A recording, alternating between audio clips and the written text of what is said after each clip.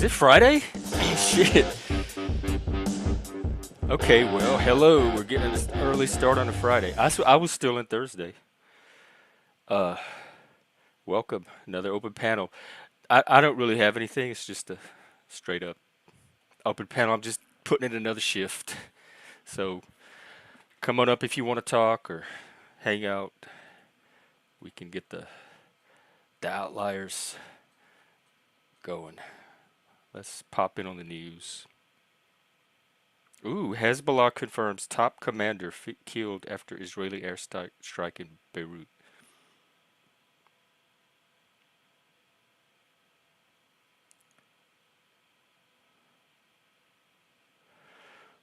The Georgian election board just ordered a hand count of votes. Why is that a bad thing?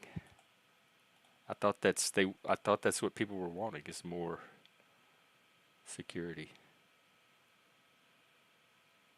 Voted 3-2 to require the hand count despite the objections of state officials and poll workers. What were the objections? Oh, that if people hand count that they could lose or steal ballots and fraud. That's ridiculous. It's all monitored. They don't just put them in a little room by themselves and let them count. You know what? These are symptoms of something larger, and that something larger is an inability to trust. And it may be valid, but it's there. Because I don't have the same mistrust that a lot of people seem to have, and I don't know why that is. Hey, Winston, Daniel Barry, and your mom. I hope you're here for benign purposes and not a troll. If so, I like the screen name. Um, let's see, anything else?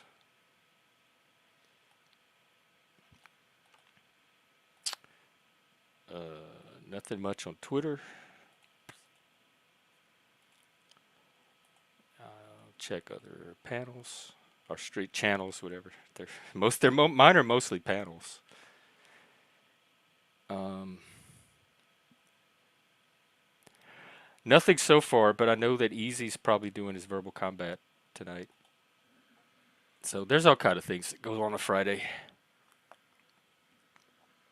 even though there's no panel time and no days. All right. Well, we'll see what happens.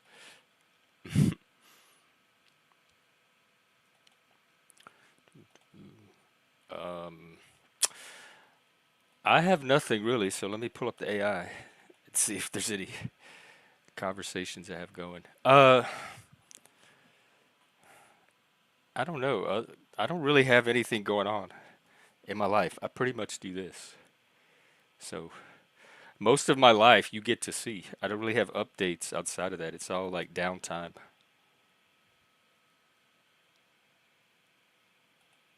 Oh. Oh, wait, that was from the flow thing on passive aggression. I remember. Um, I have random conversations with the AI when I'm curious, and sometimes there's maybe interesting topics, but I'm not seeing anything so far. Let me try Chat GPT. And as usual, you're welcome to come up and do a topic, and that's the Melanie Klein. Oh, who's Mel? Oh, Melania. I thought I'm like, oh, it's Winston. She must be talking psychology. Yeah, see, that could be it's like the mole. That could be anything. It could be a clue, could not be a clue. Like I don't torture my brain with that kind of stuff. I need concrete. Hey, Mike. Oh, okay. Well, welcome. I see you have a membership too. Nice.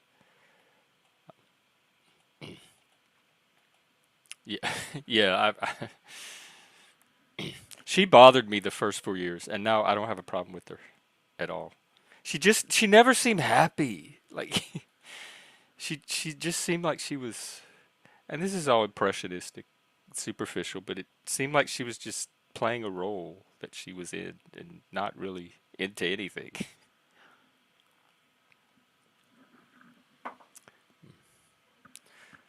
Hello, Rebel City.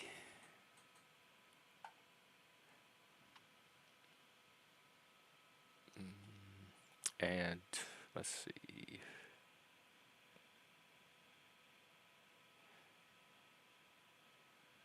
No, I don't think I have much with the AI. Oh well, I'll just wait for people to show up. Um,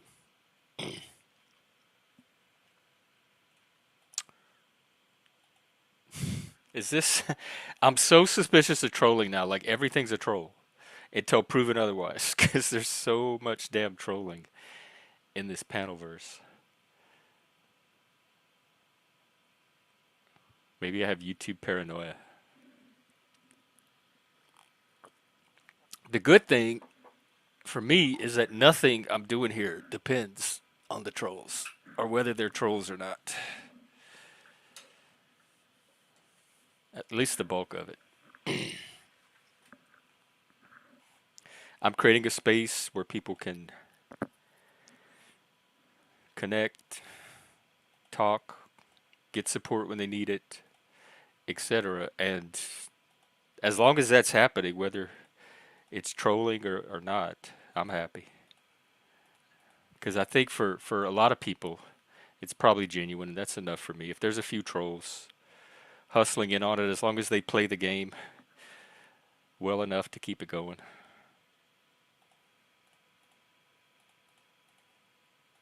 I don't know if you'll know this, but my favorite, I'm a huge reality junkie, like Survivor, Big Brother.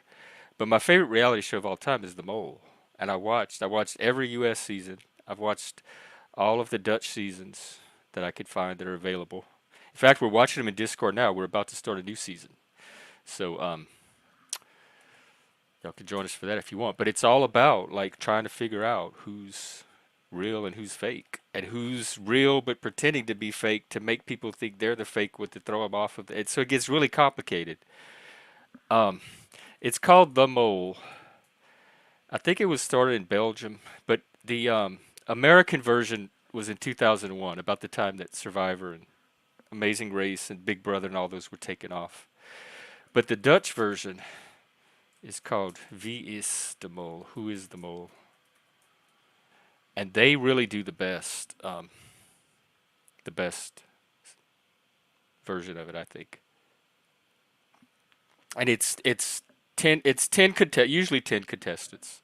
Look at oh right, they rebroadcast it on Netflix and it sucks. Don't even bother with it.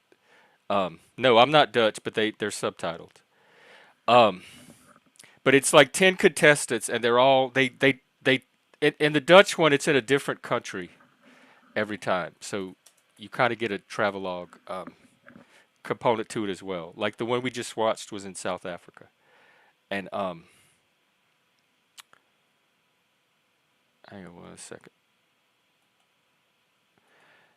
And so it's like 10 people go traveling across this country doing little challenges to win money, but one of them is secretly working for production, and they're trying to sabotage the rest of the players and keep them from winning as much money as they could win, because whoever figures out which one of them is the mole at the end gets whatever money they've built up at the time. So the mole is working against the group to like limit or minimize their success, and the rest of the group are trying to succeed.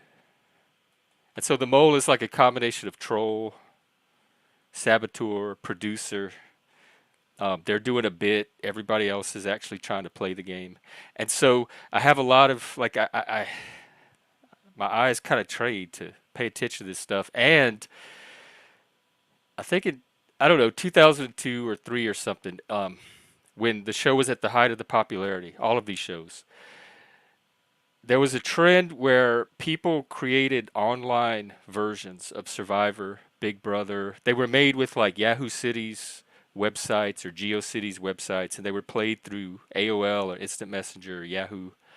And I took part in a mole version, and we were probably one of the biggest ones out there at the time. And we had, get this, over 2,000 viewers watching us. And it was played out in real time. So, like each week, they would give you challenges that you have to do in your city. and then we would meet in the chat room and have questions, and you take the test and everything, and then one person would get eliminated each week, and I won. It took me all summer. I poured my whole heart into it. I still have my notebook with all my notes that I made trying to find this mole, and I did win that game. Let's see if it's a contest. Well, no, it's all legit. I mean, the shows are designed. They have teams of lawyers, I'm sure, that make sure everybody consents to play the game as designed. All right, speaking of trolls, let's get rid of this one right here. There's an army of me clones. Me too. I am too because I learn it helps me learn social dynamics and like people's like Machiavellianism and all the game like the little games people play. And I love it when they do like sometimes they do tribes by gender where they have all the men together, all the women together, and it helps me see gender dynamics when they do it that way. Plus it's entertaining. I like good like it's like the Panelverse. Each season is a cast of zany characters all trying to play a game and like outplay each other and end up as top dog.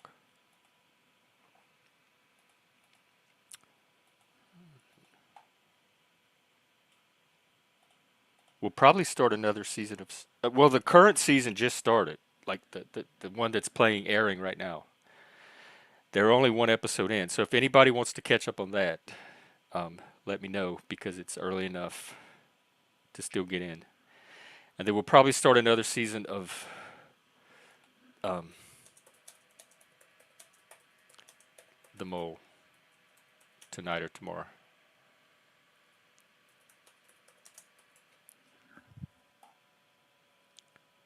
I think the next one's in Hong Kong or Philippines, South Asia.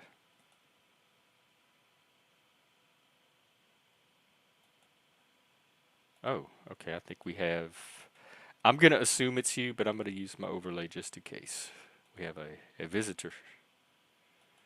Hey, is that you, Yeah, man. Yeah, Ziggy? Welcome. yeah, yeah. Yeah, you said Panelverse. Fucking, you're familiar with Panelverse? I'm in it somehow. I found myself in it.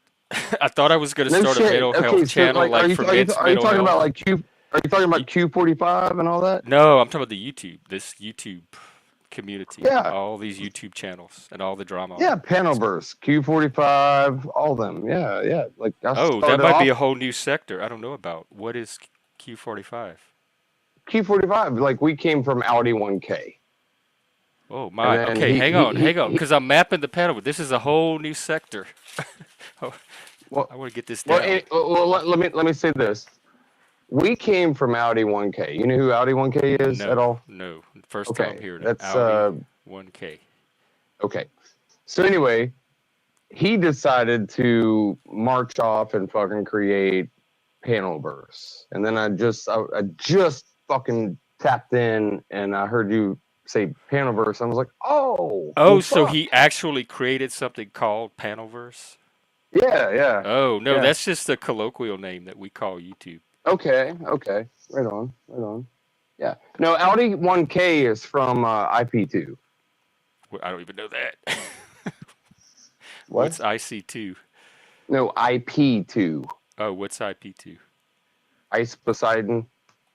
Nope. Okay. All right. Yeah. These are all. Basically, look at your chat. Without me even looking, they're outside.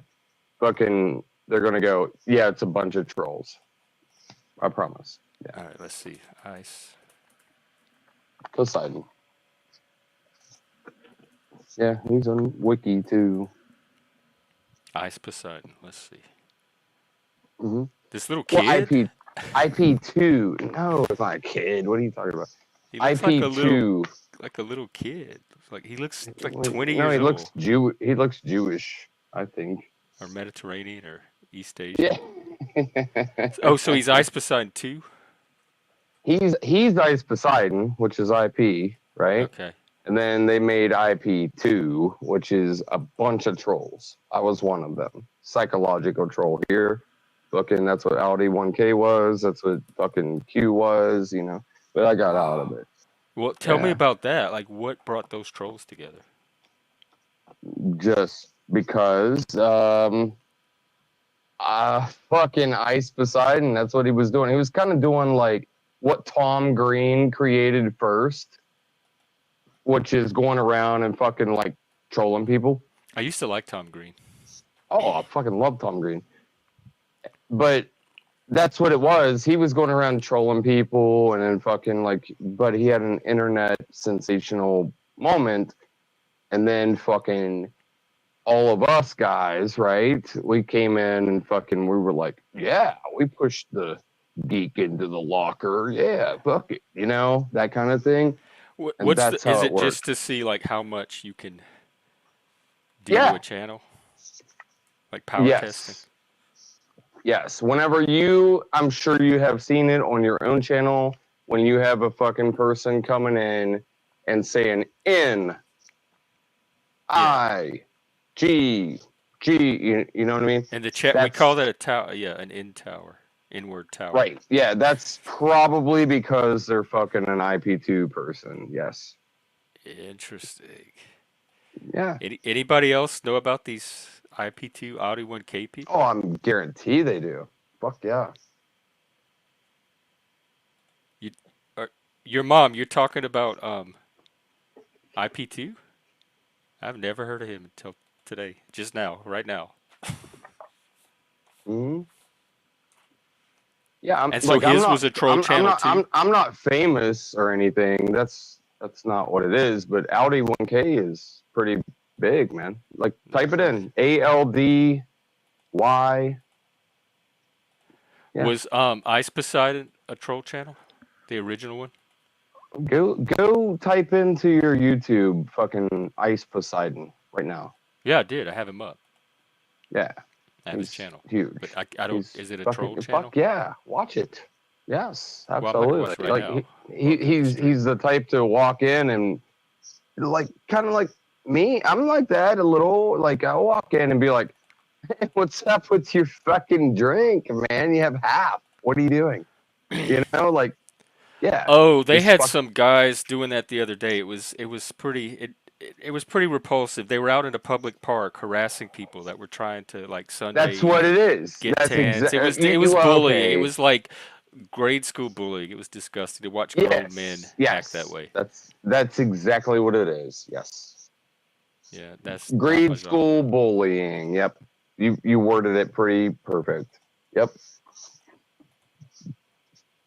yep. That's yeah. You're not wrong. So you used to do that? Oh yeah, yeah. Uh, Fuck yeah, dude. Yeah, it was stupid, but you know, hey man, I got a lot of good friends on it, from it, and fucking, we don't do it anymore, that kind of thing. how do you trust a friendship that's what they would do to people? That would make me like know that like think that I could never fully be friends with that person because I could never fully Because trust them. oh, you mean like based on what I just said? Yeah, like the type of trolling they do. Because I just said that fucking the truth. That's like I think that would make the other person trust you. Do you know what I mean? Because Well, you came yeah, out a with it. transparent. Well, yes, I know what you mean about transparency creating trust, but then Right. also trusting their behavior that they won't Yeah, in the act long like run, are turn they it on going you. to fucking run over you? Yeah, That kind of thing. I guess that would like that no would be honor like a among marriage. thieves. In other words, that would be like a marriage. Like if somebody cheated, and then like, okay, I forgive you, and they swear up and down that they love you, that kind of thing, and then fucking, but in the back of your head, they could do it again. That's what you're saying. Yeah, like the people that like bully and harass people at public parks that are minding their own business. I would think I don't. That's that not the me. friendship that's somehow that's gonna like No, there's different reflect on the levels. friendship at some point somehow. Like it's Yeah, never gonna well, make me comfortable that won't come into the friendship. but there's different levels. That's what I'm saying. Like, I don't go to a public park and harass people. That's what, Ice Poseidon does. Oh, so But your like, trolling was not that. type. No, no, fuck no. Audi 1K, me, fucking Q. It's psychological. Like we're like, yeah, and Is then it you on could do strangers? this. Like I'm sorry. you direct it towards strangers? Towards strangers. Yeah, like is it harassing people in public, random people in public, or is it directed at? No, it's saying and anything. Well, to a stranger, sure. I mean, but not in public. No, fuck no. Okay, I'm very confused because you said you don't Yeah, go around I know. harassing at people at parks. Like, I no, know, I I don't know, do I know, that. I know. I'm trying to redo myself here. Here Right? we Because go. I feel like you're not being transparent. It's like yourself because No, it's well, not coming out I am. I'm straight. being very transparent. I'm the It's a one that confusing says, transparency. no, check it out, check it out. I'm the one that goes, stop typing, guys, you newbies. Quit typing in their fucking chats, NIGG, whatever. Go in and fucking try to make friends with them. And then you're in, and then you can do whatever the fuck you want.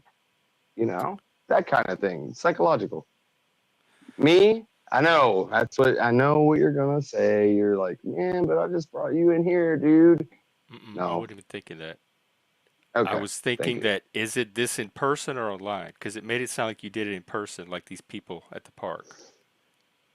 No, well, number one, I don't go to Because you said you would parks. like walk into a bar or something, and, like take someone's drink and ask them what's in it, and that all sounded in person. I don't know what you're talking about. Taking Well, somebody's drink. I never you'll said have to that. rewind the stream when you talked about, like, for example, I'll go into a bar and ask somebody, "Hey, what's in that drink?" or something No, about their never said drink. that. You don't remember giving that example? I'll have to No, rewind and I find it. never said it It was like like five that. minutes ago. I swear to God, I'm not hallucinating it. Yeah, you're hallucinating. Okay. Well, Yeah, I you never know said what? that. Let me put you backstage until I find it, and then we can clear this up before we go further, because I don't like being gaslit, and I need to make sure that I saw what I saw. Commenters, does anybody remember him saying something about like the type of when I asked for an example? This is a troll right now? You see, right? This is a troll right now. I was trusting another. He was a fellow Satanist. He seemed cool, but he's coming on here and trying to troll me right now. I'm like a troll magnet because I'm so naive. All right, let me see what he said. We could watch it together.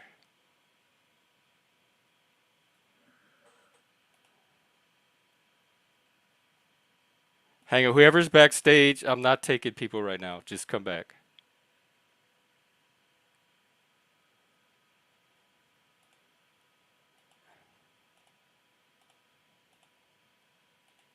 All right, You let's see if say how good of a troll Panaverse. this I'm like, guy is. oh, Oh, well, so fuck. he actually No, Audi 1K is from IP2. nope. Okay. Yeah. These are all. Basically, look at your chat. Poseidon. Kid, what are you talking about? He looks like a little IP2 like sign two. psychological troll. I tell you what, I'll find it and then I'll play it.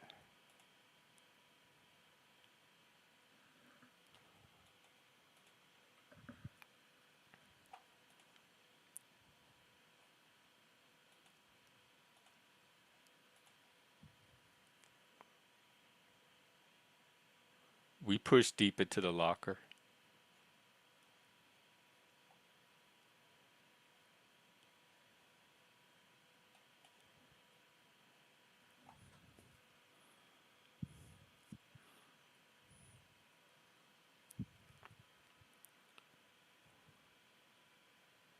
Well, I'll keep looking for it as I. Well, I'll find out, Ziggy, because I'm pretty sure you said what I said you said. So give me a chance to find it.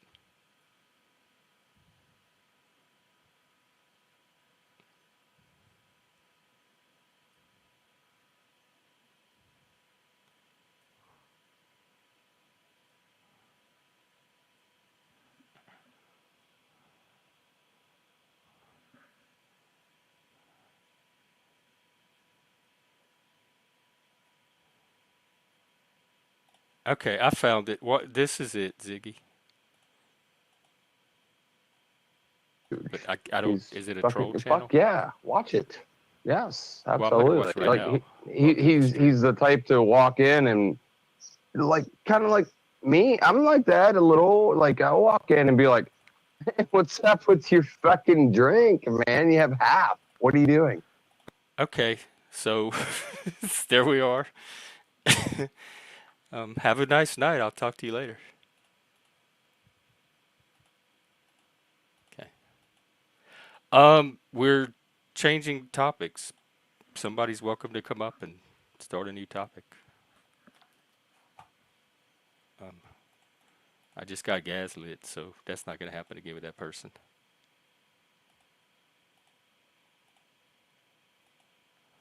Hello.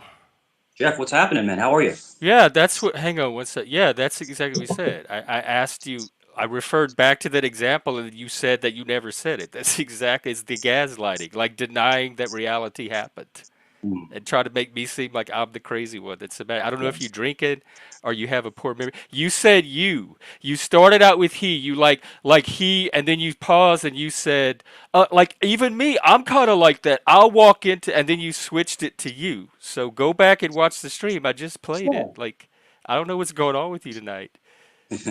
Don't take it Hey, so what's literal, up? just yeah. What's up? Yeah, I haven't been on Hey, a little while. Been running around like crazy. Been busy, oh, but like real world stuff.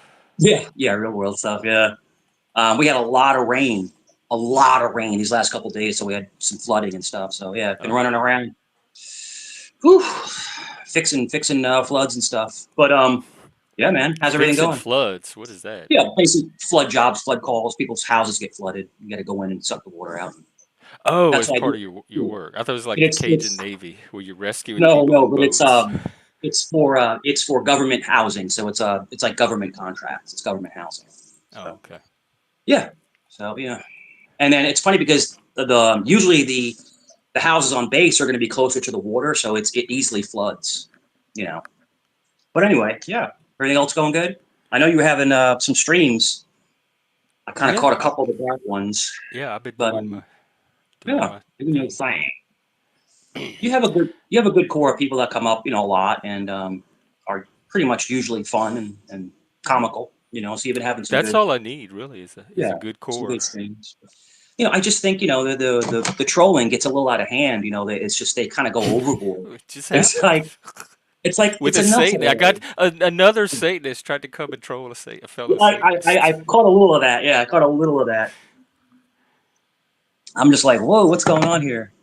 But I mean, the trolls, they are entertaining to a point until they start being annoying, right? So a troll's funny when they kind of make jokes and kind of like get your goat a little bit, but when they continually go on and on and There's an on, it's art to trolling, and it can be used to enhance a yeah, larger experience, but then it can also be used to subvert and exactly. hijack an experience, and Yeah. that's the kind of trolling I try to limit here. Yeah. You have to figure out a way. And like I said, there's different trolls. Like, in other words, not as people, you control somebody using their vanity, you control somebody using their past experiences, you control somebody, on their political beliefs. So you you can do it differently with different subjects and topics. It's not always, for some reason, with me, it's always he's ugly, he's got no hair, he's fat. It's like, He okay. picks his nose. Yeah, oh yeah, I picked mine up. That's not even so I was going like this, and they did it to me I like don't. this. Yeah, it's okay. They look Yeah. legit to me, but like who What- everybody, I'm sure you could Yeah, find it's like anybody picking their nose on YouTube at yeah, some point. yeah. I was going like this, and then they did it like it. It's all right. It's no big deal. I mean, if that is so important to them, But Mike, they're imagine. doing it with me too. They're making fun of Yeah, like videos mocking my autism and making fun of yeah, violence. Like so, the thing they're complaining that you're doing to them, they're out there doing to autistic people. So I don't yeah. have any pity or sympathy for them. And they ramp it up. They go 10 times worse. And Yeah, yeah. I I don't get know if it. I get way more like hatred and Yeah. whatever that it is that there's part of that Citizen Saul guy is from what I call the hateful left. There's a part of the left that's driven by pure raw hatred. Like that Mhm. is their core driving force. And I think Saul seems like one of those types. And Yes, and people yes, thinks and he's this amazing great person and this amazing great artist, but I don't think he's a good person. And I Yeah. don't think the video he made of me was something that a good person would make. So it's Yeah. funny watching people tiptoe and dance all over themselves, trying to Yeah. defend their It, support for somebody like that. they're trying everything, Jeff. Multiple Because most channels. autistic people I know, if you show them that video, you're gonna have a hard time convincing them. Ha ha ha! That was just art therapy. Get over it. So, You're being too sensitive.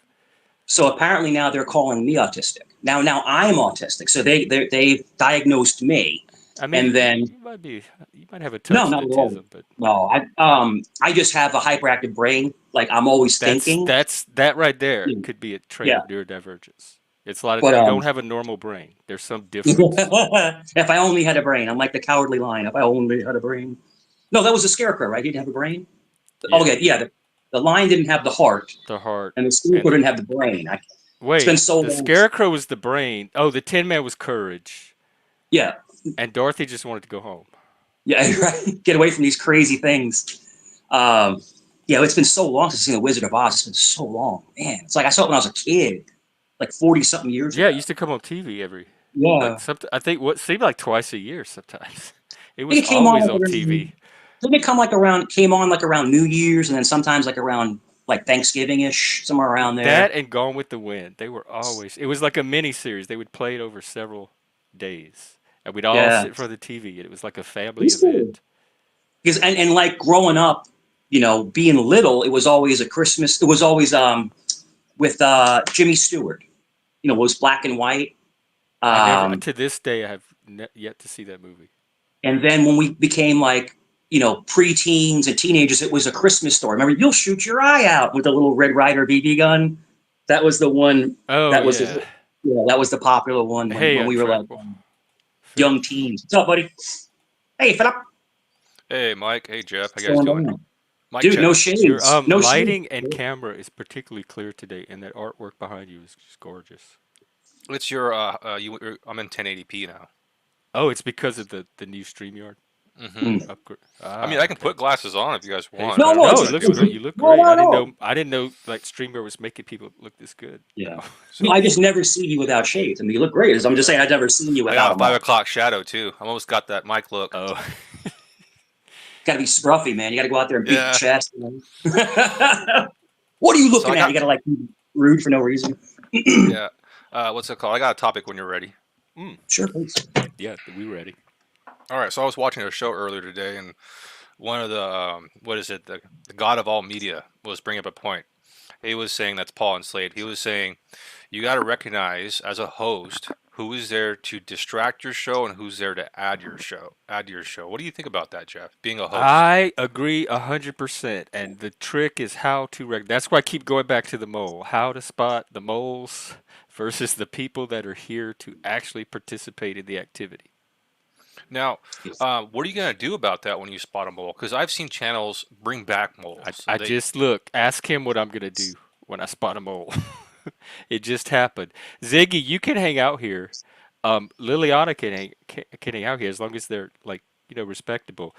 I just don't like being gaslit. And you absolutely said the thing that you sat there and said you didn't say. Like I was hallucinating. And this came up before with another person that used to hang out here, and it turned into a big dramatic issue. And so that kind of stuff has happened here before. Hey, Untrackable. Yeah. What's up, buddy? And Jeff and Philip also, I'm sure you'll chime in on this. It's the same kind of theology.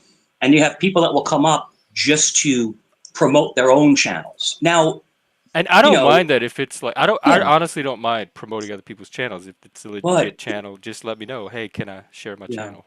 but they'll never come back and I don't support mind. yours. So it's like they're asking to be promoted, but then they don't come back and show you love. And then also you have to be very careful with the people that come up to weaponize your panel. There's a panel Yes. guest on panel, and they come up and they just start attacking the person, and that's weaponizing your panel, and it just brings a negative light to the flow that's going on. Go ahead, guys. What's up, Untrackable? Hey, What's brother. up, man? What's up? Yeah, good to be here. Thanks for having me.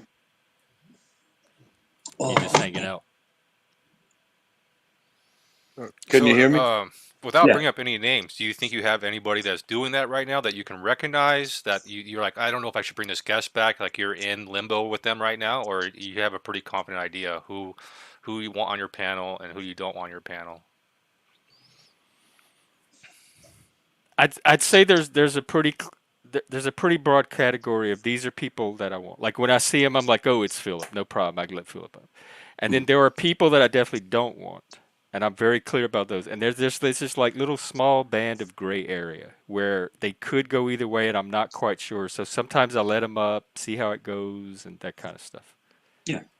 It's kind of like what do you guys think about this? Kind of like a tally sheet. In other words, you have a guest that comes up that there's good nights, there's bad nights, right?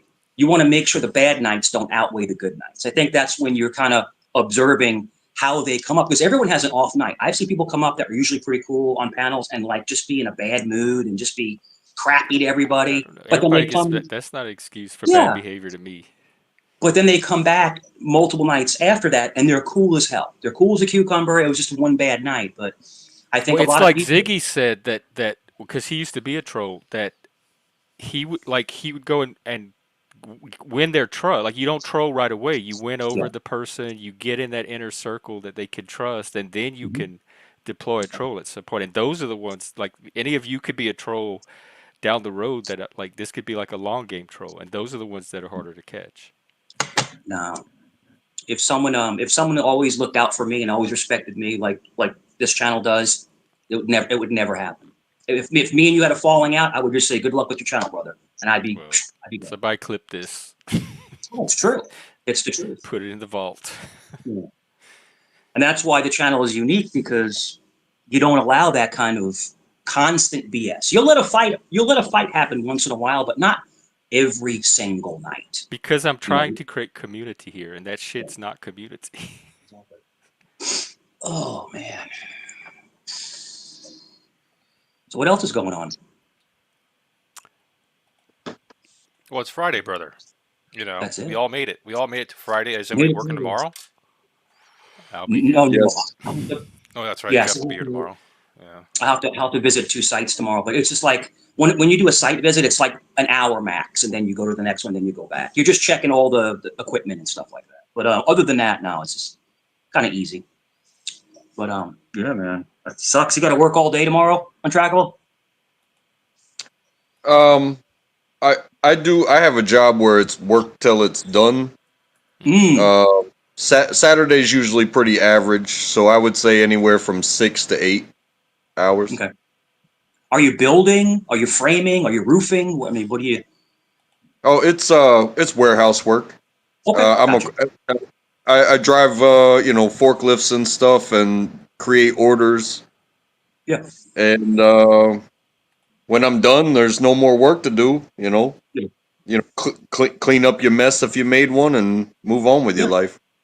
We call that a shop foreman at some of the places we used to work at. I used to work at. Called you get the one guy there with forklift and making sure all the OSHA stuff is straightened out, and then processing orders. You like the shop foreman, kind of like the overseer of operations in the shop.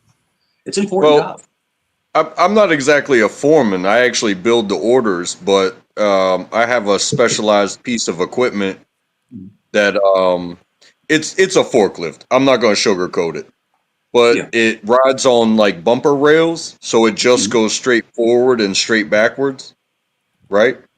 And Mhm. it has an attachment that rather than having forks in the front, it's got this grabber off to the left. Mhm. And I have product lined up, and I read the sheet and I pick up what goes on there, and I use that piece of equipment to build those orders. And when I'm done, like I said, I tighten up business, tighten up my area. If I want to chat with somebody about business, I do that, and then I move on with my life. Yeah. Yeah, Good man. job. What's his name? He would What's his name? Keynes. Keynes. I can't remember his last. Kane's catharsis. Dude, you see what he? I saw when he was live streaming from the rafters. Yeah, I What are love you that. doing? I love that I so was like, much. "Oh, dude." He's like, check this out, man. And he's like, Here, I'll pop his he's channel. like, what are you doing? Oh, that dude is crazy. I love it. Yeah, I'll have to check out his channel. I know he's been a guest in the chat lately. yeah. Yeah, Then he's he's like, cool. he's like, you know where I am? And he was inside a huge air handler. I'm like, what the hell? Yeah. So, I love that. oh, yeah, man. I've just been like, kind of like following all the news, and it's just like, it's so chaotic over there. Like with all the stuff going on in the Middle East, Yeah, it seems with the like it. They explosion. just killed the Hezbollah commander. Yeah, yeah, and then Where Israel you just get did another major strike, and they're going at them hard, man. Good. where are you getting your Man. news from? Because I don't hear anything Usually, from YouTube. yeah, Fox Oh yeah, it News. just came.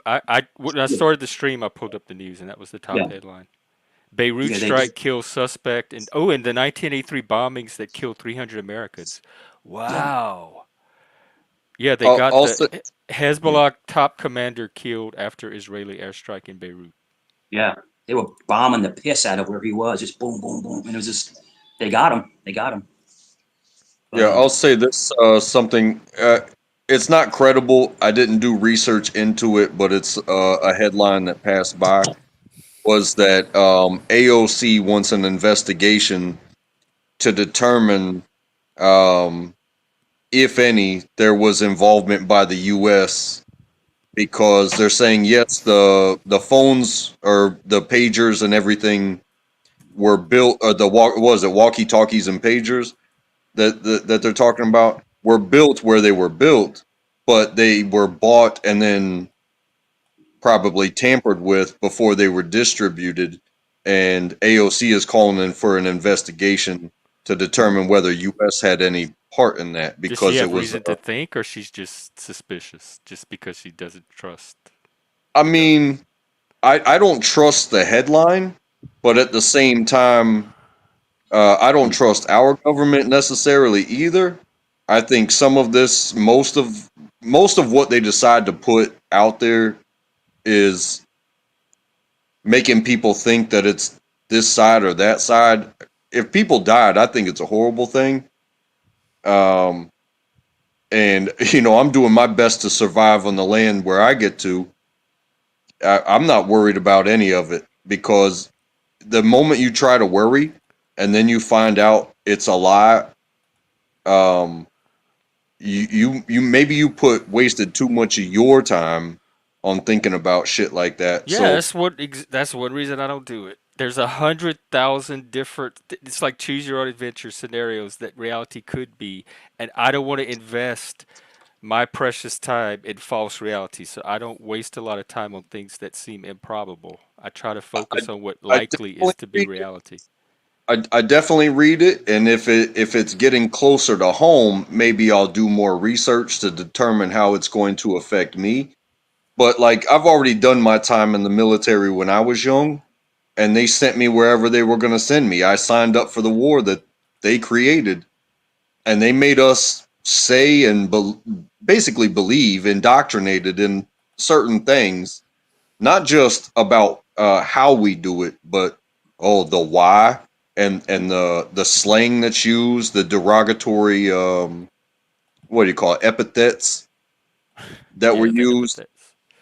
With to have said that and look back on it, and it was like now everybody's clowning on what happened. I don't think anybody's attacking anybody that served. I've never felt any of that, and I wasn't a big part of it anyway. But when you look at the big picture and the people that made the decisions, and then you look at the aftermath, um, I'm not sorry. I will never apologize for my service. It was like a college for me, but it's like this is what they do. They gear you up, making you think you're protecting your country, but then it's just a job. It become you showing up becomes just a job, and you're not part of the. Hey, I'm going to this work site today. Are You know what you I are mean? you not sure you're protecting your country at some point? Is there doubt as to that if that's what you're really there doing? I mean, honestly, when I was 92 golf in the Army, food service specialist. Okay, Mm. And I signed up because I couldn't find a job. And my job was to feed soldiers. Not one thing that came down the pipeline to my level had anything to really do except for we went to work at 4:30 in the morning.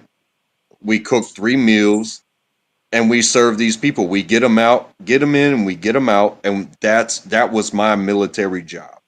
And we took it serious. There was a lot of pressure. There's a lot of time frames. A lot of OSHA regulations, a lot of veterinarian regulations. You get in trouble for not wearing a hat. Well, in the military, it's like, hey, you go inside, you take your hat off. Oh, but if you're a cook, you better not show up without your hat. You understand? Because you will wear that sweaty hat dripping over the grills, flipping omelets. But that was my job. That was my stress. That was my battle. That was, that was how I got along. That was my member of the team. But I don't take it for granted. But at the same time, that budget that said a cook can get a $15,000 bonus and money for college and paid better than most soldiers have been paid in history. It only came because they started a conflict that boosted the military budget while they were tanking our own economy, and then made gas go up to $4 a gallon. So even soldiers who are getting paid more than anybody in history can barely afford gas. But they'll sell you a car around every corner. Now, I came back eating beans and rice when I was in the service. Pay wasn't all that great. Yeah. That And must have been before this I new gave upgrade. 14 years. And Well, Chuck, Jimmy by the way, I Carter. want to. Oh, go ahead. Go ahead. No, no, Go no. ahead. This is more important. I just was going to acknowledge the memberships. That can wait. Go ahead. Oh, okay. No, I gotta say, I remember when Jimmy Carter cut our pay in the military. He hurt us bad. I mean, we weren't getting paid squat anyway. I think I made, if I remember right, 1977, 78, my first year, I made $5,000 in the Army For the For a and year. year? for the year. God damn, son. What year was that? 77, 78. My God. Well, you got to remember, And, I was a private. I was staying on post. I had 3 hots and a cot. I didn't pay for food. I didn't pay for bedding. That still sounds. Everything I'll tell you, medical was It provided. sounds like we could do better than that by our servicemen. even with the inflation, you said what year was this, sir? 77, 78. Okay, so what, 77 to 2003? That's I went, just barely less than like what, 30 years, right? well, I, Even I, I, I got out in 96. Hopefully, you were right. making more by then. Oh, yeah. Yeah. I'm definitely making more by then. Well, because I can Not, tell you mentioned your private pay in 2003 as a E1 private. I was making roughly 1,800 a month, and I had a free room and board, free food, free clothes, allowances for everything, good tax breaks. I mean, the only thing keeping me from buying a house was the fact that I was an E1 and they wouldn't let me live off posts. Oh, he dropped. Well, Chuck just got memberships for 10 new outliers, so welcome. Let me get this going. We have And Alan, that's Jess, yeah. Synchro, Sabotage, Meg, me, Ladybug, Dahlia, Big Brick, Dominus, and Plasma. Welcome to the new month of Outliers. Thank you, and thank you, Chuck. What do you think an E1 makes in 2024? Do you think it's like up to $2,000 a month now, or do you think it's the same? If I had to guess, I would say in my brain, without looking at it, I'd say it's somewhere around 2,000. Because honestly, I'm out here doing even at 41 years old and all the experiences I've had, I found the job that makes me feel like I have zero worries, zero responsibility, and I make enough money. And I probably pull in, I'd say about on the normal, probably about 2,200.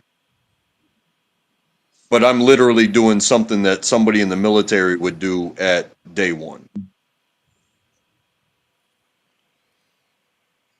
I'm So, comfortable with my job and I'm okay with my pay. But what they have you do in the military is like, this is, as soon as you get out of school, this is exactly what you're doing. Mhm. Yeah. So I would put it there.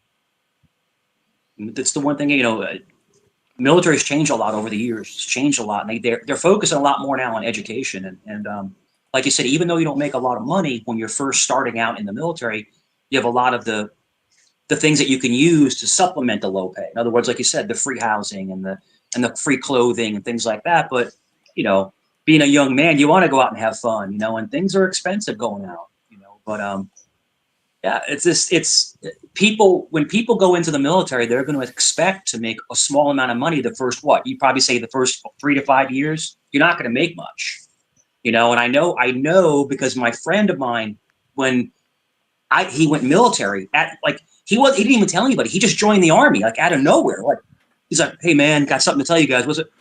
I just joined the army. I'm like, "Oh crap!" But he was in for like, I want to say I was like, we're like, "What the hell?" He's like, "Yeah, I joined the army." I was like, "Okay, cool." But he was in for 8 years, and I think he's like, "Oh, I knew he was a sergeant." He said when he made sergeant, then they start making decent pay, and that's when he went out and then got a roommate and they got off base living, But it's a struggle, I think, for the young men and women to come in the military because the pay is not that great when you start out. Sometimes you have to think about like what it means to you. Like I said, I did it because I needed a job and I Sure. didn't really fancy money that much, but I wanted to be taken care of and get out of my mama's basement, if you Yeah. will. Sure. And so I failed at college, then I moved back home, and then I failed at community college, and then there it was right in front of me, 2003, invading Iraq, bonuses all around. But when it comes to the money thing, when you go from having absolutely nothing and looking like a failure, and you Yeah. just want to move on, but nobody's giving you a shot, and then the government's like, big old handout. All you got to do is show up and do what we tell you to, drill sergeant. You know what I'm saying?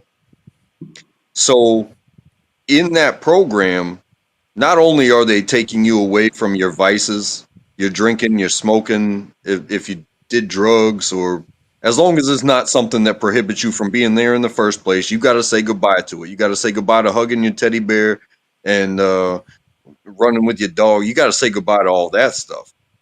But during basic training, it's almost, let's just call it across the forces, 3 months. That's 3 months of, like I was saying, just under $2,000 a month, where you don't get to spend a single dime. Mm. So you are starting off after basic training with 3 months of money that you've never seen in your entire life. Now, back in the day, like the guy was explaining, back in Vietnam, the draftees, some of them, what was it? It was like $78 a month, some shit like that. It was ridiculous. Yeah. But they were drafted, so it's like go to jail or get $78 a month and die. Yeah. But now it's like instant career. Just do what you're told, and then you that's go through any your job. school, which your school is however long it pertains. So my school was like 8 weeks. So you got 2 months more of pay that you weren't allowed to spend. You didn't wear Yeah. civilian clothes now for damn near 6 months. You have 6 months worth of pay, and in a situation like mine, you got a bonus. So you're starting out day one, private, no rank on your collar at all, just naked collar. And you've got uh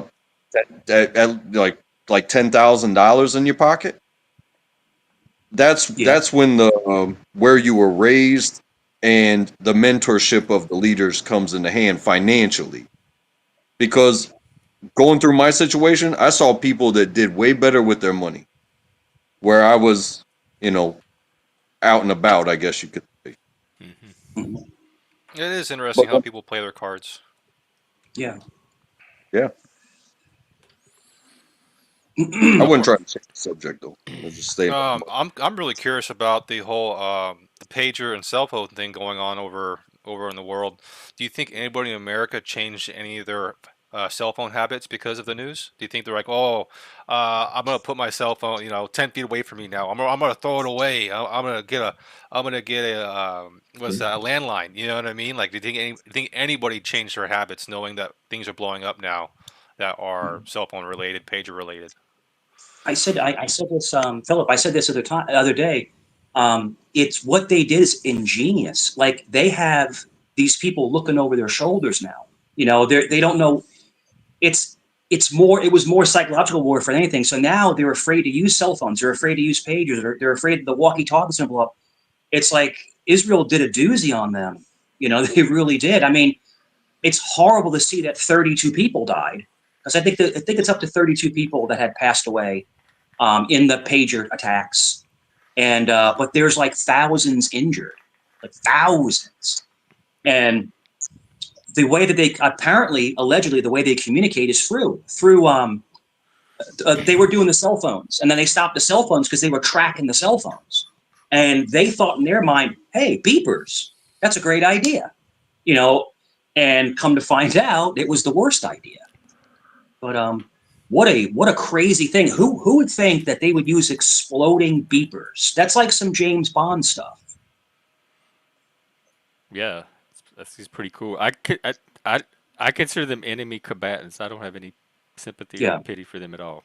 They're terrorists. But I mean, I of don't care if everything, terrorists get blown up with beepers. I really don't. They blow up planes with hundreds of people in it. but it had to be the last thing someone would ever think about exploding is that little beeper. I mean, if you think about it, I'm still surprised. I never expected to see beepers in the news ever again in my entire yeah, life. Like a yeah, story about pagers.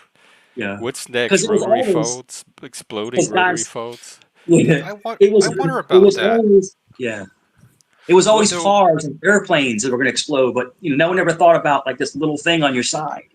And apparently, what some of the stories say is it's like huge chunks of them and hands, like when it goes off and someone's holding it, right, and it blows their hand off. I mean, that's not It was funny. It's blowing just like, holes in people's side because they'd keep yeah, it on their yeah, belt or in their pockets. So now all the No, terrorists have. Just look for the people with the holes in them. There's your terrorist. yeah, the reason why the situation kind of makes me smile, it does go back to the military, but with this group was Hezbollah, right? mhm, Yeah, from But they Lebanon. have an acquisitions guy. So if we've decided not to use cell phones anymore, hey, supply, we're going with pagers. We need a pager guy. He's like, yeah, I got a guy for that. Oh, hey, the pagers blew up. We got to go to walkie-talkies. Yeah, I got a guy for that. What if your supply guy is the Is the is the mole? mole? maybe. Well, they got what they call them, double agents. Like they're Yeah, basically doing bad things for them allegedly, but really working for the other side. yeah. And then you have, I'm yeah, sure all sides have their moles everywhere. Like there's, I'm sure there's Hezbollah moles in Israel too. Hey, you guys need body armor? And then hand them a peanut butter and jelly sandwich? oh my goodness, yeah. Whew. I I'm just, sorry. I just can't imagine anybody day to day living in that volatile, crazy world that they live in over there. It's just constant I lived in combat. New Orleans. That was close You're right. enough. As close as I ever want to be. Except it's All right, exploding and the antlers. Chaz, Seattle Yeah, during 2020.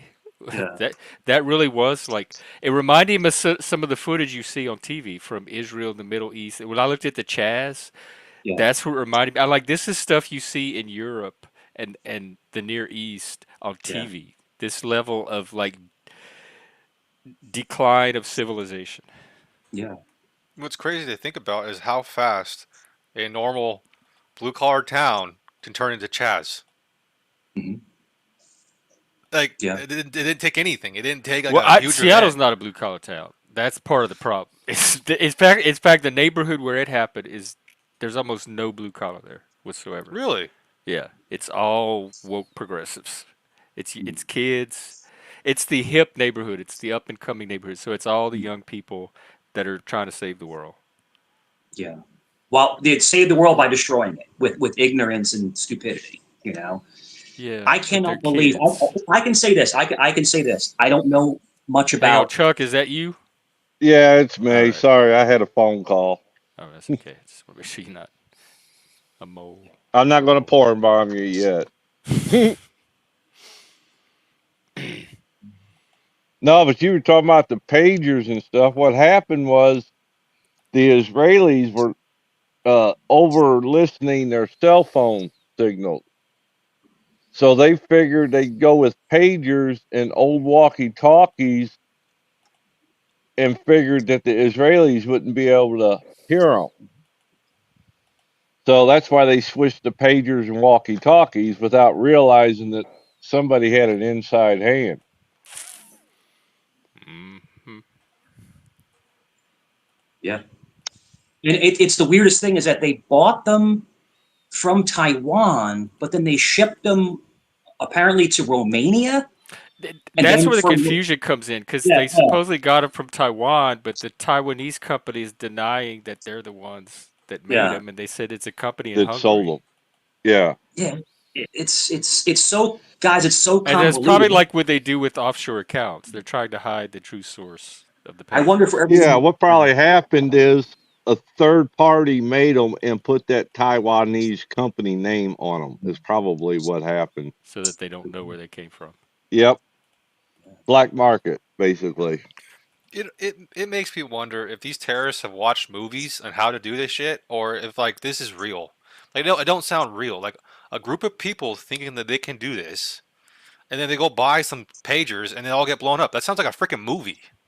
It I was don't. in 1980. There was that Bad Boys movie with Sean Penn where they used the boombox to blow the guy up in prison. Oh, okay, Yeah. yeah.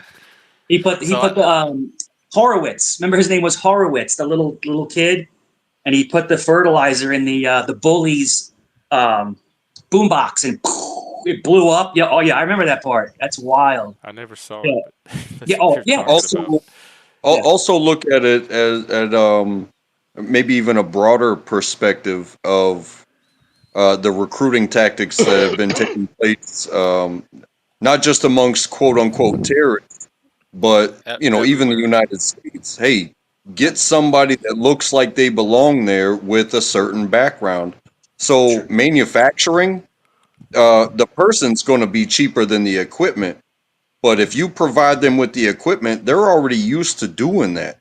So they can make a perfect replica of something that they've already been making as long as you give Yep. them the details. And you just start up your own factory and lie and say when you sell it that it's this product from there because they already have mimicked the stamps and it looks the deal. But you Yeah. literally Exactly. just sold somebody a headset with a bomb in it. Yeah. It's like how the government used to always ship the weapons with fake destinations. What do you call was it called Contra back in the 80s, 90s? We were Iran sending Contra guns. Yeah, affair? Contra, where we were shipping guns around and they were changing No, destinations they were coming from. we were buying guns and sending Yeah. them elsewhere. Yes, to Yeah, South yeah, America. we were sending them, but we were covering our tracks so that way they didn't know it was coming from us. Um, was it the Sandinistas, Chuck? That we sent a bunch of the Sandinistas. They were fighting the other people. It might Uh, have been. yeah, yeah. That's back with Ollie North, right, Chuck? Oliver North Yep. stuff. Yep. Yep, Colonel Oliver North. that's it, man. Oh man, All so he did what he was told. that's it. And, Um, and there's also something to be said too about if you go to the human side of it, and that is if you're working for the government, then you technically become like an operative. But if you're working for a terrorist that forced you to do this, you are a consumable. Not even an expendable. You are a consumable. So do what we Right. need you to do, and lights out. Yeah. Yep, I It's like remember you. working on a tactical. It was a nuclear missile site, and we had a suicide bomber try to break through the gate and blow the place up. Mhm. All he managed to do was get shot up. He made it through Mhm. the gate, but that's as far as he made it. Mhm. How did Like you know he was? Did he have a like? Was it obvious he was a bomber? Oh, it was quite obvious. He was doing about 100 miles an hour, barreling through there, and I guess the whoever was on point or in the tower that he had a car full of explosives. Otherwise, I don't know if they'd have shot him or not. But the Where was explosives this? didn't. Overseas? Yeah, in Germany. Oh Lord. Oh yeah, it's been going on for years. That would have been 1980ish.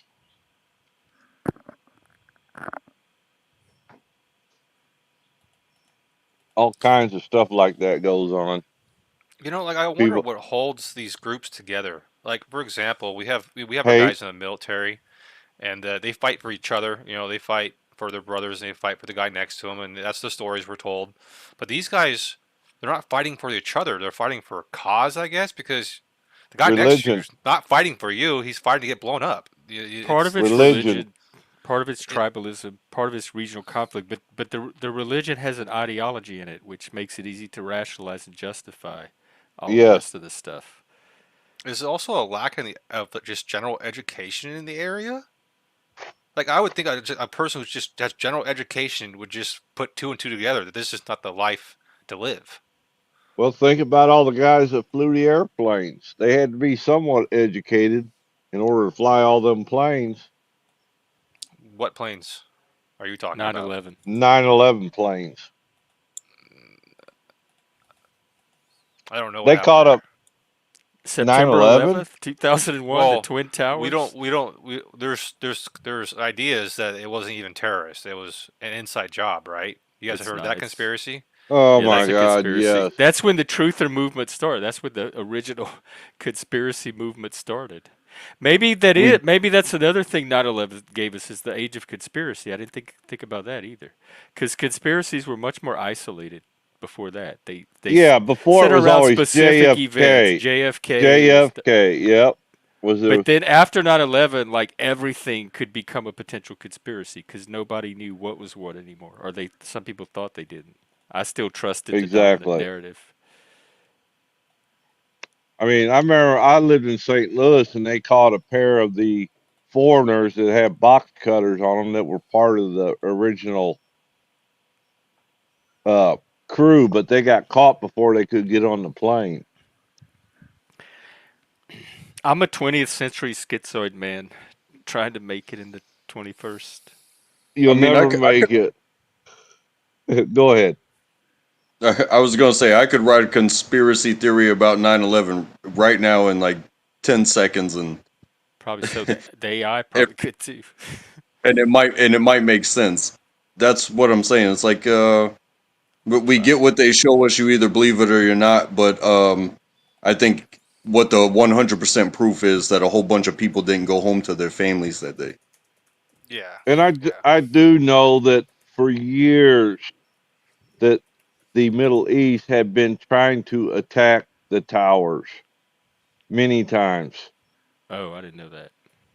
Hey, you don't remember the basement bombing of the Twin Towers What back year was in that? oh That was in 93. 80s? That was in Was that 93 93? when they set a large bomb off in the all the way in the basement area where they pulled into 1993 the. World Trade Center bombing. I remember the headline. Yep, I don't remember the actual event, but I remember something called the World Trade Center bombing. Remember hearing about it, before we moved to February Virginia, still in New 93. York, and it was like, oh my God, um, they're attacking the towers, but it wasn't strong enough to take a tower down with the with yeah. and The Are the only towers symbolic to? Is it yeah, symbolic it's a of something or Financial, tactical? yeah, it's biggest it's a financial center there is. Oh, okay. financial bastion of America, world trade, and it was like, Yep. and then look at the other one. Look at the Pentagon. They went after they hit the Pentagon, and then the It's the theory, stairway to heaven the because they don't charge theory, you taxes that much yes, on a narrow space that reaches straight up. the theory is Flight 93 was supposed to go to the White House. That was the theory. That's allegedly that it was supposed to. That one was supposed to hit the White House, and then the guys overtook it and they crashed in Pennsylvania in that field. But I believe they were supposed to go and hit the White House. Now, it's subjective because I don't know if you gentlemen know, I'm sure you do know, the White House has hidden weapons on the roof. They actually have missiles, a missile battery on the roof. It's Not commonly known. How not would we nope know that, nope and how did you not know that? until 9/11 did they put those missiles in, Mike. You think so? Because they said that they had them up there. I don't know. I've never been on the roof. See, this is But gossip. That's why yeah, nobody knows what's going on anymore, because yeah. they just pass on gossip. Yep. Well, I just can't imagine if that thing would have hit the White House. Oh my gosh, talk about a black eye, But yeah, that was so coordinated that it couldn't have been just a bunch of ragtag guys that planned this out to precision. There No, had to I be, never thought it was from the yeah, day. But The, that's what we're saying, Jeff. Like this is beyond just a terrorist group. yeah. no, we're And saying it's, terrorist groups are intelligent. No, there are yeah, no but intelligent terrorist groups, bro. Yes. Well, Find me one. Find me one you got All you intelligent have to terrorist do is group. be able to steal a plane and drive it into a. you No got to one's remember ever done that, Jeff. Bin Laden was a billionaire. Think No about one's it. ever done that. Like, if you think about it, how often is the actual cockpit of a plane accessible? I don't know. It's not. It's not outside of the realm of It probability to me it that some is. Like, how terrorists do would you? Okay, figure out. They hijack planes all the time. It was like a they trope don't. in movies and It's in shit movies, but growing. not in real life. Right, but the idea of a terrorist hijacking a plane is not bizarre. That's not a It crazy thing. it is with They've box hijacked. cutters. They've had hijackings before. Like, It if I was a pilot, I'm not opening that door to anybody or Like the any fact that situation. how did a terrorist hijack a plane? This is impossible. It had to be a conspiracy. It's just not that. It doesn't do you provoke that in me. Just the idea that it was terrorists that did this is not enough do to you make me think guys? there's got to be somebody else behind it. No way a We're terrorist could hijack a plane. But that's all they do. we're forgetting one. We're forgetting one thing. People always forget this. Remember the shoe bomber? Remember The the one with guy the who tried? wick sticking out of his shoe. Yeah, and he was trying to light it on the plane. You or remember the that one? underwear, Now they, the The good shoe, thing underwear they check for bomber. wicks no, the nowadays. shoe bomber, where the guy was trying to light his shoe and had explosives in the heel of his shoe. Well, And remember the one plane the guy set off a bomb and it just blew out the side of the plane. It didn't blow up the plane. yeah, Oh And then I wow. would you had the underwear guy that got caught. He had explosives in his underwear. Chuck, I remember that vaguely, but yeah, I know I do remember that vaguely. I got to look at that story again. I think it's a situation kind of like I learned it by watching you, Dad, Yeah, kind of thing. Because especially in the modern era, yeah, where you have you created across the board, any major country has some of the most elite training ever, and they Yes. all train with each other, but maintain their own national Defense. resilience and Yep. secrets and stuff like that. But then some people get out, and then when they get out and they've left the game, if you may, then they start to see like they're not treating the citizens right. Like they get out and their families already in turmoil, like financially or however you want to look at it, whatever you come home to, and it's like, wait, I've been doing this out here and having a great time. Because I think that's the only way to be an elite is to have a great time doing that shit. That's scary ass shit. But Oh, I can remember my wife got pissed off when we would disappear and couldn't get no answers when she would call in to the base right. because But because to come at back that and see problems, yeah. Yeah. Yep. And then you And it, become like a little more of your all that freedom you were fighting for. Yeah, you hope everybody has it because of what you did, blah blah blah, the part you played. It's easy to look at it like that. But when you come home and you gotta switch off and you become what you fought for, and you're just like I don't feel the love. You see what people are doing out there, and and you don't feel the love back home. And so then they maybe get a little anti-government, or maybe they go a little yep, freelance with a business or something. And guess what? A terrorist will pay a fucking Navy SEAL to train them, and they will treat him with respect as long as he does what he does to teach them the tricks of the trade, because maybe he was fed up too, and he's trying to make a dollar. exactly. 100%.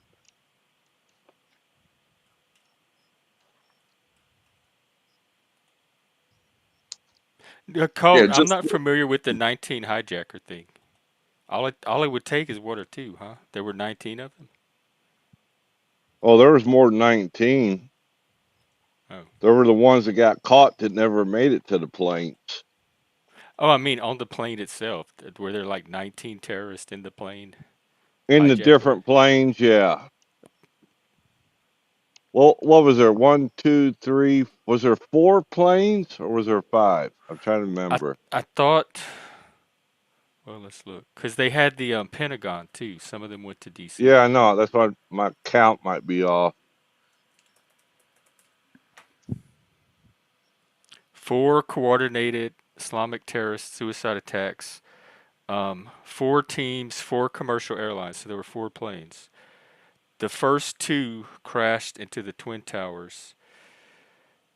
The 13 struck the Pentagon, and the fourth plane crashed in rural Pennsylvania during a passenger revolt. Oh, right, that's the one where the passengers were able to take down that fourth plane and cause it to crash in the field instead of hit the whatever target they were going after. So there was a fourth target.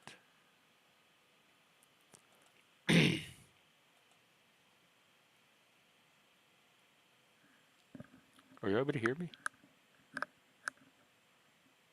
Oh, my sound just went out. Let No, me I figure out what heard you. happened. Oh, Yeah, okay. yeah, yeah. Your audio is good on our end. Okay. yeah, I've been hearing you.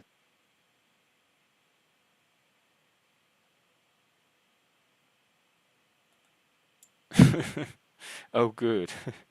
Then I will keep doing it. Whatever that means, I don't think I'm in balance. I'm reacting to people fucking with reality and playing games. To me, it feels like mind games. It feels like people trying to manipulate your reality intentionally for some kind of like advantage, like trying to get you to see or think a certain way that they want you to think, and by manipulating reality. And I get very hostile toward that because it feels intentional and predatory. And like the guy today that completely denied saying something that he clearly said.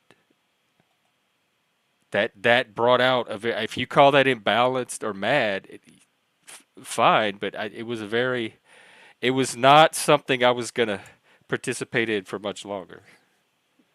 Not particularly pointing out that person, but if anybody came up to my show and said, "Hey, I'm part of this community of trolls," I would just boot them. I don't Well, have you know, time. he was a Satanist, so I was giving him. Yeah, He had satanic privilege, and so he was yeah. getting more of a pass than somebody that's not a Satanist would get. It sucks that once you join a community of trolls, it's hard to fix your credit on the internet. It's really hard. Like, people don't know how to take you Well, seriously. he had a chance if he didn't fuck it up his own self. He's a really bad troll because he couldn't even remember his own words. So he fucked up his own trolling. Like whatever he fucked up his own reform by being such a bad. Whatever happened today, he was really bad at what he was trying to do here. Because that was a sloppy. Unless he was like intentionally, I got the impression he was either drinking or he was just spouting bullshit and wasn't even like keeping up with his own speech, like what he was saying. And so then when we referred back to a previous example, he had no clue what I was talking about because it was all glib and superficial bullshit anyway. I was glad to hear you haven't seen any of the IP2 content. I've never heard of it until today. Yeah, I'm surprised. It was pretty big. Hey Sam, um, shout out to Sam. How you doing? Oh yeah, hey, Yep. sounds tonight. But yeah, it's interesting. It's interesting. Like I said, I knew this one guy was a troll until his last dying breath, and we could never understand when he was trolling or when he wasn't trolling, and he was always on the outside outskirts of the community and never really allowed in, and it was really sad because he really wanted to be part of the community. He did to himself. That's like those dark tricksters. We have some here. They I guess it takes all types. There's a reason that role evolved. I would say something about that involving my own experience with the panel verse is that I can say I'm part of many communities, and by not involving myself in drama, again, like when wars happen overseas, like what does it matter? It might matter to the what do you call it, the international policies of my country. But does it really, is it going to stop me from going to work? Is it going to stop me from eating a meal? Is it going to stop me from putting a roof over? So when I go in the panel verse, it's like, well, what community am I in right now? But still, there should be some common standard decorum. Not, and honestly, it should be a two-way thing if you want to have a solid channel. And this is just what I'm thinking about right now is that the operator needs to be there and set the tone, and you know you can even type out in the description the level of that you're expecting already, and then when you don't tolerate something, do that. But at the same time, the guest should also read those rules and abide by, and then the topic can go from there freely, right? I purposely didn't do rules because I thought about that because I wanted to treat my audience like intelligent, psychologically mature adults, and I'm still kind of like that. And so I'm still doing it on a case by case because for the most part, the audience does do what you described. Like they participate in a very Right. positive way and help this to be the kind of space I'm trying to make it. Yeah, it's kind of like the doctor-patient relationship. Like if you're not honest with your doctor about who you are and what you're about, like you don't have to give everything, but if you can narrow down like why you're here and how you want to experience this, and you came here because maybe you saw that, well, come on in. But if you come in here as, like you said, a mole, or you're somebody different every day, or you know, Yeah, I think people have different motives for being here, and some of the motives are not the same motive as I'm looking for people to have that participate. Like the core of this community, the motive kind of more or less has to be aligned as part of that core, which is to create a community for men and autistic people, et cetera, et cetera. But I think some people come here for entertainment, to troll, to cause chaos, whatever. So I don't think everybody's here for that one reason, but I hope most people are here for that. And as long as enough people are here for that, then I can make it work. yeah. And I think you're doing a good thing here, and thank you as always. Well, Is it as easy as thank that? you. Like, for example, if someone comes up and you have suspicion about them, can you just say, "What's your motive, dude? Do you think they could be honest?" And you're like, if they're not That's a good. honest, Well, and then that's a just good boom, test. you know what I Yeah, mean? Like, what's your motive, dude? And they can't honestly be honest, like be straight up honest with you. I'm like, bro, that was your chance.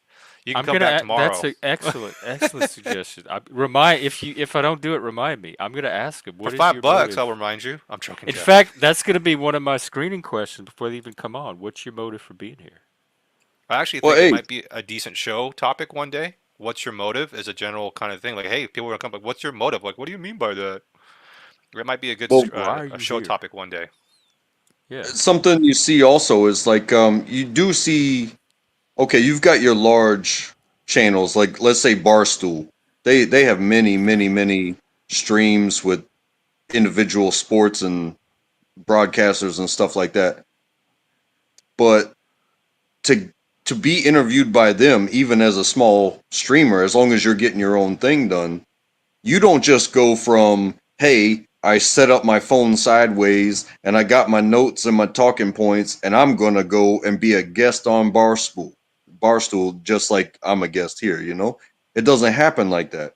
One, you definitely got to do your research to know what you're talking about, but you might want to become more than just in the chat trying to get on StreamYard. Oh, I'm in the chat. Well, we're not letting you up. We don't do that. It's invite only. You're going to have to give up your anonymity as a reporter if you're going to build your way up to these invite streams. And then the shit you had say either has to be entertaining or 100% verifiably factual, and the voice that comes out of your mouth has to be entertaining. Then they might let you on Barstool Sports. You know what I'm saying? Probably never getting on. I don't even know what it is. Exactly. I've never heard of it. I think I may have heard the name. It's it's um it's It's a an thing. interview show. He does that pizza taste testing. He goes around the city and does the pizza. No, he scores pizzas. Barstool guy. Never heard of it. Wow, dude. How does your I'm feed? How does I'm YouTube not feed you realizing one of I'm those? the pre 9/11 all this is after 9/11. This is not. I just realized I'm not. I'm an anachronism. Like I am not the modern world. I'm not in touch with it. I didn't even know about Minecraft until today. I thought it was some little pixel game that nerds were into. Yeah, I so missed the whole Minecraft phenomenon. Didn't even know it happened. so Jeff, if you don't know, there's another platform out there called Twitch. I, You ever heard of Twitch? Barnabas and I went on Twitch one day and did a stream because we were trying to get the gay audience, and they told the gays were on Twitch, and then that's the stream. When I got kicked out of the Satanist, it was because they were doing a Twitch stream, and it happened on Twitch. I'm pretty sure the gays are The everywhere, gay Jeff. Satanist. I got banned from Who Twitch tricked? by the gay Satanists. They don't even Did want me there. did Barnabas troll you? The gays are at Twitter or Yeah, Twitch. he That's said, "Hey, that's let's try where to build up a gay audience. Let's do some gay stuff and go on Twitch." He made an account for us. We did a whole that's Twitch where stream. Ice Poseidon and all them guys came from. Oh, they came from Twitch. Yeah, they do what they call IRL, in real life type crap. And It's just Ice a Pos- new generation. I don't. The it's nothing Well, psychology but of it. drugs and drinking. what I was getting at, it's a billion-dollar industry, Jeff. Gaming is a billion-dollar Oh, industry. not Oh abortion. yeah, Gaming. Yeah. Yeah, yeah, yeah, gaming. yeah, yeah. It's a billion-dollar industry, and Yeah. yeah, My ex was a video game maker. He was part yeah, of it. It was yeah. ridiculous. I play video games as much as I can, but it gets less and less every year, and the systems cost more and more. Oh I, hell yeah. no, I'm one of those people who enjoy video games, but I wish I had something better to do, bro. I like yours though. I like what you're doing at yours because it's like you're exploring and we get to explore with you. Yeah, that's what I'm trying What to take you what with me. game do you play? Right now, I'm playing The a space exploration game called No Here, Man's let me Sky. put your channel. No Thanks, Man's Jeff. Land? Yeah, like that exactly, but it's more to do with space, and for some reason they use Oh, sky. okay. Yeah, it's sky instead of land. But yeah, it's space. It's a sandbox game for space exploration. Ah, Yeah, so I could tell a story and show people the things they haven't seen before. Yeah, I think that's cool. Yeah, and then I also have like a first person shooter blow 'em up kind of game I play, and people enjoy that too. So I'm a gamer. I just started Red Dead 2. That's definitely a Chuck kind of game. Is it? I just Yeah, started. I have no idea. It's kind of slow at the beginning. that's what it is. It's a nice slow game that you just enjoy the Oh, it looks story. cool. It's cowboys. Yeah, you just enjoy that story and you enjoy the Because I'm scenery. used Hey, to Jess, playing things like Call of Duty, Navy SEALs, things like that is what I'm used to playing. yeah, I remember the original Call of Duty, man. Oh, You, they have you're it on still I think Steam. you're still gonna have your sneaky missions and plenty of killing, but you're not on a jet bike. You're not in a Hummer. You are literally riding a broke ass horse. a I'm broke ass. telling you, that's so far what it is, and kissing some guy's ass. Welcome back, Ben. No, it's a good game. It broke records. It's gonna be it's awesome. Rockstar is one of the better game developers out there, but they are Yeah. definitely gone to the whole pay to play thing, and they might end up ruining the gaming industry. They want Aren't to they the start a new ones that thing did as you pay to GTA? play. Yeah, yeah. Yeah. They want to do this concept. They have the concept pay to play. Before you Oh just crap. buy a game, buy the internet, buy the service, and then you have unlimited time in the game. They're Oh, thinking Right. wait, about hang on, real charging quick. you. 1 second, one Yeah. second. We had somebody in the back that tried to come up that I missed. If you want to try to come up again, I'm sorry I didn't notice you there. Okay, go ahead. I think it'd be funny if Jeff, if he wants to speak, he just kicks everybody off the panel, doesn't say anything. It's like, I I need need a to say mute button something. or maybe like a video that I could play Just that center because yourself, bro. doesn't videos mute people? Like, let's see. This is the They only do, but I could use that. I'm gonna start. Can I have 29 seconds, please? I'm hurt. I'm hurt. do you Oh, need I'm some hurt. clips, Jeff? Do you need clips? Someone to Yeah, make I some don't have clips any for of you? that shit. Why Like, don't you use that Moose clip? I think Moose has the clip for your donations. The one where it says "Let's party" and the money's coming Oh, down. oh, I think that was Uncle Fatty that made that one. Was that Uncle Fatty? He made it Yeah, for Moose or made it for you? the one. It's like rainbow Where looking. yeah, That yeah, and the that's money's Fatty. coming He made down it and for you're me. you're That's dancing. You're talking about being Fatty naked. sent that to me. Hmm. yeah. Patty's a video editor and music editor. Yeah, No, he's not. Fatty does cool stuff. Yeah, he's using AI to make music, Yeah. dude. So that makes him a music But he editor. has a way of like I could tell a Fatty AI. He has a way of merging it with his mind in a unique way. Or he I maybe think he's just uses just the a same program. closet gay, is what it is. Why you think that? I don't All think of he's his gay. mannerisms.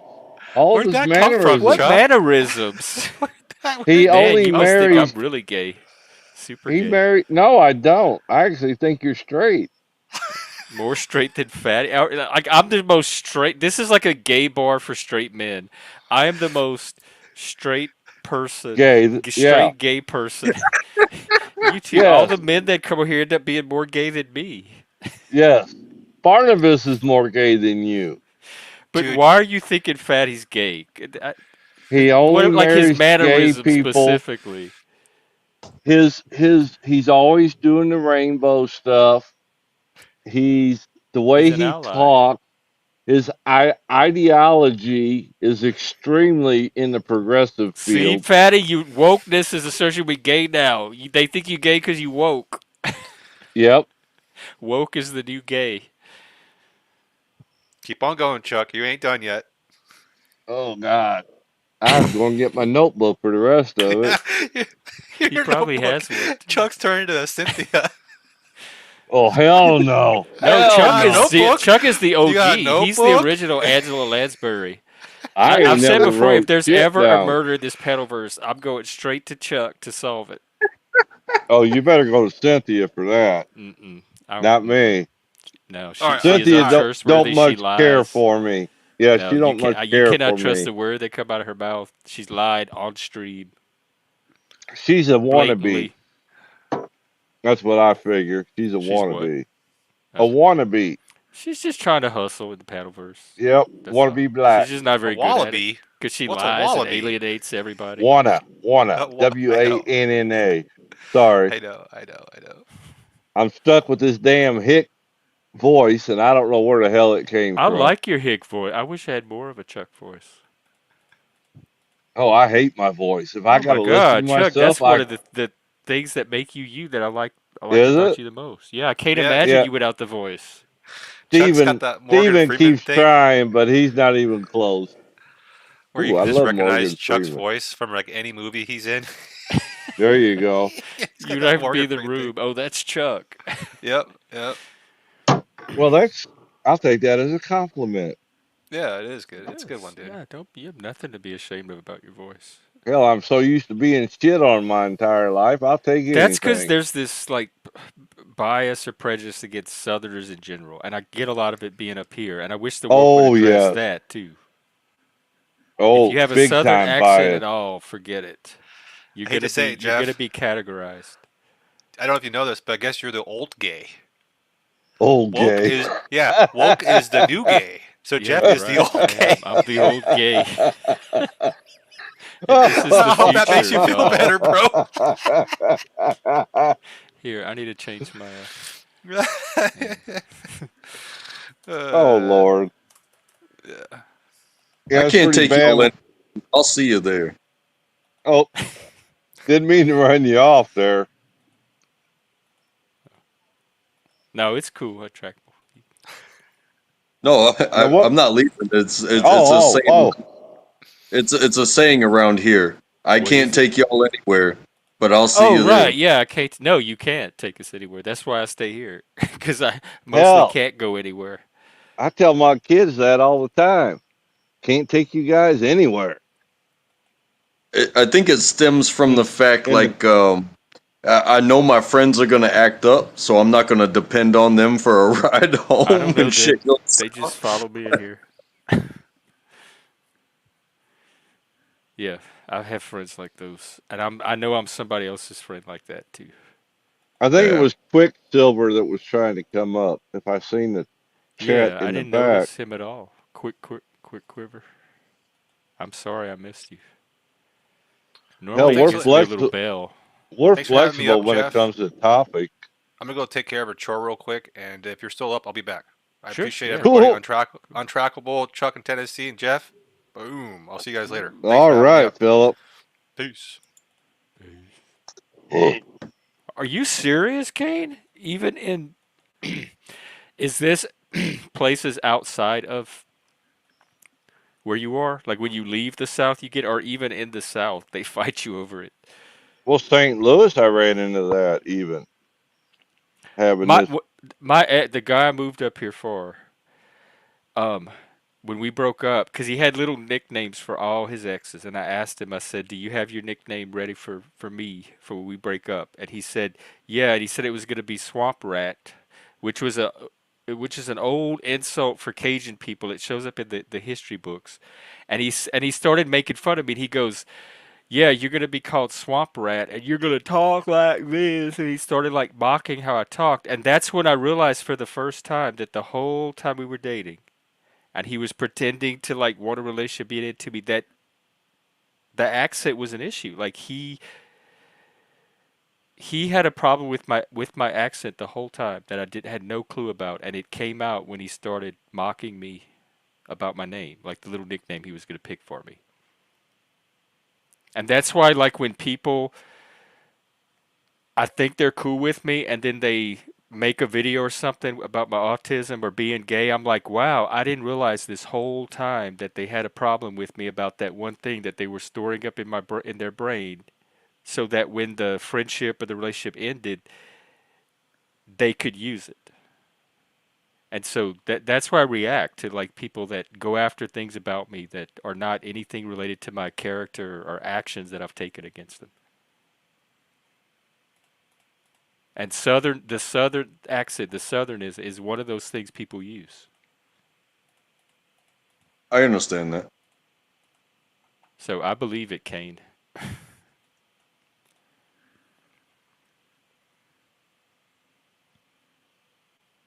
Yeah, I Yeah, think they being associate it with unintelligent or unsophisticated, which I'll cop to that.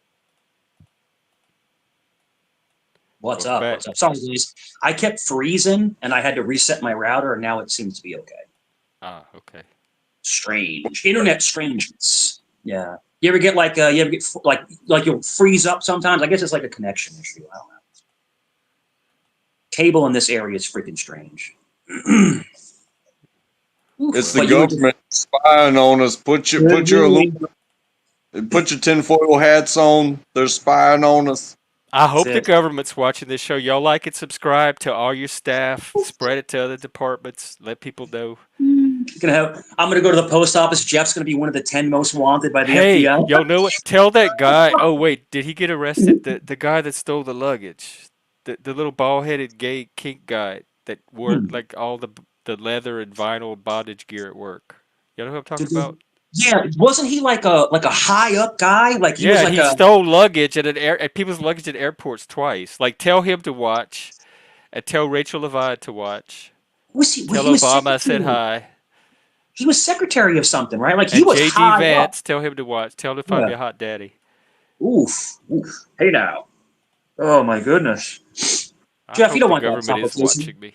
Jeff, your life is simple now and easy and stuff like that. You don't want to get into a daddy relationship. Just get like have a fling once in a while. Go have your fun once in a while. But I saw a big study. Daddies aren't fun. And it's been on different outlets that people are more Cat Tumpf. She's the cute girl with the glasses on the 5 with Greg Gutfield and That's her name, Cat Tumpf.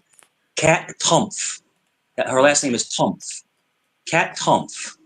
But look, the 5. Is it Timpf? Cat Timpf? TUMPF. She's like a young girl with glasses, long Young hair. girl with glasses, real pretty. Yeah, is she? Yeah, she is pretty. Yeah. She said a lot of stuff about her, and she said that she has ADHD and stuff like that, and she's real open with her life. I love her. She's my favorite on that show. But she was saying that a lot of people, I mean, a large majority of people now don't want to be in a relationship. They don't want the hassle. They don't want the stress. People are living their best life Well, and they're not having missing out on the benefits that come from it too. Yes and no. Not saying they're not dating people. Like, you can still date people, go on dates, but like to actually live together and give up everything for the other person, there's theories and stories come out that people are less and less and less likely to be in committed relationships. That's In other words, selfishness. That's just it is. selfishness. I Me can't imagine. personally, Like, if people don't want that, that's fine. But my God, are they missing out? Like, why would somebody not want that kind of connection with another human being? I think it's It was the best. It was honestly the best thing that ever happened to me, and I've never been more healthy or like sure. more mature as an adult than when I was doing that with another person. It If makes you you a want, whole person. Yes, it did. I felt complete. I felt whole. I felt like normal. I felt like I was doing everything that humans in do my you demographic and age group are doing. Like I felt like I had finally figured out life. do you think, everybody, do you think the biggest problem that we're going to see probably for the next 10 or more years is when COVID happened, we were basically disconnected from basically reality, human touch, human interaction. We were basically isolated. It's like being in the Yeah. hole in jail. You know, you're still alive and you're still Were you functioning. with other people or were you locked down by yourself? I didn't miss a day of work. I didn't miss one day. Oh, okay. We had a thing. We had a thing at my work where if someone in the office tested positive, and there was about 6 different people that tested positive, to be able to go back to work the next day, you had to go get a test right away. And we would do the rapid test. So you got the results in 90 minutes. Hmm. But I remember it was like $105. Yeah, To you take were the essential. Yeah. Yes. So if you passed, then you can go back to work. So I had to take like, it was 2 at the one place and 3 at the other. I had to take 5 of them because every time someone would break out with it, you want to come back to work, you gotta bring us a clean test. And no one lost their jobs over it, but no, there were people out of work, Jeff and Chuck and Trago. They were out of work for a month, like a month. People were sick as a dog. I never got it. I had Never. it 3 times. You can keep it. Yeah. I didn't get it. My daughter got it. My stepdaughter, she's my stepdaughter, so my daughter got it. My ex-wife got it. My stepson got it. My sister, my blood sister got it. My blood brother got it. And not to mention people at work, just my immediate family. But my oldest son never got it. Never got it. So me and my son were kind of like, we never caught it, you know. But no, my daughter, she was really sick. I mean, it hit her hard, respiratory, and she had to be hospitalized. Some people got flu symptoms, and some people were very, very sick. So, you know, that was a hairy time. But it was like everybody was scared to even go out and venture outside. And I think that separation of all that, you know, touching the grass and going out and speaking with people face to face, everything became online. Everything became lethargic and mundane. What do y'all think? That I think you Yep. make another good point because Yep. I keep saying I agree. 9/11, but I think 2020 was a second like transitional point even past 9/11. So now like we're post COVID now. We're not post 9/11. Like 2020 was another marker just like 2001 was. And now we're in a different world than even the post 9/11 world because of 2020. Well, Jeff, would you agree on this? 9/11 pulled us together. COVID pushed us apart. In a Well, sense, to Well, where it we were sounded like going. 9/11 also started to pull some people apart too I, with the I fringe I guess, think stuff. yeah. if you think about it like this too with the shutdown, Mhm. what they had called essential workers, non-essential workers, right? Mhm. And a lot of people that work on a computer, and no discount to anybody that works on a computer or that works on a phone, they sent those people home and they gave them equipment. Yeah. They reduced the property value by having nothing on it, or they increased it by having it available for whatever they want to use those buildings for. It could go both ways. But at the same time, they hurt a lot of businesses by saying, hey, a bar and grill where people come and hang out and a lot of touching is going on, handshaking, fist bumping, kissing cheeks, touching babies and dogs.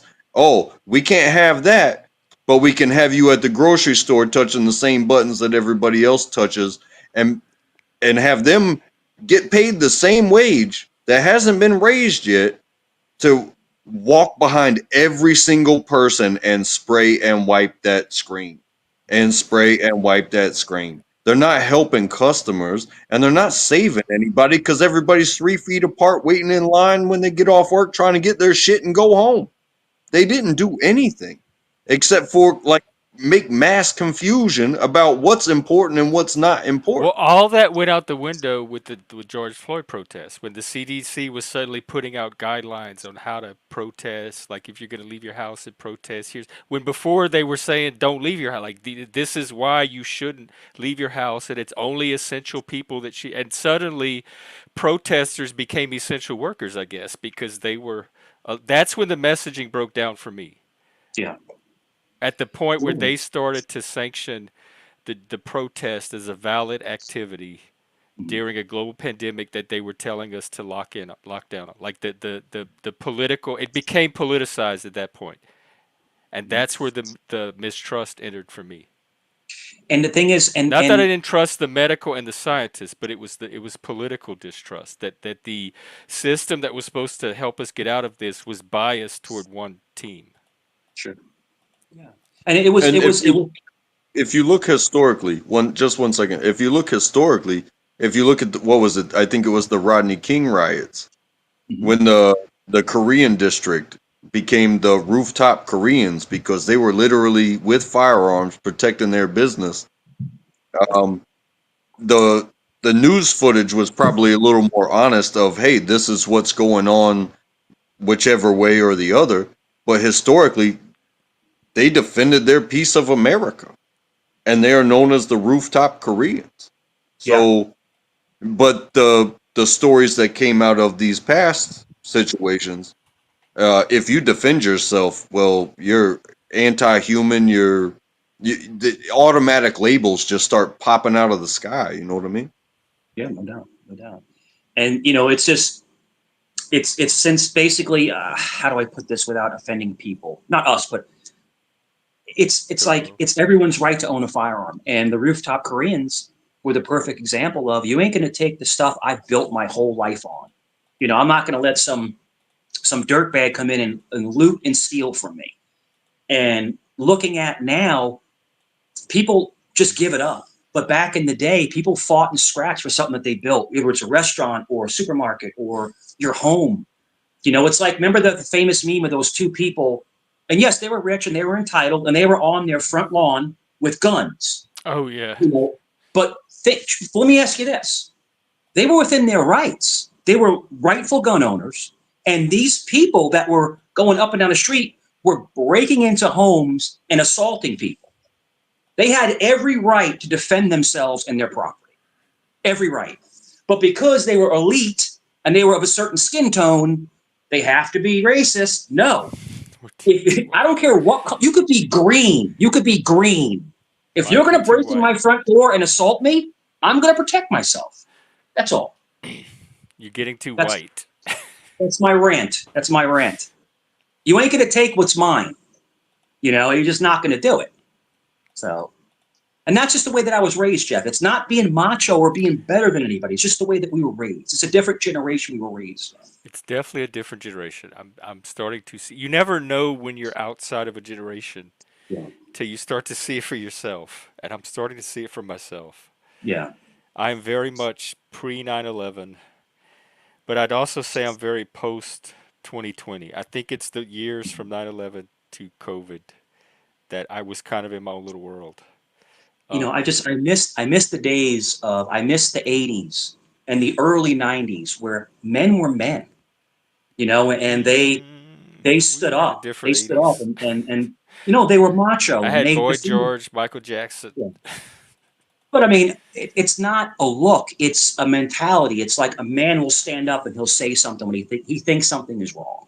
A man will step in and help someone that's Well, downtrodden. now the women are doing it. Yeah, it's completely shifted because men are weak now. They're weak. The new generation, not us, the new generation of men. Now, there are exceptions. My son is 24 years old. He says, yes, ma'am, no, sir, opens doors, extremely courteous, extremely respectful because he was raised that way. He was raised with those morals. But these kids now with their pants hanging off, you know, cursing, stealing cars, punching old people, the knockout game. But that's a Yo, different crowd. Like those kids have always they were around even in our day, and so were but kids like your son. it's rampant though. It's out of control. It's rampant. You know, the violence. These young kids are so violent. When I was a kid, if I did something of that magnitude, I couldn't even go home. My dad would beat the crap out of me if I punched some old person in the face. You know, it's like, what? I can't understand the mentality of this younger generation. I'm trying to put my finger on it, but it just seems very lawless and they do whatever they want. And society and the media make excuse. Well, he came from a broken home. That doesn't excuse him from going and robbing and beating people up that didn't do anything to he or she. You know what I'm trying to say? No, I don't think it does either. Yeah. So we just need to stop making excuses for bad behavior and start addressing the bad behavior and trying to fix it. I So, agree. yep. Sorry to be so vocal. It's just, you know, I hate seeing people be victims, you know. I agree. What do you Let me think? put What do some you think, mic on. Trapper?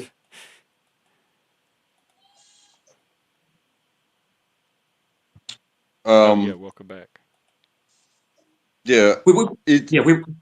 Did you hear what I I said? was, yeah, I was. It was volume down, and I was thinking and busy at the same time. But I think it comes down to. I'm not gonna say. I can't say that the nuclear family is necessary.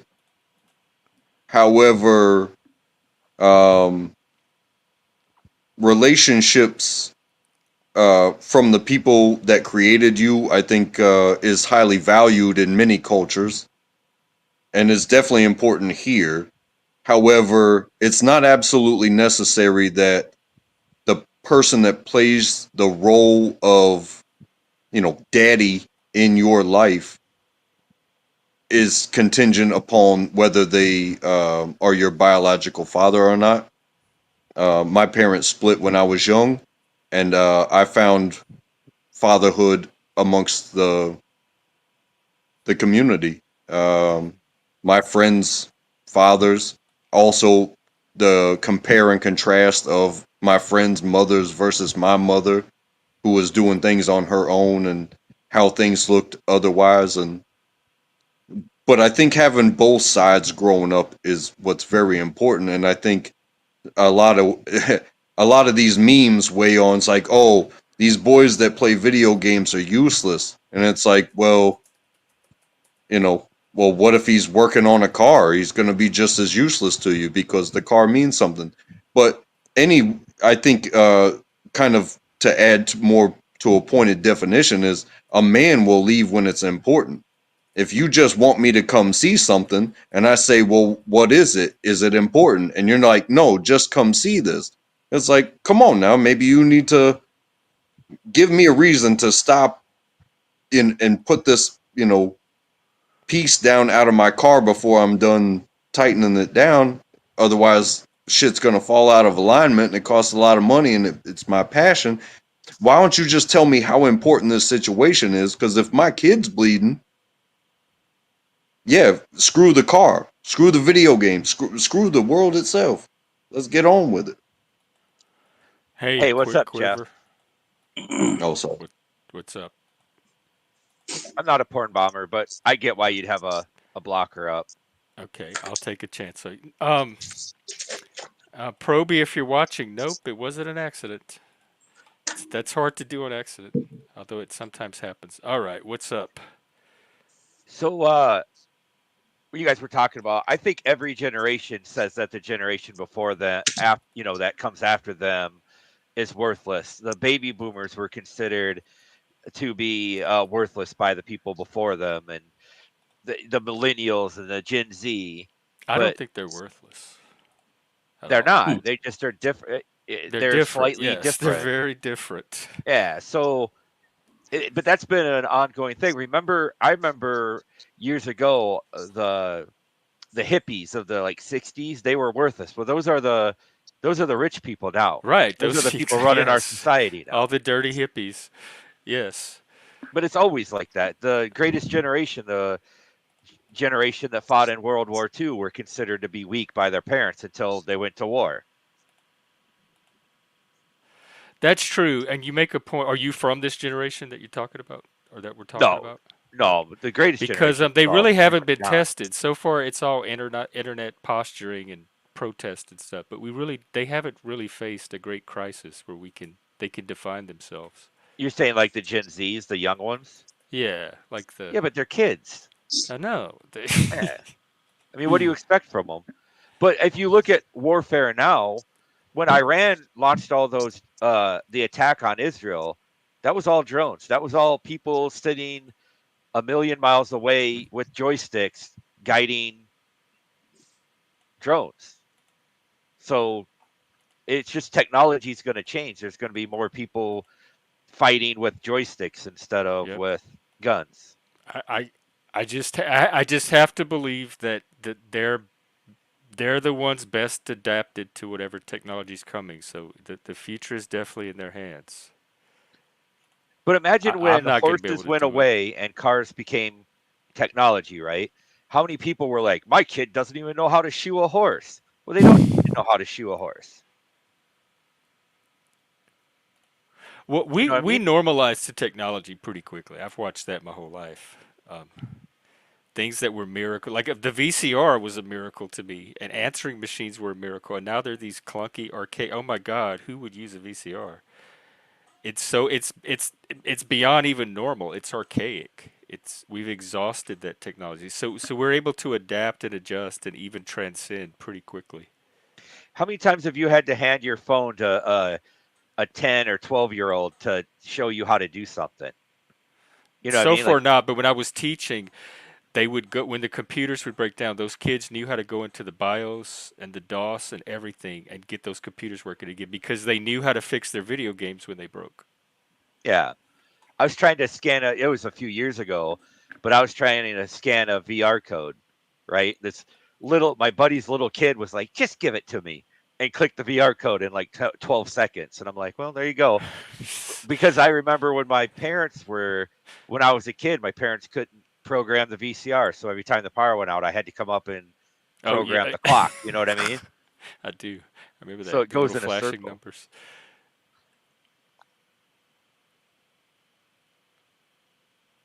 But now, like my kid one time, if I had kids, my kid would have said if I had kids that they had a great idea that if you were to put like a string on the phone and connect it to the wall, you'd never lose your phone. I'm like, yeah, we used to have those.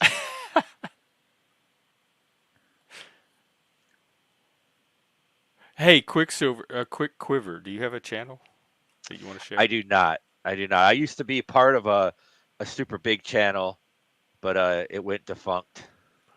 Okay, I'll just put you in as QuickQuiver. You said you had wanted to talk about trolling or something too. Oh man, that was a long time ago. So I feel like I'm dominating the conversation too. Other people No, can not at talk, all. but so you guys were talking about trolls and people being non-authentic, but do you think that somebody has to be authentic to come up on a panel? No, and that's why my rule is as long as they can contribute to the conversation in a civil, productive way, it doesn't matter to me if they're trolling or not, if they can help the experience be a positive one. So it, I'm more looking for the ones that are trying to subvert or sabotage what I'm doing here are like chaos agents. And Derail or whatever, but yeah. if they're here like pretending to be legitimate, but they really have other agendas, but they're not disrupting it for everybody else, I'm not as concerned about those types of trolls. And Like the whole, yeah, go ahead. if somebody came up here, um, like in a character, like I watch comedy. There's this dude. He does Dr. Phil with his stand up. Mhm. But if he came up here and was Dr. Phil, but at the same time had the decorum of the room, was at least concise in responses and enjoyed the show, would it make a difference if it was legit or not? Like, he's playing a character. That's not Dr. Phil, but if it's the same words coming out of any of our mouths, but we're doing a Dr. Phil voice, Mhm. you know what I mean? No. Yeah, I think Yeah. so. I think kind of put credence on this. I think the biggest thing is that when you troll a certain way to kind of reinvigorate the channel. In other words, like some of us, there'll be a few of us on panel, right? And we'll joke with each other. We'll kind of pick at each other, but we're not doing it in a horrible way or a demeaning way. We're like messing around, doing little noises and laughing. Oh, I saw you the other day. You're getting fat. Like, but we're doing it like just kind of getting the energy of the panel up. But then we'll flip it, right, Jeff? We'll flip it to like an actual conversation, like a real actual That's conversation. just playful trolling among friends too. I think that Exactly, stuff's and fine. that's what's enjoyable. But you have the people that come up and they weaponize your platform just to attack other people. And after about 5-10 minutes, it's the same jargon over and over again. And I think that's what you're trying to eliminate is the constant negative The trolls. noise. I want It's a a, Yeah. lot. I want it's more signal to noise. As much there's a signal as I balance can to get. this. There's a balance. And what kills me is the other panels that cover certain panels, and it's to nauseum. It's the same shit every night. It's like, okay, you've already covered that 15 times. You have anything else to talk about? So, but that's just what I kind of see in my own experience. Go ahead, Hey, guys. Mike. Hey, Mike, have you ever taken a class where you have to balance a textbook on top of your head while you ballet dance across the living room and then sit at the dinner table and know what the little fork is for? I That's have not. exactly that is exactly what needs to be taught in this panel verse, and Yeah. I'll leave it at that. Not here. No, you're right. That stuff's like a night. That makes me Yeah. hyper. I feel It's like suffocated it's just like the it's like listening the to it. seal with the ball in his nose spinning. You got to figure out this craziness that is these panels. That is a Um, severe over socialization. yeah, you know, but I've never understood trolls. It's so immature, you know what I mean? Like it's it's but I quick. appreciate good.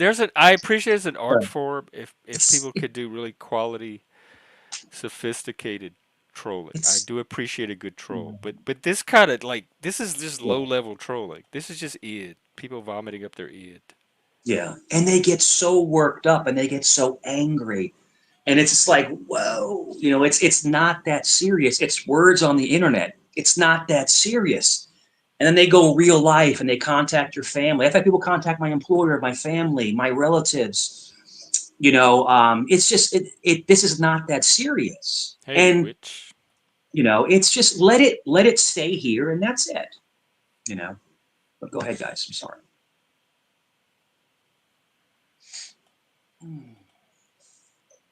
I do think that, like, I do think it's kind of, there's some people that come here and they want to be like 100% authentic, and everything they say and do is Yeah. 100% like their real life. I think that's, Mhm. and I if mean, I kind of there's, like, I basically like that. you don't put on any airs whatsoever. Yeah, I don't mask well at all. I never have. It's easy for Yeah. me to just be whatever I am in the moment. I Yeah. would say, quick, I would say out of all the panels I've been on, I've been on a lot. And this is not like me trying to kiss any butt. Jeff is probably the most honestly consistent person. I mean, like, just, There's yeah, people that have come on here that know me in real life that have yeah, said that he's just like this in real life. We know. consistent, My consistent, boss came on here one day. yeah.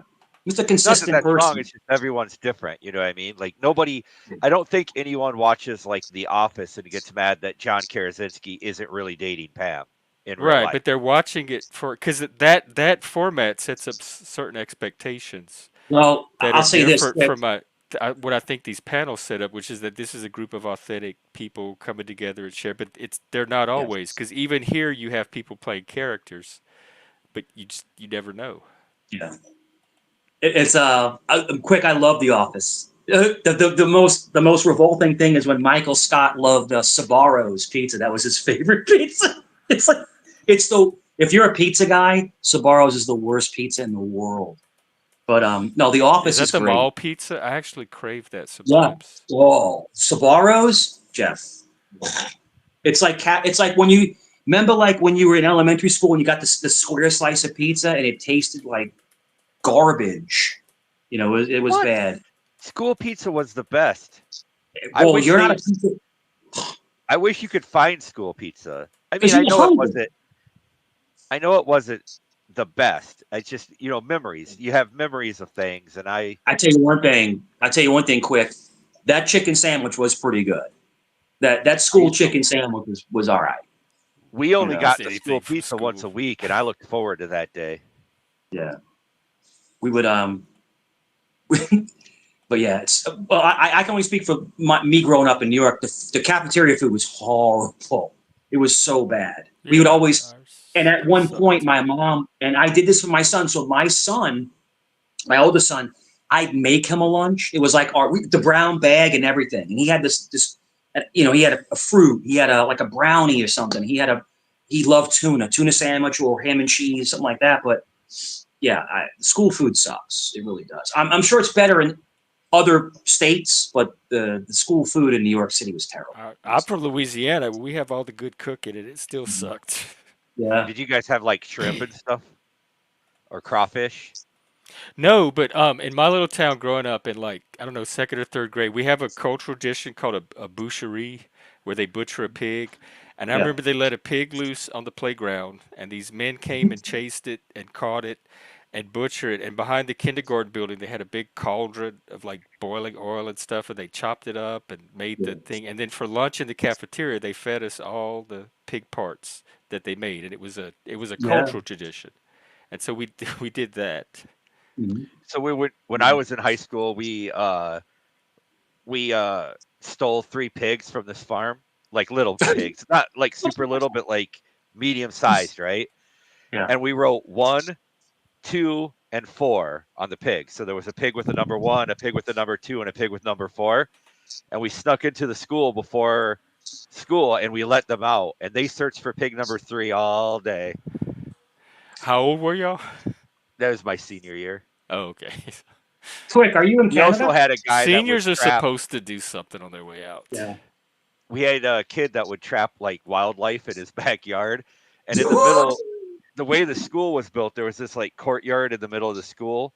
And back in the day, they would let people go out there and smoke, but now they had all the doors locked. You couldn't go in there, even on like off times. Mhm.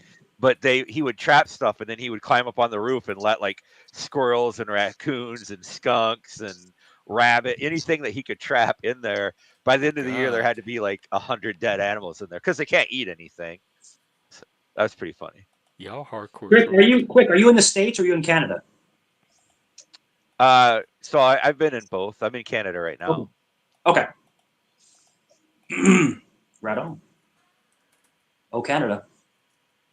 Yeah, I've always wanted to go to Canada. I've never been there.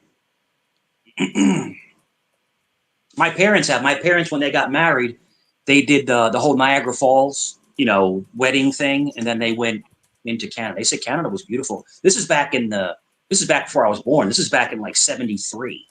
So I mean, it was probably a whole different. Canada was completely different back in the '70s. They said it was beautiful. It was a beautiful place to be. Ooh. Yeah, it looks pretty, just like up here. It's the I'm people gonna you get worry some about. more. Get some more drink. I'll be back, guys. I'll be right Everyone's back. so nice in Canada. It's crazy. It's way different than the U.S. And they say a lot for some reason. A, a, Yeah. a.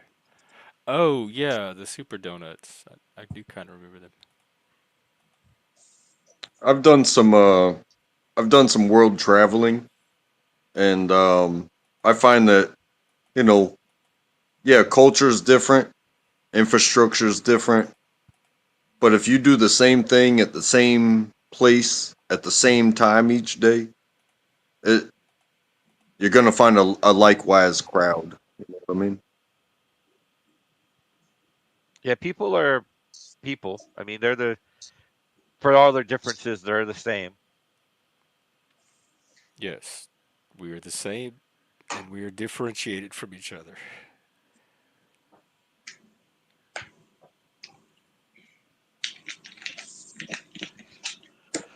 Well, okay. I was just gonna come up. You guys were piquing my interest when you were talking about like being genuine on the internet earlier, and Oh yeah, I've you always seem kind of What's you thought that what's seem was weird. wrong? like What's so wrong with far you being seem genuine genuine? yourself. So, but you could totally be a troll. Like, so I take people as they present until I have a reason not to. So whether you're a troll or a Exactly. real person, the conversation to me was perfectly enjoyable and genuine. Well, the argument always for me always goes back to the office. Like there's people who literally got mad because Jim Krasinski wasn't married to Pam, but that's In Mm, just a real life, character. There's nothing wrong with playing a character, yeah. right? If you're if you're one way in real life and you're always like stuck up and in an office where you can't joke around and be funny and let loose, then are you playing a character there when you come online and cut loose and tell poop jokes, or are you being fake when you're at the office? So Mm. Jeff, would you, if you were going to get a bank loan tomorrow, would you dress and act differently when you went into to sign up for the bank loan? I'd probably do it online. They have video banking. But what if your computer was down and you had to go in and Okay, so talk to a like pretend banker? if I had to do it the old way, I would probably try. I mean, I wouldn't like wear a three-piece suit or anything, but I would try to like dress well enough to make a decent impression. Yeah, Like I wouldn't wear the antlers. I'd probably wear a button up, perfect button down example, shirt. right? So that's all I'm saying. Genuine and authentic isn't necessarily genuine and authentic. You know what I'm saying? Like we all change to be wherever we're at. If you're at a funeral, you're going to act differently than you're at a wedding. That's normal So you think behavior, like though. being genuine and authentic is just another social role? Like what we're doing here is just one more social role? Yeah, for sure. For sure. I don't know. I think it has the potential to be something more. I'm just Well, saying from my in I my 9 to 5, I act completely different than if I come on a panel. Which one is the Mm. real you, or more who you feel like you are? They're both the real me, but they're both exaggerated. I'm exaggerated to buttoned up during the day. I'm an exaggerated to goofy at night. So who? Who's the real you? Who are you? Somewhere in the middle, I guess. I'm just Oh, saying, like, do I you haven't know been who on you panels are? for a Like, long or time, is but or it's not even you is you're kind of in flux. kind of in flux. Like, so I used to go on panels quite a bit, and I would ask people, like, do you wipe and look? Mhm. Right? Do you Stuff like what? that. Just goofy things. Do you wipe and look? Oh, Right? And if you say no, then I say, well, how do you know your butt was clean? You know what I mean? Like that. It's just me being goofy or joking around, but I would never do that at work. You know what I mean? Like, but they're that's both all I'm you. saying. But like, if somebody like were to get to know you, like say a relationship, or you move in with somebody, and they got to know you over time, would they come to like some sense of you that was relatively stable, um, independent of all of that, that they could say, "Oh For yes, I sure. know this person." For sure. And those people would probably see what I do online and be like, "Who the fuck is that?" And Uh, they would see me at work and be like, "Who the fuck is that?" but the person they're seeing, like in your most intimate moments, you would say that's most the real you. Yeah. Yeah, Okay, yeah, that makes when I'm sense then. not either exaggerated one way or another. I would say Yeah. online I'm exaggerated one way than I am the other way. Yeah. Are you I've exaggerating been, right now? I've been on panels with him before. He's actually pretty chill. I mean, Yeah, he seems very, cool. very, very I'm light glad he trolling, came very up. I'm chill. glad I Very, very took the chill. risk. Yeah. Right on. Right on. I just want to have good conversations. You know what I mean? Yeah. Me too. Me too. And that's the lost art. The lost art of these panels is that, it's all about, who you mad at today. It's like almost like a dissertation of, okay, who hates who now? Is it change? Are we hate bonding? Or, let's go attack this person and burn their town down, and people get so wrapped up in that. So it is refreshing to come on and just talk. And like I said this before, I would never think I would be YouTube friends with somebody I'm a complete polar opposite of. But I love it. I love the back and forth, and I think a lot of people are afraid to take a chance on someone that's different than them, that's different, that thinks differently, that has different views. But when you talk to them respectfully, there's no problem. And I think that's what these panels are missing. That's what I think. The art of respectful conversation, or just I'll take any conversation at this point because they're so Oh, hard to have on here. yeah. But everybody wants something different too. There's channels that if you went up to have good conversations that they don't want that. Right. They're trying to find somebody to come up to get Yeah. it going. You know what I mean? They're So looking. quick, so quick. This channel is like preaching, right? Well, Mike, come on up, man. We'll have a civil conversation. Let's just put this to bed. Let's just go ahead and just squash it. Dude, It was I'm a like, setup. I'm like, all right. So I go up there. Hey, man, what's up? It's like, oh, Jesus. I was like, I'll see you guys later. You asked me to come up. I came up, and 6 people are yelling at me. See, he's a pussy. He quit. No, I'm not gonna. If you're asking me to come up and you want to speak to me, but you're not gonna speak to me, then I'm just gonna leave. Yeah, That's that's what I'm all. saying. That's like low skill Yeah, trolling. Like yeah. a It's kid okay. could pull that maneuver of So setting they think someone up for something and then harass them for the reaction the they have only the only afterwards. person I took abuse for that night was you. I sat there. I'm like, oh, that we're rehashing old stuff. I'm just saying, but I sat there and I let it go and go and go until it was time where it stopped. But usually, if I go somewhere, if I'm invited somewhere and I go up and they just start yelling at me, I just leave. That's it. I don't Bones, want this. you're Mike, I would say, voluntarily part of this audience. This is not on me. Don't offload Yeah, your decision making onto me. You're choosing to be here. yeah. And That's now like you I I want would to said. not only be here, but you want to manipulate my channel as well. Go Quick, make your own Bones. channel and do that shit. Yeah, quick I knows know Bones, Bones. yeah. Mike, He's just yeah. I would say you're probably one of the best trolls I've ever seen. I think you're being genuine here, but on other Yeah, panels, you literally will go stir them up and they'll talk about you yeah. for a week. That's all they can talk Right? about for a week. Yeah. You are genuinely the most Good at it. talented Are troll you I've ever talking met. about Bones or me? No, No, me. Mike. Mike. Mike. Yeah, He's genuine when he comes here, but yeah. I've seen him on other panels where Oh, he'll you do? literally Yeah, I go have no doubt Mike stir the instigates Yeah, it. pot But and yes, they'll talk about him for like 2 weeks. That's all they can yeah. talk about. They'll put there's pictures of him entire Wild, up and channels memes. that make that's all they do is make dude. Mike's own It's videos. wild. And the thing is that, and Quick, thank you. I appreciate you, brother. And I've been on panels with Quick, and he's funny. Quick is clever. Quick knows how to come up and kind of like change a narrative in a positive way. Like he's like he can steer the ship. Does that make sense? You can steer the ship, but you're not looking to hurt anybody. But you want to basically make up a conversation because you like conversations, just like Jeff. We Yeah. like conversations. But it's just a hate fest. But Jeff, I think was weary of me at first because everyone's telling, "Oh no, Cerrone's gonna bomb me. He's gonna." No, I'm not. If I like somebody and if someone shows me respect, I show them respect back.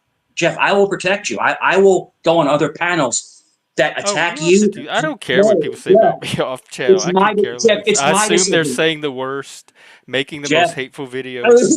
Jeff, it's my decision. I will go to panels that talk shit about me and you and fuck their shit up. And they go You don't think crazy. that perpetuates some of the drama? No, it teaches them, it gives them a taste of their own medicine. The onus is on me, not you. Trust me, I can take it. I am thick-skinned like a fucking reptilian. Like, no one can mess with me. But the thing is that, quick, thank you for the comment. No, but Jeff, they literally, they're weak because once they start yelling at you and they start talking about your looks, and apparently, me and you are married, they're saying, it's like, what are you talking about? It's all good, But man. But but listen to this too.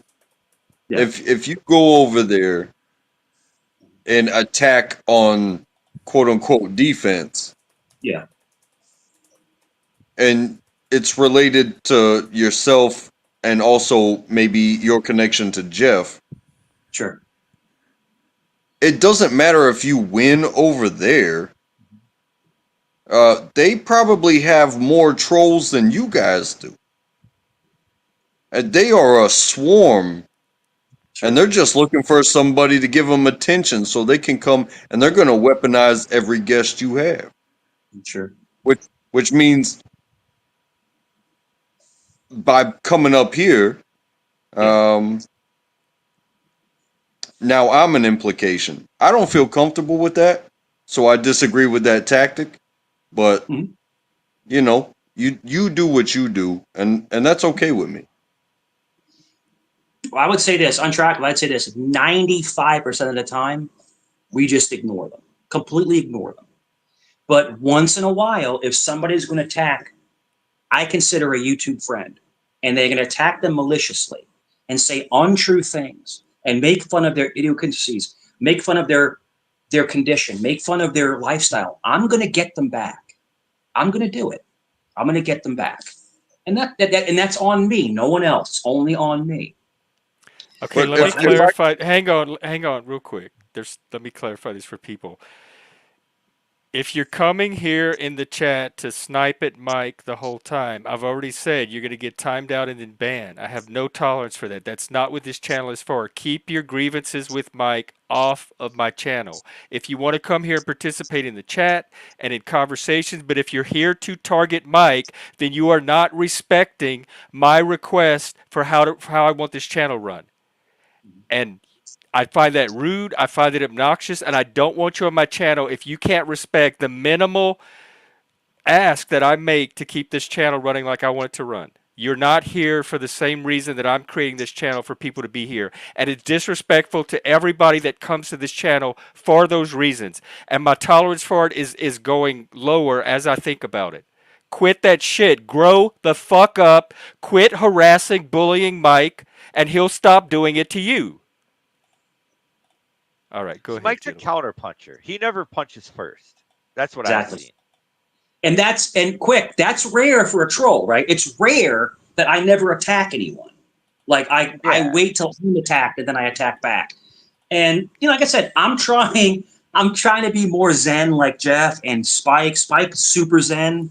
You know Spike, right? Oh yeah. Spike is super zen. He's always like, chill, calm down. That's my Spike impersonation. Chill, man, calm down. He's very California chill. And I got respect for Spike, but it's hard for me because I get wound up. But I'm trying the best I can. Jeff, I'm sorry to bring drama to your panel, man. But yeah, I try my hardest to be better. I really do. So I haven't heard channels talking disparagingly. Ladybug, listen, in all due respect, I'm not attacking you because you're a woman. You'll make it. Yes, they do attack them. I guess you walk Yeah, around see, with I your just posted the video that senior citizen Yeah, saw, yeah, it's okay. that Ladybug is everybody's another loving and one. laughing about. We go way And then back. She's coming over another here one pretended to be to part be of this. friends. To be friends with you. Yeah, it's okay. It's all right. But yeah, that's another person that we go way back on. And hey, good luck to her and her her journey. I know she got in trouble with Angel about stuff with Banana, and it's all. Anyway, none of that here. Okay, move on for that. Yeah. I don't care about that Oh, drunk. my That's not bad. even my sector. My bad. That's Hey, my fault. Jax, what's Yeah. up? But anyway, Untrackable, have I seen you on Eli's panel? Is that where I know you from? me or Untrackable? Untrackable. Yeah, I quite forget the possibly. name of the People's Podcast, I think it's called. Yeah, it's the People's Podcast TV. Yeah. Yeah, I've seen you Yo, on there. I knew I'd seen you somewhere. I just couldn't place it. That's a good I show. don't. I don't know the Hey, details. You go. hey, I just want to say, I will always shout out them because I didn't find panels until like late January this year. So everything that happens over there, like I've loved every minute of it, and it was like a proving ground of going to panels, so that way Yeah. I can come here and be respectful of people. You know What's it what I mean? called? People's. Well, People's Podcast. It's pretty good. I came from the knitting community. Have you guys ever been over there? Mm-mm. Diddy. Knitting. So it's a lot of. It's mostly like 50s to 80-year-old women. Oh, there's so many women over there, bro. Wait, what's it called? Biddy? It's the knitting community. Like they'll knit like um scarves and stuff like that. You've never Is seen it it? the Biddy Tarot community? Knitting, like KNITTING. knitting, like wool Knitting. I knitting. keep hearing Yeah. Diddy and Biddy. I No, don't know yeah, why. they like knit Like oh scarves and biddies. stuff, and they get in big fights over like um it's not recipes, patterns and like people stealing their color of yarn and stuff. But Oh my dude, you god. can get in their DMs and oh my god, I've never seen so many old lady boobies. Woo! Yo, Quick Quiver is a sugar baby, dude. He's gotten 6 cars bought for him in 4 houses. Not really though, but like if you're into that, oh my god, I'm telling you, I could give you some links. Get in their discords. Oh my god. Sir, you are a heathen. You're a heathen, sir. Stay away from my Hey, grandma. any port in a storm, my friend. Any port in a storm. Oh shit. Look at Untrackless about to fall out of his chair. He's like, yeah. Oh. That's where Kikilani came from too. You see Kikilani in chat? Yeah. She came from the knitting community too. Hmm. She could knit I'm a not gonna- mean scarf. Woo! Is her real name Martha? Is her real name Martha? Beatrice. Oh. Oh, did I just dox her shit? I'm sorry. Oh shit. Back in my day, milk was a nickel. Oh my god, I'm gonna fucking die of a heart attack. Oh, She ended up but yeah, man. she was knitting one of those Doctor Who scarves. Have you ever seen the Doctor Who scarves? They're like super long. The scarves Yeah, from the one that go around like twice. yeah, and the Doctor Yeah, Who color. yeah. She can knit, That's man. awesome. There was that was a big thing back in the day, man. Your grandmother would knit you a sweater. You know, that was like a big deal. And you got it for Christmas. You're like, oh, great, thanks. You know, you had to pull over your head. But I remember women knitting. I remember my grandmother knitting. She had the big the thing and the little those like metal chopsticks. You know, and they're doing the whole knitting thing. Yeah. But hey, I actually have a picture in my DMs of Kikilani wearing nothing but a scarf. Woo! hey, man, go for it. Excuse me, I'm burping. Oh, she's DMing me and telling me to shut up. I better stop. I got heartburn. I ate too much cheese. I thought it would be good to eat crackers, cheese, and turkey for dinner, and cheese. But If you did get you guys a glass of water and you put some basil in it, it'll make your heartburn go away. leave me alone with my basil, QuickQuiver. Leave me alone with my basil. I love my basil. I hug it at night. Okay, I water it. I hug it. Love it. Love my basil. Oh, that's the big joke because I have like a bunch of basil, so everybody's like, "Oh, this basil is delicious." You know. 1 second. All right. Well, I better go. I had fun. I hope I can come up again sometime. It was good talking with you. All right, man. Have a good one. Tell Jeff I said bye when he comes back. Yeah, I don't know where everybody went.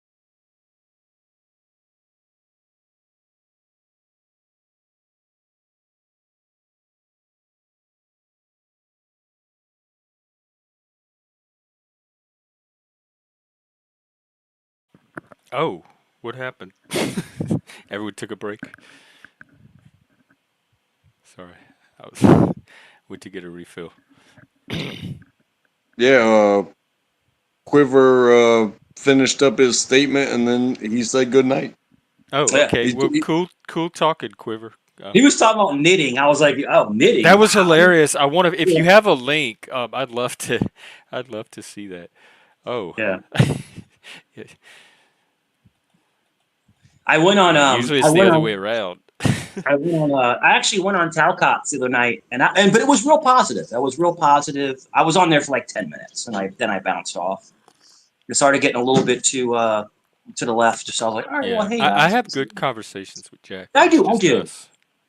It's got to be limited. It's got to be like a smaller conversation, you know.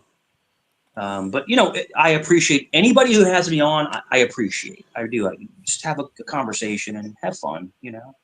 I'm surprised it's Friday night. I'm surprised people I aren't like. know it's like 6 o'clock on a Friday night, and it doesn't feel like a Friday, and it doesn't feel like 6 o'clock. I think I'm losing my sense of real world time. I really do. Mhm.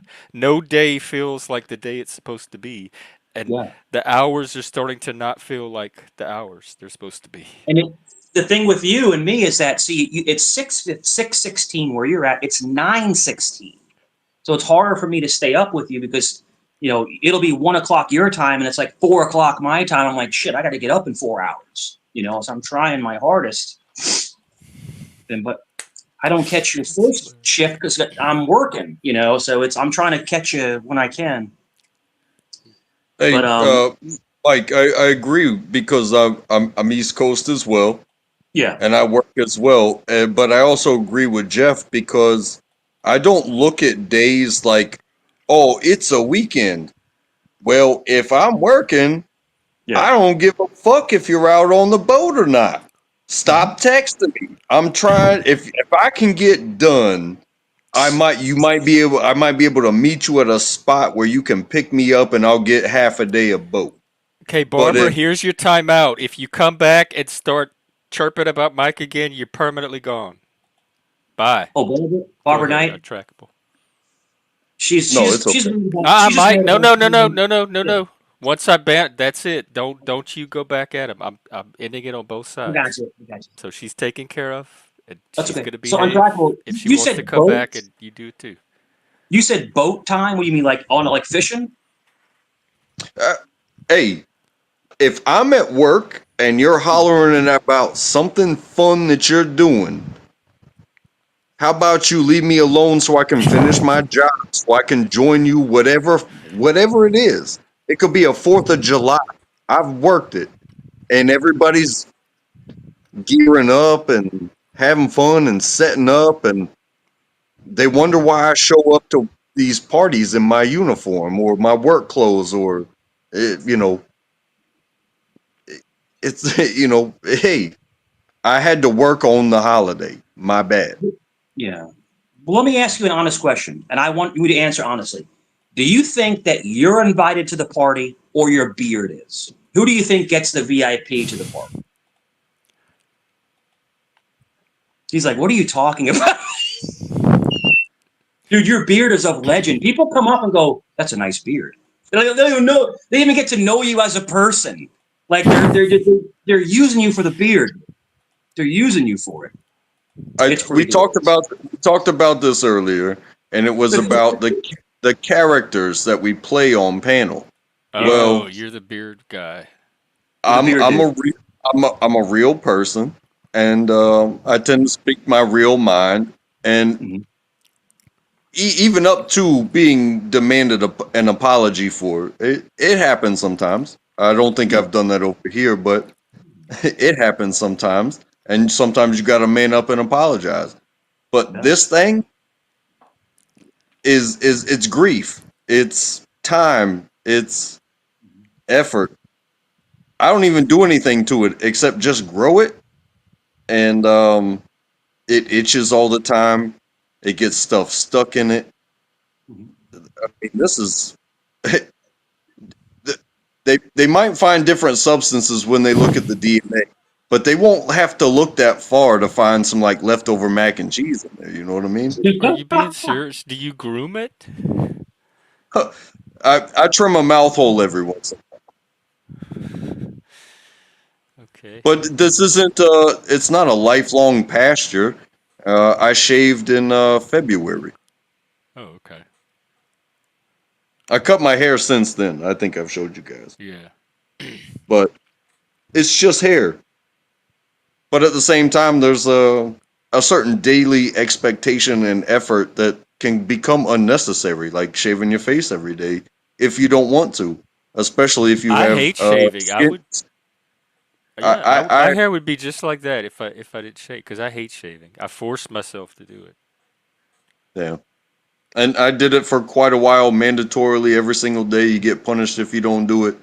But at the end of the day, it's like, okay, I don't have that job where I got to be required to wear a face mask or, you know, be matching every single other person, because if you grow a beard, not everybody grows beards the same. So if you want to have a military and you want everybody to look the same, well, nobody can have any hair. How about that? Is it freedom, like a sense of freedom? To me it is. Yes. It's a separation from my education. This beard is a master's degree, and I take it off at once to twice a year. I like that. It's the science of things. I think that's what really elevates people to PhD, is doing studies. And it's like, hey, I'm going to be able to write something about what it was like to have a reset button, psychologically as well as physically. It's an expression. A beard is an expression. And there were cultures where they would encourage them to have beards. Beards were like status quo. To have a big beard, to have And certain. wigs. Yeah, it was expression. But it's funny because a lot of people. It's not funny. It's unfortunate. A lot of people are very fair skinned and they don't grow beards. So, like, it's very very hard for them to grow a beard. If I don't shave for a month or two, dude, my shit's like down to here. It's like it's fucking wild. Um, but some people can't. They can never really grow facial hair. Yeah. You know. So I've definitely had this conversation with my friends, and a very close guy to me. He's another service member, and he's Filipino, Mhm. and he barely grows a little bit on the end, a little bit Yeah. on the end, a little bit on the chin. No cheek, except for these onesies and twosies. And I explained to him, because I get the whole nice beard thing a lot. It's just because it's fantastic. It's long. It's bushy. It's all these things. But when you look genetically at it, and then you look at what do you call it? The epitome of mastery Mhm. is kind of in the hair. So when you look at these master gurus, these like Indian gurus, they can explain to you about your hair, Mhm. uh, its texture and why you don't cut it. But at the same time, you look at an old kung fu movie, and what did the master look like? He had this little stringy thing on each side of his lip that reached down to his nipples, and then he had that chin that was just a single line down to his collarbone. That's his nature of how long can I just do this and not be required to like remove anything from my body. Yeah. Some of them even grew their nails as well, because your hair can be a distraction and it can disguise the actual placement of your face. But at the same time, your nails can be a weapon. Very So much so. making sure that they are not ridiculous. You don't want them to get disease. You want to keep them clean. That's how a warrior does it. But these parts of your body, you have to use it your way, because back then there were no. Yeah, you'd be lucky to be able to pick up a stick in time. So you have what you have on you. So It's like remember the movie Pai Mei with Kill Bill, where he had the goatee, and then he had the long goatee, and he would throw it over his shoulder, and he was like a famous martial artist. So a lot of the old Chinese martial artists, they'd have a goatee that was like down to their middle of their chest, and it was like all the way down. So it was like, and they would go like that. It was like a status quo. Like to have a goatee or a beard was like, it was almost like respected. Like the Vikings would have these big beards, and it was they were ominous looking, this big ass dude with tattoos and a big ass beard with an axe chasing you, that's a scary sight. But no, the way people would express their looks, the beard, I think, was a sign of a warrior. That's what I think it equates into regular thinking. You see a guy with a big beard, muscular, with Yeah, the it's look masculinity. with the look in his eyes that he's not someone to be messed with. It's an ominous look. It's troubling for anybody who wants to try to mess with that person. It's like a Shows biker. they're not soy. Yeah, that's it. They're not soy. They're not weak. They're ready to rumble, kind of thing. So you got it. there's nothing I'll be, wrong. I'll be There's right nothing back. wrong. There's nothing wrong with soy. It's the If soy, soy, if not it's, soy itself, but the soy personality type, yeah, I was about to say, which has its place. I'm just, yeah, it's probably not with me. I get it. And that's something that I guess maybe that's an inner argument that I've been having with myself, is about the labels, because every time you turn around, even if it's not at you, like if you're just a purveyor of what's out there and people being put into groups, um, and you're like, well, am I in that group? Even if you have the same thought process, it's like, yeah, I'm not messing with them. I'll think for myself all day long, but they can have their little you know, whatever the hell you want to call it. I'm like I'm not going to give up my time for whatever it is that I'm seeing out there. Yeah, and Kane, I I came across a really good article that talked about exactly this, and I'm gonna try to find it and maybe talk about it on a stream. I might have even posted it in Discord. Let me check.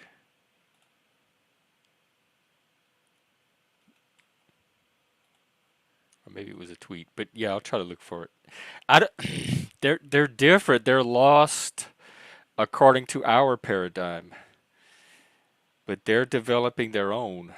That's theirs, and so we're gonna be lost in theirs soon. We're gonna be the ones lost, not them.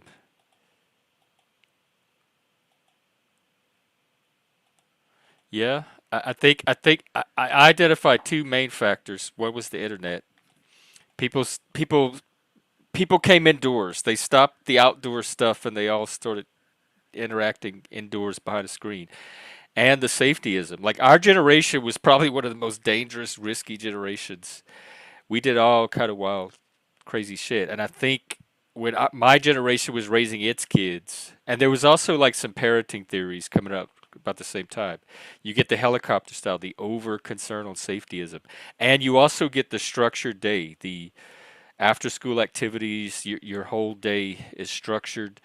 There's not a lot of spontaneous free play with kids in the neighborhood because it's not really an outdoor generation anymore. The outdoor activities are structured. Their sports, their athletics, etc. And so I think like you're gonna get a different type of person with those factors. I trust government and I more or less trust corporations because I trust them to look out for their bottom line, which is profit. And as long as they're doing that, then I know how to make them work for me.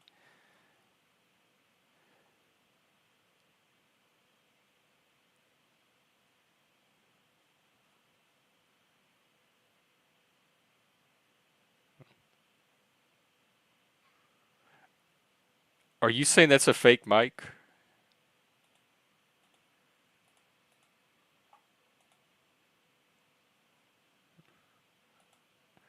I don't think it is. I think we're still capable of handling whatever whatever we're faced with.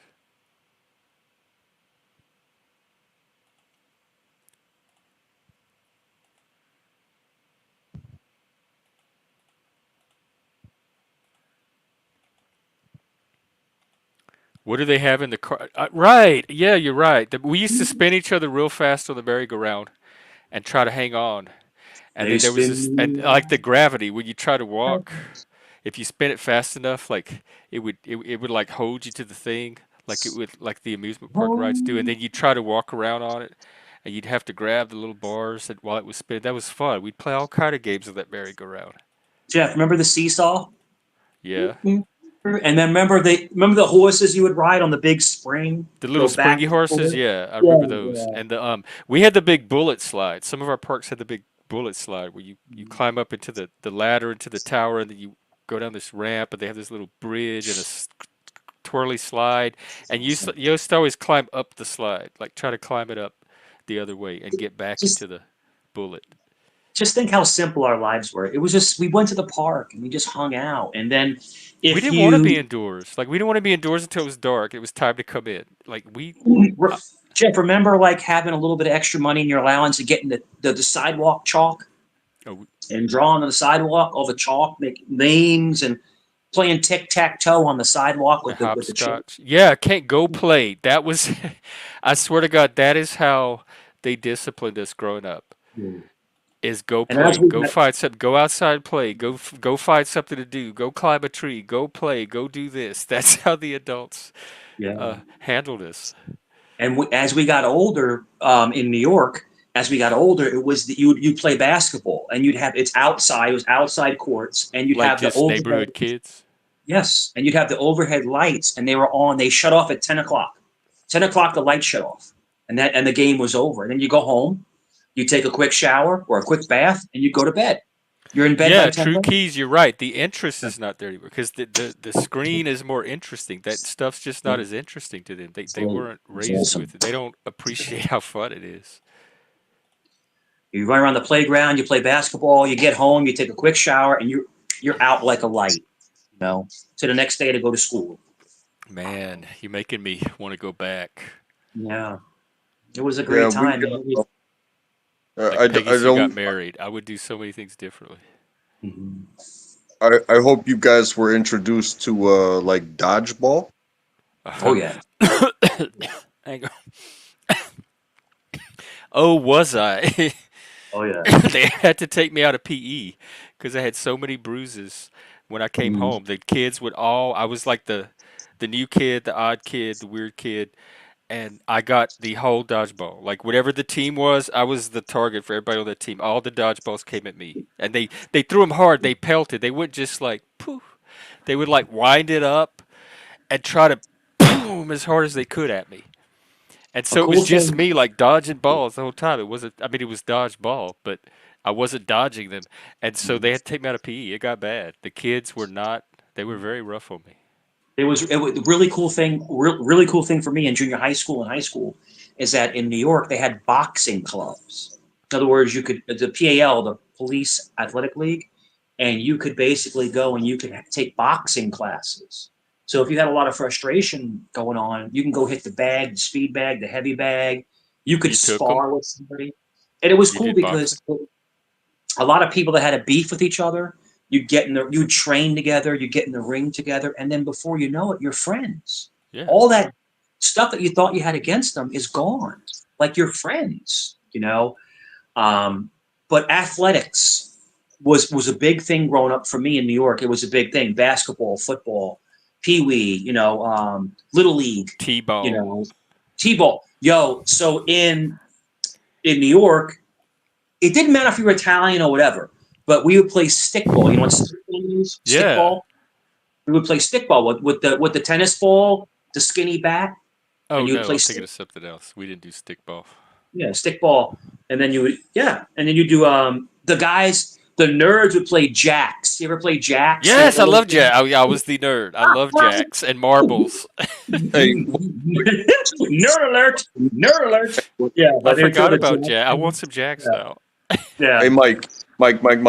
While you're mentioning stickball, Yeah. like we had baseball equipment, but we chose to use the tennis ball and the broom, and that was that was our hey, our parents taught us, hey, you guys are playing baseball, you got these big old bats, nice fields and stuff, and we were like, oh, they taught us about stickball. Now we can Yeah. play in the cul-de-sac and not break any goddamn windows. Yeah, we would go to Dyker Park. We'd go to Dyker Park, and we'd go to other parks in Brooklyn or Queens, and there was baseball fields. They weren't the best kept, but you could play baseball. But the cool thing about stickball is that you could play in the street, and if in other words, you have to worry about breaking windows, and you could play and not worry about taking someone's windshield out. But I mean, I have such great memories about just playing basketball, and it's funny because we would play football, but we would do two-hand touch because tackle, you're hitting someone, hard ground, you're breaking someone's shoulder, you're not. So it was like two-hand touch. You run up, you hit the two hands on them, and they basically were tackled. But taught you. We did the football thing the hard way. We didn't have teams.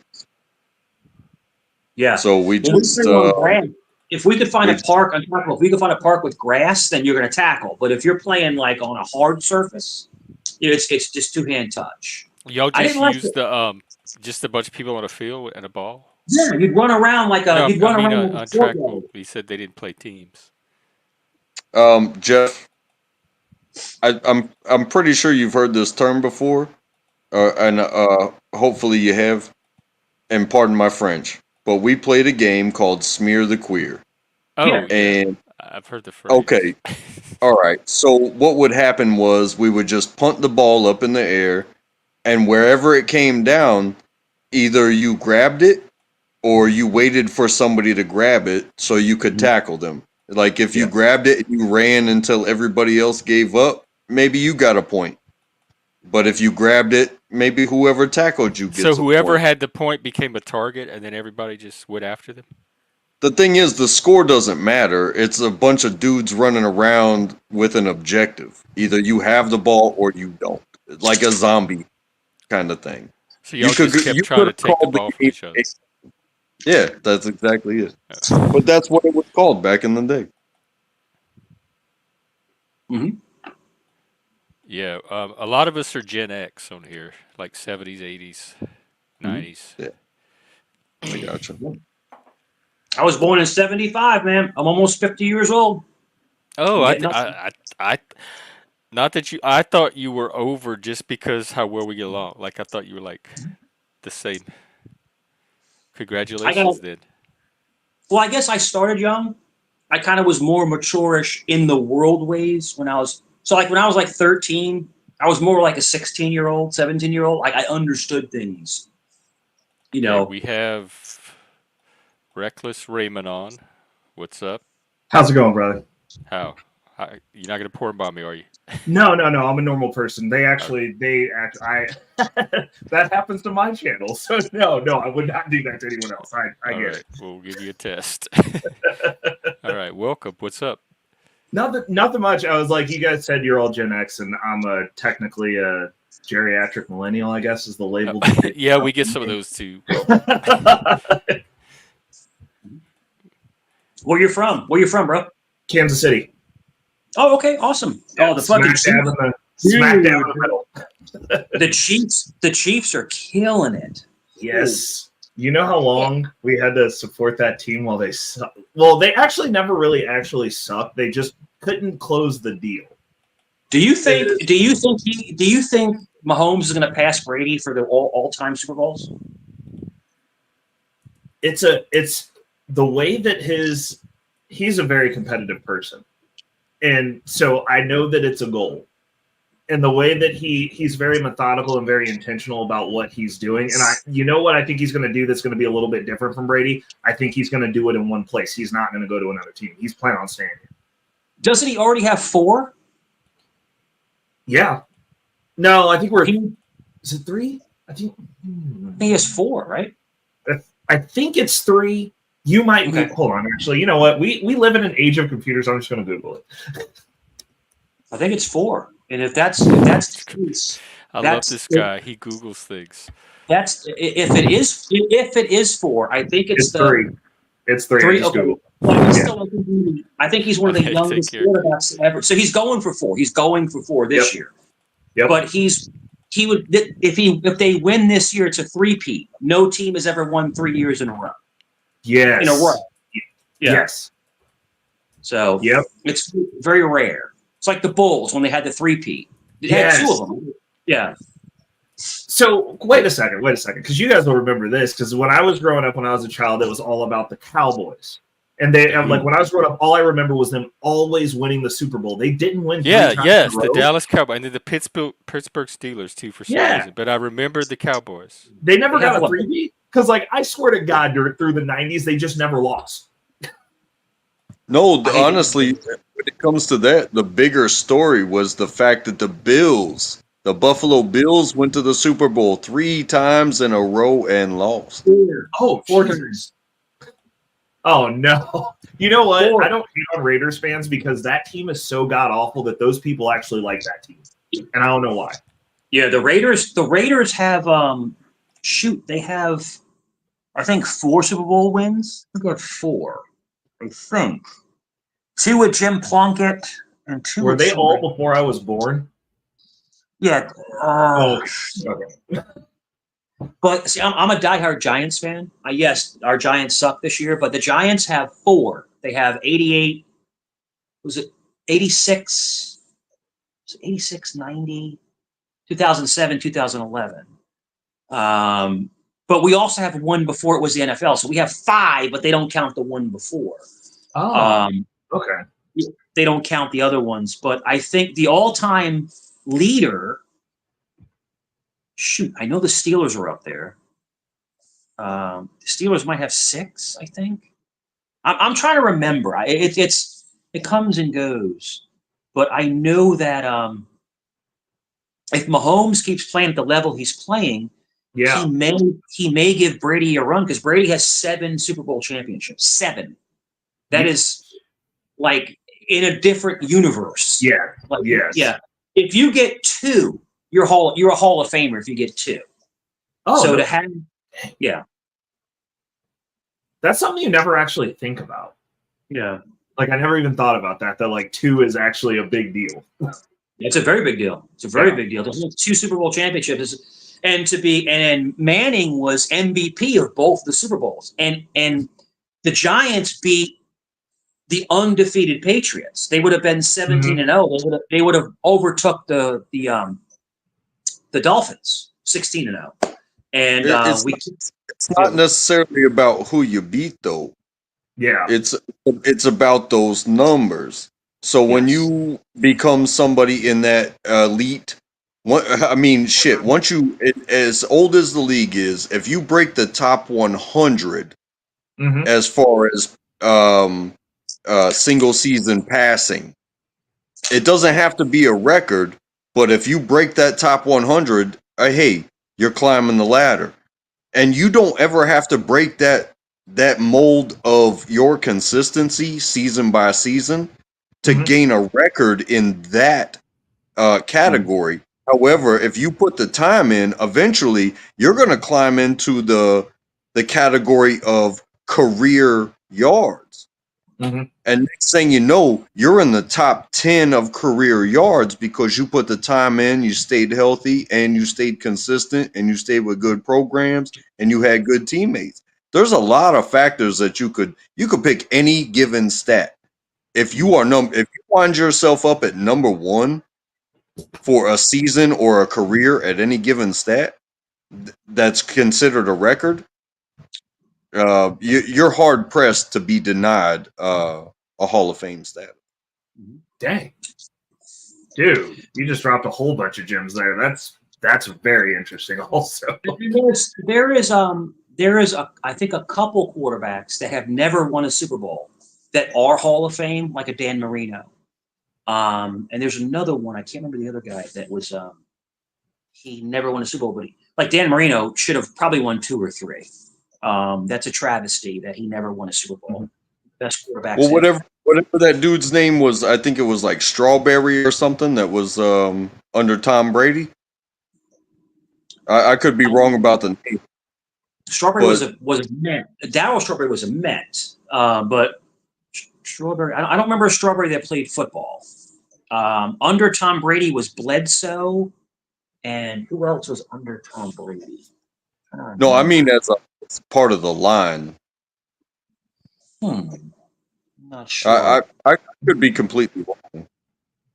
I'm convinced that Tom Brady's an alien. I don't think he's a human being. I mean, I don't know what the hell he's doing. He's like 104 years old, and he's like winning Super Bowls. I mean, the guy shits gold nuggets. Like he takes a shit and it's like worth like $19 million. Like he is a freak of nature. Hey, I hate Tom Brady because he beat the Panthers in the Super Bowl way back when. I think it was 2001. Yeah. But you know, I gotta respect the man for what he's done. Mm-hmm. So when it boils down to it, is if I gotta say something bad about the man, it's that he kind of pulled the what. Hey, I'm gonna find a way to change the league so it benefits my position on the field. And that's when the whole protecting the quarterback thing came in. Yeah. Hands to the head. A lot more protections came in for certain people. Yeah. You know what I mean? Yep. And then LeBron James did the same thing in the NBA with the hop skip. Mm-hmm. So if you have completely mastered the game to where you can say, hey, if you want to make money, let somebody who is such a pro do this little trick. It's like doing a card trick. If you can't nobody just do a card trick. You have to become a magician to do a card trick. You got to master even that one trick. You got to do it. Yep. But you got to be a master of the game to cheat. Even when you go to work, even when you're paying your bills, you gotta be a little magic. You have to be a master of exactly what your plan wants to be. If you're gonna cheat the system, you're always gonna lose if you cheat it. But you gotta mix it up but they changed the rules. Those two people changed the rules of the game. Well, I think that's interesting because when we're talking about like the Mahomes transition, like there's been a new guard of a new type of quarterback because that style of QBing that Peyton did, the reason he got toppled off by Mahomes was because now the game's evolved so much that it's like everyone on the field's a weapon again. It's like you got to be able to throw the ball, you got to be good at passing, but like Mahomes will move. Like if you press him, he's like, I'll run it myself. I'll get the first down. I'll go make this play. And now after he started doing it, you now also have this other slew of very awesome quarterbacks that were like, oh, you can do that? I'm going to do that. I can do that too. But it's funny when it comes to quarterbacks because there is a genre in quarterbacks, right? Mm-hmm. The average height for a successful NFL quarterback is 6'3". Average height. Seriously. 6'3". They all look like they're so because you have guys like Flacco. Like Flacco is 6'6", and then you have other guys that are 6'7", and then I think Peyton is like 6'5", and Eli's 6'4". So you have to be able to see over the O line. You know, I'm 6'3". I'm a little taller. I'm not a super tall guy. But, being 6'3", you're a little bit taller. So when I would play, I could see over people. But Mahomes and Kyler Murray is even shorter. I think Kyler Murray is like 5'9". I think Mahomes is under 6 feet, right? He's not even 6 foot tall, but he can run like the wind. Yep. And I heard, I can't remember who it was. It was a famous player said that Doug Flutie was doing Mahomes stuff before Mahomes. Like Doug Flutie was like 5'9". Oh, no joke. Yeah, scrambling like a maniac. I mean, Kyler Murray. You see how little Kyler Murray is? He's short, but he's fast, and he's like 200 pounds. 5'9", 200 pounds. That's thick. That's a big dude. Yeah. You know, but Mahomes is smaller, but he's agile. He can move. He can pivot. He can turn sideways. He can do all these things. But it takes a lot out of your knees, your hips, your body. Yep. You know, so hopefully he can get his while he can. Yep. He's still a very young guy. For him to have 3 Super Bowls at his young age, dude, people go through their entire career and get one, or not even get one. Who do you think? This is a football question. Who is the worst quarterback to ever win a Super Bowl? The worst quarterback to ever win a Super Bowl. Oh.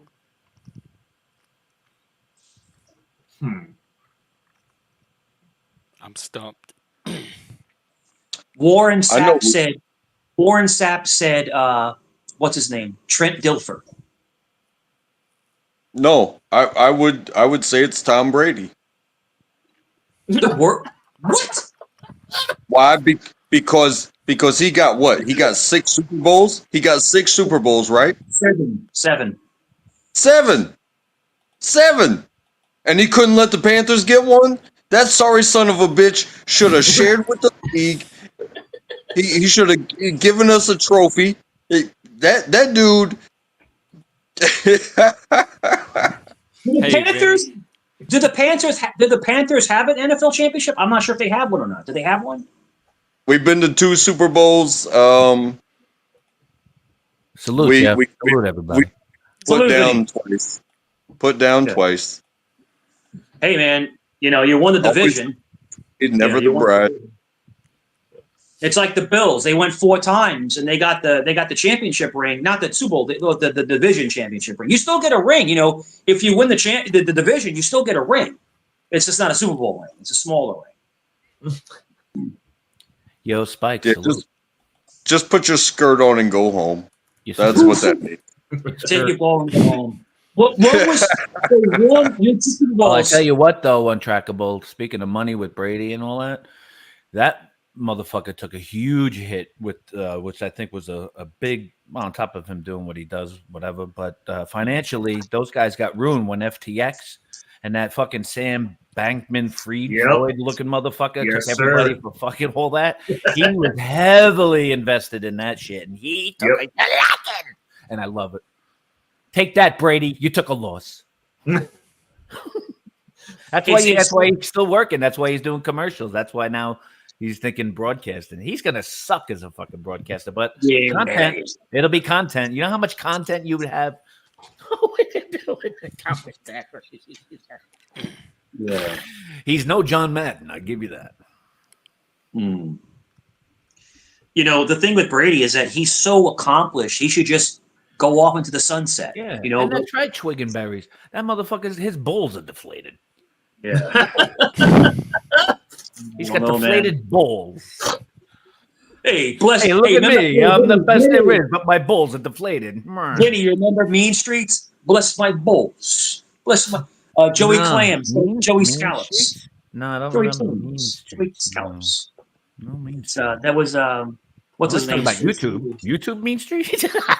Mean Streets, man. That was Coppola's first, not Coppola, shit. His first movie. It's all right. I never heard of it. It's all right. Yeah. So Reckless Ray, is that your channel? Reckless yes, sir. Ray De Niro? Okay. Go ahead, pop it in. What Ray, did you do Did you do graffiti when you grew up? Did you do graffiti? No, I used to. Well, I mean, I still do. I'm recovering from surgery, but I used to break dance professionally, so I used to do that. Are you in? Not graffiti. Not graffiti. Now, my mom was a detective. There was no spray painting or leaving evidence of anything. Wow, that's cool. Ray, are you on the Kansas City, Kansas side or Missouri side? Kansas. Now, I grew up, born and raised Kansas City, Missouri.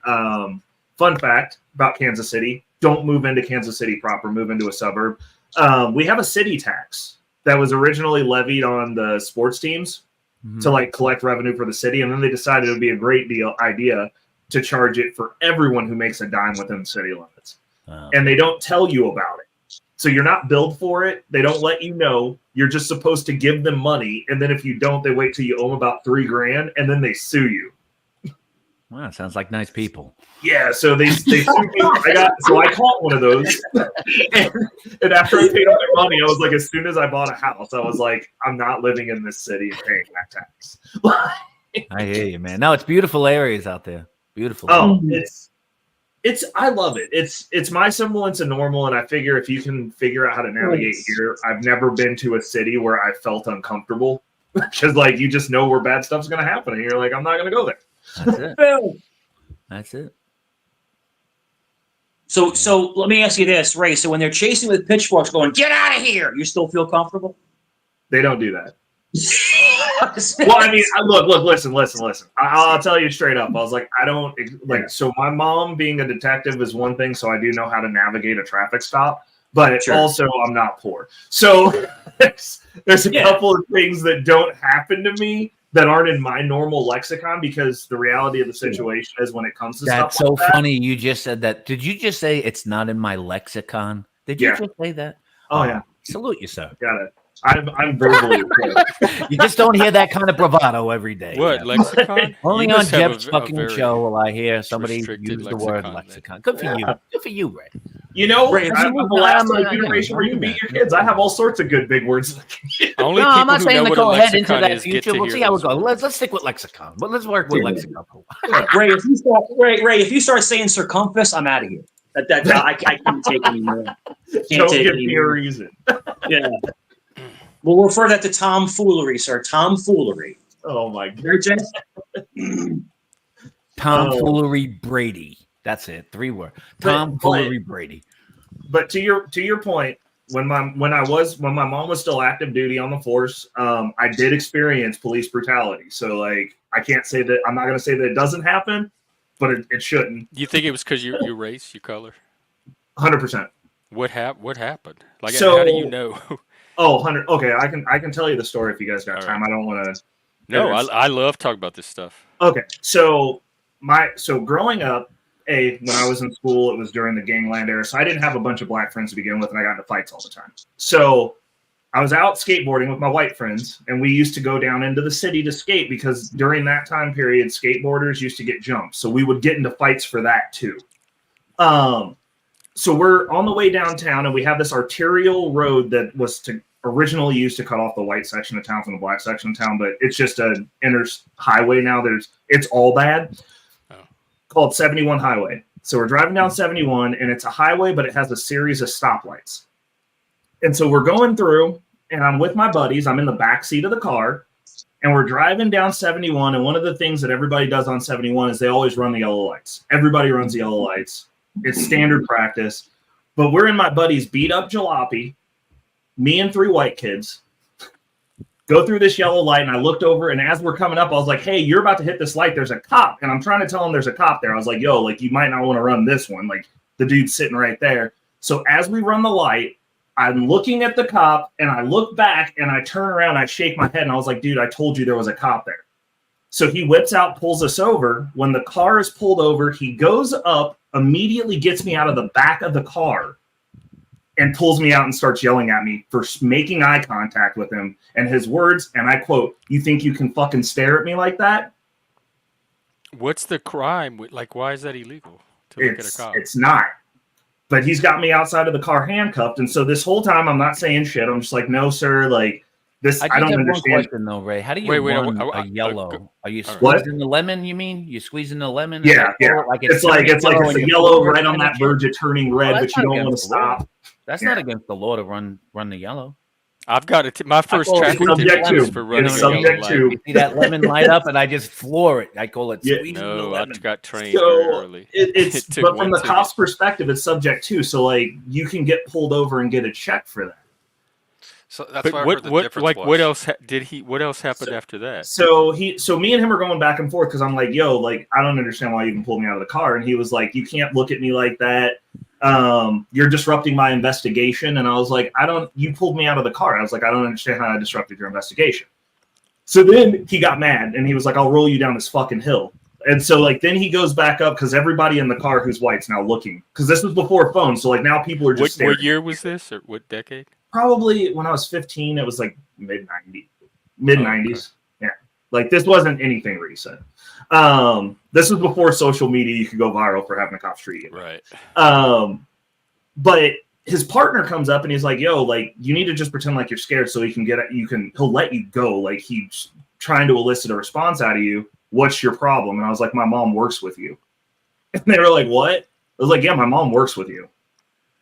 And he was like, "Who's your mom?" So I give him my mom's name. And my mom has articles written up in the Kansas City Star about her from the police work she did as a detective. She ran gang squad for Kansas City from the start of it. She was the first officer assigned. She was also the first of 2 officers to survive a gang initiation because you used to have to kill a cop and take their badge here. And that was the only way in. And she was the first of 2, and they were at the same call that survived that.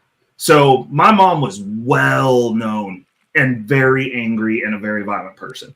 So then he goes and grabs his partner. They had a quick conversation, and then they let us go. And then my mom got a couple of days off from work because they didn't want her around this guy. And this is the part that I like to explain to people when it comes to the conversation about police. That officer, we didn't have to take him to court.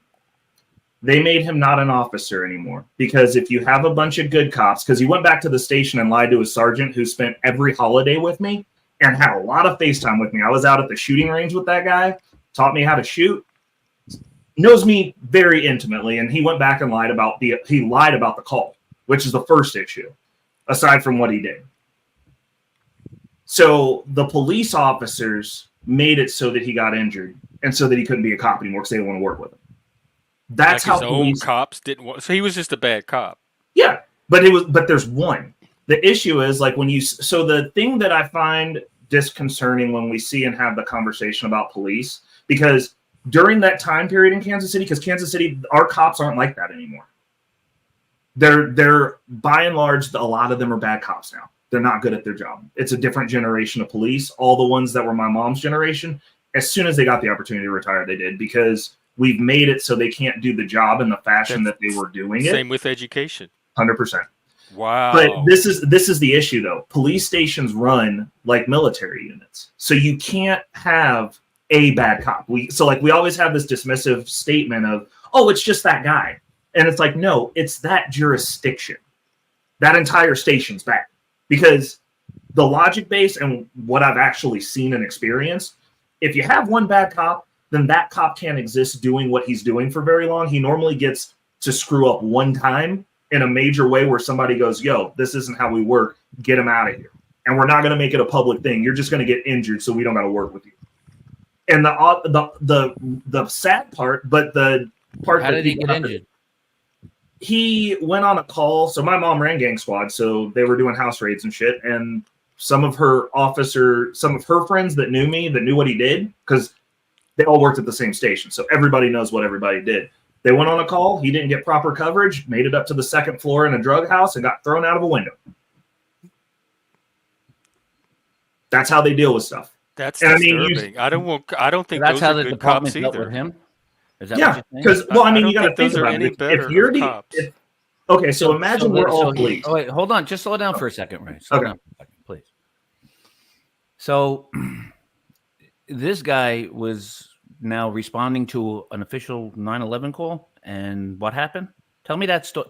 They raided a house. Who raided? And so, like, if you're raiding a drug house, you have to clear the Listen, house. you don't have to explain. Listen, very easy. Well, wait, Vinny, it might help the viewers though. So What part of it do you want me to explain? I want you to explain. How all of did it, the 'cause guy? So you're telling me the guy? You were saying kind of tongue in cheek. Maybe I have this wrong. You were kind of saying tongue in cheek. The department, the boys handled this motherfucker the way we should handle the motherfucker, right? Kind of like you were saying. Yeah, the guy got not thrown out the through window, official kind of channels. implying that somebody that everybody knows the motherfucker who threw him out the window. You know what I'm saying? Okay, shit's got to be handled. No problem. I get that. Right. I personally think it is a problem. So, but that's how they handled it. They Especially set him up on a since call, and they were there's waiting laws. for him in the house. No, they went on the call. So that's the reason I was trying to explain this. So if we were all police officers and we work together and I'm the dirty cop, you guys don't like me. They're like, "Ray does scuzzy shit. We don't want to work with him." We go on a call. We go through the house. We're all supposed to be watching each other's backs. But since you guys don't like me because I'm the dirty cop in this group, in this story, you don't watch my back the way that you would normally watch each other's backs. And then Right, something happens to me and I catch an injury and now I'm on desk duty. So you don't have to work with me anymore. Yeah, I think that's evil. Yeah. Well, I mean, it's no more evil than the whistleblower cops that they're actually doing drive-bys on in their driveways. They're actually killing those people. Like, Well, the question I have about the Yeah, but I like story, whistleblowers, man. the I'll take question a I have about the initial whistleblower, story, no move. I'm still not sure how you knew it was race specifically, because he said it was about him looking at it. okay, well, I mean, we could go that way with it. That's fine. I looked It's at not it. going Still any fucked up way. scenario. It's just the truth. You seem very scattered in telling us exactly the facts that we're asking. No, No, that's I mean, literally the story. I'm interested in the Films. story. Like, I'm getting a lot out of The it. story is what the story is. I mean, you don't. But you it seems can like take you're it- proud that this department handled this officer. I am like getting that. a little bit of that. It too, seems I like you gotta guys, say. that's the way you handle business. Like with vigilante them, and justice I mean, instead of your moms modeling is all a down police with that department shit. So that- your moms Which- know that shit. That's kind of weird, man. Okay, well, that's fine. I mean, I'm I not don't know saying what it. you, I'm what just you want saying me to to tell me. you. Of course, Like, it's fine. It's my opinion. Hey, no, thanks no, for sharing, 100%. brother. Thanks No for one said sharing. that it wasn't fine. Like, Yeah. But yeah, respect I'd like to your get back opinion. to Like, what are you Jeff's trying to point. get out You of it? tell us the story. Okay, now this is. I'm going to Okay. tell you the story. Okay, Okay. we know all the squeeze and the lemons and the boo. Yeah, All yeah. right. Now, the car is completely stopped. Your friend Yes. put it in park. You're in the back seat. The lights are flashing. Tell me play by play. Here we go. Collects the ID and insurance from the driver, looks at me in the back seat and says, "Get him out of the car." Who does he say get him out of the car to? He says to me, he's like, "I need you out of the car." He No. collected all You the just said he said to. You just said this cop just said to the to driver. They get had him to out of the let me car. out of the car. Who was he referring to say get you The out of the car? driver. The driver. So the cop In the is back at the seat. driver's side of the window? No, they didn't slide me out of the driver's side of the window. They No. had to let Listen, me out that's of the not what car. I asked you. I'm asking you, what side did the cop approach your car from while you're in the back seat? Now, which side of the Driver's back seat are you in?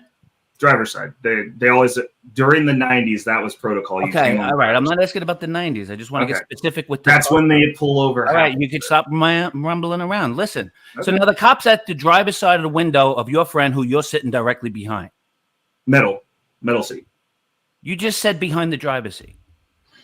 Okay, so You said the cop approached from the driver's side. You were sitting behind the driver. Now you're in the middle. Either way, either behind or in the middle. Okay. Listen, it's not okay. Listen, just Okay. relax. Relax. It's the truth, right? So it shouldn't be Yeah. any problem. right. Okay. So the cop is at the window, and then he tells your friend, "Give me your driver's license, registration, and insurance." They- And then what happens?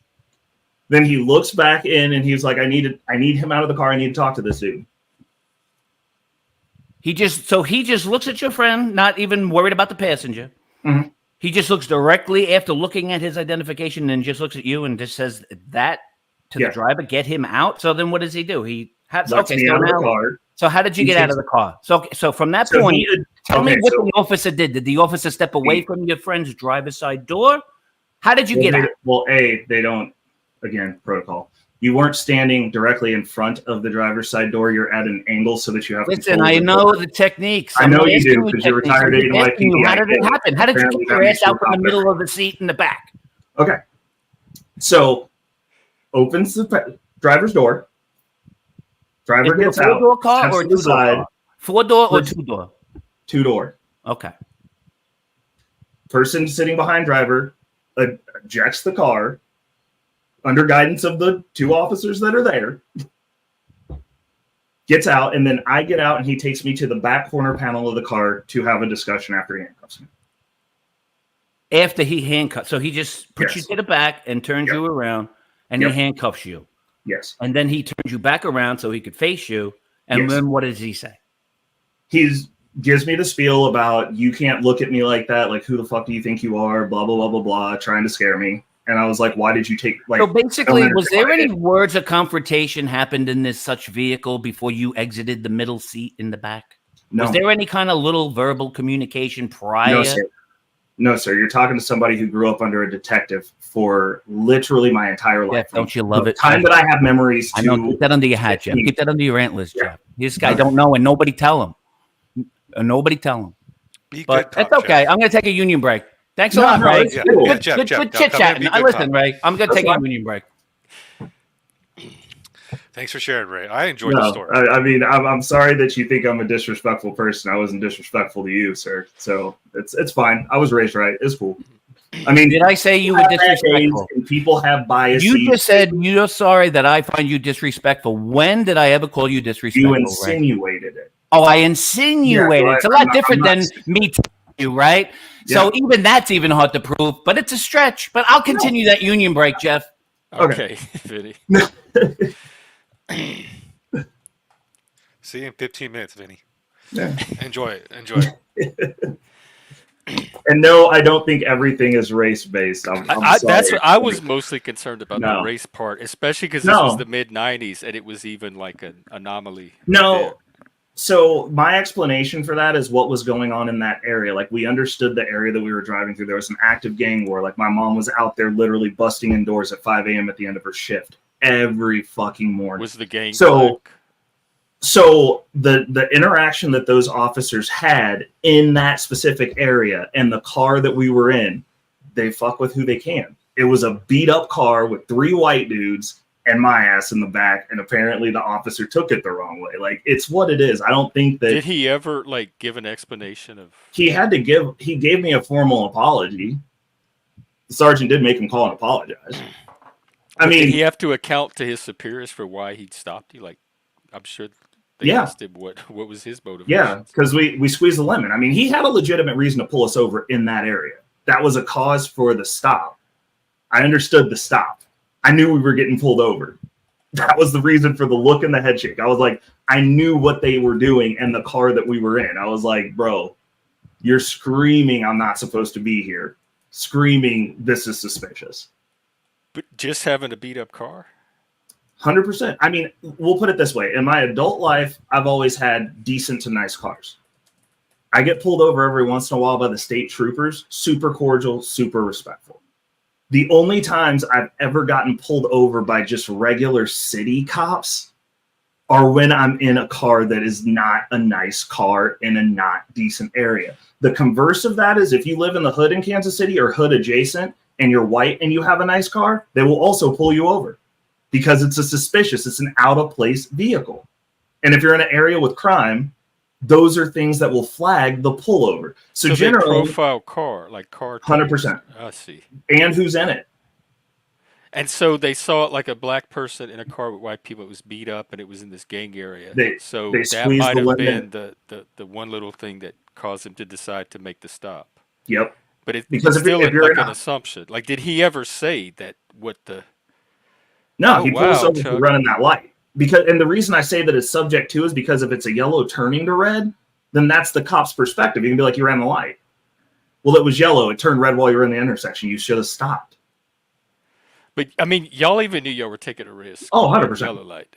Yep. So if all he stopped you for was the yellow light, but that would be the driver. Like, I don't understand how Correct. you ended up being the That- target. But what was his explanation for that in the official report? Like, did He he didn't give an they didn't make him alternative give an explanation official to report on racism? that. He pulled me over, and then the only reason that the conversation even went to where it was because I divulged to his partner who my mother was. It's like a warning, so you don't get a report for a warning, right? Yep. I'm like Vinny. Some things not add up for me either. Yeah. Like, they surely wanted an account for him of why he was focusing on you and not the driver, because that But was you would have had it in order, but like they're saying, in order for that to have gone any further, he would have had to have done something with the driver. Been like, yo, this is official, aside from just pulling over. So they didn't call him in and say, hey, why did you stop this Ray? Like, why did you? No, because, well, there wasn't a form of complaint filed either. I mean, he would have had to have given the ticket to have a complaint. So they didn't follow up on this at all. They didn't ask him anything about to No, account for that. the what happened that resolution day. was between my mother and the officer for mediation that Yeah, was this is involved, weird. Oh, this is weird. and that was the end of it. Until he didn't work there anymore.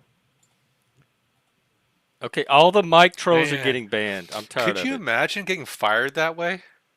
He didn't get Yeah, fired. but you're Well, I saying mean, that okay, he well, can you got out imagine, of the like- department, though, right? Sorry, yeah, Philip. I just wanted to say, Yeah. that guy's career ended because his friends, other cops, tossed him out a fucking window. They didn't. I never said they didn't do that. The people they arrested did that. It was a dirty thing to do, just as dirty or dirtier than whatever you think this cop did. And we have no official account of this guy's, from this guy's version of what happened from his side that day. So it's all like all it is assumptions, and one of them is racism. But we don't have his narrative to put it against to compare which one is most likely. I don't necessarily know that the police that. Officers that did that, because Kansas City's forces are predominantly black. It is definitely not. It's just weird to me that nobody would be curious why he was stopping you particularly. Well, nobody thought to ask him, "Hey, why did you stop Ray?" The issue is this. Well, actually, it's not even an issue. I'm not saying that those cops were like screaming racism and like, "Hey, we got to get this guy up out of here." It was, we all have children, and you put one of our kids that we interact with in a dangerous spot, which goes, hey, this person's not safe around any of our kids. That's the way that I think that it went down. My perception of it at 15, whenever you get through, I was like, my life was threatened by a person that I didn't do anything aggressive to, from my perspective. I mean, shaking my head. Huh? Oh, to roll you down the hill? That is a serious threat. Like, I can't believe they didn't ask him about that. Like, why did you threaten to roll Ray down a hill? That's some serious stuff that it seems like somebody would have asked him about, and he would have had an explanation for. I mean, that's the weirdest part to me, is that he did this and nobody like, oh, we're not. Well, curious. the we thing don't need that to hear I think anything about from is him about why. Well, if you think about it, I mean, I'm not. Again, I think the cops that are acting that fashion. Ray, were you sober? But he's only acting in the fashion you're telling us. Ray, were you sober during this car stop? Yes, we were skateboarding. I was 15. Okay. And real quick, Chuck just gifted 20 new memberships. We have 20 new outliers. Wildlife, Goblin, good to see you. Ram, Carol Kitzer, Mama Sue Lee, Anthony, Little Praline Queen, and Manda. Good to see you too. Maddie and oh my God, Frank. What a surprise. Good to see you. All right, thank you so much, Chuck. Back to our conversation. All right, so Ray, let me ask you a question. Ray, what do you think the outcome is? Do you think that this police officer that pulled you over, do you think that he had a prior problem? It had nothing to do with you as a black man or 100%. Like that? Do you think that maybe he had a chip on his shoulder and he just happened to be the one bad cop that pulled you? Because Vinny's law enforcement, I was prior law enforcement in my 20s, so I know what it's like to have anger or resentment towards people. For me, growing up in New York, growing up in a minority-based area, I didn't have hatred. Some cops have, but some officers that have that power. See, people don't understand the power a police officer has. They can take your freedom from you, and they can lie, and they can cheat, and they can steal. I'm saying some.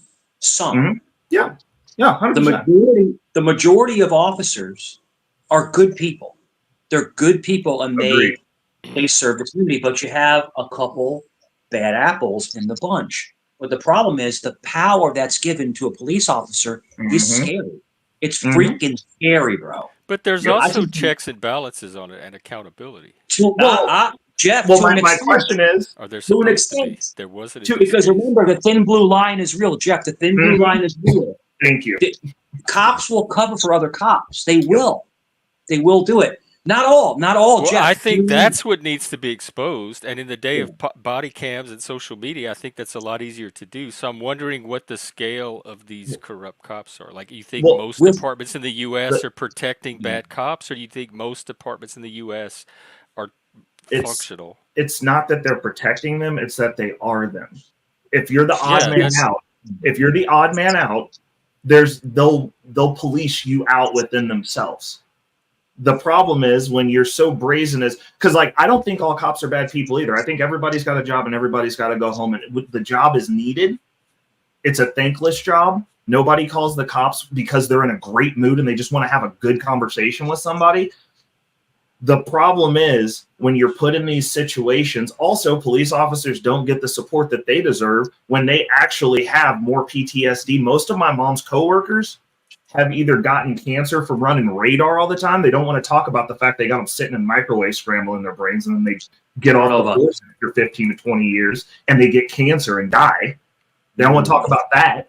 They don't want to talk about the fact that the ones that actually do the job at a high level, like my mother did, are actually dealing with traumatic experiences. My mom's first involved shooting, she got 2 days off, and they put her back out. I think we need more mental health support for cops. That is one 100%. thing I support. We need support for these people. And they need to be paid more, and they need to be held to a higher standard.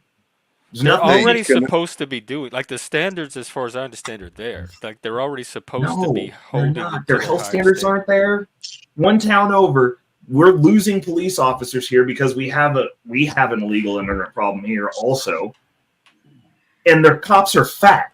Every time I see a fat officer, I'm like, you can't even fucking run, dude.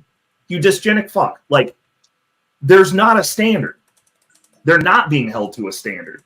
What option do you have besides to shoot somebody who's running from you? Like, you can't get, like, when my mom was a police officer, she got into fist fights regularly to arrest people. Like would you do it like how the military has like a physical standard?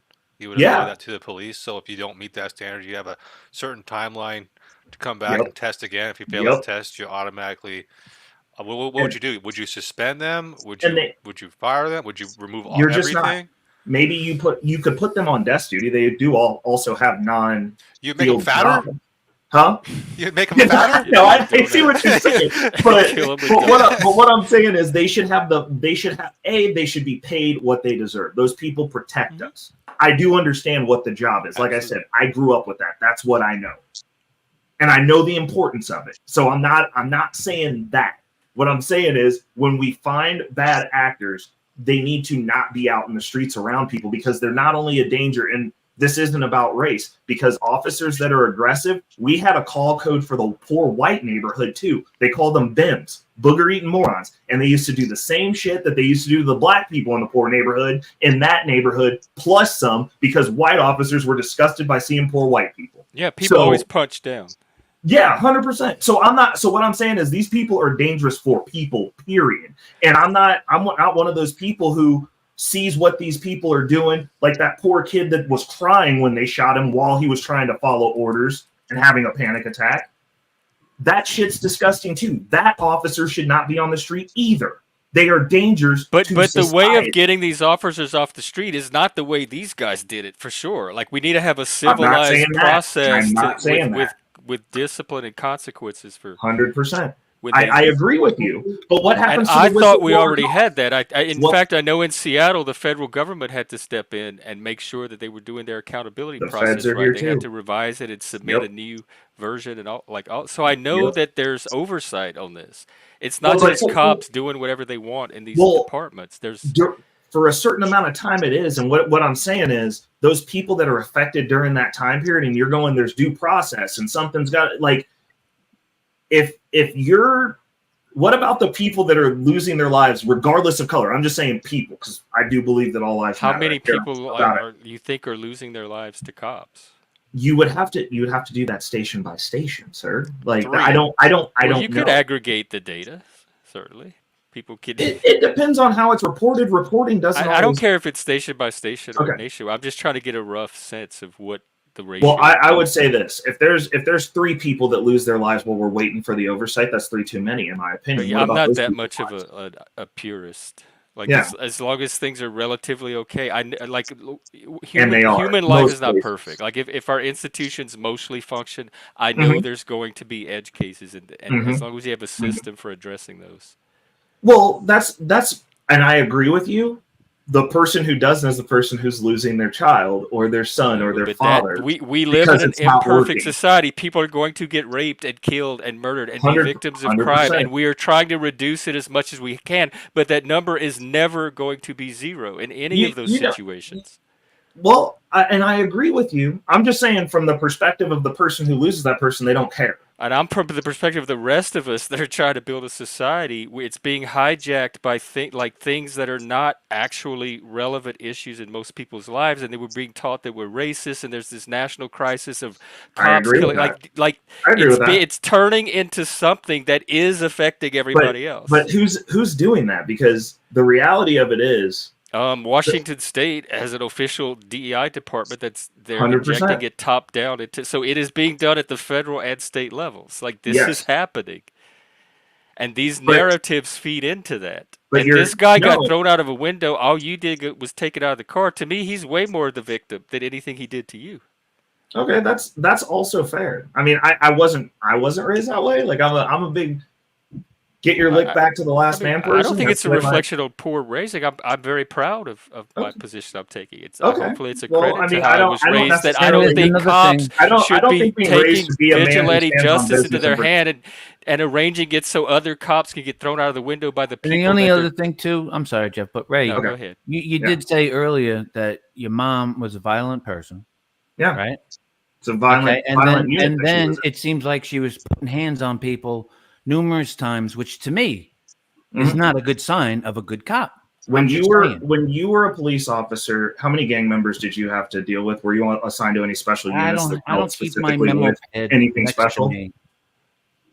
I don't No, understand. I mean it's an honest question because I don't understand the question, but how does that question revert to the fact you didn't let me finish that you stated earlier that your mom, your detective retired mom, by the way, who is a violent person who always seemed every other day, you stated, and I could show you the clip. Yeah, you don't have to stated show the that clip. I know my mom.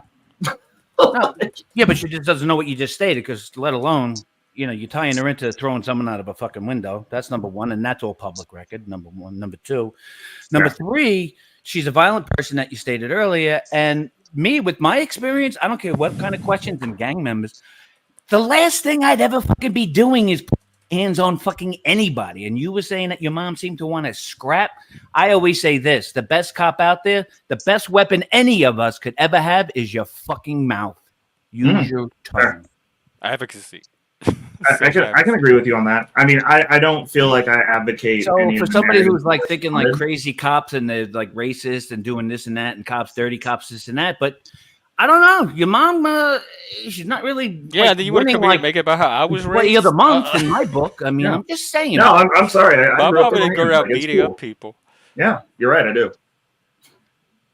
Like, I that's fine. Like, well, like my question is like, so in any situation, you don't defend yourself. You don't have a line. Like, you walk around, you see someone touching a kid, you're just gonna like, defend be yourself like, with- "Oh, I'm gonna call the cops. I'm not gonna try to play by hero. what you're saying. No, and I'm by not what you're saying that to we me, have Ray, police is that you at just no don't point let did I anything say that we need to escalate. do this to everyone. I said we need to. But Ray, the pay thing what they is, deserve. see, you just got to listen. And the thing is, you don't let things escalate. Now, between you Also and me, fair. I don't know you from anything, and Okay. but I have a feeling there's a lot of holes in the story between the time that cop got out of his car and leaned into your friend's driver's side window while you were sitting in the middle of the back seat. Well, Something happened to make that cop spotlight on you, my friend. No cop. I'm not saying it doesn't happen. I'm just saying, and I think there's a lot that you're not saying, but I'm sure there's public records of it all. So no problem. Okay. All right. Well, that's fine. And I can respect that. And I like I said, like, this isn't I don't sit around bashing on cops. I pay more taxes than most people. I just want my police officers to act appropriately with taxes, that's so all I you're care special. about. You My drive error. more expensive cars, you're special. Right? You made that out the gate, right? You already sized up. So you're like, how does Vinny even remember I said all this shit? Because I always remember everything I meet No, with that's somebody. When because first I meet think them. that a lot of when I don't see You a were getting, lot oh, of wow, I drive expensive cars. And let me ask you this, Ray. When are Okay. you ever in a nasty, ugly fucking hoopty in a bad neighborhood? And why would you have to switch your car from an expensive? well, Sounds like you live a double life, I Ray. grew up in a Just nasty saying. fucking Double Ray life. neighborhood, so there was that. There's that. But if you look at the topography of Kansas City, especially The topography. I'm sorry, I used two words too big for you. My bad. But if you look at the way you that have the to city come is back and laid out, revert, but verbally, I fucking am wiping the floor with you, sir. okay. It is okay. And you know what's really wild and okay is that you have to say, it's okay. I agree with you. It's okay, everybody. I It's not agree that with I don't everything agree you with say. you. I do Ray'll agree just with you. agree You're with just you like a arguing, fucking arguing. pirate. Yeah. Okay.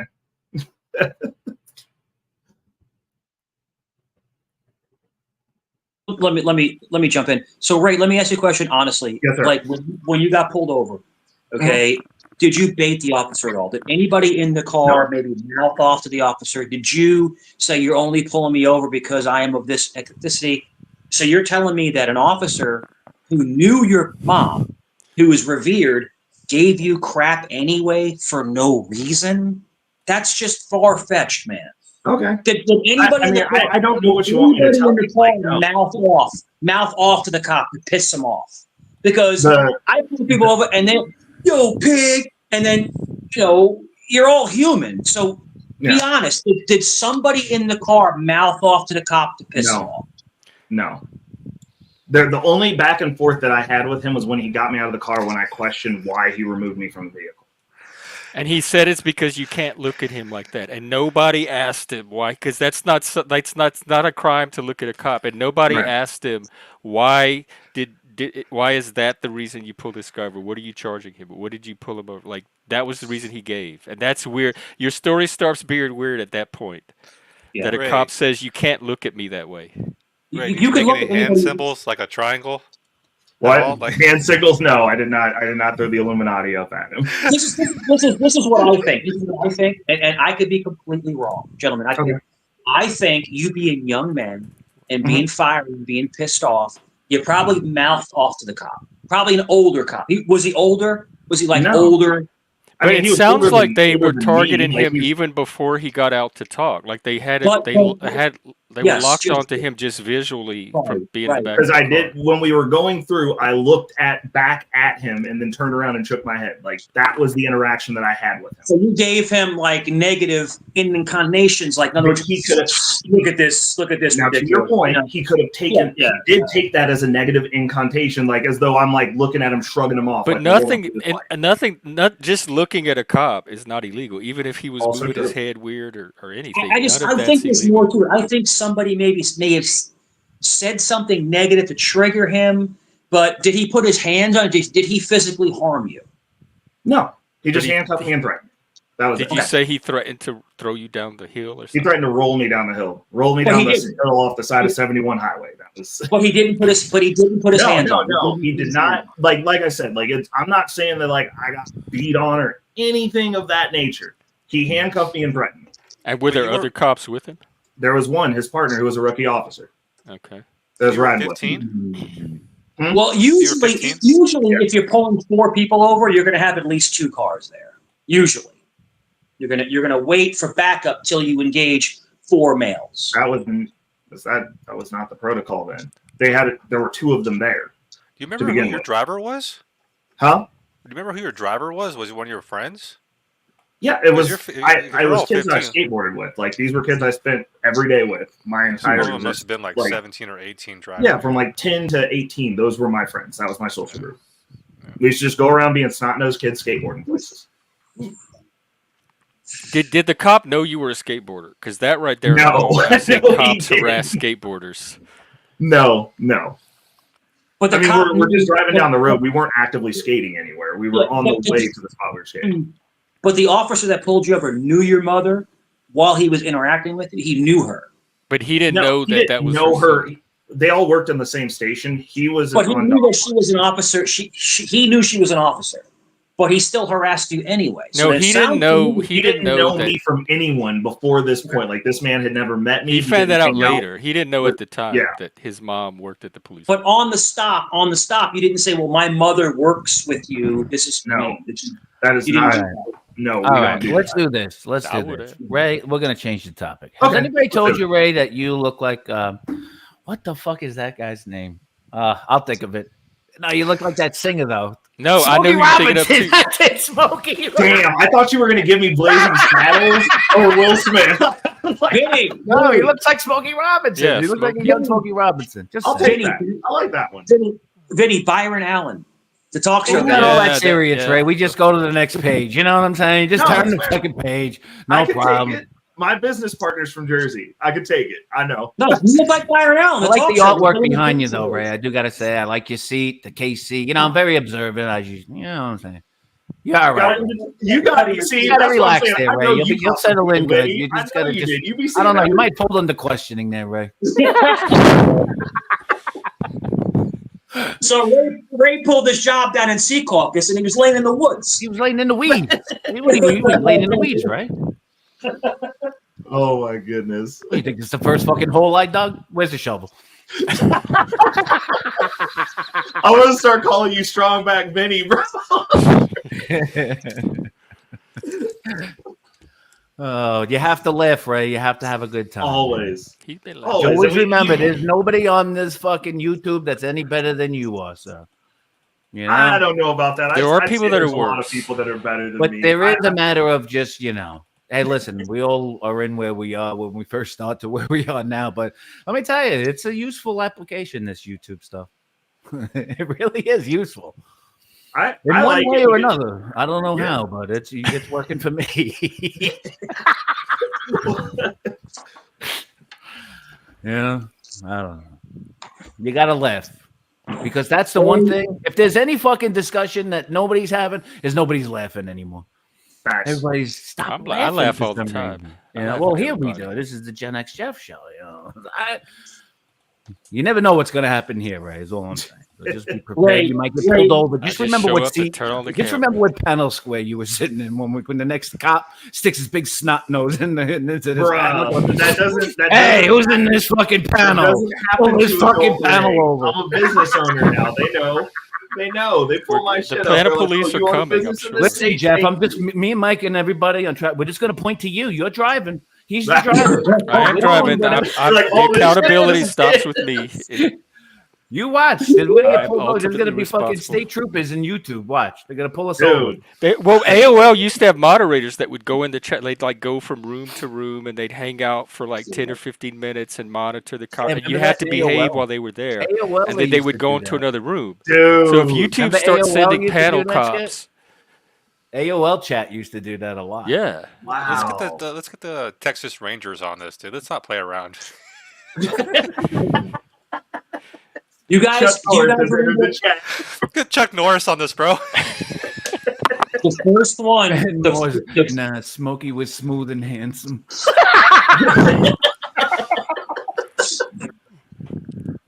Do you remember the prelude? Remember the prelude to MySpace Web TV? No. Ooh, that was before me. Web TV. I don't remember that one. It was Was the it before first YouTube? dial-up chat rooms. Dial up. Web Mm. TV. The thing that Web sounds like a TV. fax machine, bro. It was awesome. It was crazy. And then you had Computer MySpace with- and of course, you had Facebook. I loved MySpace. You could put the fucking song on when you come in. I You could play, remember like, Web a TV. I got song. so much music off of MySpace. Yeah. Yeah, can't Jeff, believe all Web the TV free, was cool just music like that a. you could have. It was just like a keyboard, right, Mike? And then it just Yeah. connected to the remoteness on the, and that's all it was. It was like internet on your TV, but slow as fuck, and you couldn't hardly do Joe, anything. it took like 10 minutes to fucking load, Vinny. It was like, what the fuck? Yeah, and if somebody called the house, forget it. You can't It cut off. the thing to It read. cut off. Yeah.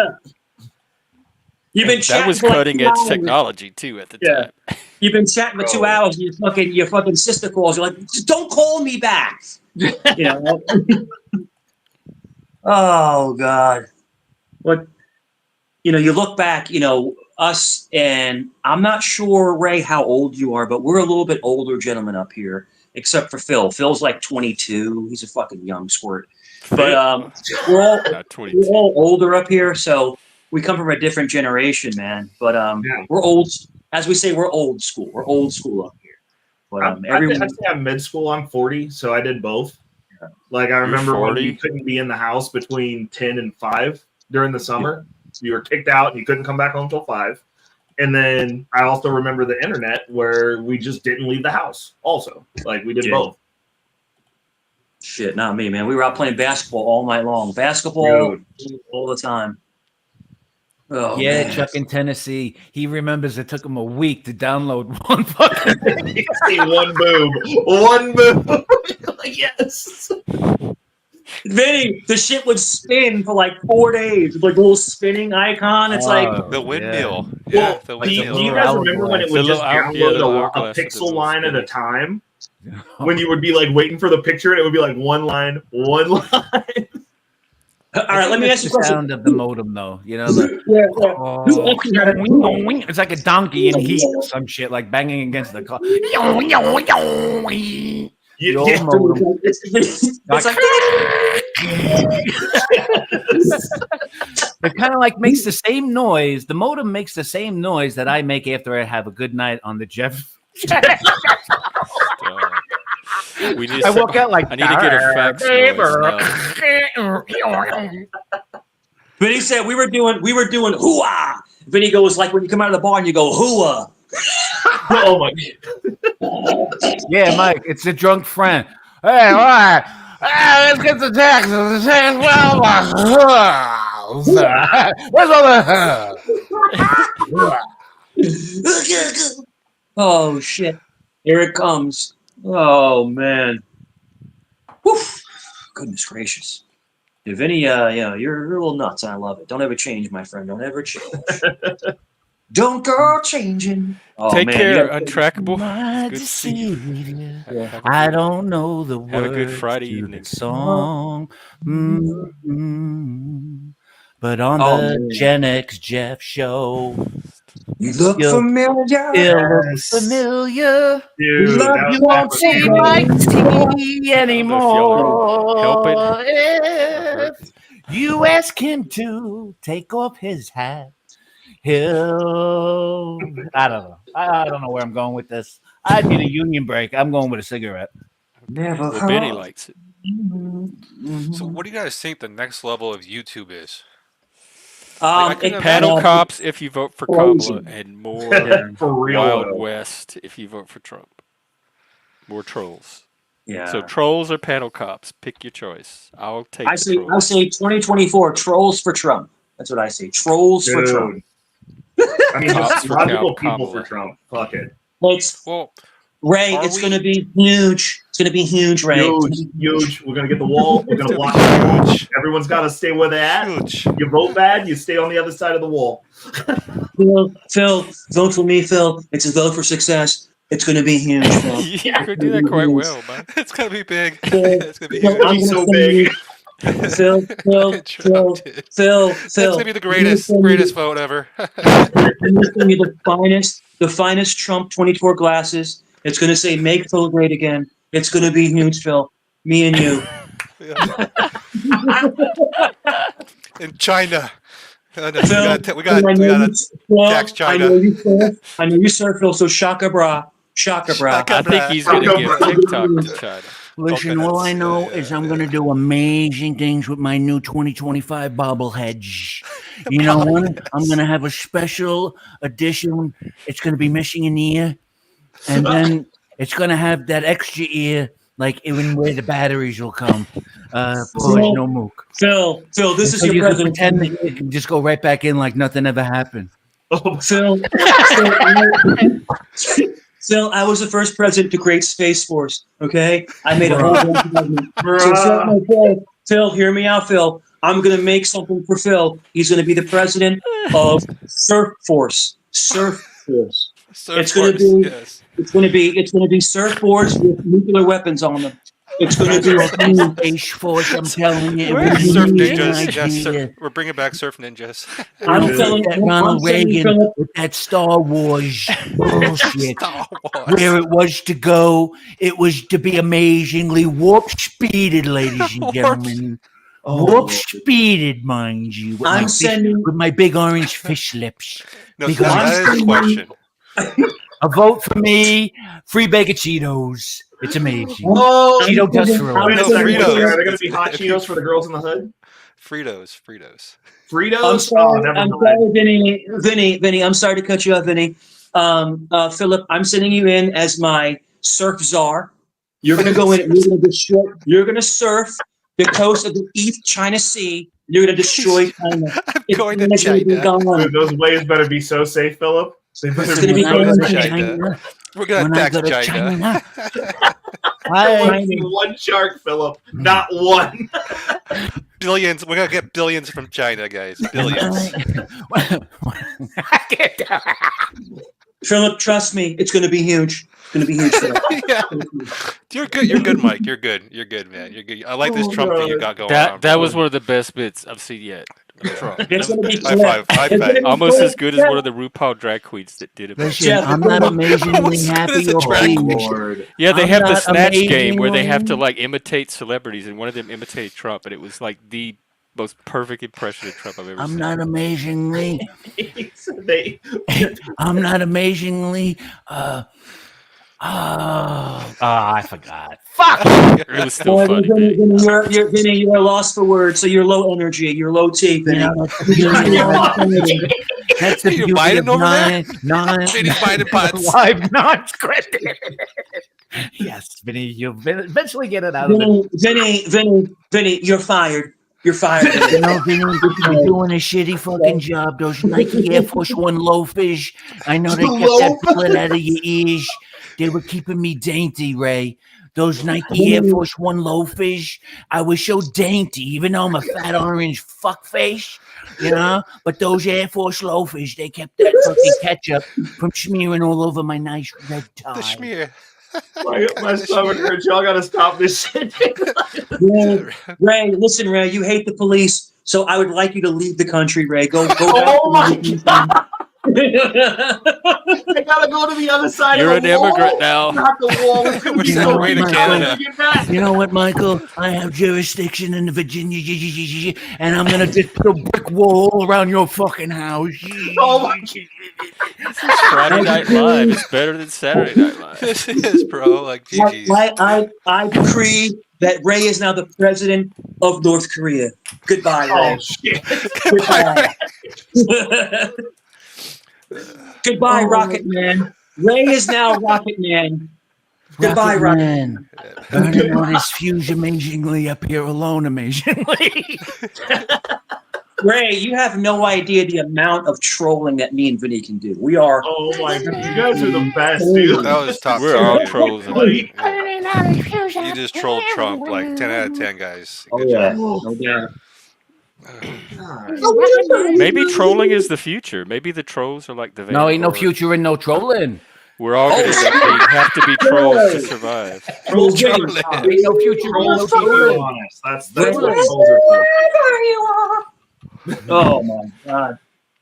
Yo, this is Ray. This is a tough spot to be on. You got to roll the troll punches, man. It's Oh, No, I like it. Yeah, I like it. You guys are fun. Like you guys are funny. Gen Yeah, X. like a rock'em sock'em robot. We were the man. last Just over the generation that internet. knew how to have fun. You got another That's story, it. Ray? You got Oh, another Rocket story? Fucking robots. Oh yeah.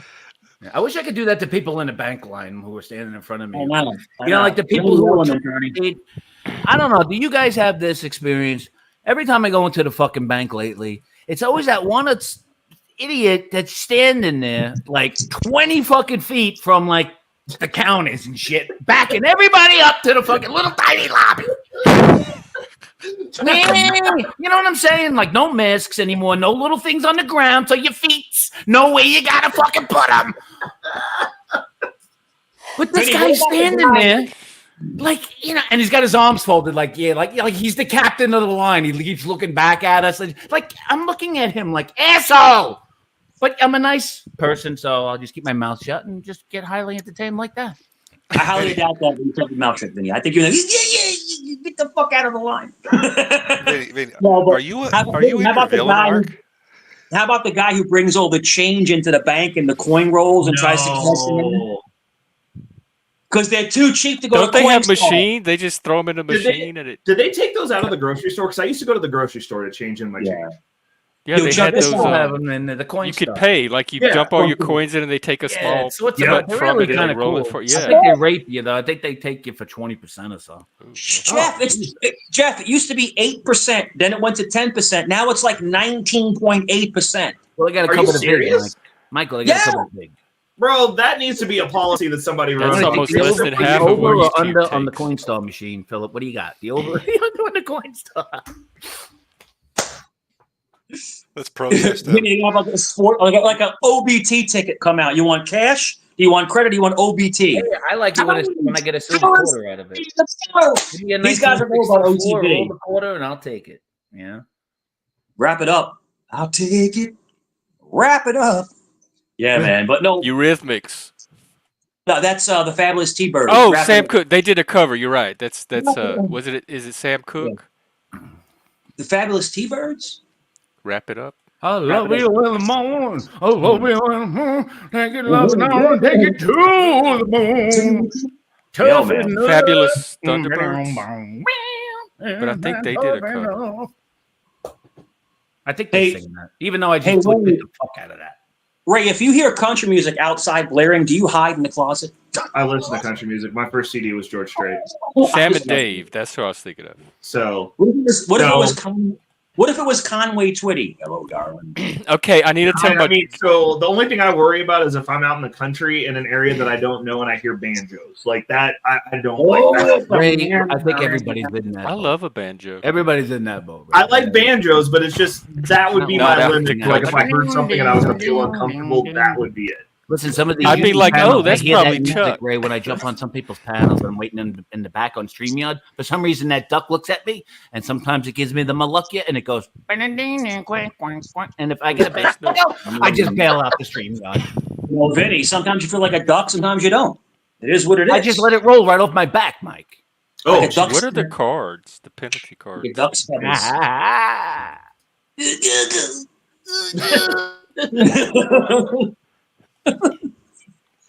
Oh man, you ever hear that famous Oh my God, dice play Chuck. joke? You ever heard the famous the dirty dice play joke?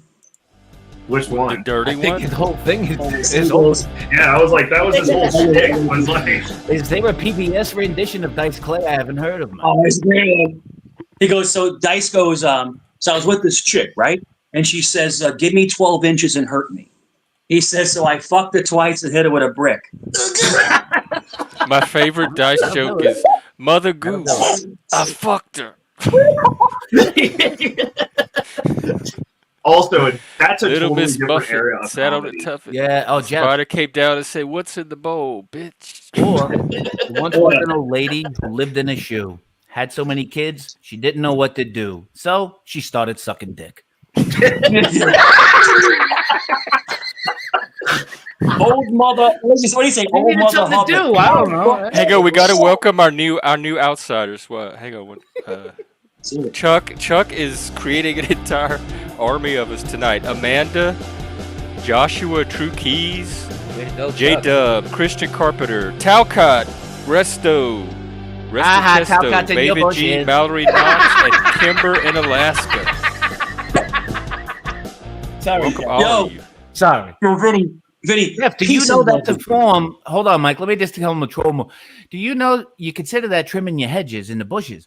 When people are getting those spots out, man, like I view that as people like, I never watched it. So if Talcott's out there and he go, if it's the real one, and you get people go, I don't watch that show.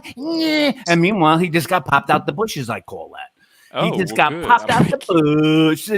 I guarantee you, it's all the people that you never see chatting, and they get hedged. Well, no, most of the names I recognize, actually. Oh, There's very shit. few that I don't, that are not regular. I think so. I want to say in the last 2 days, I think Chuck spent like $6,000. So yeah. Bro, that's a real one. And Chuck, I'm serious. If it reach out if you need to.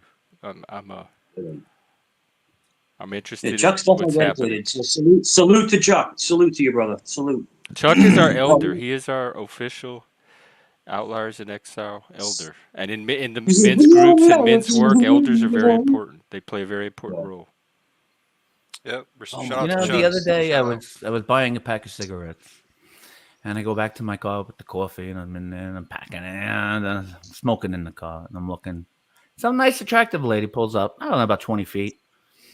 She just sat there, looked at me. I got my sunglasses on, and she just stepped out of the car, and she had one of those old Polaroid cameras around her neck, right? By her tits.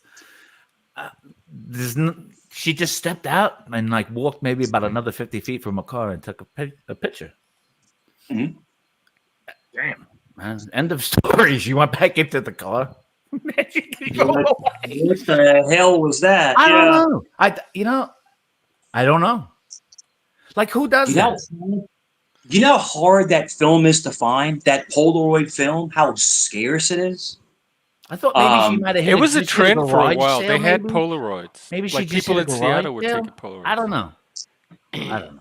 It came back for a bit. Yeah, I had a Polaroids come back. friend that was a photographer, and she would pull it out at like parties and stuff, and But I we'd think snap the pictures of it and the develop them visual- They right would there use and show the- them to each other. It But was Mike, like this a was fun like party one of the thing. first looking Polaroid ones, you know, like the real. Yeah.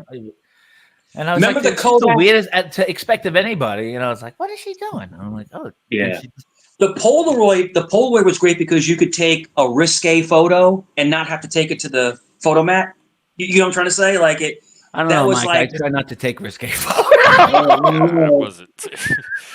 I don't know, Nah, Vinny. You just take use a my lot, webcam. no, Vinny. You take a lot of pictures of pussies. I mean, I'm not gonna lie about it. It's right there on screen. I don't know, man. No, but they always said, you know, that's the one allure about Polaroid. You have to take it to the photomat. You remember the photomats? A little fucking Yeah. Well, the 1 biggest hour cars would hit development. that thing. It swung in. 1 hour pickup.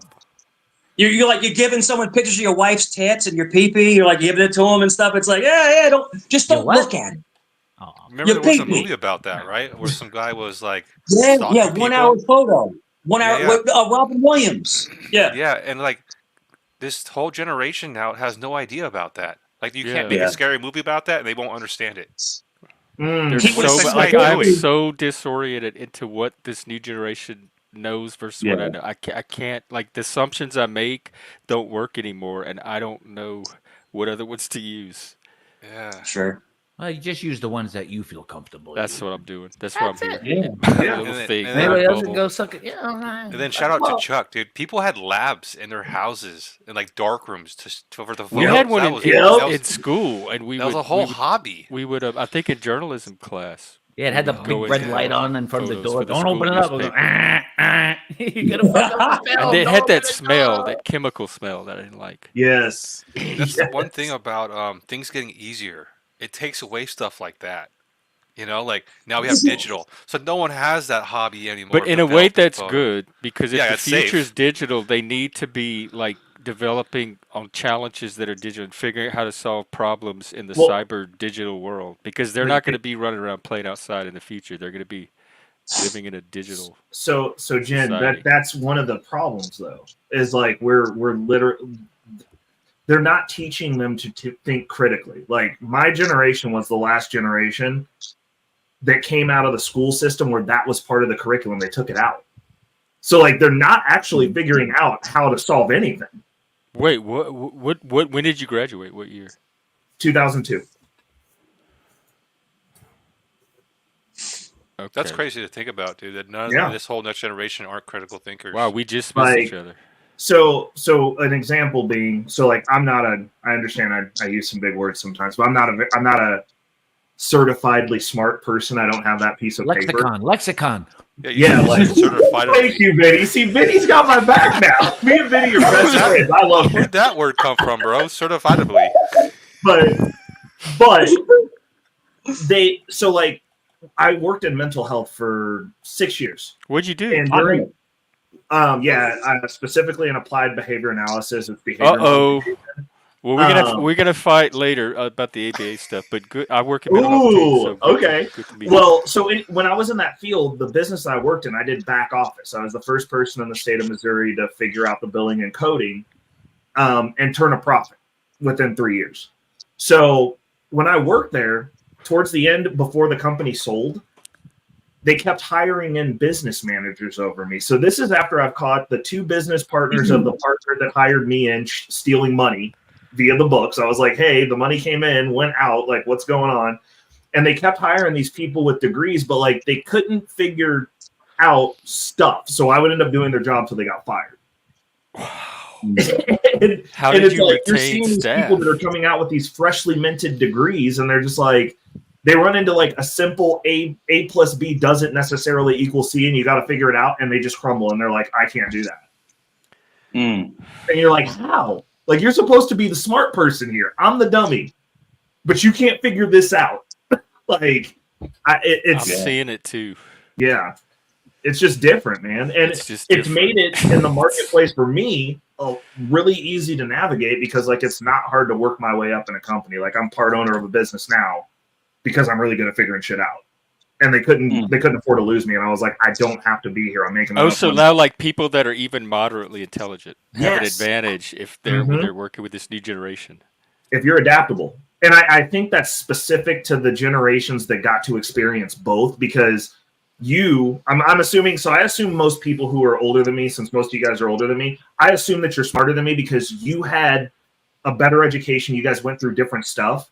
And so I generally approach a lot of stuff with inquisitiveness, because I'm like, yo, these guys are older than me. They know stuff that I don't. So I come in with the air of humility, and I can provide some insight on what I've experienced that maybe you haven't. But like outside of that, I just want to listen and learn.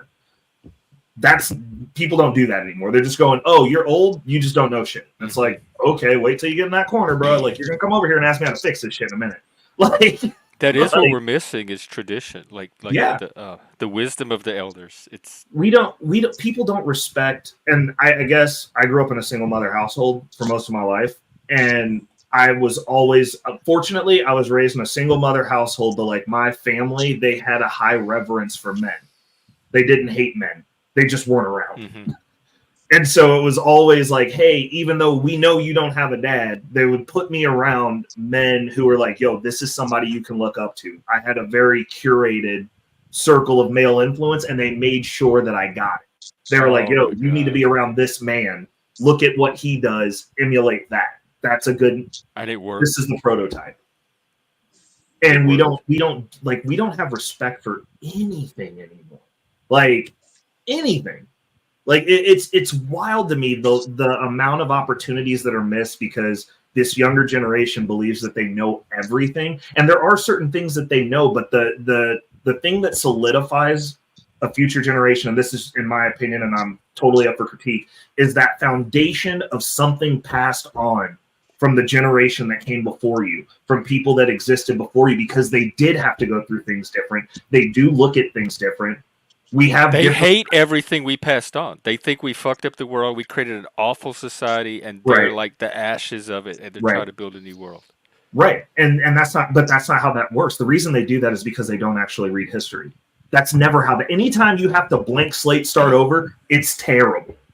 It is terrible. And the thing that I'll tell you guys, as all of you who are older than me, thank you for what you did. You did not create a bad world. You should not feel bad for who you are, regardless of what fucking color you are, because those things don't exist.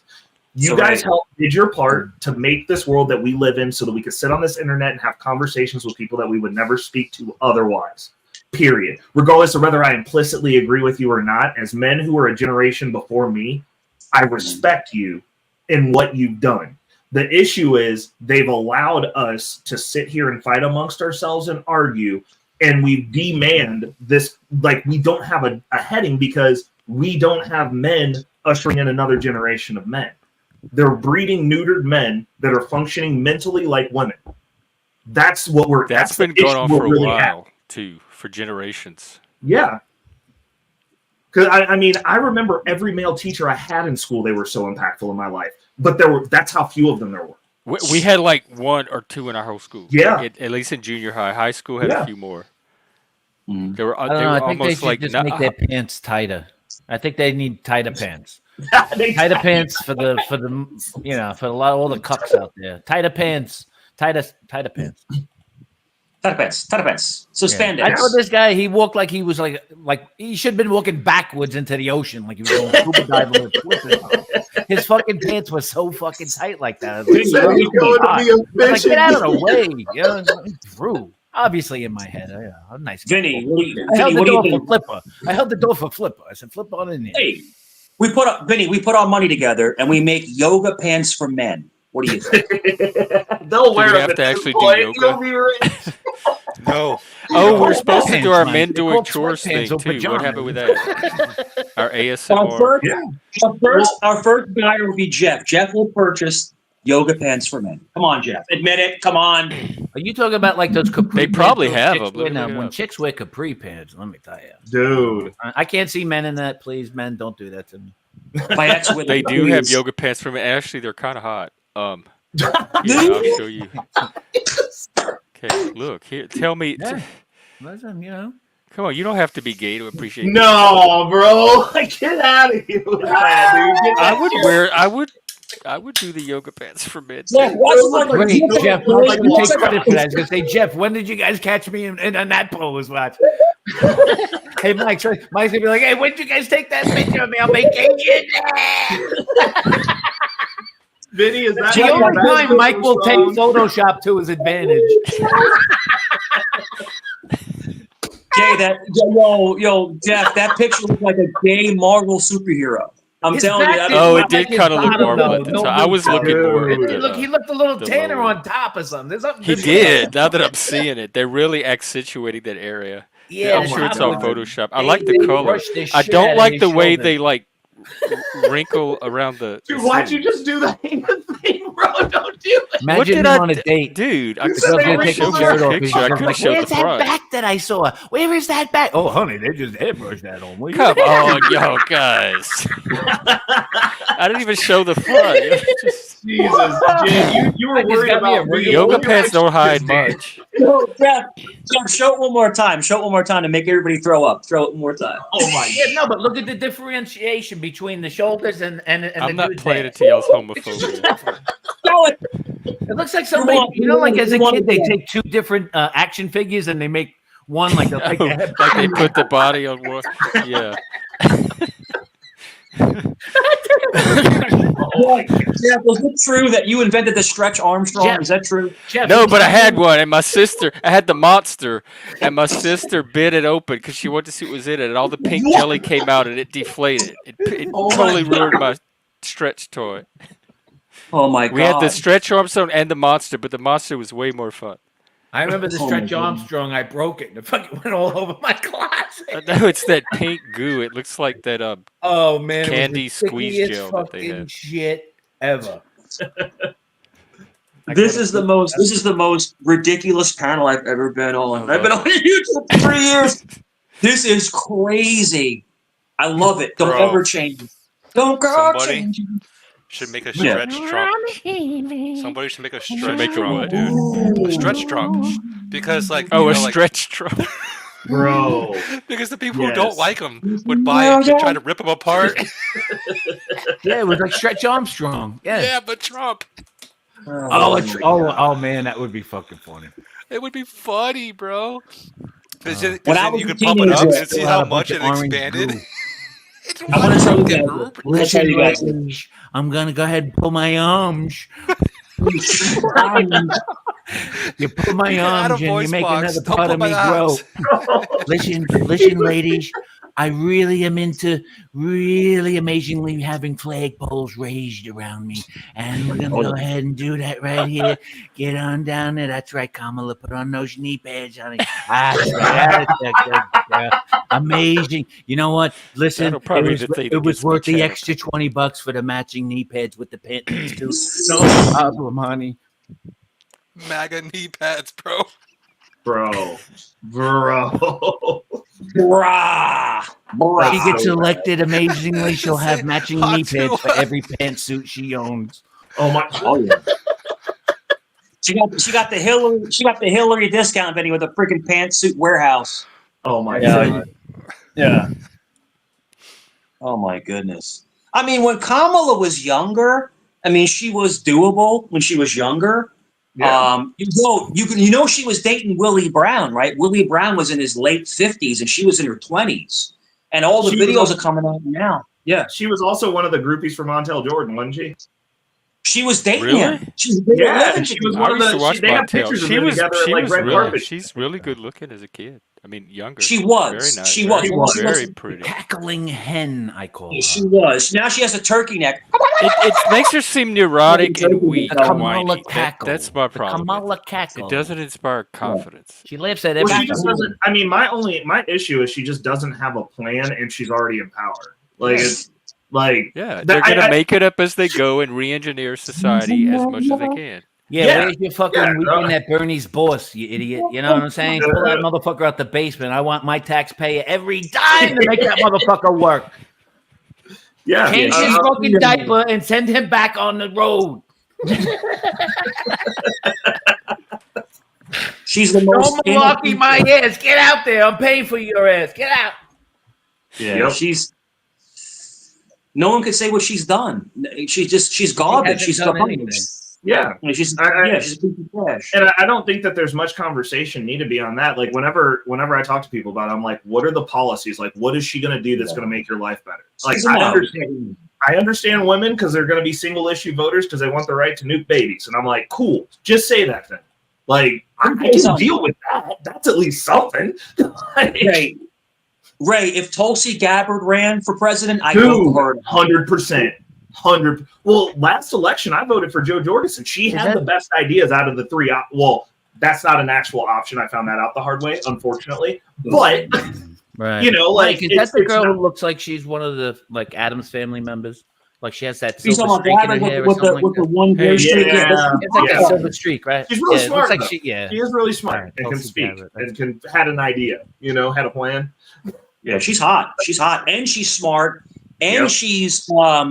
she's a major in the reserves. Yep. So she's a soldier. Yep. You know, Yep. very And she patriotic. actually did serve. Like she she did combat medicing. Like Yeah. she saw action. So, you know, like it's really what's super sad is like her and RFK left the party over I that. heard she's seen a Because lot of action. they that's literally why she's getting and those the deep other ends. thing that no one's talking about is the Democrats didn't have a primary. They circumvented the process. Well, Well, it so- kind of was still a legitimate process by their rules, by the way their Trump nomination Trump process has said. Yeah. Trump. I'm sorry to cut you off. Trump has said if he gets elected, which I think he will, he's going to Mhm. bring RFK and Kamala in as cabinet positions. Did you guys hear that? No, but I don't think he's Really? elected. Well, you guys do remember the way that this used to work, right? Like the way the electorate used to work. Like the loser was the VP. So Yeah, way back when, and then they changed. yeah, and I mean that actually, you know what? In all honesty, that doesn't sound like a. I don't think that was a terrible system because then you had both sides. Like I don't believe that this can run like we can run this country one way or another because historically speaking, anytime you have all liberals, you end up with cannibalism, and anytime you have all conservatives, you end up with cannibalism of a different kind. So That's why we have the three branches, and it seems to be right, working. right. And so it's supposed to be a conversation. And what we've done is, since a bunch of people who can vote now can't think critically, they can't have a conversation like we just did and not necessarily fully agree, and then keep talking and be like, "Yo, we're all people, and this is cool. Keep it moving." Next topic. I like They this can't guy. do He's that saying now. everything I've been saying. Yeah, Finally, And- somebody sane and sensible shows up. I agree with you, Jen. Like I said, you're smarter than Hey, me. Heather. I'm second tier you. It's cool. What am I, Jeff? What am I, chopped liver over here? Come on, man. Present company accepted. I forgot that part. I was No, supposed your to say that. basil, See, Mike. my you're etiquette delicious. didn't take. It's delicious basil. not Richie.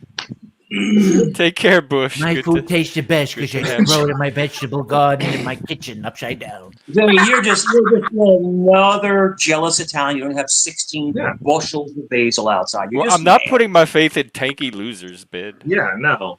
I mean, it's not about joining a Put your The faith issue is in tanky losers. Bow wow. Oh, thank you. Appreciate it. Come and steal my bandit. Probably makes it a bunch. You're gonna drag this It's So- what you're making. I know we're not a big fan of politics, but what happens if someone voted you in and you won? Would you accept the job? Heck yeah. I would fuck it all up. I ran for student government. I did a few student government positions. Hey, I love the honesty on that. He said, "Don't pick me. You ain't gonna like it." hey, fuck it.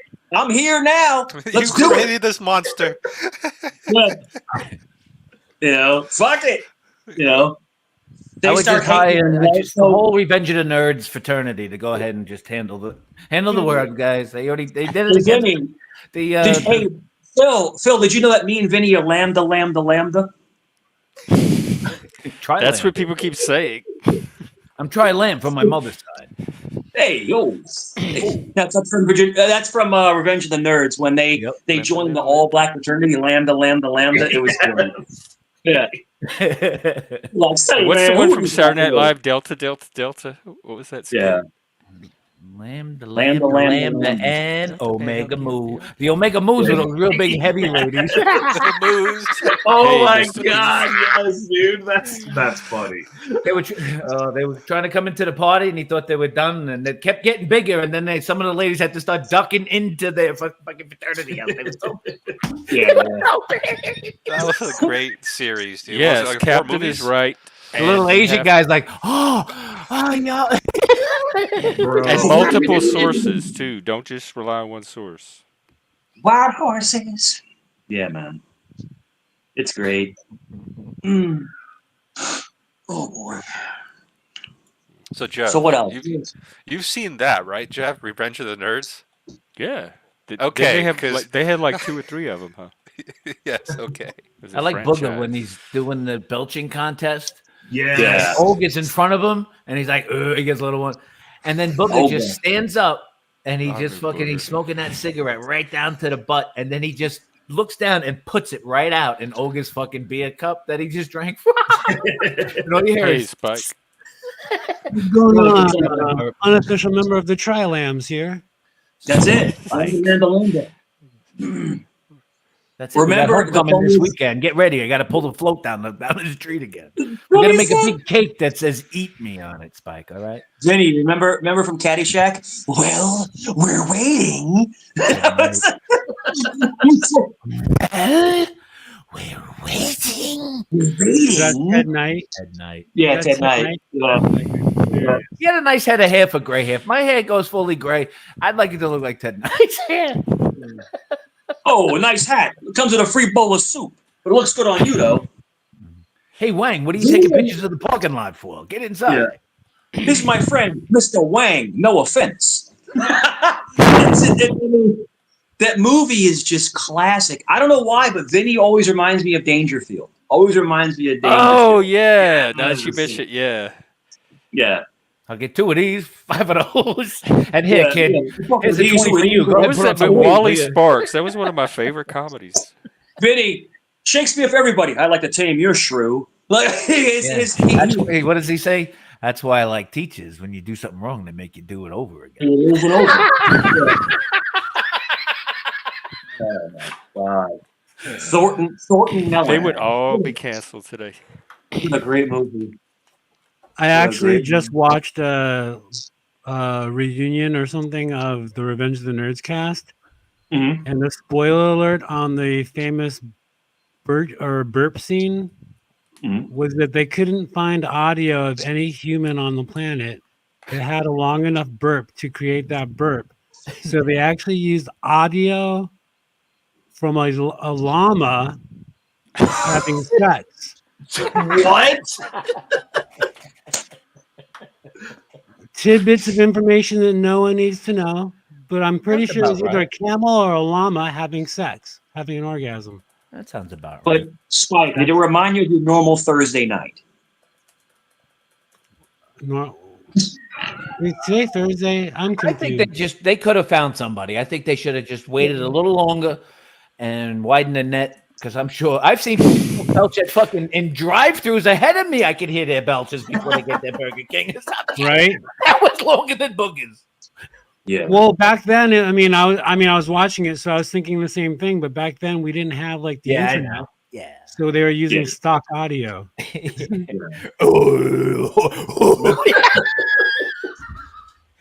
That's how it sounds. Oh shit. Oh my Now you God! gotta- USA Today did a whole article on it. It's all true. The secret of Booger's belch. Love and Marriage. Married with Children, a great show. Al Bundy, great show, man. I like the characters, but I hated the show. I Like when hated I the plots. The lose some of jokes my, weren't family funny, members at but the Thanksgiving characters were meal. people I would like. It's crazy though. Get to Like know. he never wanted to have sex with his wife, but she was hot. You know, True. in an '80s way, an '80s Yeah. high hair way. You know, Big teased hair. hair, but- The Yeah. biggest hair. Well, she was attractive. I mean, he should be hitting that all day long. I don't know why he didn't. I don't. All right, Mike. Would you have banged Vera from Alice? You know, from Mel's Oh, I Diner. love and shit? Vera. Would you have banged Vera? Would you bang her? No, but Alice. I thought Alice was hot. Yeah. Kiss my grits. I probably would All bang right, Vera over Flo and Alice just for Mel. the mere fact Alice just is just. I couldn't get past the mole. She had that big ass mole on her face. Nah. Who, Vera or Alice? Yeah. That big ass mole. Who was the kiss my grits lady? Flo. Flo. Polly Shore. Kiss my grits. Yeah, I love Well, Flo. Mel kissed my grits. She was always No, chewing her it's funny. gum. As an actor, And I she'd don't take think her he got pencil enough out of her credit as hair. an actor. Whoever that guy was, no. Mel was Oh, how awesome. funny. Now I'd probably vote for him. Yeah, he had that high pitch when he starts screaming. All in the Family is prophetic of everything we're seeing today. Just go watch all of the old All in the Family episodes. What was the spinoff? The spinoff from Mel's Diner was Alice, right? She had her own show. Remember that? Yeah, No, I that thought was I the knew it show. as Alice. Like Yeah, What yeah. other show, Mike? there was a separate show called Mel's Diner. No, I don't. No, think- that's one of those Bernstein Bears things. What where we remember it as Mel's Mandela. Diner. Mandela But effect. didn't she have her own show? It was Yeah, that's it's the called only Alice. show I knew was Alice. It was called Yeah, it Alice. was But there was Alice, no- and but it there was was just Mel's Mel's Diner. Diner in there. I don't think there was. a And show. Mel's Diner was the place that she worked. Yeah, no, it's the Mandela effect, Mike. We remember it as Mel's Diner because it Do you feels really? Like Why? It was called Alice. no, I mean The I whole remember show it was as based Alice. in that diner for the bulk of it. I'm getting, dude, Spike. I'm getting freaked out right now. I'm like on a different planet right now. This is freaking. Because I can literally remember like 100 episodes. So my brain is this MK Well, maybe Ultra? there What was the a fuck is spin-off going called on? Mel's Diner. I don't know what the hell is going on. All I You're know thinking is of Joni Loves Chachi, bro. Come on. No, now, Alice. see, now you're American messing- TV now you're series. I messing just my hope head, Mrs. bro. Now Wolf you're finally messing got with some it. pipe laid into her. Scott Baio. Yo, you see the shit about Scott Baio? Apparently he abused Nicole Egerton on Charles in Charge. You Nicole guys hear Eggert. about that? No, Yeah. I did not. Yeah. I- The hot blonde on Charles in Charge, apparently she claims that he would abuse her when she was underage. Look it up for yourself, guys. Well, is he convicted or indicted or charged? Or is No, this no, just- it was allegations. Okay. Well, I'll give him his due process. Charles in Charge over here. Not in charge now. Yeah, Laverne and Shirley. Love Laverne and Shirley. Hey, Vinny, Joey Buttafuoco over here. Joey Buttafuoco. Listen, I can't. Well, how does he work? That was Nassau County, right? Vinny, that was Nassau County. The Buttafuoco's moved actually over here. I'm friends with his son, Paul. Did it? Are you serious? But I think when the thing went down, wasn't it Nassau County? Was it? It was the Yeah, island, it was right? It Long was Island for sure. Yeah, yeah. Hmm. I love how they made Mork fun of and him on Mindy. Saturday Night Live. Chico and the during those- Man. During that time, Sanford Saturday and Night Son. Live, somebody was doing his character. I forget who. Oh man, had the leather What's jacket happening? with the chains on it. Good time. He's Yeah, quite I'm a a fucking great, mechanic over BJ here. the Bear. you know, he moved out here and to make money, he bought an ice cream truck, and I would see him driving around, not in my neighborhood, but out in like Calabasas. Not He'd drive around serving Mr. Frosty ice cream. Really? Yeah. Why wouldn't he do it in your neighborhood? Well, he lives like 10 miles away from me. Oh, okay. You talking Yeah, about? You you- talking Oh, yeah, about? Grape Ape. Yeah, You talking about Joey Buttafuoco would drive an ice cream truck selling ice cream. Get out No of here! joke. That's crazy. Dude, I That is know. I crazy. should go to TMZ with this one, but no, he was driving. It was a long time ago, but he Kojak. used to drive around. You can get sausage Quincy. ice cream from Joey Buttafuoco. It's fucking ridiculous. I feel like we're playing Vinny. categories. Vinny, what was Vinny to you? What was better growing up, Mr. Softy or Carvel? What's the Carvel, second one? hands down, man. Oh, on the West Coast, we had Carvel. That was What's amazing. Carvel? Forget It's it. a, it's a Remember- small, like 31 flavors, Jeff. Oh, it's like a It basketball. was around the city area. I don't know how far they extended, but listen, all I know is the Cookie Puss. They have this fucking ice cream cake called the You Cookie get the cookie Puss. puss. You get the cookie And puss if you for turn your them upside birthday. down, Mike, right, then he became Cookie Opus. See, they got real creative at St. Patrick's Day. They put a lot of thought into that one, right? They went Remember the Cookie pinwheels? Opus Remember the and made pinwheels? You get mint the green ice cream on them. So they got real creative with Yes. old push. And then if you turned him upside down, he was shaped like an upside down fucking Christmas hat. So they just turned him into Santa Claus. And if you were really good, he turned into a fudgy the whale if you put him sideways. Oh, I was gonna say Fudgy the Whale, and you took it away from me. I can't even have anything. Fudgy the Whale. Fudgy the whale. No pun intended for anybody else. Didn't they also have the ice cream cake clown? It was a clown, right? Bring on the clown. But Old yeah, Sinatra you can still get the ice cream Carvel cakes at the supermarket. Whatever Yeah, those little but- crunchy, those cookie crunchy things in, man. Oh. Yeah, the crunch. I love We have a smearing thing that on called- pussy. You put that on pussy while the ice cream melts around the vagina lips and shit, and you just go to town for dessert. Pause. No. You go to Pound Town. It's Pound Town, Benny. Pound Town. We have one Carvel. We have one Carvel left on Virginia Beach Boulevard, and it's the one left. That's the actual store. You go in, you can sit down, you get a shake or whatever. But yeah, you can get them. You can get the cakes, the ice cream cakes, in like some Food Lion, some Harris Teeters, but they've been sitting for a while. Like you go to the Carvel, they're fresher. You know, it just tastes better. That's all. Captain, you talking about those little things that you fill up with Kool-Aid and you put in the freezer? It has the little plastic sticks, lids you put on top. Yeah, that's we had those too. Growing up We in had New the York, Otter Pops. did you guys ever have I froze used to fruit? make Pepsi Pops. I used to just put Pepsi soda. Oh, What about froze? You guys ever have froze fruit? Froze like fruit. you What's that? freeze fruit and eat? I eat frozen fruit all the time, like bags. No, of froze fruit berries were bars, but they were fruit and cream. The coconut were the best. They sold these in the stores. Called No, we froze never fruit. had that. We had those like creamsicle. I remember candy popsicles cigarettes. and pudding. Oh Yeah, candy cigarettes were the shit. Vinny's I still took smoking. my He still white smokes powder candy over cigarettes. everybody, Jeff, and then I just chewed it up like a piece of gum. Vinny's You like, did what? Vinny's like 8 years old. He's like, it's my union. Jeff, you don't break." remember- Hanker for a hunk of cheese, wagon wheel. Yes. Yeah. I remember him. He had a little cowboy hat, and he'd teach you how to make cheese snacks. And he'd say, What would "Hanker he for a say, hunk of Jeff? cheese." What would he say? Are you Yeah. hankering? Are you hankering for a hunk of cheese? Hanker. Let's see. Say, are Who's you Mandela? hankering? Yeah, he had no body. He just had the fucking outfit on. Right? Yeah, because I felt like he was telling me to hanker. He was like suggesting that I start to feel a hanker for cheese. Yeah. I mean, Ray hankers for social justice. That's what he's looking for. You know, we're just looking for some. Think Where so? I did don't you get that find impression. that hot take from? Hang on, let me show everybody hunk of cheese in case the viewers don't know. This is the We little just want cartoon. cheese, Ray. It's all we want is cheese. It's That this dude was is- a little cartoon, it's a What is commercial. He looks It back. taught you how to make cheese snacks. He sold We you were all something there. latchkey kids. Oh yeah, Oh, the my chuck wagon and the cat, the meow meow meow meow meow meow with the little cat Yes, with I remember dance. that. Meow mix. Listen, Meow mix. I'm the expert in hairy pussies. I've up got here, chicken. all right? I've got liver. I'm the expert in the hairy pussies. Just look at my face. Anyway, He did it. He did it. Boris don't you the meow cat. meow meow to me. Cats. You If remember you're when gonna meow Dr. meow, Evil? you gotta meow meow correctly. You remember when Dr. Evil did it in the movie? We might get copyrighted if we're too good.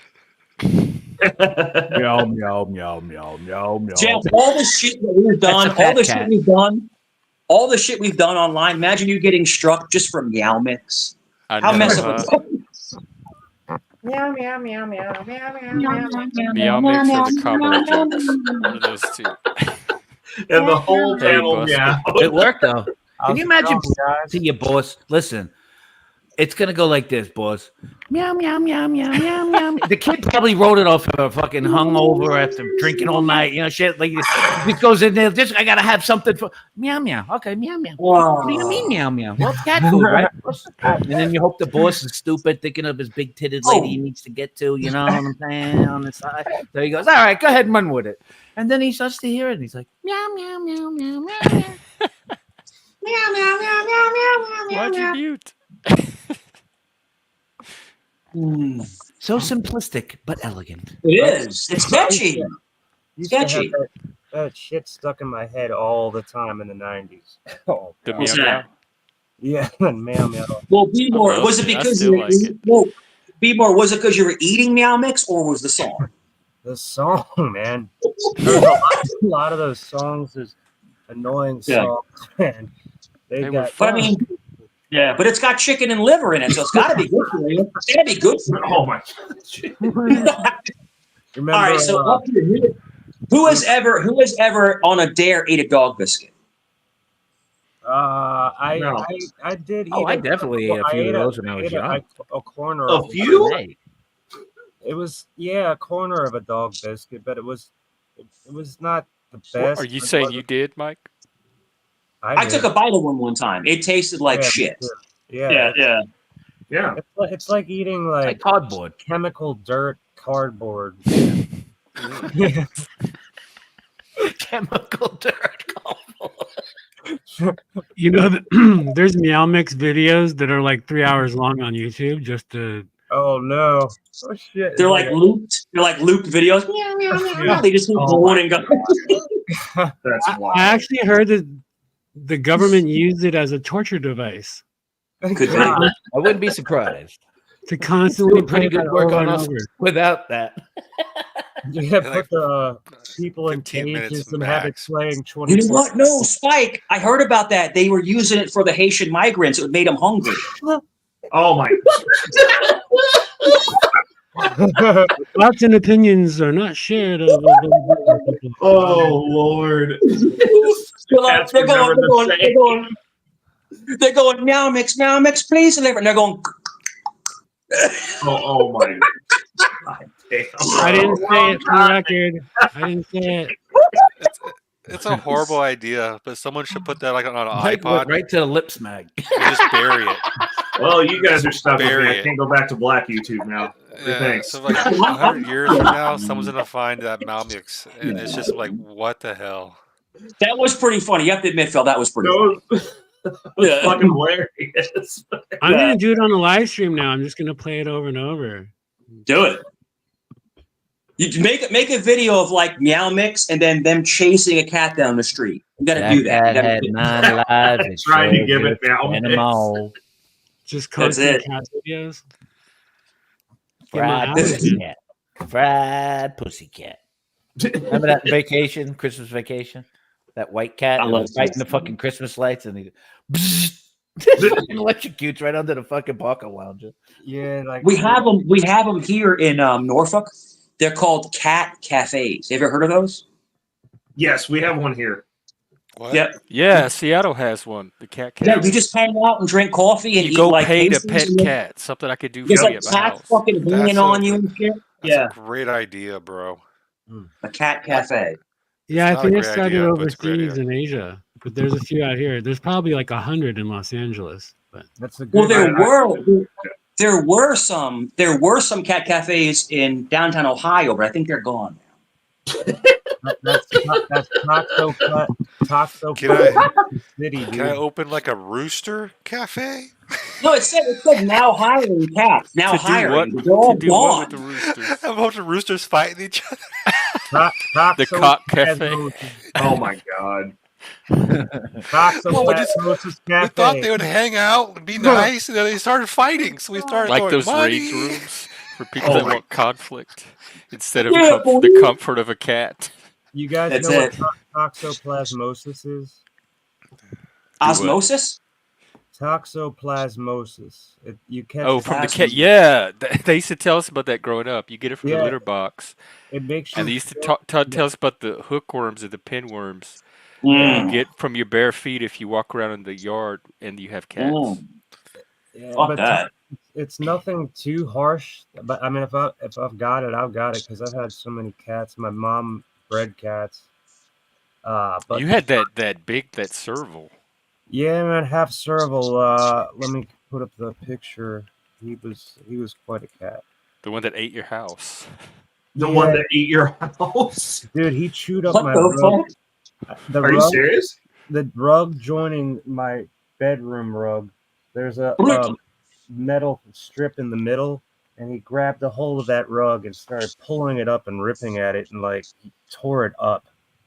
He Oh, was But I yeah. thought he ate like the wood and the floor, no, he didn't eat the Oh. wood or nothing. He didn't do anything like just that. the rug. Yeah, he chewed on the rug. He chewed on the couch.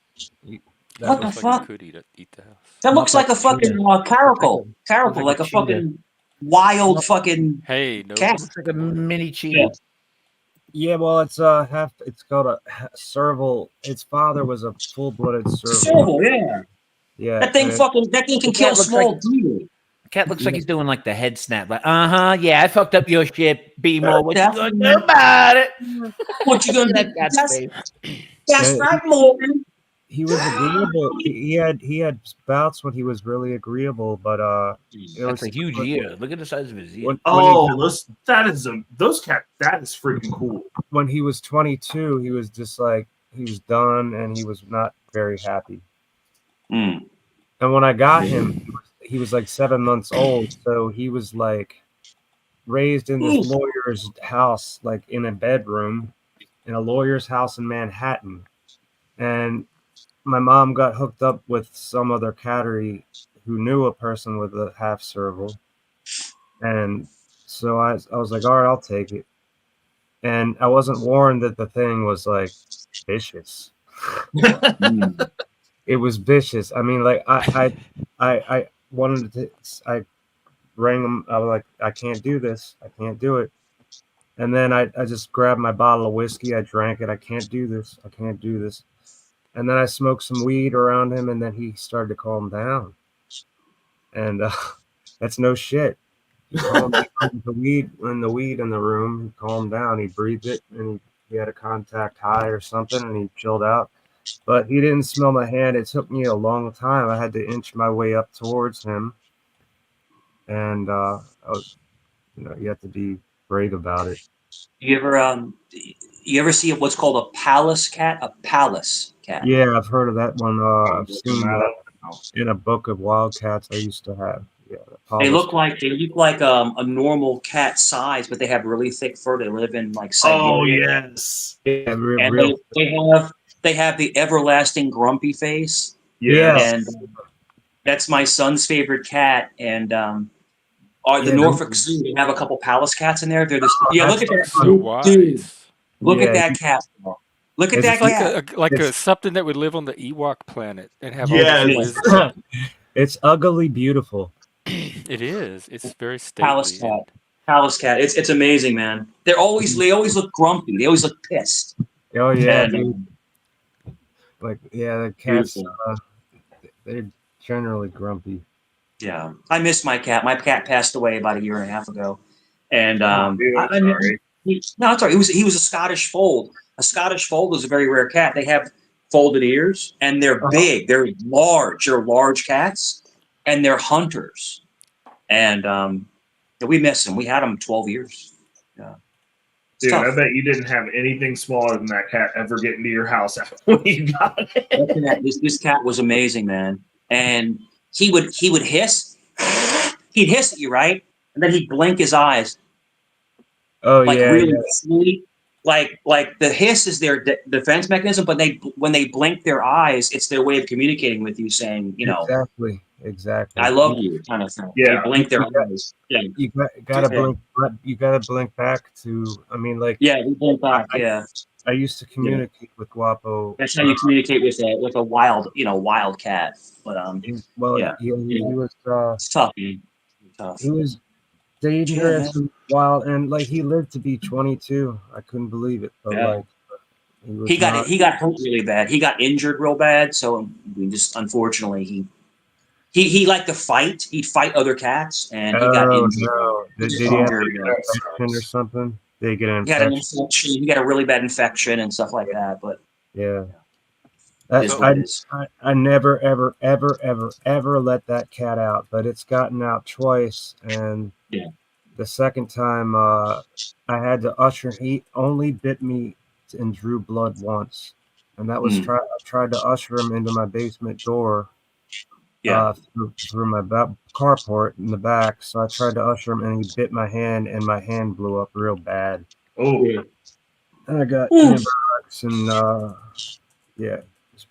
really anybody I got a dumb question about cats. Do you Go guys ahead. know the history of cats? Like, dogs come from wolves. Where do cats come from? They don't come from lions. Like, that's not the Just story. like wildcats. No, there's so many species of Yeah. cats. That, like there's so many more species of cats than dogs. There's like, I mean, there are lots of species of dogs, but there's a lot more species of cats. But they're all dying out, though. There's a theory that even a house cat, Phil, there's a theory that even a house cat has the same instincts as a wild lion or wild cheetah. They have now they're tiny in stature, but they still have the same mentality, the same hunter-kill. Yep. It's just a shrunken version. And your question is, Exactly. how do we, Yeah, dude. Yeah, exactly. but the thing is that a cat makes you earn their love or Right. their admiration. They don't give it to you. You have to earn it. Or a dog, it's just like he loves you no matter what. Right. You know, it's a different, in Cats are never mentality. fully domesticated. That's That's why why. I was wondering about that. So, It like, sounds like they're not. Yeah. Well, it's like when you go over to certain people's houses who, they're just like, I like having cats, but their whole house smells like piss. Yeah. Yeah. That cat doesn't like that person. Like, it's because I've had cats my whole life, but like every cat that I've gotten has been from a trash can or outside, and it wanted to be inside. And so, like, I don't have those issues normally. Like, I just got my newest cat that I just got. He's about a year old, and he was fine. Like, I was trying to see if I could not neuter him, but there was another feral cat that's like lives in the neighborhood that's outside, and he smelt him under the door, immediately started spraying shit. And so I was like, cool, you got to go get neutered. And he stopped doing it. Yeah. Like, he peed on 3 things. And I was like, all right, bro, you're getting them nuts sniffed. And he was like, okay, cool. There's a cat outside. And now it's just a cat outside. And I'm just like, okay, like, fine, whatever. Like, he kills stuff, so I don't care. Yeah. And and the Scottish Fold, he would, and before the Scottish Fold, we had and this is they're gonna clip this. We had a Maine Coon, Maine Coon cat. Oh yeah, those things are cool. The Maine Coon is the biggest domestic cat there is. That's I mean, they what are we had. little, like, see my hands? They're like this big. They're that big, and they're hunters. They're hunters, and the Maine Coon's name was Sissy. It was my parents' cat. I was little. I was like 9, 10, 11, 12 years old, and they would bring Sissy. Sissy would bring birds in the house, like a fucking bird. And I'm like, they're trying to teach you how to hunt. And plop it on the floor, like, what the fuck? Like this dead bird in the living room. Yeah. But some cats are hunters. No, she wouldn't. She was making sure you guys were eating, bro. She was worried about you. Yeah. She wouldn't do it. She would never, like, some cats would rip into the prey. Never That's eat why it. I Would just, never like, get invited anywhere. They don't like my housewarming dead bird. It was like a trophy. It was a trophy. And as the cat got older, the cat was an indoor cat. She didn't let the cat out as the cat got older. Yeah. But I remember Sissy going outside and chasing ducks and coming running in. Looked like a little fucking cheetah. Like, Jesus Christ. Yeah. But Vinny is still the top cat here. I tell you one Top thing. pussy. B-more, if I saw a picture of that cat, if I woke up in the middle of the night and that cat's looking at me like that, I'm gonna shit myself. I think, holy shit! You know, that picture says, "Welcome to the jungle." Like, That is one angry looking pussy, B-more. Yeah. You will die now, sir. Get a After That's Oh the my same God, cat. That's the one that ate your carpet. No, man. No, we're good on that. Yeah, dude. That cat is not happy. That's all I'm telling you. That cat's pissed off about something. Is that the one that you had to smoke weed to keep Oh as a yeah, pet? yeah. It helps him connect with me. It makes a lot more sense now, Jeff. Looking at it now, doesn't it? You had to stay drunk. They have that cat needs a couple of joints. they truthfully have cannabinoid receptors, so they can get high too. They love it. Hey, listen. We used to give ours catnip. That used to love it. It made me wish we had, like, humans had something like. So be more. If you had to get your cat high, not to kill 16 people in a night, whatever worked, whatever worked for you. No, it was just getting him used to being around me. It helped. Yeah. That's what I mean. It helped me learn how to play the Cajun accordion. It helped me learn how to play the guitar. There's magic in marijuana. I got to tell you. Hey, listen, listen, if that's what helps you get through daily life and helps you heal, more power to you. No, More it doesn't power. help. It doesn't. It's a treatment, but it doesn't help my MS heal. It helps me urinate. Hey, peeing's important. You gotta pee. Hey, You gotta Tommy. pee. Yeah, when it all locks up because your nervous system says you got to stay, it won't let it out. So Well, be more. Have you ever tried? I'm not trying to be funny or facetious. You ever tried like hypnotists or anything like that, like to be hypnotized or for what? to be able to break some of the cycles that you have? Like in other words, if you have like bad faults, sometimes it doesn't work for everybody. You can get hypnotized and they can kind of unwind some of the bad things that are hurting you mentally. Like There's nothing. Like quit smoking, That's quit not going to drinking. work for this. Dude, I don't Yeah. even know what you're talking about, bro. Neither do I. We're in the same club. Neither do I. You know what multiple sclerosis is, dude? Yes. All right, then. You know, I didn't know you had that. I had no idea. I had no clue. Yeah. I have it in the worst form possible. Okay, well, I'm sorry to hear that. It's very painful. I'm sorry to hear that. Yeah. Well, it's not painful so much. It's like you start losing your control, your nervous system. You can't do things with your legs like you used to. You can't walk around like you used to. You can't. Well, I could go on and on about that. Jesus Christ, but you know, Be everything. more. Is that why I don't see you at the ballroom dancing lessons anymore? No, I don't Oh. dance. Just I trying to remember lighten it up. when I first was diagnosed with it. I went to a Cajun week at this West Virginia college. They called it I forget. But there was this dance, and this older woman was like, who knew I had MS, was like trying to get me to dance, and I just didn't think it was a good idea. Like, granted, I had control of my feet at that point, but I knew there was something wrong there, and fell up the ladder at work. That was kind of crazy. Yeah. It was not a huge ladder, but a step ladder. Sure.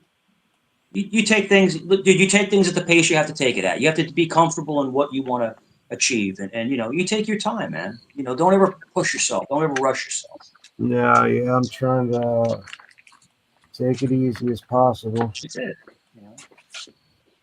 Just be comfortable. Be comfortable in everything you do, man, and everything will be gravy. You know? Yeah, brother. That's it. I tried sitting in a chair and playing the Cajun accordion tonight. It was just like my body didn't want me to sit. I hear you. I wanted to go back and forth, and I couldn't control it. And, couldn't hold myself up like I used to. Well, we all have your back here, man. You're always welcome. You know that. Every time you come up, we always laugh and have a good time. So you're always welcome here. Yeah, and Tommy, what's up? Yo, what up? How you guys doing? Hey. What's going on, Tommy? Welcome, brother. Not much. I'll get a friendlier picture. So That concert Jeff, was awesome tonight, Jeff. Oh, yeah. Was that was last night?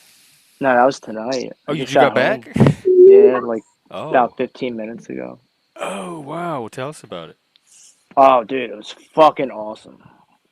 I mean, they played all their hits. You know, the two bands they toured with were really fucking awesome bands. You know, Okay, the music was were the band great. you went to see? Korn, and who opened for them? Korn's 30th anniversary tour. And then they toured with Spirit Box, and I forget the other band's name. It begins with a G. They were like a hard metal band with like melodic tones. I forget what they're called. I'll have to. I can't pronounce it. It's a German name. They're from Germany. They were awesome. It wasn't really good. Wasn't Guar, was it? No. It's a newer band. Guar's old. I would date Gwar. Guar was insane, dude. Guar was awesome. I know. What's his name? Odious. They Yeah, had that whole Nice. character and stuff. Yeah, So if they what would else pay happened at more. the any Odious highlights or Maximus. Odious Maximus. yeah. Yeah. Yeah, dude. I just don't I know. Jeff, liked they him would as an pay artist. I for appreciated what he was trying to do as an artist. no doubt. Didn't one of them He's die? kind of a troll too. I think one of them died or something. Yeah, odious. Yeah, okay, so A lot of these bands have replaced members in them, you know, Yeah. not there's not a whole lot of bands where everybody's still Did Corn have nah, replacements? they're not well, the two guitarists, Monkey and Head, are still there, and Jonathan Davis is still the lead singer, but the drummer, David Silveria, he stopped being their drummer in like 2010. So they've Yeah. had this drummer since then. And Fieldy wasn't on tour this time. He's like taking a hiatus from the band. So they have another bass player filling in. I think it's Metallica's bassist son, that cat. Rob Turturro's son, whatever that guy's name is. Forget his yeah. name. He was pretty good, though. He played just as good as Fieldy, in my opinion. I mean, they sounded amazing. They really did. For 30 years old, he still sings great. For singing for 30 years, you know. Did y'all mosh? Did they have a mosh pit?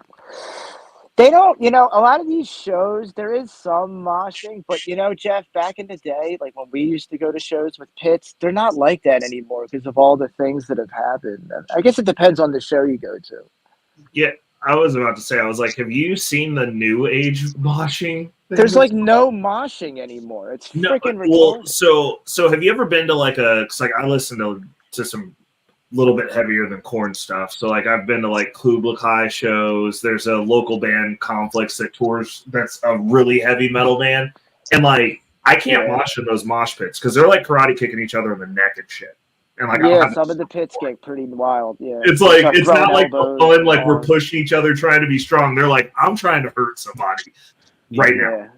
Like, Yeah, they got some pretty nasty pits, man, and some yeah, of the metal I shows. was like, what happened to just pushing each other? They're like, no, we karate kick and do flips on each other's heads. And I'm like, no, I'm too old for that. But they just sounded so good, like they really did. Like, dude, okay, so sound see, now you've amazing. got me convinced that I need to go see them again when they come back through. Because Dude, they're so good live, Corn. Dude. I mean, they really are. I went and saw them after the lockdowns were over when they first came back, and like we saw them when they came to Kansas City then. But like, dude, now you got me like all nostalgic. I'm like, dude, I'm gonna have to catch this next show. Dude, they were killer, man. They were fucking awesome. Hey, Jeff. Yeah. You there? Jeff? Yeah. Can you hear me? I'm gonna jump on, guys. This has probably been one of the funnest streams I can remember. I can't remember a funner stream than this one. This is awesome. Everyone up here, thank you. I'm gonna jump down. I'm getting tired, but dude, awesome. We're gonna have to have the funner versus more fun debate too soon one day too. Tonight, bro. Tonight, you got. Come on, everybody. You got it. Tonight was hilarious. It was great. I could do this every night. It was every great. Friday night for sure. Yeah, but everybody Well, salute. Keep it going, guys. Have fun. I'm just tired as hell. I'm just gonna get some sleep, man. But love you guys, man. Have a great night. Keep it going, man. Keep it going. All right, man. Take care, Thanks, guys. Mike. Later, Mike. All right, man. Later. Peace out. Peace out. Take care. Jesus. So, Jeff, I want to explore something that Mike said. He said something about hypnotist. What do you think about that and mental health? Do you think that would actually help? I mean, people have the stories. I had a friend who was a hypnotherapist, and I did a session with him to try it. And it was kind of a deep state of relaxation. And then I was able to go back very far in my memories to my childhood, which I can do naturally anyway, but it did it in a more relaxed state where it was more vivid and I could take my time to get more detail. And he like talked me through and he'd ask questions, and then that would let him guide me kind of for what to look for and stuff. So I could see it useful for that if people needed to get into a relaxed state to access trauma or memories or something like that, or maybe even something about themselves that just comes out when they're more relaxed. So I think it could have therapeutic benefit for some people. But it wasn't the like mind control type. Like they don't put you under and then hypnotize you. to not. Mine wasn't for habit change or anything like that. Yeah, I've heard the ones about habit change. That's the one I was really interested about. And again, I think it can like augment but habit change ultimately has to come like your consciousness has to take over the process at some point and actually take the actions that change the habit and build a new routine into your life. But the hypnotism can maybe help with that, like help get your mind They in the use it in criminal cases too, with serial killers and things like that. to like get them to tell the truth. Yeah, I think they hit. I'm not sure. I'm trying to think who they actually did it to. Oh, that'd be fun to explore. No, it is. Like they opened up about all these crazy crimes. I wonder if the military's used it for But they like, couldn't use it. They couldn't use it in interrogation. court If against cops No, would ever I because- try wouldn't using trust it. Like because it's any, not authentic. No, there's it's so not many authentic. people that could be. I'm not very hypnotizable to begin with. If somebody Yeah, tried to right? do it to me, I could Yeah. still Like, what the fake fuck you something. doing, bro? Get that. It's not Go a eat your truth donut. serum. No, it's not a truth serum, and that's why they say it's not admissible. Same thing with like lie detector tests. Like they're All not right, admissible either. Can we explore that, guys? I've heard so- there is a truth serum. Like I heard that's real. That's not Well, in the I movies. can tell. I yeah, can tell you what the AI says. They call it there. It's the devil's something or other. That's the street name for it. Does it work for everybody though? Because I don't know, if but there's like, a universal it one. gets you know. really messed up. It's oh god, what's the clinical Oh, so name for it? do you think it's just like you just get really high, so there's no chance that you could Well, make alcohol something is up? truth serum No, in no, the it was right it's circumstances. a kind of plant from the jungle that like really messes you up, and like in certain people will give away everything. You ready You for know the what, answer? Tommy? You could have Okay. had the food and beverage job. Nah. Y'all want the answer from the AI? Yeah, yeah. Is it in the No, movies? there is no such thing as a truth serum that guarantees accurate and reliable information. While certain drugs can induce a state of heightened suggestibility or Yes. reduce inhibitions, they do not reliably compel individuals to tell the truth. In fact, people under the influence of such substances can be more prone to providing false or misleading information. Just give them a couple of shots of tequila. They'll tell you everything. That's what I was saying. Alcohol is the most truth serum I've ever seen so far. That's true. Right. People always reveal the talking truth about when they're drunk. scopolamine. Have you heard of that? Scopolamine. Yeah. Scopolamine. That's the devil's something or other. Sodium pentothal. That's it. Yeah. That's what it's called. Yeah, I remember. But Hey, like I Tommy, said, you doesn't scraped work the with pole, I everybody. mean.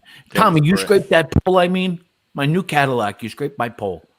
That's what it is. Scraped the pole, I mean.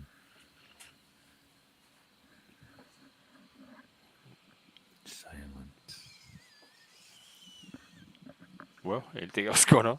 Oh yeah, what's it, Ray? Yes, sir. The ABA thing you used to do autism conversion therapy. Behavior modification. There's no conversion. Oh, You're just rewiring. What do you pathways. modify? Modification sounds like you're converting the behaviors from one state to another.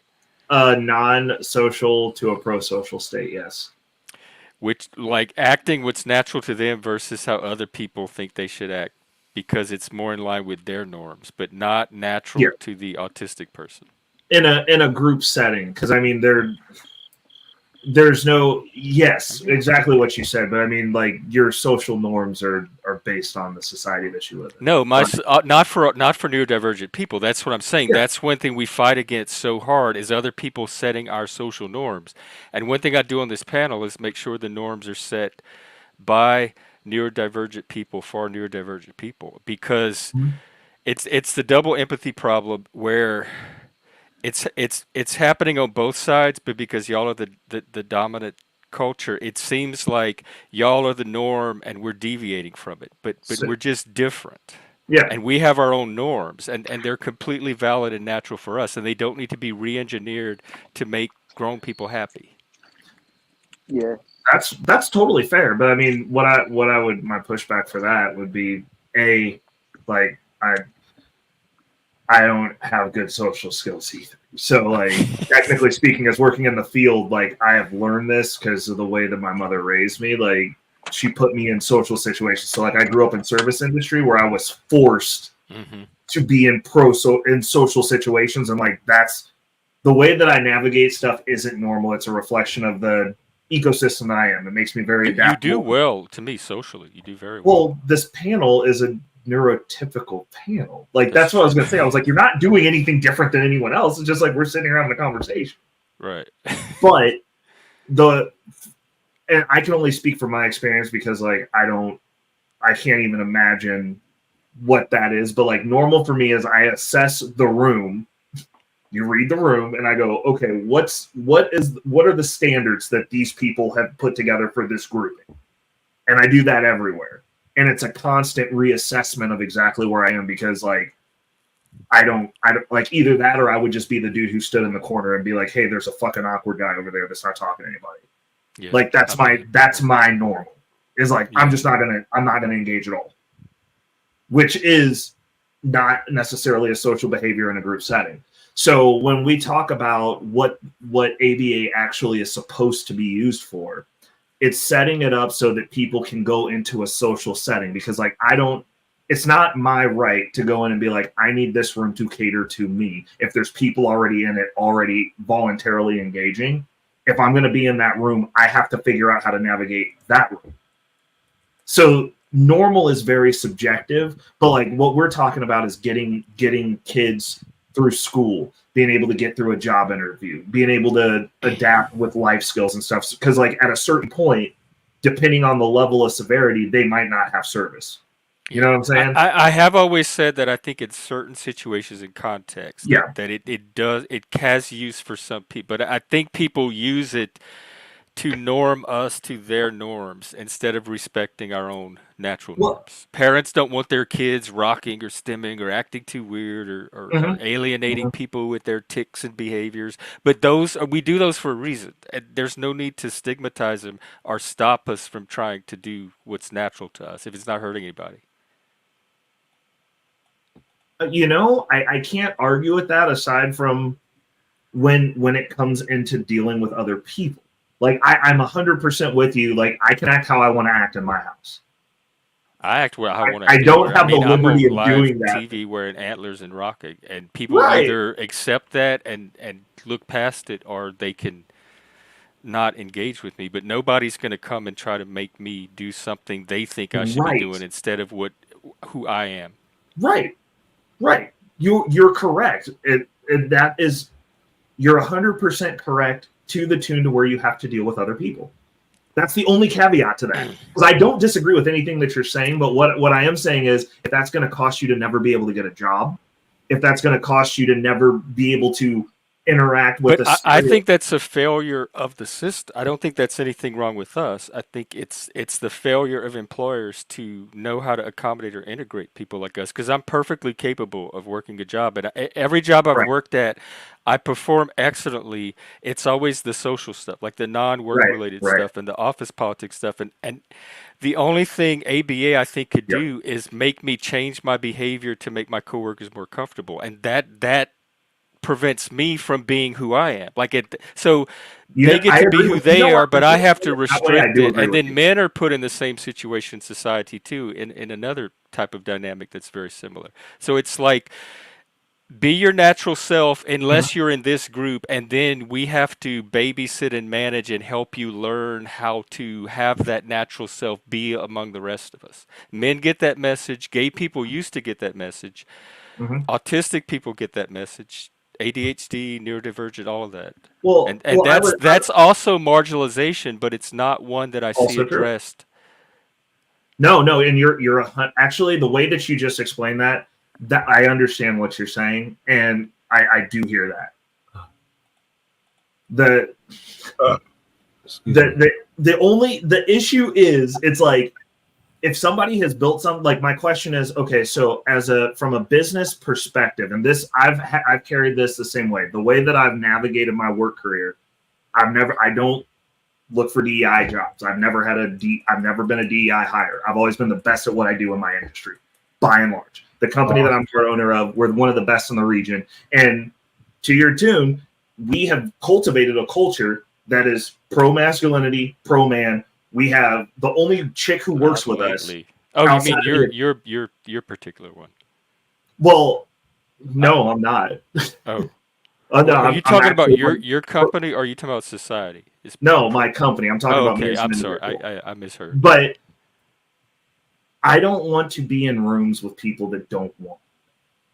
Is what I was getting at. And so to what you said, I can 100% understand. I hear that and I agree with you. My question is, at what point is that a net negative for the employer? Because I can see where you're coming from, but it's like, if these people have cultivated a culture and you're going, hey, I want you to curate your work system to me so I can work there, why would you want to work there? Well, that's Like, not what that's I'm saying either. Yeah, I'm not but asking you, them to change anything. I'm just asking them to let me do my thing within whatever they're doing, and Reckless. and just have What would them Jeff be not doing that have would a prevent him problem from with doing a it. job, behavior wise? Like I don't understand. no, that's my. But the problem is he with the social skills, because I have the same issue. It's the networking. You're not going to be able to put yourself in position for I promotion. think that's a message that's given, that's internalized, that's not necessarily the best message for autistic people to be hearing, that unless you conform to our norms, and we have these technicians to help you to do that, that you're going to be less successful. I think autistic people need to know they have the power to live a successful life on their terms without needing to fit into a neurotypical society and play their game. And I I agree think with this you. is kind of playing the NT's game. No, well, I mean, Like to you're a certain not extent, as valid unless you can assimilate or integrate to our but when norms. unless you're the owner, and that's what I was going to get to, because like I can't navigate a normal corporate infrastructure at all either. I can't either.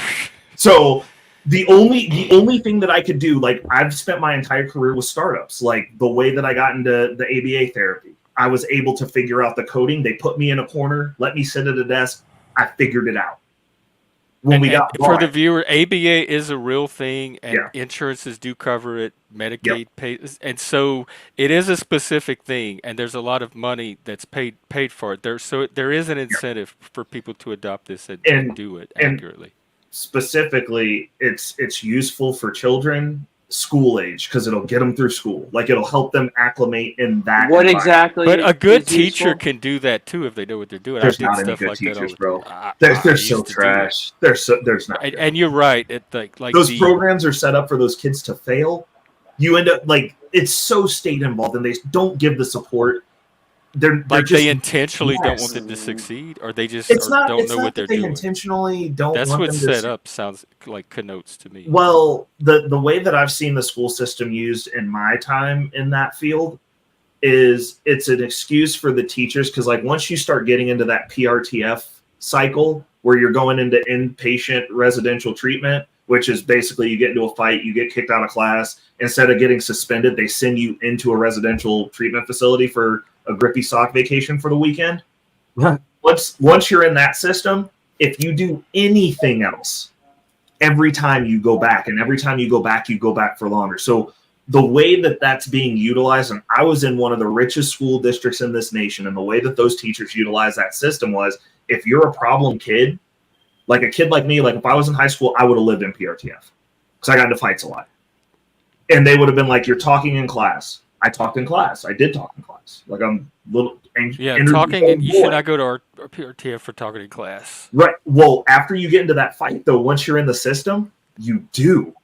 So if you get in a fight, like you go in for a legitimate reason, and you Yep. come out, and then you talk in class, you go Yep. because it They'll sets you send up. you That right should back. not happen. They should evaluate you fairly each time. And so then you get over to the side where like it's these IEPs that are very loosely built. These people, they're underpaid and they're just trying to get through their day and they want to do the least amount of work possible. And the failure of these systems is I think it's that they're, failure like you said, of there's not people the with it. support there that's needed, and they're not necessarily good at the job. Like it's just what that's I the think honest. it's a people issue, not a system issue. The Ray, did system's you- easy did to you like. work You with can autistic I can people, design a or system are for you them right autistic? now, but without the right people to execute it, it's not going to do anything. Correct. Well, and that goes back to the reason I like the field. ABA isn't just used for changing behavior for children with autism. It's used for changing behavior, period. The for-profit side of that is very insidious. A lot of the shit that we're talking about tonight is ABA that's being applied. Like you can look, like if you look at any system, because ABA, all it is data. That's all it is. I go, if I was prompting you to stop rocking, I could take data on that and tell you whether I could improve you not rocking or not, if that was something that you wanted to do. But you can also use it in your interactions with people. I use it all the time in the business world. When I go into meetings, when I have to have client conversations, I use it regularly because I'm like, I can curtail your behavior as I see fit to make this fucking benefit me. Well, I'm doing ABA on this panel then all the time, dealing with these You are. trolls. You are. If you take the data, if you take the data on it though, because like you could technically go down and be like, my interactions with Philip, I interacted with him X amount of times tonight, and I wanted him to do this. Did he do it or did it not? Hank's probably doing it. I bet Hank has a whole spreadsheet. Oh, I bet he does. Hank's making a hat as we speak, just for the occasion. Yeah, But- gold stars for the good ones. Yep. Go Hank with the hats. The reason I like the field is because if you break everything down into data, prompts, and outcomes, you can see the insidious nature of a lot of the stuff that we deal with every day. And these people, when they go private, they are working for companies. They are working for the government. They are manipulating behavior. And it's easier to do it to someone who's stupid and doesn't have critical thinking. Apparently, because everyone complains about it happening all the time. Right. And so like I like that, and like it changed the way that I look at a lot of stuff, because I'm going, well, if I can just break this down into data and numbers, like I'm good with that. Like I can look at the world through this lens and make some semblance of sense out of it, so that I don't have to feel like I'm fucking crazy. You know, like that was the thing that helped relate me. to that. Yeah, Need like to for be like, sanity. Like if I can just make it this make numbers, sense. yeah, it put the world in a space to where I can look at things and I can at least figure out where things are coming from and why they work that way. And if I can do that, then I can figure out how to navigate within the system, and I'll be okay. Ray, no disrespect, but are you on the spectrum? I'm just trying to figure out where you're coming from. So in the I would have fallen into the Asperger's category, which isn't a category anymore. They would just Right, be like it's a just quirky. all ASD And like now. they wanted me on Ritalin, they wanted me on Adderall when I was in school. My mom was like, "No, we'll just beat him until he gets C's." Like, Oh, are you serious? oh yeah, oh yeah. Like when Yeah, I get tell that you I vibe got into from a lot of fights, it's because kids don't get hard if you have full-grown paramilitary trained adults beating the shit out of you all the time. Like I got in a lot of trouble when I was a kid. Like I was a problem child, and I'm not gonna say that while it wasn't necessarily necessary, I am very much in the way of my mom, very hard-headed. Like I'm a very strong-willed person. So I don't know where I would have ended up if she wouldn't have been on me from my second grade to sophomore year. So she was like your guardian, the one looking out for you to make sure. Yeah. Because people like that's what happens. I think there's like one or two adults out there that kind of know and they kind of look out for us and make sure we have a fighting chance. Yep. See, Nancy even said it down there. She's because the PRTF, the way that they're using them, they're full all the time. So the kids that actually need help aren't able to get the help. Is that juvie? We used to call it juvie. Is that the same thing? No. Ours is actually a inpatient psychiatric residential treatment facility. There's kids in there that are pre-serial killers that are popping heads off kittens and stuff that are there to stop doing that. They're not going to stop. Those people, they know that. They only accelerate. They don't stop. So I would say the only thing, data-wise, again, data, the only malady that's mental that they can't figure out how to stop and or redirect and or fix, because sociopathy, a lot of your high-level CEOs are sociopaths. Oh yeah, I know. A lot of my them. ex was one of them. Yes. I know. So there you can redirect that. The only one that they can't fix is chomos. They won't stop no matter what type of intervention. There's no stopping that data-wise. You can't make them quit. Like they're gonna do it.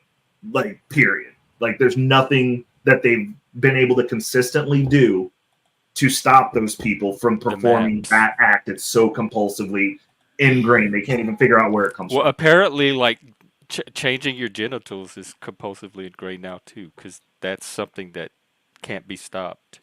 Well, I mean, I don't. You can't interfere with that because you're interfering with the person's very. I think that there's a bunch of stuff that children do that we should probably be interfered with, and that's one of them. I think you can do whatever you want as an adult. I don't have a care in the world for what adults do. But when you talk about a child I'm with you. that can't legally consent to anything, and you're performing the surgeries on that, because the data on that is that even after they get to do the change, the mortality rate is still high. So that's not How actually about a human brain doesn't finish developing until 25? How about that? Right. But we're not. But that's the thing. So when you look at an intervention that has no data supporting it, you have to wonder why people would want to do this. You're like, okay, so your outcomes are bad, because that's another thing that you look at with behavior analysis is the outcome. Did what you want to change? Shameless, is Boys Village a change? We had one too. Yeah, and I tried. yeah. I tried to. It was like a residential home. Like they had all these little cottages, and you shared Oh, see, one we with a don't few have other families. guys. Ours is And just kids. we went and interviewed, and they interviewed me because they went to the boys from Boys Village went to the same school I was already going to, so I wouldn't have to switch schools, and I wanted to go there so bad. And after the interview, the school decided that it would not be in my best interest to have me there. And they didn't come out and say it, but I know it was because of the gay. And they were worried about me living with a bunch of straight guys. Well, And so did you that's why wear antlers? I got left out of Boys Village. What did they think you were gonna do? Like I don't know. They didn't tell any of this to me. This is just what I was gathering from like what I could pick up as a kid. This is like in junior high school. So that's a no. But so I was wondering if it was a chain antlers? because I knew it as like a local thing, and I didn't know they had. Isn't So they that have- like is that kind of like Boys Town? Yes, that's what I was about to say. We used to Kinda, get sorta, referrals it from was- Boys Town at my facility all the time. Yeah. Because like we had a process that could Yeah, fix something that they residential weren't village, good at, right? and they would send them down to us. We used to get them from Nebraska all the time. We'd get kids come in from Boys Town. But that's actually they have a system.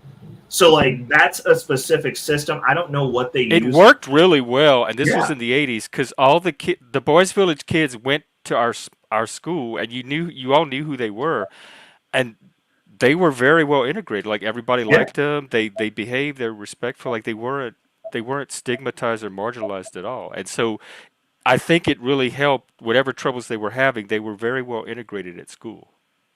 So I was thinking about what you were saying earlier, Jeff, and my honest answer to that is, unfortunately, the civilization that we live in the United States is not a pro-people civilization to begin with. The I'm an pro-people American. civilization would go, hey, these people, like if you're, I like to say neurospicy. It's this, that's what I like. If you're neurospicy, we will find what you're best suited to do to help the collective, and we're going to make you fruitful for that. That's what should happen. But no, we are self-determining, self-governing, sovereign citizens. We get to even in school, like you get to pick what your college path is going to be, or where nobody comes and tells you you have to go to this college or you have to go to this trade. We get to determine that. So, at what point do people start doing like controlling that for us? When the whole point, at least in my generation, was to develop autonomy and self-determination. Like that's the goal that high school was trying to get you to, and then college was going to take it from there. Yeah, like that's the way it should be. But I mean, I've talked to people who are perfectly normal that go, "Hey, I'm in college debt. Somebody needs to help me pay for this." I'm like, "You went to go to college?" "Oh, my parents told me to." It's like I just don't think people are that smart. But even that, like a lot of parents will say you have to go to college, but the kids at least get to pick their major or their field or something. Like True. it's rare that somebody's like you have to go be a doctor and you have no other option. What's the outcome though? Is that giving a good positive outcome? Because I would say no. Letting kids choose their 100%. path. You want to go back. You want to regress to a nanny state instead of autonomous, self-determining No, not a nanny American state, citizens. but a standard. Dude, no way. Yeah. I would say every other No culture way. that When do you get to be an adult? You only get to be an adult when you take the training wheels off and start adulting, or where you dive in the deep end of the pool and take the floaties off. That's when you start to become an adult. We don't need an entire college system that keeps the floaties on and adds more of them. That was not the purpose of college when I was around. It was to transition you to adulthood and remove all of those like crutches. I agree with you, But again, going back to the outcome, apparently people choosing and doing whatever the hell they want to do puts people in hundreds of thousands of dollars in debt for basket weaving degrees that are worthless humans. Well, That that's don't their benefit fault. Like society we're in not some how way. I'm not responsible for that. I don't need that's not a problem society. That's true. Idiots making poor choices is not a problem that society has to fix When unless it affects the rest of us. And somebody getting a basket weaving degree does shit to my life. So let them waste their life and their when money. when the majority of them are advocating to have someone else pay for that bill that's me and you. It does affect Well, you. you tell them no. You Okay, got so the then you have a basket whole weaving bunch of degree. homeless You people, which are just everywhere. go make a YouTube And now we channel on can't, basket like, weaving. again, affects us. Like, No. yes, because they're going to draw on your civil systems. They're going to draw on. Well, every if you sort go of out system. far enough, you can find anything to. If that's you wanting to be affected by something that doesn't have to affect you, if you don't let it affect you. Well, I mean, Like the affecting me in the possibility of sense what that could happen downstream 50 years later is not it directly affecting you. we're living the result of that ideology. That's though. you rationalizing a reason to interfere with people's lives and nanny them. No, I'm not saying I don't care. I don't. People when getting you say basket nanny, weaved who's is not a nannying them? societal crisis to me. When you say nanny, who's nannying? The people that you're talking to, you said you think we need more of that in college because letting kids just be autonomous is not working. They're getting basket weaving degrees, but a lot of them are not. A lot of them are getting medical degrees, going into they're starting companies. I'm trying to make sure I'm understanding the way that you're hearing me right now, so that I can correct wherever I veered off, because apparently the way that I articulated it wasn't well. So okay, yeah, we may be off track. Okay, so when I say that, it goes back to a semi-normative cultural standard.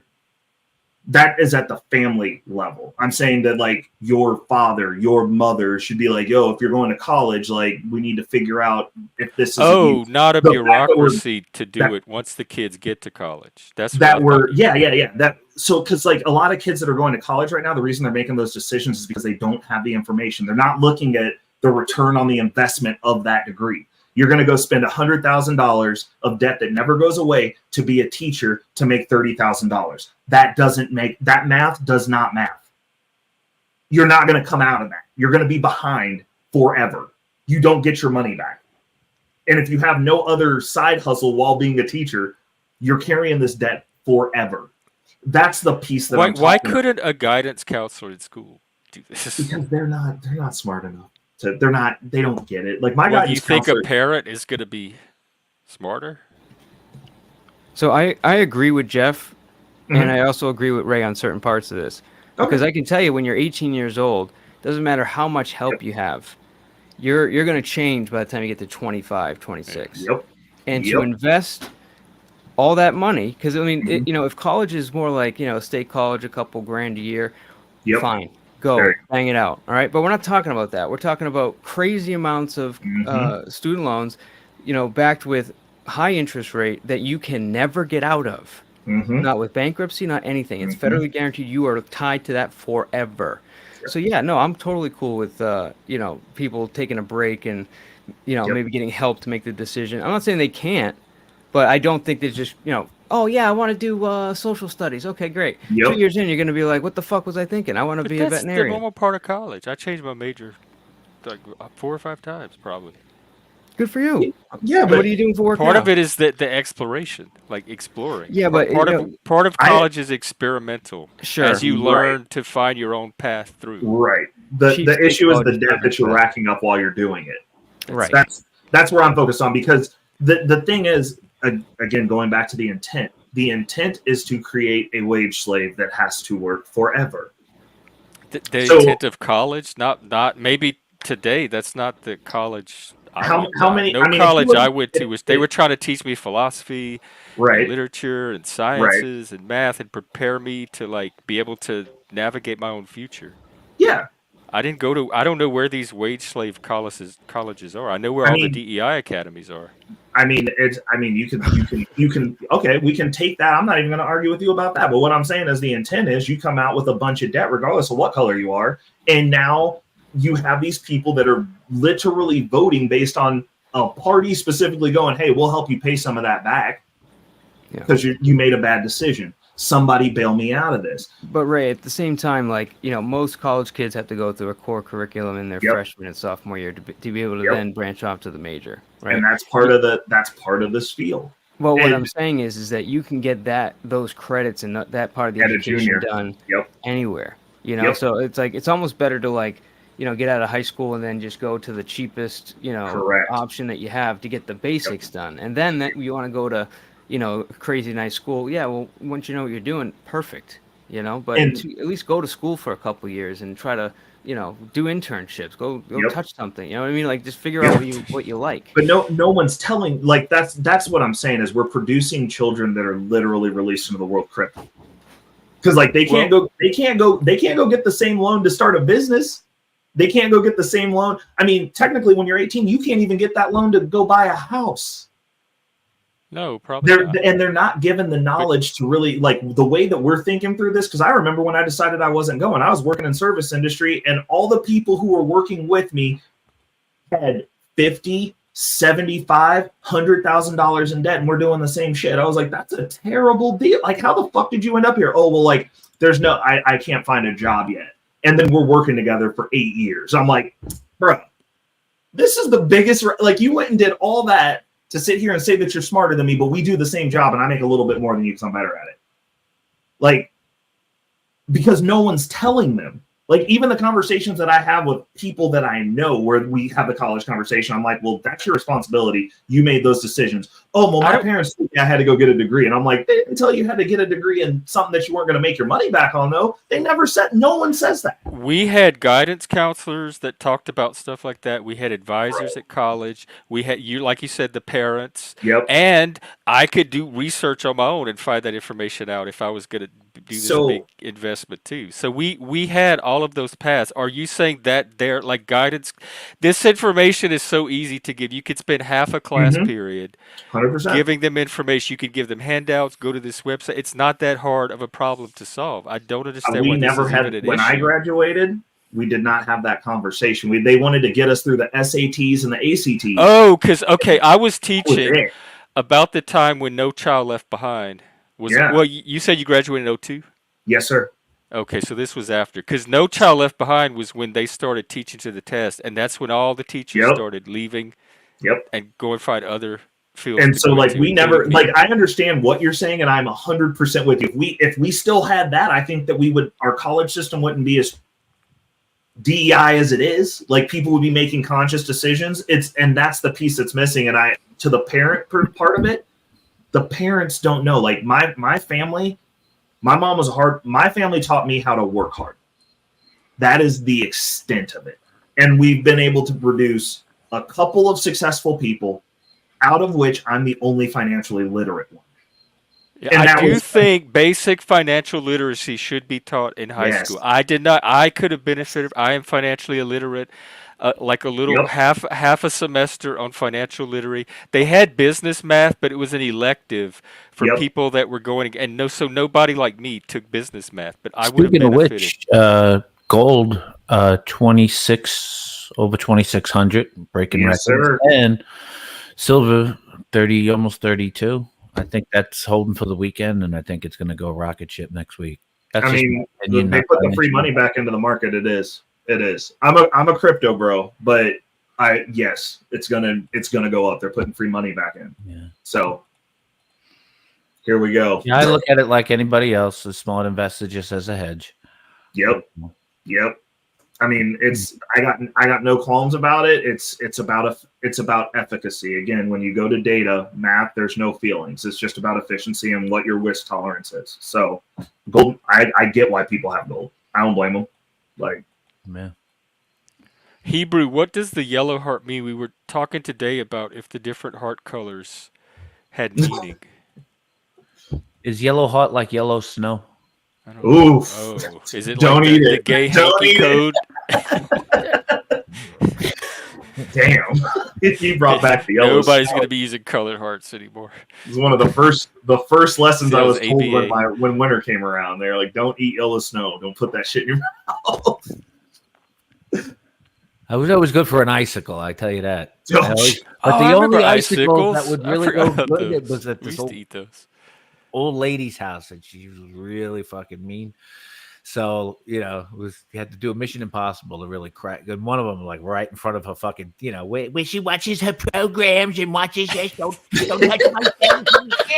Because her window was, like, right fucking there. But even, like, you know what I'm saying? So, dude, I literally want Vinny on speed dial. So whenever I'm mad at somebody in line, I'm like, call Vinny up and be like, do the thing real quick. You're on speaker. This guy's an asshole. yeah, you should see me Sunday mornings on C-SPAN making a fool of myself. You're on C-SPAN on Thursday morning? Like one of the Hi, if you're call-ins? west of the Rockies, calling at this number. Nancy, it was West of the great to Rockies, see calling you. at Get some that. good If sleep you're and have a north, great west weekend. out. I'll be back tomorrow. I'll be out tomorrow. You got to laugh at it. Right, Jeff? Just got to laugh. Oh, I love to laugh. Yeah. That was So- one of the most We fun don't things have to to do laugh. as a kid. Jeff, I've got a question. I got a question for you guys. Out of what's a skill that was common for all of you that you feel has been lost as generations have The passed? ability to contextualize. I like it. And was the sticks and stones and color blindness, like all of those. The All of a sudden, ability words are to- bullets and harmful, and everybody has to be protected from them. All of a sudden, you're supposed to see race and not Yeah. look past it. Yep. So those three to start. Hey, it's good to see And you no back with ABA. my friend Quick Vic friendship and pals there at the 1229. Very Which good. one? Spelling. Is this a troll? I love it. You see, Jeff, you made it when you got the 12. I love it. That's funny. Now, see, that was so good it made me forget. I hadn't seen that one in a while. That's a funny one, too. Big ups to Vinny Pots and Pans and Quick Fix.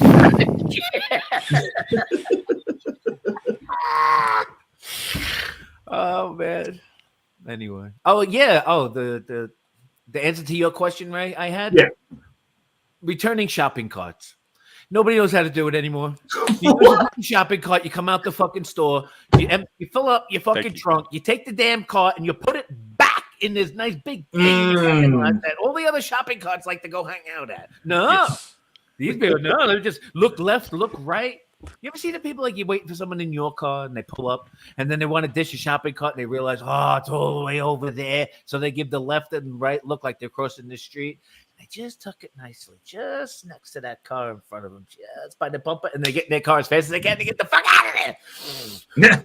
Leave the shopping cart right there in the middle of right there in the spot. You know the cart that you pull into the only spot, and you go, "Fuck!" There's two shopping carts sitting between the front hose of your car and the other car. Yeah, one of those motherfuckers. Yeah, that's the thing I think we're lacking in 2024 to 5. Yeah, sure. I'm never gonna not see those shopping carts now, Vinny. I fucking hate you. Oh my God, Heather got it right here. Oh, yes. Oh, that's a good one. Ooh, curse, another good one. How about actually knowing how to write a check? I do I still can't know tell how you to the write a last check. time I've written a paper check. But every time I do, I have to think about it because, like, I it's probably so do now. You had the date, did the name, did you Yeah, I learned the handwrite the sloppy thing, or the and you handwriting signed, on and a you check put the that just memo? Yeah, I quicker got it it. gets cashed. Yeah. How about driving without navigation? Oh, I still do that. I hate. So- I don't Reading a ever map. use I those was about to say, devices. if I've I been look at a somewhere map before I leave the twice, house, Alley, and I Mr. remember P. the route. No, oh, guys, if you know That your random- route, you know your route. But if you want to go to another state and visit something, you used to You have look to at a take out a map. map, and you have Dude. to right. Yeah. That's Nobody true. does that anymore. Mr. P, I remember. We used to have AAA. atlases in the glove box. Do you Full of remember? maps. Do you Remember. remember MapQuest when you used to have to print out the directions to take with you? Yeah, before that though, And they had Ray, OnStar if you were or a something. AAA member in the 90s, early 90s, you could fucking call them up and say, "Listen, yeah, I want to go to Brooklyn, New York." I to, remember that. Kansas City." Are They you have serious? And fucking yeah. AAA would fucking send you a It was nice OnStar, and they have a mapped YouTube out prank of rest some areas, Cajuns the whole like shebang, pranking 'em. man. It was cool. It's actually I fun. still do that with AAA. I used to hang it on my wall a night or two before to get used to. Okay, because you had to size up. All right, it's like getting in the NFL game. You know what I'm saying? All right, boys, huddle up. All right, I'm gonna take IA whatever. But, we're gonna do it. Because you don't That's know. so awesome. I didn't Right, know it that, was- that was you a had to thing. I didn't know plan you could for call it. somebody. You got them to tell you. Especially if you Like- don't even know where the fuck you are when you just push that gas needle and you're like, fuck, I have to pull into this rest area. And it turns into that rest area is like fucking the worst. Get his Yeah, they give you a firecrackers, full but out it's map of gunshots. the place you're going. Like even when you got a pew pew, you're afraid to get out the car. To Look pump at it. how You know what I mean? Like, I whoa. love how creative people get with technology. I think we're gonna be okay. Yeah. I They'd mean, even give you a free highlighter. I still go and get my maps and get my free highlighter. Of course. What? Yeah, So- it came all highlighted I and never everything. got a It was, free it was highlighter. great. And it was probably, Spike, the only map that I could actually refold back into its original form before I pulled it out to an accordion. You know what I mean? It folded Yeah, the back. Thomas guide was too bulky. I like having just a map and I fold it the way I want to look at Yeah. it. Yeah. And then they would tell you, okay, and then in this point, whatever mile, you can go get to the whatever, you know. Oh, there's a Waffle House at this spot, you know. Yeah, Pretty no, I cool. was gonna say if you talk to somebody that used to have to navigate, they always try to tell you directions. They're like, oh well, what address you coming to? And like, I go to this address. Like, oh okay, so you're gonna be coming down south, and then you're gonna see a gas station. You're gonna take that gas station, you're gonna go around it, and then you're gonna take a left over here, and you're gonna see a whatever, a chicken place. I And they got give you it like right there. they give you all the I'll see it in landmarks 2 and everything. minutes. And the whole time Mike, I'm like, that's exactly how I reference okay, everything okay. with I'm gonna use geomarker. GPS, sir. This is I love that. This is irrelevant. No, what he just said. He described it perfectly. I know how to get there. I don't need GPS. Yep. It's just gonna confuse me, and I hate her voice. I hate that little lady's voice. Yo, you gotta mute that. You gotta shut her up immediately. The nav voice? She has an Yeah, dude. attitude, and she talks to you like you're stupid. Yeah, Yeah, I can't. She's like a Karen. I can't stand her. I Yeah. have Karen cop triggers. She's like, merge left, dummy, and you're like, dude, don't talk to me like that. It's my car. Yeah. No, I'd rather miss a turn than listen to that thing talk to me all Put day a long. nice, sexy Yeah. daddy voice on there. I'll turn. Well, you you like, can- Jeff, I need you to turn left, Jeff. Hit the What's brake that hard. one app you can get Sam Jackson to do it for you? Who? You get Sam Jackson. They download. Oh, Sam. Oh, shit. I said, make a left, motherfucker. Exactly. Do you understand it? You're like, Jeff, get those damn antlers inside the sunroof. God damn it, turn left. It's I want one. I want a Samuel Jackson. I would use it if it was Samuel Jackson. It's called Waze. WAZE. Dude, Yeah, you they can have a even get Samuel L. Jackson voice on there? Oh yeah, you can get a. Oh, bunch I'm of- downloading it immediately. As soon as this is Oh, over, that's the next thing I'm doing. It makes me think of that Laurie Anderson song from her first album, Big Science, where she's talking about turn left at what's going to be a shopping mall and turn right at what used to be the feed store. She's pointing out all these landmarks and having them navigate by things that aren't actually even there. That's awesome. You can even troll on the. I mean, I'm sure other people have used Waze, but you can even sort of troll. Like, if you like if there's a car accident or when there's speed traps and there's cops there, you can like report, like put it on the app, like your little markers. So if you see like cops hiding behind a billboard, you can just mark it on the app and sort of troll. Yeah. Comment people. Google stole that because that's in Google now too. Oh, is it? Oh, built yeah. into maps. I thought you meant when you were trolling, you were going to put misinformation. Like, so if you see a cop, you just say, accident cleared, or like, something, but like just misinformation. That's what I thought you were going with it when you said. Well, you can kind of. I mean, it's weird, but no, you can. I mean, yeah, turn left at the big tree, and then hit a wall. I don't know. Yeah, What I you don't can. understand is how MapQuest or Waze, are they completely dependent on people giving them information? So is everybody that sees this stuff, they're taking the time to submit what they're seeing? Is that? Yeah, no, it's Yeah, a trick. somebody submits and then everyone else verifies whether it's there or not. Is anybody still Exactly. using fucking TomTom? Remember that fucking thing? Yes. Yo, TomTom. I used to want one of those so bad when I started driving. I was like, I want a TomTom. I mean, do you guys add stuff to Waze? I did. I've never added anything, but I'll verify whenever I make a note of it. Like if as long as I'm not like it's gonna blatantly distract me from whatever the hell I'm like driving, then I'm like, yeah, that's there, that's not there. Because like especially the cop ones, I'm always looking for them. I'm like, I don't want to get a speeding ticket because I'm usually speeding. So Yeah, if I have a co-pilot, one of us are probably going to mark that it really is because sometimes there's misinformation, sometimes it's not an accident. But wait, like like when you look at Google and it shows like a red line for where there's heavy traffic. Yep. Well, on Waze, sometimes there'll be misinformation of an accident that happened 3 hours ago. Oh, and nobody said that it wasn't there anymore. Yeah, like that kind of stuff. So you can either be like a good neighbor or whatever, a good participant of the highway, or you can be a troll or be like, 10-car pile up and there's nothing, Yeah. Like a good neighbor. State Spike is Farm. there. State Farm don't care.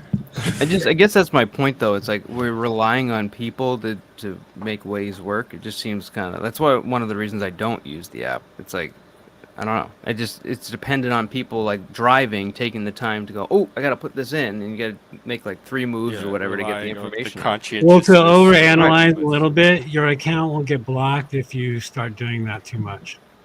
So you Doing can't what? be like on there. So basically, Waze works.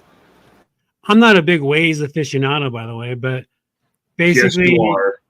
if Yes, you you signed are. up for the app and actually like have your account signed in, then you can do those things. But if, like my brother-in-law, for instance, was sort of a joker. He doesn't go online at all. He doesn't even know what a troll is, but he would make funny comments, and so eventually they'll just block you from having that ability. Said you gotta shut up. But yeah, no, I don't really mark things unless I'm in the passenger seat or unless I have someone in the passenger seat. I don't do it a lot. I don't leave LA too much. Yeah, I But guess when I was that's why going to I'm just Nevada like, last year, I did it all the time. so we're just hoping that we get lucky and somebody is able to be in the position to put the stuff on Waze. This is why I like Apple Maps and Google Maps, is because it's not dependent 100% on the user input. Like they're Yeah, basing but the you stuff don't off really of. get the real time. No, you You do don't- actually. Yeah. You do? So yeah, I get speed traps now. I can see where traffic is, and they're basing it off of the speed of the devices. So they can just see how fast your phone's going from point A to point B, and they know, hey, if your speed's 65 and we got a bunch of cars doing 30 near exit 20, they know it's immediately there's traffic building up. No, I trust you. You were driving for a living for a while, I think. So I trust. Well, I I don't know. used all three, and Google Maps was probably the most accurate, I would say, with data, But I mean, Apple Maps to me was catching up with Waze. They were telling me about speed traps, and they were accurate. It wasn't that there was nobody there. I don't use Apple devices, but I trust you. Yeah. No, it's cool. It's cool. That's always been my issue with Waze, not to, again, like you said, overanalyze it. But No. I mean, I use Google more often, but Waze was like just to verify shit. But I trust Google with a lot of stuff. I just use a radar detector. Solves the problem. Did you guys ever have those radars you could plug into your cigarette lighter? Yes. Yep. Didn't have one of those. Back in the days. It wasn't the good one though. It was just like one that because like remember the ones that would like pick up the doors at like supermarkets and stuff. They still do because it runs a certain frequency on. Oh no! Oh, it's usually you ever like anybody out there who trusted reliable radar detector, and I don't make any money off it. I've had an Escort, the Passport by Escort. Oh, okay. It'll give you the GPS. It remembers everything. It talks to you. It's really, really accurate. It's probably one of the most accurate radar detectors. We'll even catch like one of those fuckers who's turning it on and off, even in like the laser, like so. Because lasers, if you don't know, the cop sits up on he actually pulls the trigger and shoots at the car, and it only detects just for that one little trigger pull. So that's why radar is very hard on the laser. But this thing, fucking, if this guy's just one, it'll pick it up, and it'll pick it up like 2 miles out in a radius. So it's pretty cool, dude. Yeah, it's Passport or it's Escort, and I think it's called the Passport Edition by Escort. Weren't those illegal even for a while? I don't know. But it's hanging proudly in my windshield. It depends on the state, but yeah, a lot of them are illegal. Have speed, will travel. Get out of my way. Move, get out the way. I'm gonna ludicrous everybody. Get out of the way. I actually took in a Mercedes on trade that was that had the radar jammers. So they had like all these like little things on the front and the back. So if you're trying to, laser a speed check or whatever, that thing hits the car and it like scatters the signal and they can't get a reading or something like that. It's like a fucking $2,000 system. So it's a radar detector and a jammer. and I guess you get one shot. So if they hit the car, their first reading is going to be like bunk, but that's you get an alarm that goes off, and then that's your cue to like slow the fuck down. So so you get like an extra couple of seconds. Yeah. That is cool. Yeah, it's very expensive though, so you only see it on like really nice cars. People that they don't want to get caught speeding, but they're obviously speeding and have That's the right, money to shameless. deal with it. I'm a speed demon. I'm shameless. That's a country song. Shameless. Yeah, they're pretty cool. But it's not. I mean, I don't know if you guys speed, but it's not the end of the world. Dude, Most of the time, ever everyone's since doing the like 80 now. lockdowns, man, we've just been doing GTA 5 here in KC, man. Like, nobody cares. Like, they just now started writing tickets again. Like, Really? and everybody still speeds because they're like, they can't catch us all. Fuck it. Well, do you live in a state where they don't chase you? So in Kansas, they do, but like it's super weird because they just don't do the traffic copying the way they used to, because pre-COVID it was a source of income, and then they stopped doing it, and now they do it sometimes in spurts, but it's not consistent anymore. And but like Kansas, there's a couple of jurisdictions that will chase. One of which specifically is very adept at chasing. They have like the little Batman grappling hook thing that grabs your fucking car. They have one of those. So they'll chase you to hell. Them dudes will chase you to hell. Like, you're not getting away. But all the other ones, like in the rich areas, they lost a car that they flattened all 4 tires on that was rolling on rims, sounding like a choo-choo train going down residential streets. And they still let them get over to the Missouri side so they didn't have to do the paperwork. I like the ones that shoot the mesh rope at the back. Yeah, that's what it's pretty effective. Olathe, they have one of those, and it is amazing. So like, it shoots the rope where in the tires? They drive up right to the back of it. I don't even think most of them it deploys outward, so it doesn't really shoot. But you just get it right to the back tire, Mike, and the back tire just sucks up. It's like getting your prop of your outboard motor with a bunch of fish in line, man. It just puts everything to a dead fucking stop. Yep, locks the axle up, and you're done. Yeah, dragging that bitch the rest of the way. Yeah, they don't really chase people in Connecticut. They literally, like, I had somebody the other day. I thought they were gonna fucking rear end me. I was sitting. It's a 2-lane highway. It's 34, or like a main road, or whatever. And we're sitting at the light, and I see this car coming up. It's got to be doing fucking 90, and I'm like, dude, this guy's gonna hit me. And where there's 2 lanes, we have lanes both full, and we're at a light. So I'm like, where is this guy going? So he literally goes over onto the breakdown lane, onto the grass, and rips past the cars to the right on the right lane, and takes out 2 mirrors and continues going, right? Oh, then I see the cop behind me coming like 3 or 4 seconds later. He's trying to go, and he just sees the situation. He like got past us a little bit, and then he just like slowed down and turned off his lights. He's like, I'm not getting this guy. He just completely gave up right in front of me. He's a danger. He's now creating a dangerous situation to civilians. Whoa! Right. Yeah. Yeah. But he in Connecticut though, it's a regular thing. Like the people on like fucking 4-wheelers and dirt bikes with no tags or anything, driving in like 100 person gangs. They don't even look at them. Yeah, the Connecticut State Police, Mike, I've always thought they were the most hard to identify fucking trooper car on the highway, because they're just silver. They got the little thin fucking lights on the top, and that's it. It's like, you could roll up on one of those really quick if you don't know what the fuck it is. I'm surprised they keep their lights on, because that's your only hope, usually, if they have the top 2 red and blues on. I'm surprised no one's complained. I mean, I've even said that. I mean, come on. I mean, there's ways to be not sneaky, but I mean, it's a game. But I mean, that totally, like, I wouldn't even trust that pulling me over late at night sometimes. I mean, I'd be like, what the fuck is that? You feel like, why didn't you stop? Like, why isn't your car clearly marked? Like, I thought I was getting kidnapped. Like, yeah, it's just straight like matte gray, basically. Yeah. Oh wow.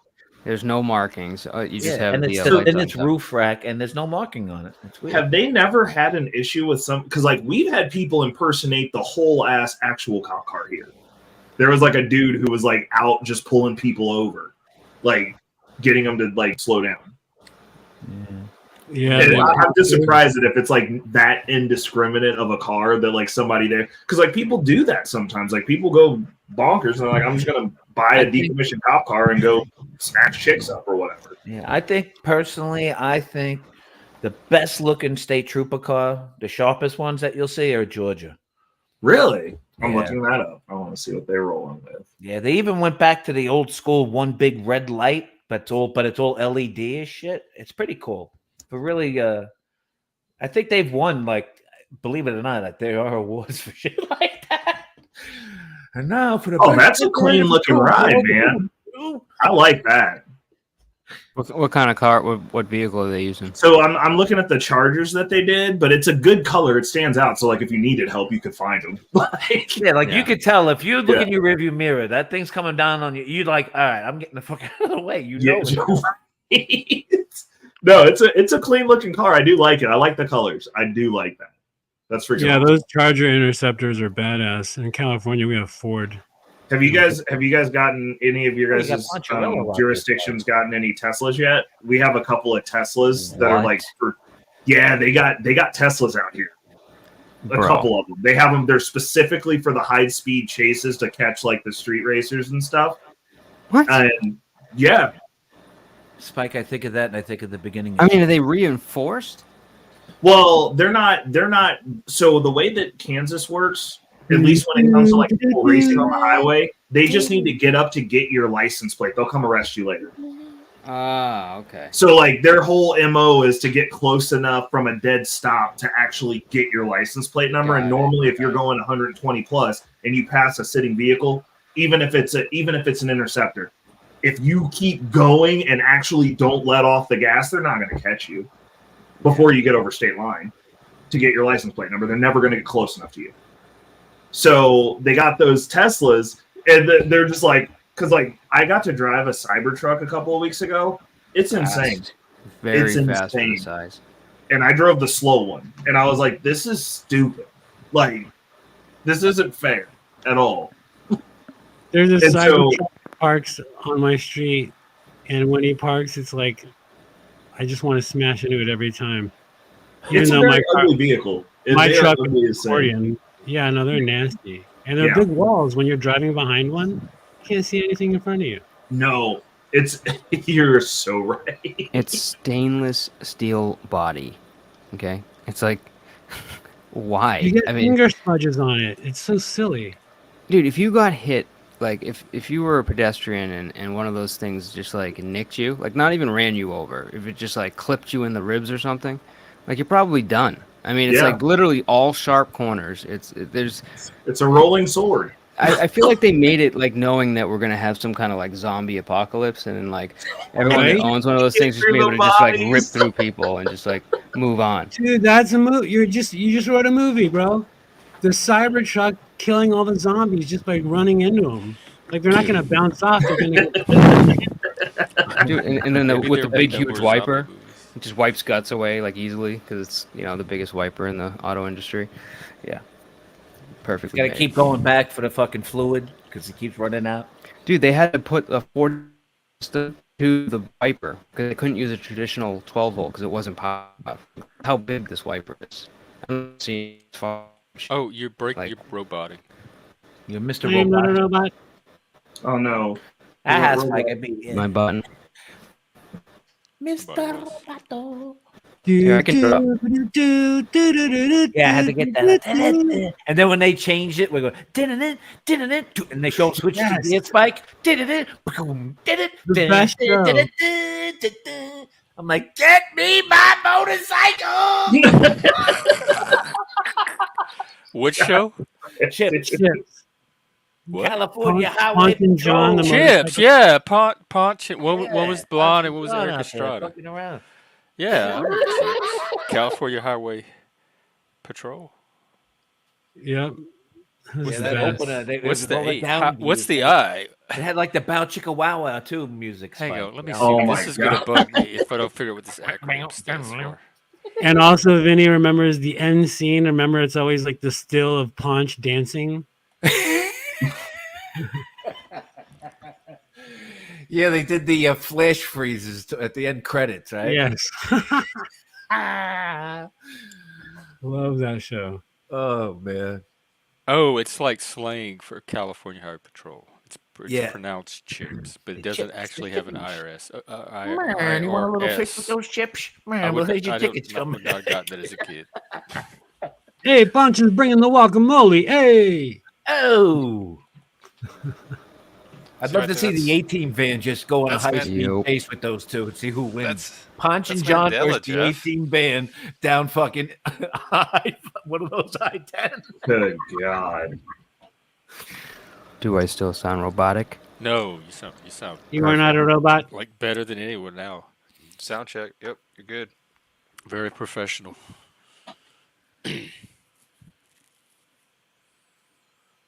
Mr. What was T in the your back. favorite show growing up, Jeff? You better not be taking me nowhere, Hannibal. Like what age period?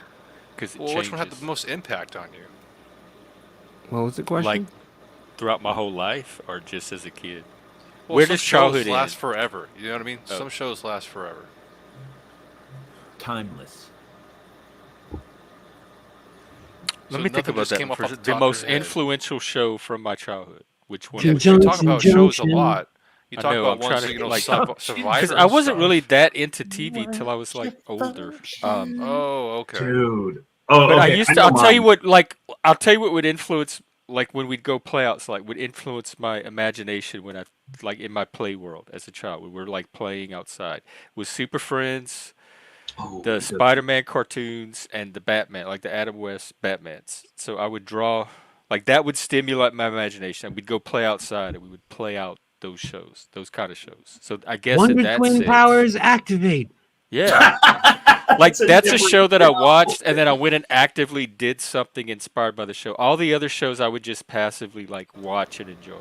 But I'll tell you, like one of the biggest movies that influenced me, believe it or not, was 9 to 5.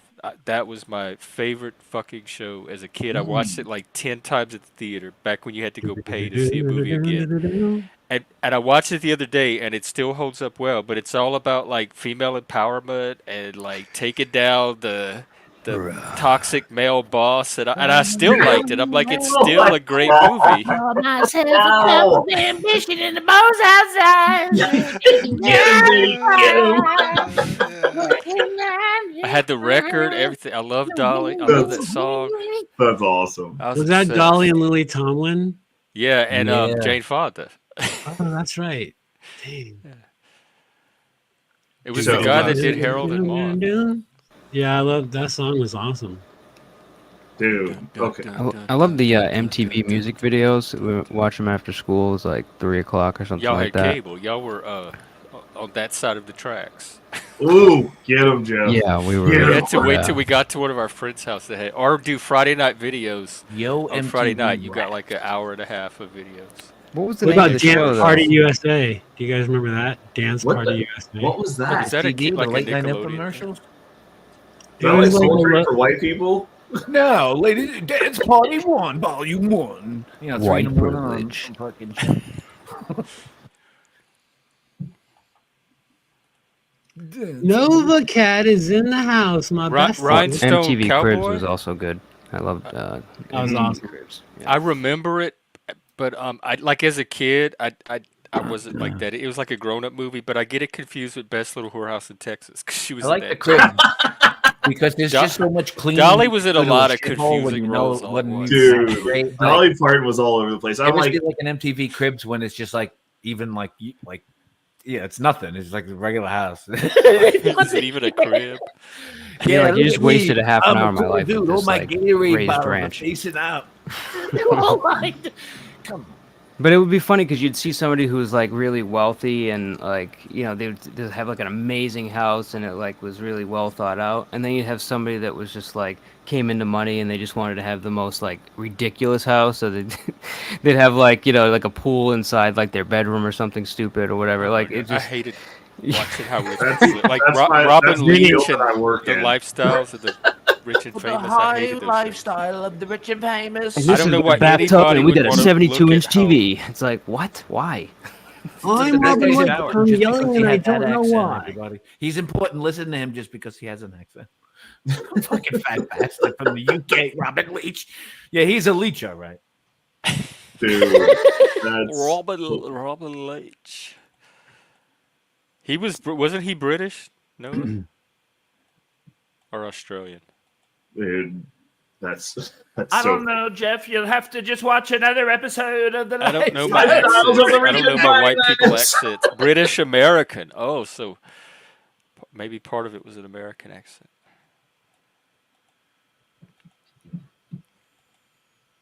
Dude, so my two shows were Highlander. My show was Highlander, that probably had the greatest impact on me as a kid, and then the movie was Tombstone. Like, I love that movie. Who was in that? Because I get it. There's another one I get it. It was confused with. Escape from New York. I forget his name. Was the star, the main star? Goldie Hawn's husband, Kurt Russell. Kurt Russell. And then, but I did. This is the weird thing. I didn't give a shit about Kurt Russell. I literally molded my existence and principles around Doc Holliday. That was like to the point that like I went and looked up all the history of that shit, and I was like, dude, this was a real fucking person, and these were his real principles, and he lived that way till he died. I was like, I'm gonna just do that. You got to meet Lord Doc, bro. Bro, I love that movie so much. Like I can't even watch it now because like I used to watch it with my grandmother every time it came on, no matter what channel it was on. We stopped what we were doing and we would watch that movie. Like I can't watch it now without crying. And I used to always cry when Doc Holliday finally succumbed to consumption. I was just like, dude, lung cancer, which is fucking crazy because my grandmother died from lung cancer. Oh, Like. And I was just like, dude, and like we'd watch that growing up, and then like as an adult, like when she was fighting that off, and then she like beat it once, and then it came back, and then she didn't beat it the second time. But that movie, I watched it so many times, and I would only pay attention to like Doc Holliday's parts of the movie. Like I was just like, I love that guy. like I don't know why. I was just like, I like people that are just like very principled and they're like, I will take this to the ultimate end of this and like I'm gonna live by my principles and then take care of your friends and your family and protect your people no matter what. Like I love that message. yeah, that's admirable. That's a heroic ideal. Yeah. And that's another thing I think. Like, where is that today? Where are those models? We're not toxic masculinity, man. Like we don't want that. Well, I don't care what y'all want. Men need that. Well, no. I agree with you. Like people that are not men, it's not even for you to worry about. Men know what we need, and we can give that. We don't need anybody's permission. Right. Well, I mean, it's we'll do what's necessary, but I think a lot of the issue is, unfortunately, there's not fathers, there's not active fathers in the home. So, like, where are you getting that from? And the way that my mom did raise me was not perfect. But she overcorrected on the masculinity piece of making sure that I was disciplined. A lot. To compensate for that because she knew that there was, like, my father has been MIA my entire existence. Like, I can't even meet him now.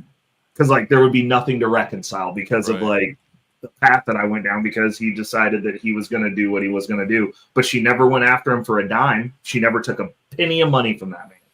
Period. She was like, I'm going to do it myself. So, Did you have siblings? No, only child. You and her. One fuck up in this family per person. And I decided like I will not have a kid unless it's an intentional child. Like because of the way that I grew up. Because I'm like, it wasn't the easiest, and she chose to do that. And so. But we don't have that male presence where men are even respected anymore. So if you have women who hate men that are raising men, supposed to be men, how are they going to make another man out of that? Like I don't like men. I made one. He lives in my house. Reminds me of the dude that I couldn't keep I away. had that. We pick up on that shit like without even knowing. Yeah. It's like again. I think it goes back to pattern recognition. I could tell that I was treated differently.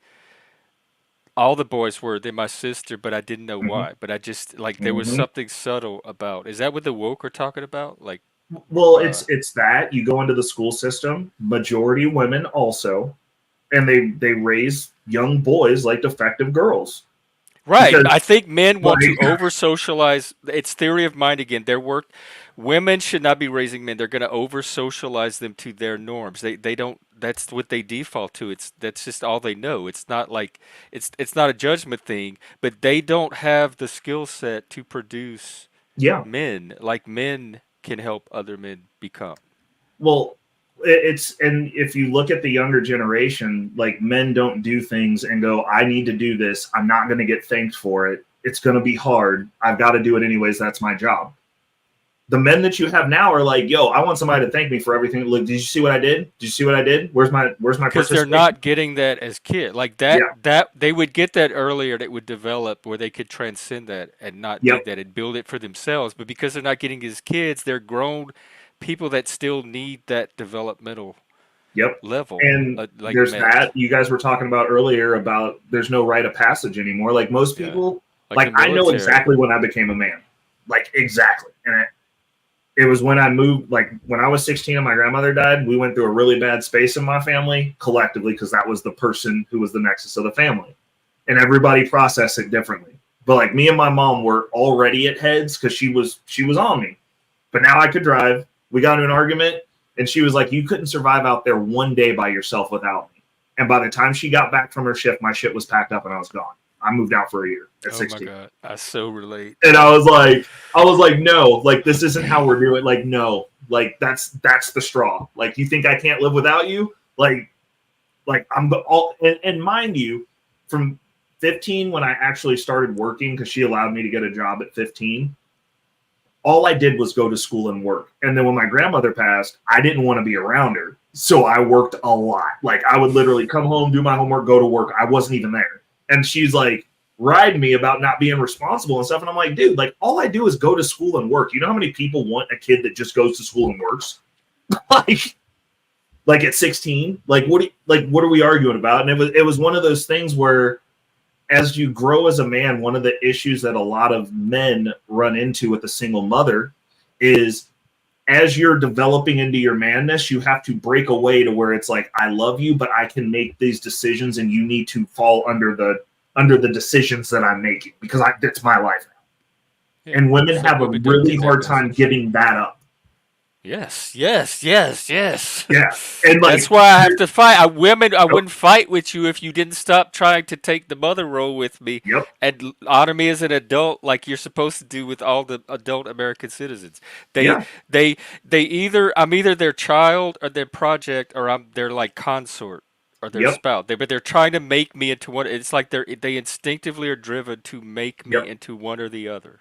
And it's based on the way that those women are raised, because you see it outside of your mother. You'll see it in your relationships. They do it in the relationships too, because they look at men and they go, "These are boys that I have to come raise up." Yes, like we were not. The whole thing from women is we were not raised right, but they're using their standards, not ours. Yep. And they're that's called care. They're busybodies. They are not men. What men do, where our in group is not any of their business. They are not. I don't care what anybody who's not a man thinks about how men should be. Right, because you can't make one. Right, and I don't care about anybody who's not gay. I don't care about their opinion about how gay people should be. I don't care how neurotypical's opinion about how autism, like all of that. And male is one of those things. If you're not that, you don't have an opinion.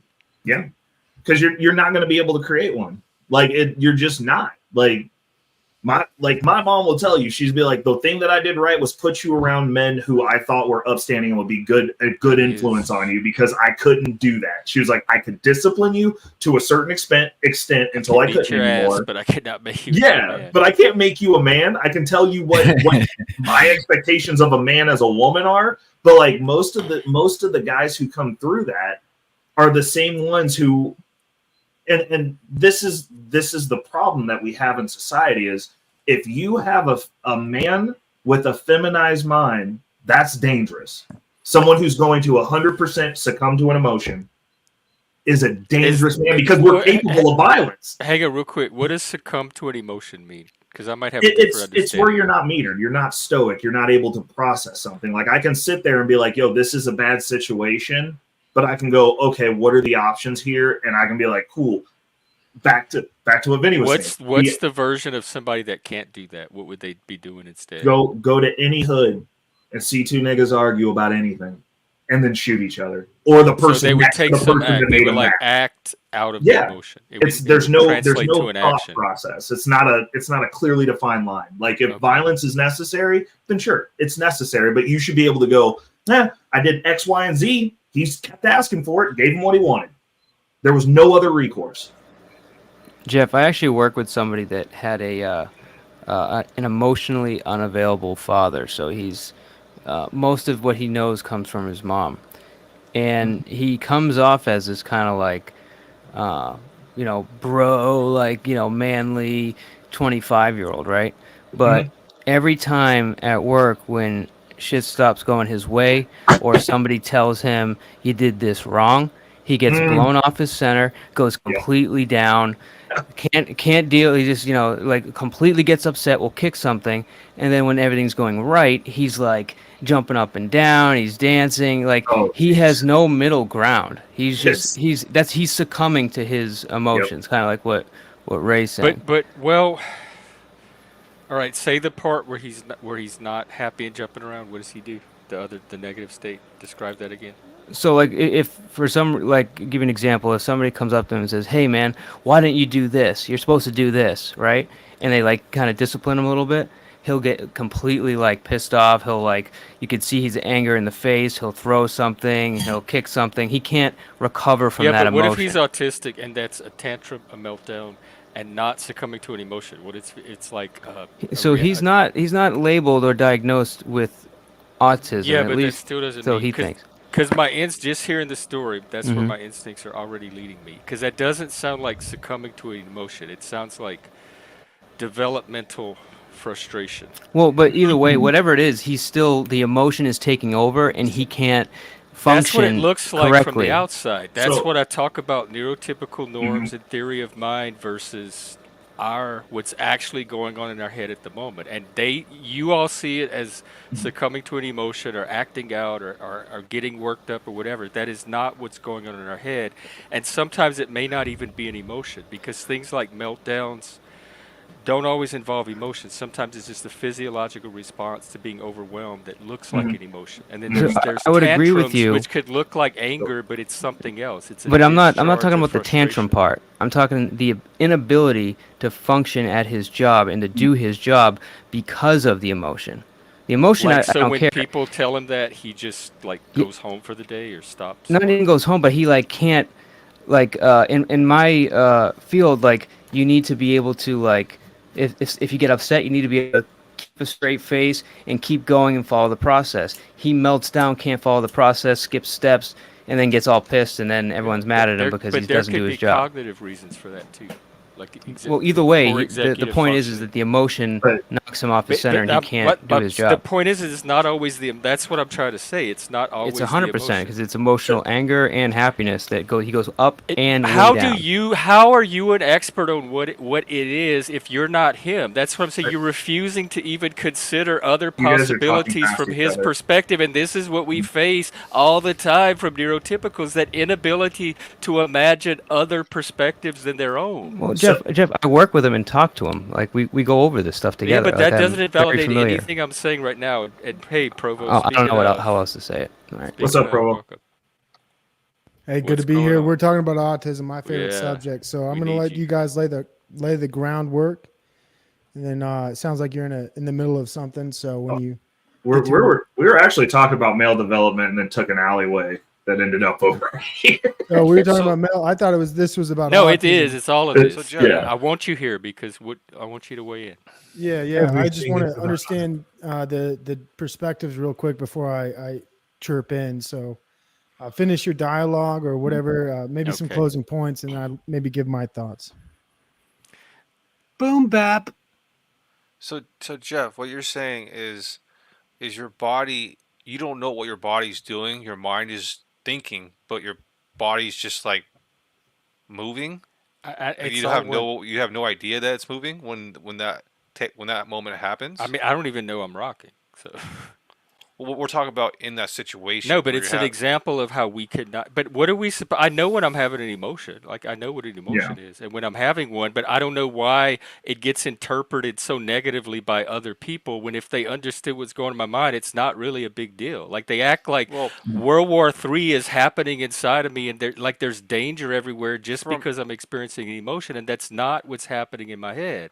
so Right. from And the so I outside. think there's several things that it could be, and I Mhm. think it all gets lumped into he's having it's emotion. So they have a very like low res view of the category to begin with. So they just Mhm. see emotion, non-emotion, emotion. Oh, emotion. He went to emotion.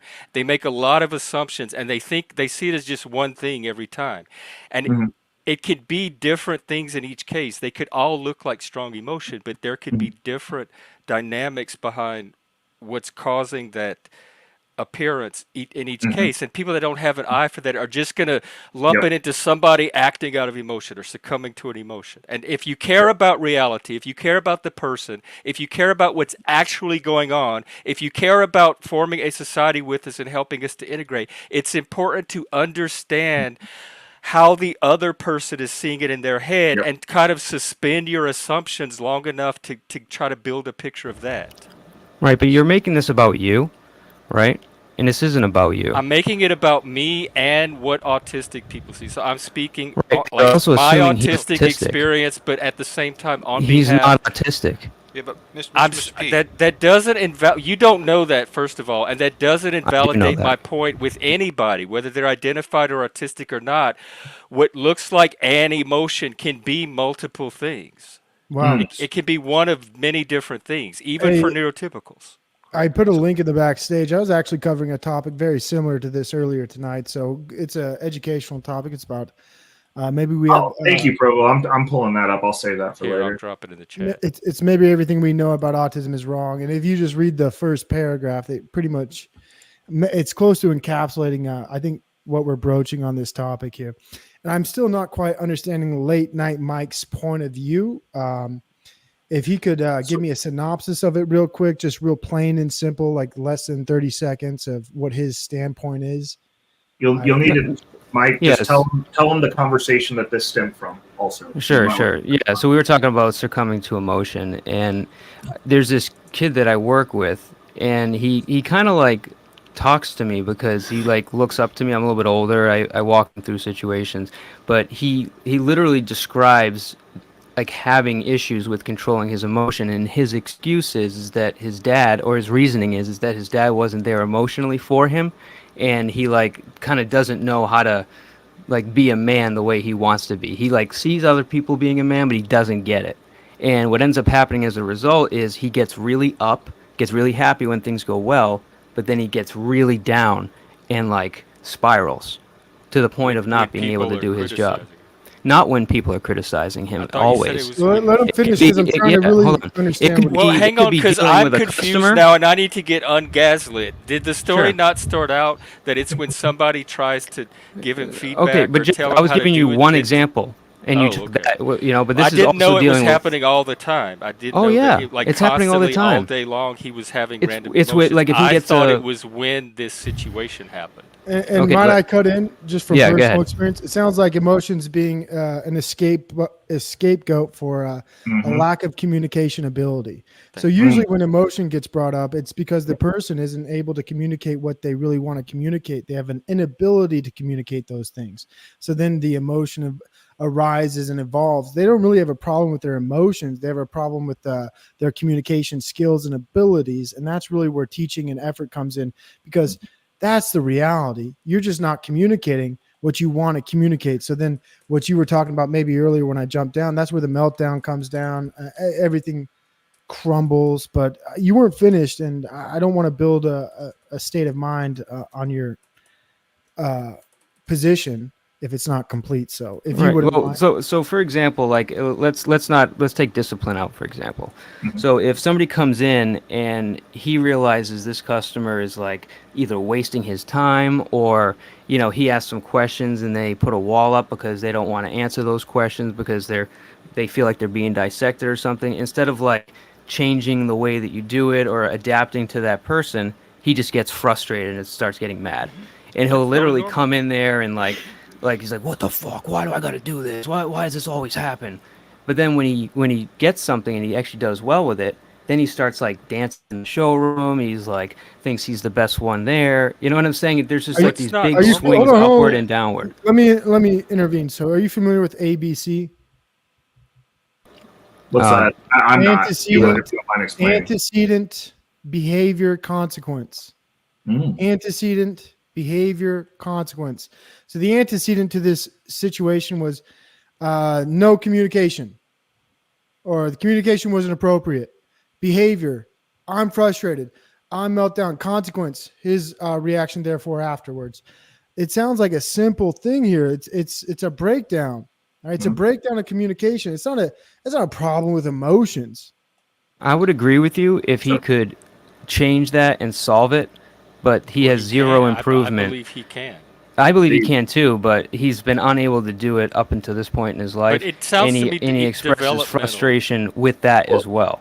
So it's but clearly something he's having an issue with.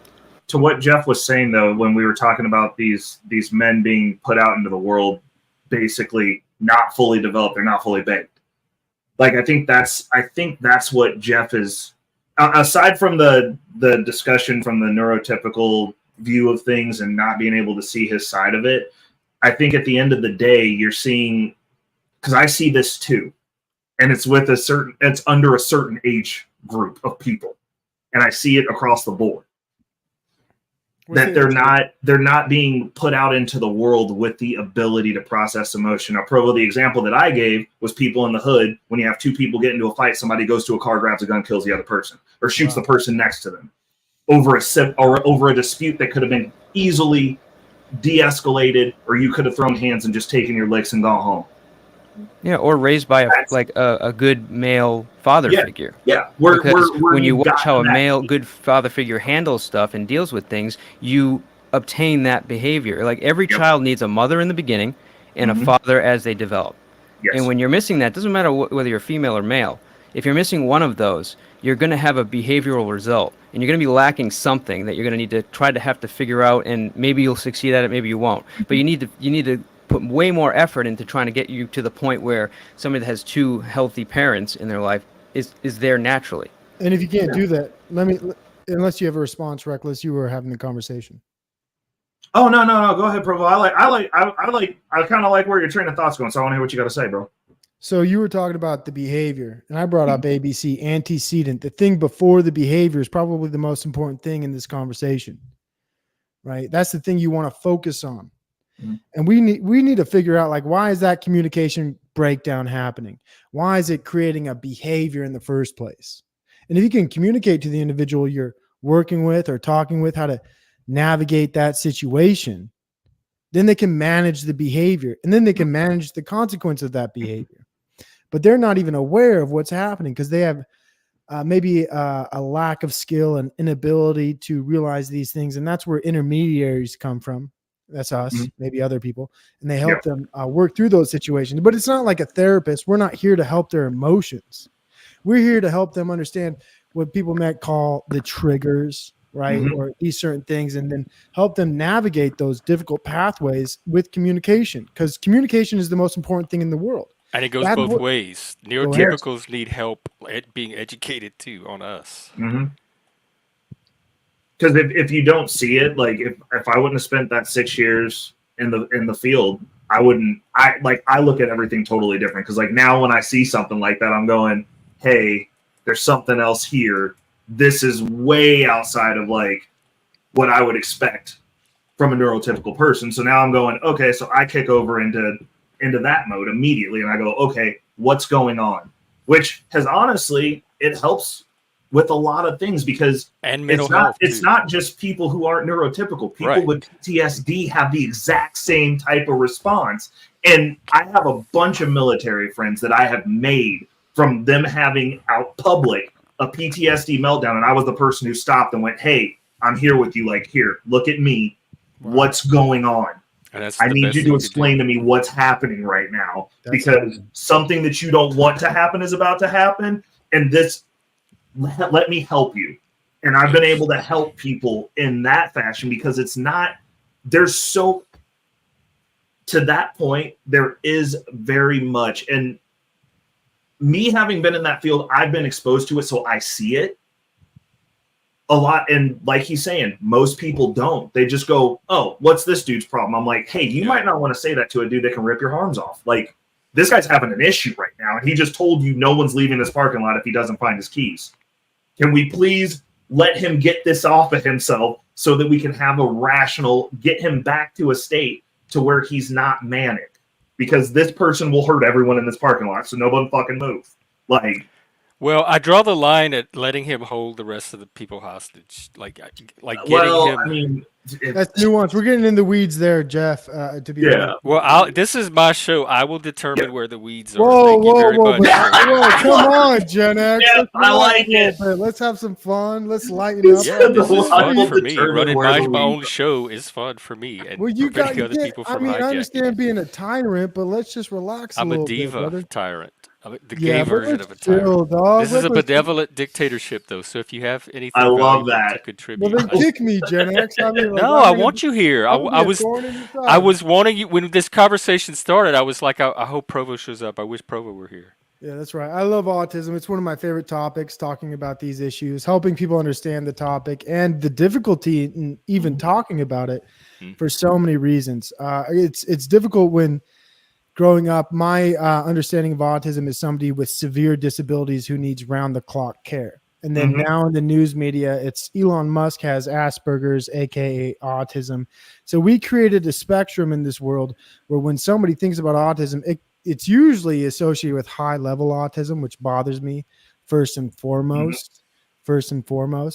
But now when somebody has autism or their kid, they find out their kid has autism, it's like, well, Elon Musk has autism, the richest man in the world. It's a weird place for autism to be in, where you can need 24-hour round-the-clock care and also be the richest person in the world. The diagnosis makes no sense. I think it's too fuzzy of a category. The issue is Asperger's got cleared out. That's not even part of it. They dropped off. Well, it all got all the subcategories got folded into one. Yeah. Diagnosis. But the issue is people want to look at the top of the iceberg, and I was like, my experience with it, my business partner's child has I forgot the exact name of it. It's the one where you have severe autism due to it's a chromosomal is it the deficiency? Is it Rhett's? Hang on. Where he's going to need some form of care forever. Yep. And like, I've watched this kid grow up. I've seen the benefits of ABA. Me and him can have conversations now. I've known him since he was a small child. And when he came in, he was completely nonverbal. And so that's my experience with it. Like, and his brother, that's awesome, had Asperger's on the spectrum. But it's like within one household, you see the tip of the iceberg, and then the actual, like, the worst case scenario of it in the same house. And that's the part that people don't understand. But it's like when I go back to me being able to switch to that mode to where I can see someone have a meltdown, like, I watched that kid have some meltdowns and not be able to say what he needed to say because he couldn't use words yet. And the frustration that he had not being able to, that was part of it. It was like, I'm having a meltdown because of this, but I can't even tell you what the fuck's wrong with me. And I'm frustrated at that because I'm trying to tell you what I need and I can't even fucking do that. And like, you don't understand what's going on with me right now. Like, in this situation, I wouldn't work him. Like, I never give this kid advice as far as how to feel or how to deal with emotions, because to me that's not me. Like, you have to deal with that. You have to figure that out. I'm not in your head, right? The only reason why he talks to me is because he knows I can do this. I've been doing this type of work for 12, 13 years, and he's trying to get to the level where, like, that I am, where I can sit down, pick somebody apart, know exactly what's going on, and then present them an option that they'll actually buy that day, right? He like can't get through it. Like, he's like rushes. They'll say, I want to look at this car. He'll run and get the keys and just bring him to the car instead of sitting them down. So that's why he talks to me, and that's the advice I give him. I won't give him advice about how to deal with his emotions. I don't think I'm prepared to do that. He needs somebody else that knows how to do that, or that's a professional. So like, I just don't want to be interpreted that I'm like trying to help him work through his emotions, because I don't. I just let him do whatever he does, and if he listens to me, I'll give him the advice You on how can to do his validate job. it. Though. You can That's it. validate him You and know- say it's okay to feel emotions. You But know, the I think worst you're part Absolutely. about the emotions is when you try to sell them those white wool tires options. Hey, fuck those tires. They get Jesus emotional. Christ. I'm just surprised Vinny hasn't come at me. Good to see you again, Vinny. I hope everything's going well for you. Sorry about our last altercation. No Ooh, problem. baby. Hey, altercation. Paco. Jesus, Vinny, you fight with everybody that you meet for the first time? No. I don't even feel special no more. Vinny's the I one that thought we were jumps him. friends. No, Vinny's a nice guy. But He's you have actually to a really realize nice one guy. thing though is that He gave me a stomach. you gotta cramp really from get to laughing know earlier. people before you really fucking, stake and claim into certain people. Right. So what I say is get to know someone at least 12 months on this fucking thing before you really make an assessment decision. Yeah. Or whatever. That's a Because good some point. people are gonna fucking surprise you delightfully or Yep. miserably, whatever. Yeah. Whatever. Vinny's a good guy. He's honestly a great guy. I love Vinny. It's a pro tip. I wish that did it for me, Provo, but you know what I All know. right, so let's get back Oh to my communication because he's Listen, I love his brick wall. It's Yeah. his brick wall. It's So- hypnotizing get- me. I let's love get back to- the masonry. I love it, So, man. Jeff, Thank you. I want to say thank you. You explained your side to us. Mhm. Now we understand your point of view, right? You explained like, all right, so you're thinking inside, but your body's reflecting what's going on, like how you feel, right? But you're thinking inside. You've explained your point of view, so now we understand. Do you understand our point of view? I tried to. I did that episode the other day where I looked at why people have a problem with strong emotional reaction. It gave me several like possible reasons that it could be that they're feeling that way. And what do you And think? one of them was they get overwhelmed. Like it's people that are sensitive to emotion or not used to being that intense can get overwhelmed by people that are, and they don't know what to do. Well, I don't like the word overwhelmed, right? Like, because, like I said before, like the attachment to emotion is a difficult thing. It's an inability to communicate, right? And I Well, would but say it's that- framed as it emotion. depends. People Selling attack cars the and making emotion. They tell have people to spend calm 30, down. 40, They 50 tell them grand.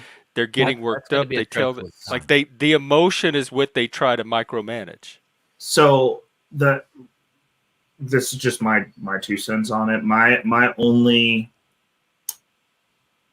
thoughts on that in the sense of I look at business and competition, and if highly emotional people are easy to manipulate, they're easy to lie to, they're easy to point in a direction and have them do what you want them to do. What's the Without- relationship between emotion and believing a lie?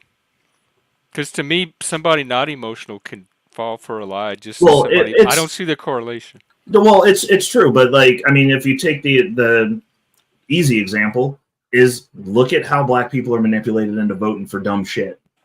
Racism. Which black you say people the like word this? racism, and now they're on board. They're just like, This "Hey, is a you good should do this topic. because I like racism." this. All black people? Reckless they're on one The entity? majority of them, yeah, they vote Democrat for 100 years and haven't gotten shit. Like That's right. Yes. You're right. 100%. Reckless on the But roll. what does that have to do with But don't emotion vote and for whether you anyone else believe a but lie us or not? because that Provo, guy's I'm dead. racist. Like Rational people can believe lies. rational people can believe lies, Jeff, and I'm not saying that rational people don't 100% rationalize their way into some horrible policy decisions as well. But when it comes to being manipulated, I have never seen another culture that by and large votes for somebody that gets nothing in return and then sits and complains about it, but then the next election cycle goes and does the exact same thing because the party that wants them to vote for them just says the word racism. Yeah, I've you know what? never seen anyone do that on a Uses mass identity scale politics. to where Identity like politics. this is Yeah, where but we talk. it's not moving from the policy, it's level just- of the individual though, like an but individual it's having when an it's a emotion. lot of individuals, that's a lot of data, Jeff. Let's bring this full circle, folks, if we might. Okay. All right. So before I entered the conversation, what was the main topic about? We were talking about men growing up, rites of passage. There not being enough of that masculine male influence, that protector, that honor, that level of what I believe made this country great from the generations before me. Yep.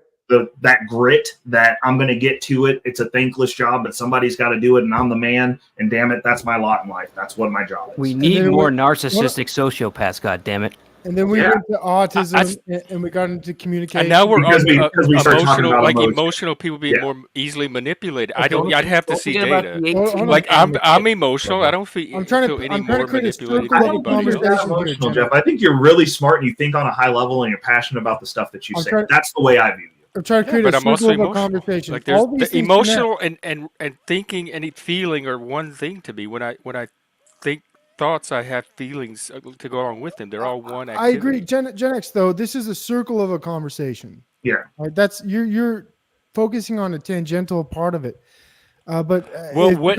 Okay, hang on, dude. This is my panel. I can focus on what fucking parts I need to focus on. Don't come and micromanage my conversation. If I need to focus on that for the moment to understand it, I'm gonna do that. Mhm. You're not here to lead a classroom. This is my panel. I appreciate your contributions, but quit micromanaging me. You're not here to babysit or teach me how to have a conversation. I'm here to facilitate other people coming on and doing that. And it was working just fine until you started to take control of the conversation. I've already told you once this is not your conversation. Stop doing that. I'm in charge of the conversation here. I'm going to take it where I want it to go. Go ahead. Continue. Yo, Moose. Hey, Moose. Sorry. Hey, Moose. But I'm interested in this. Emotional people are more vulnerable to manipulation because I'm not seeing. I just want to add a couple minutes. Sure. You know, everything that we experience is emotions. Your whole life, your whole day is emotion. Affective memory. Everything is emotions. And it's how if you could have the bad emotions, sorry emotions, happy emotions. You could say it's emotions. And if people just know how to gauge the emotion, then they know, especially if, like you said, if you segment, I call it like a segment in 10, you want to read the room before you enter the room, understand what kind of, and then boom, it's almost like you just chameleon into the, whatever you got to do to get into that room and out of the room. And you just know it's going to be a positive, fun experience for you. Because if it wasn't, what are you doing going into the room to begin with, I say. Right. So the way that I was looking at it is, I mean, the two examples that I can give very, very easily and candidly that has data because people vote is the way Black people vote and the way women vote when it comes to reproductive rights. But what conclusion can you draw about an individual black person from the way all Black people vote? Well, What does that have to do with I don't vote that me way. being susceptible to dissent? Because I'm not in that category. Jeff, I feel like you're trying to jump in front of a bullet that's not meant for you. Because, like, I'm not viewing anything that you've done. Like I said, I think you think at a very high level, and the thing that I like is that you explained and articulated the way that your thought process works. So for you specifically, you're wrapping everything in it together, and that's the reason when you talk, people listen to you because the passion's there. Because that emotion, you're tying the thought process and you're piecing both of those together, and then you go, bam. I'm going to spit this out and it's going to come out powerful. That doesn't make you an emotional person. Do you want me to not do that? It's like there's a lot of resistance or pushback to me doing that, and that's what I do. I like it. I think I like the way that you talk. Like when you talk, I listen. I listen to the stuff that you say. Like I think you're a good host. You're able to articulate. Well, what's the problem right now? Because it seems like the communication is breaking down because I'm asking the wrong questions or too many or what? Well, what's causing the breakdown now? Okay, actually, I like this. Okay, so the only pushback I have is I don't think that you're easily manipulated. I'm saying that we can go as far as data goes. We can look at I'm not. All I'm trying to do is I understand data and studies, and one of my problem with it is people can never seem to tie them to any concrete experience that I can see and observe and learn from. They have data over here, but they never connect. They never ground it in anything concrete that I can understand with. I see what you're saying. So I'm drawing on my own. I'm like, okay, I hear him saying this about the data.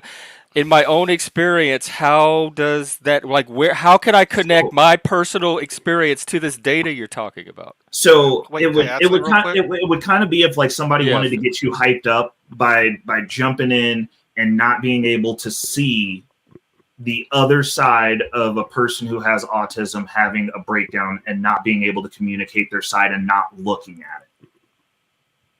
Like It'd be like I if don't they wanted to understand what take that has to do with how black people vote. That I'm not making. It's like there's two conversations. I'm because not making the the way connection. that they And instill wait, hang that. on. Philip was going to try too. I'm sorry. Go ahead. Might be able to hit it. Well, no. What I wanted to add, Jeff, is like you're honing on one thing on what he was said, and there's a Right, because couple I'm things. trying to understand. Until I understand this one thing, I can't follow the conversation. So y'all Right. make out like homing in on one thing is a bad thing, No. or homing in on details is causing the communication to break down for everybody else. I need to know the details so I can follow the conversation. Why would that cause it to break down? Just try to get more information on the detail of the conversation as it's happening. Like, why is that a big deal? This is like the third or fourth time this week that somebody's complained that I focus too much on details or I get that. First of all, that's part of autism. Don't come on an autistic show and bitch about something that's natural to autism, and help me understand why it affects the communication like it does. Because in my mind, I'm like, why should this cause people to stop being able to communicate? So yeah, this is great. And this is a great moment right here, Jeff. Before you could let me finish, you attacked what I said. Okay, hang on, because this is about interrupting. This is the interrupting conversation, which we already know is going to this happen isn't about here. It's a interrupting. I wanna norm. finish So my to point. talk about not letting you finish, that's going to happen here. Why is that an issue? Because you concluded what I was going to say without knowing what I was going to say. You assumed what I was going to say. I wasn't going to say that. Well, it sounded right? like. It didn't sound like it at all. All I Well, said I'll go is back like, and hey, watch what you said, and I because said I that- was having a reaction to something you said. Well, thank you, Jeff. You have a good one, my friend. You keep on interrupting me. You won't even let me finish. Have a good night, sir. Have a good night, Philip. Yeah, I'll be back again, but you're interrupting me. Not if interrupting is an issue. There's no reason to come on a panel where interrupting happens and then have difficulty with interruption. Like I don't understand why interrupting, focusing on detail, having an emotion is causing the conversation to break down for other people, and then I'm being scapegoated for it. Like I don't know how to have a proper conversation. I've been doing this for 5 years. Well, I think For they're just trying to 90% make of the a point, people, it's Jeff. not an issue. And then when I try to talk about it and understand it, they double down on you're the problem. You just don't understand. You don't read. You're not letting me finish. Get past all that and help me understand the conversation. So it becomes about again, it moves from content to form. I talked this about the other day. The reaction in me happens when all of a sudden the focus is not on the content or topic of the conversation or substance of it, but on how the conversation is happening. It's like this abrupt shift to we're talking about a topic and suddenly we're talking about how Jeff has a conversation, what form his conversation takes. And when that shift happens, it's like a canoe flipping upside down in whitewater raft for me. That's what it feels. I'm so lost and confused when that happens.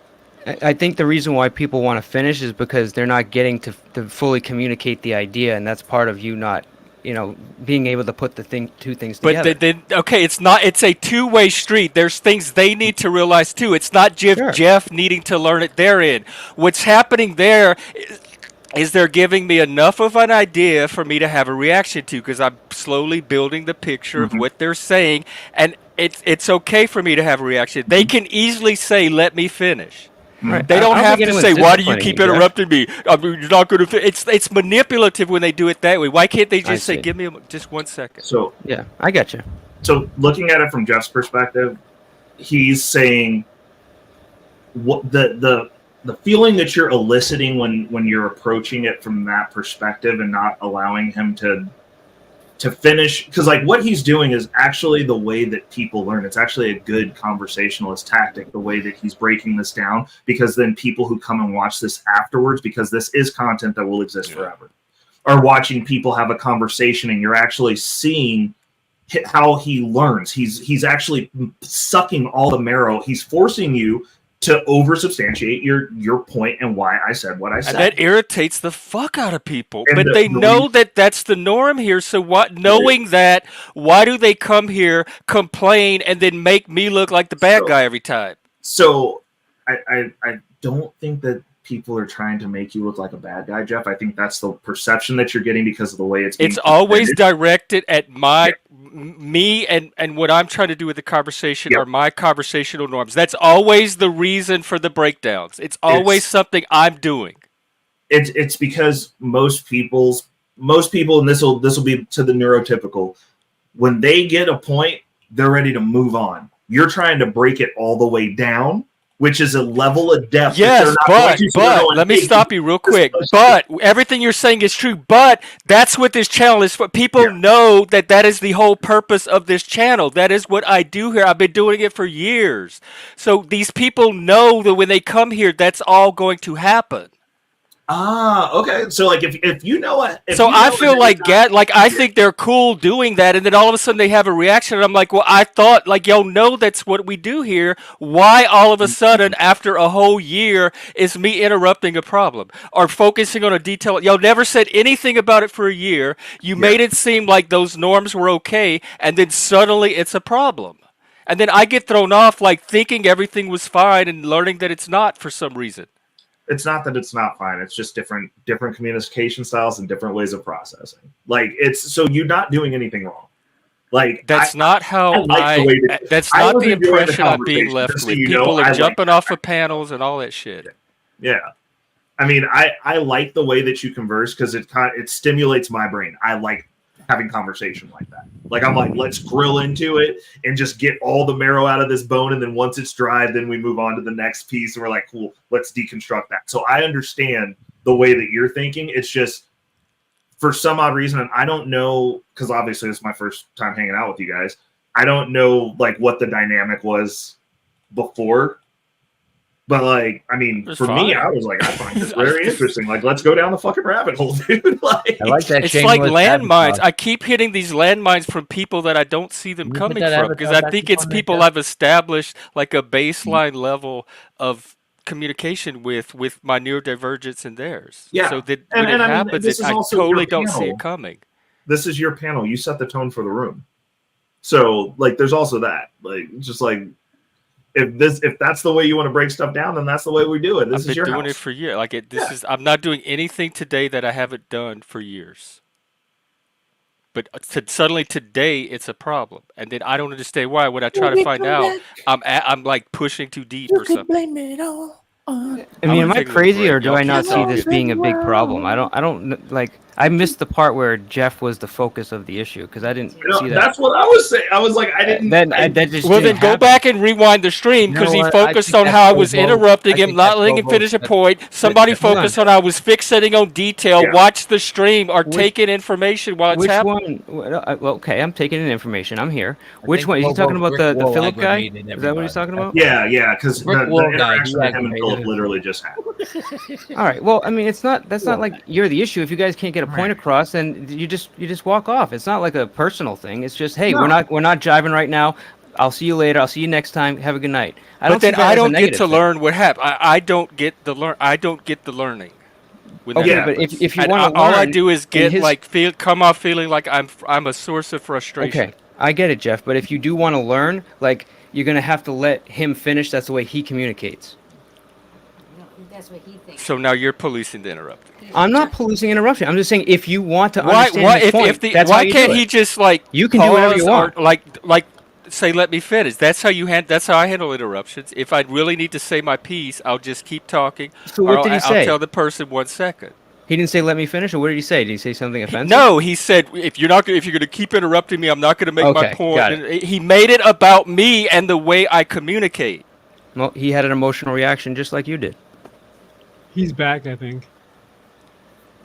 Oh, okay. Welcome back. Thank you. I'm glad to be back, Jeff. Thank you. Baby, and I didn't know. Good to see you, Philip. Hadn't seen you in a while. What's been happening in the past? Long time no see, Philip. Yeah. Thank you, guys. Hey, great conversation, right? You guys are really knocking it off today. Happy Friday. It's a great night. It's Friday Night Live. You know, I have to apologize, Jeff. We are weird. Working with a friend, you learn things, right? Mm-hmm. I personally did not know that I had to go, hey, Jeff, can you let me finish? I did not know that. It would have... Yeah, it would have been easier than making it about me Yeah, and how I and no one is half constantly the battle. interrupted, And prevent now you look from how far like. we've come now. I've never actually asked another adult to do that. So this is a learning experience for me, and I appreciate you actually, going through your thought process I and saying appreciate that that, you're adult and enough to I do it. listened, and so thank you. Yeah. Sometimes with autistic people, you have to do things that you don't normally have to do with adults. And so there's a way to do it without infantilizing autistic people because we don't adult like adults do. We have a whole different way of adulting, but it doesn't mean we're less adult. And this emotion thing is some of it. My adulting is very emotional. It doesn't mean I'm a less developed adult because my emotions don't work like yours. They work perfectly fine for me as an adult autistic male. I completely Does agree. anyone think that Jeff is less of an adult than anybody in this room? No, I think it's Well, probably more control. I'm the first adult he's had to say this to, like say, "Oh, can you let me finish 1 second?" Need He's bigger never antlers, had to Jeff. before, and Bigger I'm antlers. skeptical of Bigger that. I antlers, still think this is not honest, transparent communication. I think there's still some kind of game at work. You think I'm trolling? I'm sorry, because No, I don't think. I've I don't think you're being straight. I think this conversation could have ended half an hour ago if you had just explained the break, like what was up with the breakdown. But it became like an emotional game or tug of war somewhere in the process. Well, couldn't he finish explaining what he was going to Yes, in fact, I'm going to before? go on mute and let him finish, well, and then just I let me don't know think when it's to. I personally don't think it's healthy. It's better that we move forward unless Jeff really wants to know, and I don't know if it's healthy. Why don't I get to determine that? Okay, so you really want to know what it was, what I thought it was. Yes. Okay, That's what I so want to know from the beginning. That's the whole reason I was asking all these questions, was to thank you. try to learn why the breakdown was happening. And what I And noticed it turned was, into a game. what I noticed was, is he said two things, and you hyper focused on one and got offended. And he has the statistics to back up his claim, but you're still well, hyper focusing on one. I'm sorry. Hyper focusing is fine for So- an It is autistic fine. person to do. But the conversation wasn't moving forward because of that. Well, again, I'm in charge of the conversations here. If the You are. conversation's not moving forward, I'll move it forward.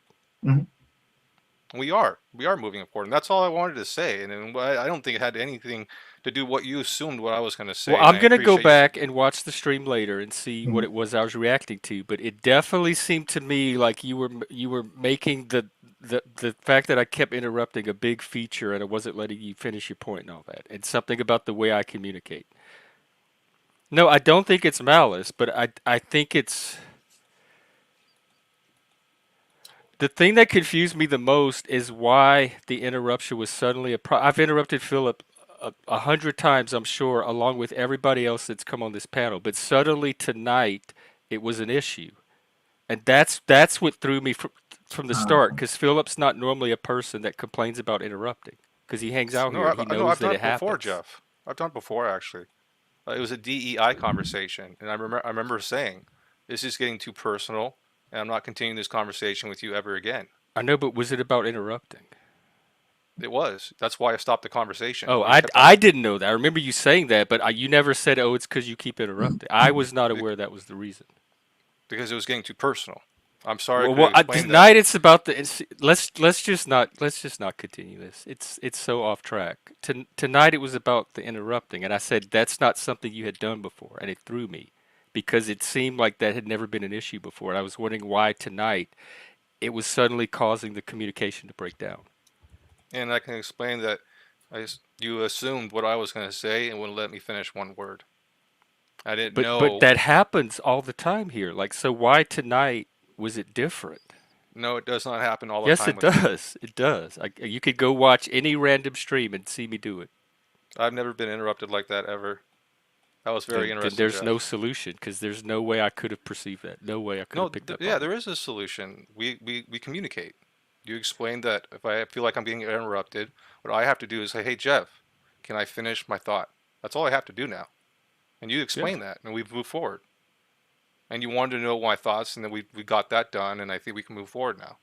I don't think there's any malice. I don't have time for that. I don't have time to think of games. Yeah. I just don't have time. I'm here to make friends. I'm not here to troll. I'm not here to go, "Hey, I can't wait to piss off Jeff." I still don't understand what happened, but I do agree that we could probably move. And like in the future, if I interrupt, all you have to say is let me finish, and we can move on. I did not know that about my friend, and I appreciate you communicating that. Thank you.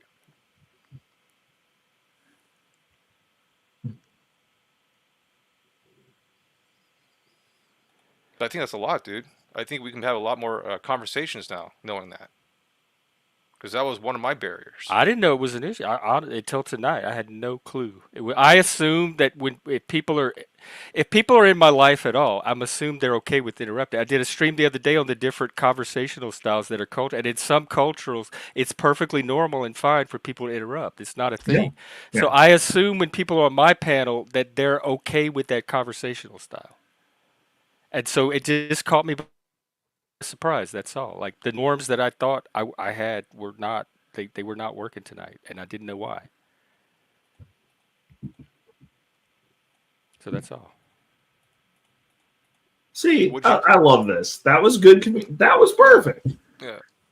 Now you guys understand each other better. Right. That's why I don't know why people think I can't have a conversation. Well, it's just understanding comes from uncomfortable conversations. You just got to have them, and you guys are fine now. It's possible. I guess because I'm able to like sit with an emotion and still talk, and it doesn't have an emotion doesn't shut me down.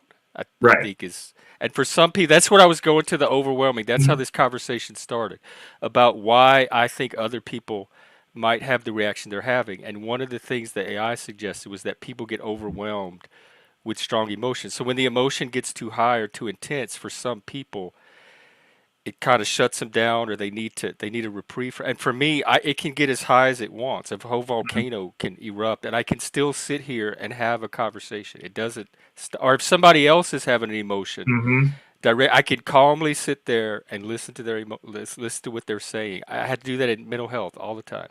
So you're able to process through it. And so my point was the vast majority of people can't. That's what I'm learning, but I'm learning it today, September 20th, 2024. Nobody told me this until today, and I knew it was happening, but I did not know the reason until today. And so that's the reason when you say, like, when you took my statement and you were drilling down and you were like, I don't understand how the emotion comes to being able to be manipulated. That's why, because you can sit with that and you can process through it and still see through that fog. Oh, and other people will take actions to alleviate it without, like, they just want it to go away. And so if the person tells them to do this. Yes. Oh, yeah, that's a totally foreign psychology. I don't understand that at all. And I mean, I myself have been victim of that. Like, it's specifically to the racism conversation. It's like it throws a fog up, and then they're just like, this is what you're supposed to think now, because now I'm defending you. Okay. Brains off. What do you need me to do? Oh, you got to vote this way. You got to not like this person. You shouldn't have a conversation with that person. I work in a blue collar field. I do home automation. So Lifestyles of the Rich and Famous, I do that every day. When I started in this business, my mother was super supportive. Everyone else in my family, them white people ain't going to accept you. They're going to be racist. They're not going to like you. They don't want people like us there. Now, if I was still of that mindset to where I was easily manipulated with emotion, I would have never been in a position to own a business. I would have never met some of my best friends. Most of my mentorship are white men in my mentorship circle. I would have never talked to them. I would have never met those men. Well, even when you were talking about Tombstone, I was thinking, wow, there's no black people in that movie, and he was able to relate to the characters. And like, why can't people today watch Tombstone without needing to see somebody of their race?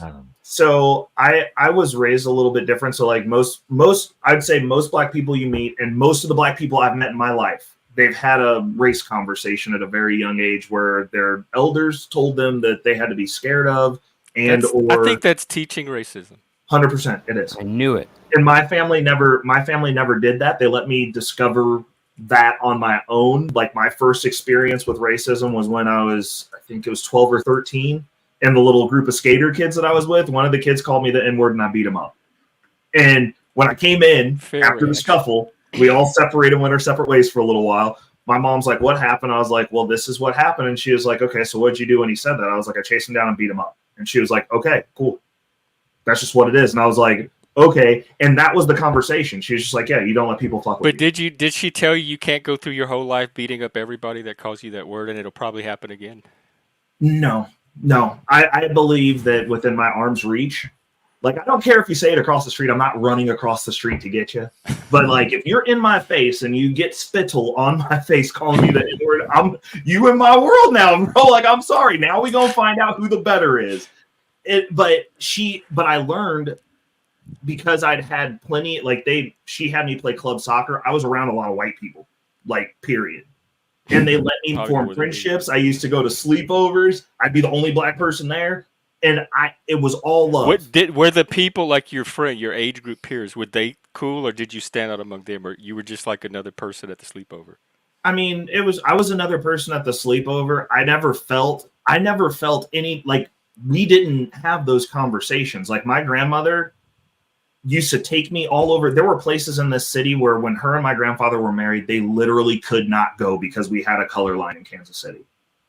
And she took me to all those places and taught me. Like, my family was the first black family in a white suburb. They came in with pitchforks and torches to burn the house down. In 1984, when I was a baby, after I was born. In 1984? No way. That's how segregated Kansas City used to be. Like, this shit's not a joke here. They must have just got let out of Poltergeist. It was just they still had those white bastion neighborhoods. How big was the town? This was Kansas City, not like a small town? No, Kansas City. South Kansas City. In Kansas, you got to be careful of the whites. Yeah, really careful. That wasn't, but they never raised me that way. And my grandmother never she took that to her grave. My mother told me that. And then my grandfather, when he came back and moved back here, substantiated the story, because I didn't even believe it. I was like, what do you mean my grandmother couldn't go to the Plaza? She took me there all the time. And she was like, yeah, she took you there so you knew you could go. But she never said, I'm bringing you here specifically because I never got to come here with my husband. She just took me places, and she was like, there's nothing. You can do whatever you want. You want to be an asshole? You're going to be an asshole. But she was like, you also need to see this, because this can be an option for you. And they never told me to be scared of white people. They never told me to not like white people. And that upbringing and allowing me to just figure it out on my own allowed me to have a different perspective, to where I don't live in 100% fear of white people. Like, there's certain situations where I have an advantage and I don't. If I don't have an advantage, then my ethos is to go, hey, what do I got to do to get out of this so that I can get back to level? And like, are most white people cool? Like, dude, I've been in my field for 11 years, and the only people who've treated me any kind of weird way was when I go on a job site and there's another tradesperson there that's black. I've never experienced a white person tell me I couldn't do shit, except for my guidance counselor, because she thought I was dumb. But I make more money than she ever did now, so it doesn't matter. But I've actually experienced actual racism from actual black people. I've experienced racism from Cubans, like, where they're like, hey, I'm trying to fuck your money up. I'm not going to let you graduate from this school because of your record and this piece of paper that I saw. And the head principal, who was white, was like, yo, this kid's not stupid. Why are you making take these tests over and over again? Oh, he's a troubled kid. Has he done anything this year? No. Is he doing his homework? Is he on? But how is that race? Well, within black people, it's because of my complexion. I'm mixed, so I'm lighter. But how do you know that that's why that person? Because they tied it to like your black people don't like light-skinned black people, dude. Like, that's a thing. You get bullied, you get picked on. A lot of my fights were because of that. Because I was lighter than other people, and like it was visible. It still seems like a big assault. Like, I'm not hearing anything about, just like with the cop, I'm not hearing anything about race specifically in this incident from their end. So if you speak like I speak and you live in a black neighborhood where everybody's a thug and it's baggy pants and they believe in gang culture and shit, they don't like you, especially if you're lighter. That was the school people. They were gangbangers. The school that I went to, we had a cutout. So I went to Raytown South High School, and that city was still accredited. Kansas City School District lost its accreditation, and so my mother was like, you would live on the edge where Kansas City had like a little cutout from the southern parts of Kansas City to go to that school. That also extended into the hood into Kansas City a little bit. So you had a segment of the school that was from a very disenfranchised, poverty-ridden section of Kansas City that they encapsulated to give those kids an opportunity to go to a decent school. But they brought their culture with them. And so my mom being a police officer, me being light-skinned, me speaking well, was all targets for those kids specifically. Like I didn't get to sit. I thought it was the staff. Like they wanted. No. It was just that one principal. But it was because of the like fight. Why was that race? So he pulled a file and brought me in my first day back at school because I got kicked out of school my freshman sophomore year for fighting. So coming into my high school career, I had to go to Catholic school, which was a predominantly white school. Had no problems there. Didn't get in any fights. Never got expelled. Played sports. Got mediocre grades, but it was a harder school, so that was good grades as far as public school is concerned. And, did my 2 years there, came back to go to public school to graduate. And my first day back, my principal, who was a black man, so I'm like, look at all this stuff that I did at this school. Like I showed I can learn. I showed I cannot be getting into fights all the time. I'm a peaceful person if I'm in a peaceful environment.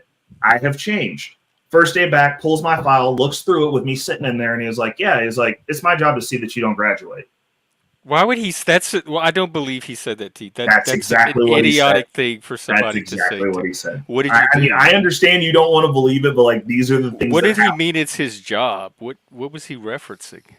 They were in a process of getting rid of all the gangbangers and kids who caused problems from the school. And he had you. And with my file, he's like, you got into a bunch of fights and got kicked out of here before you got here because there was a kid here you couldn't be in school with.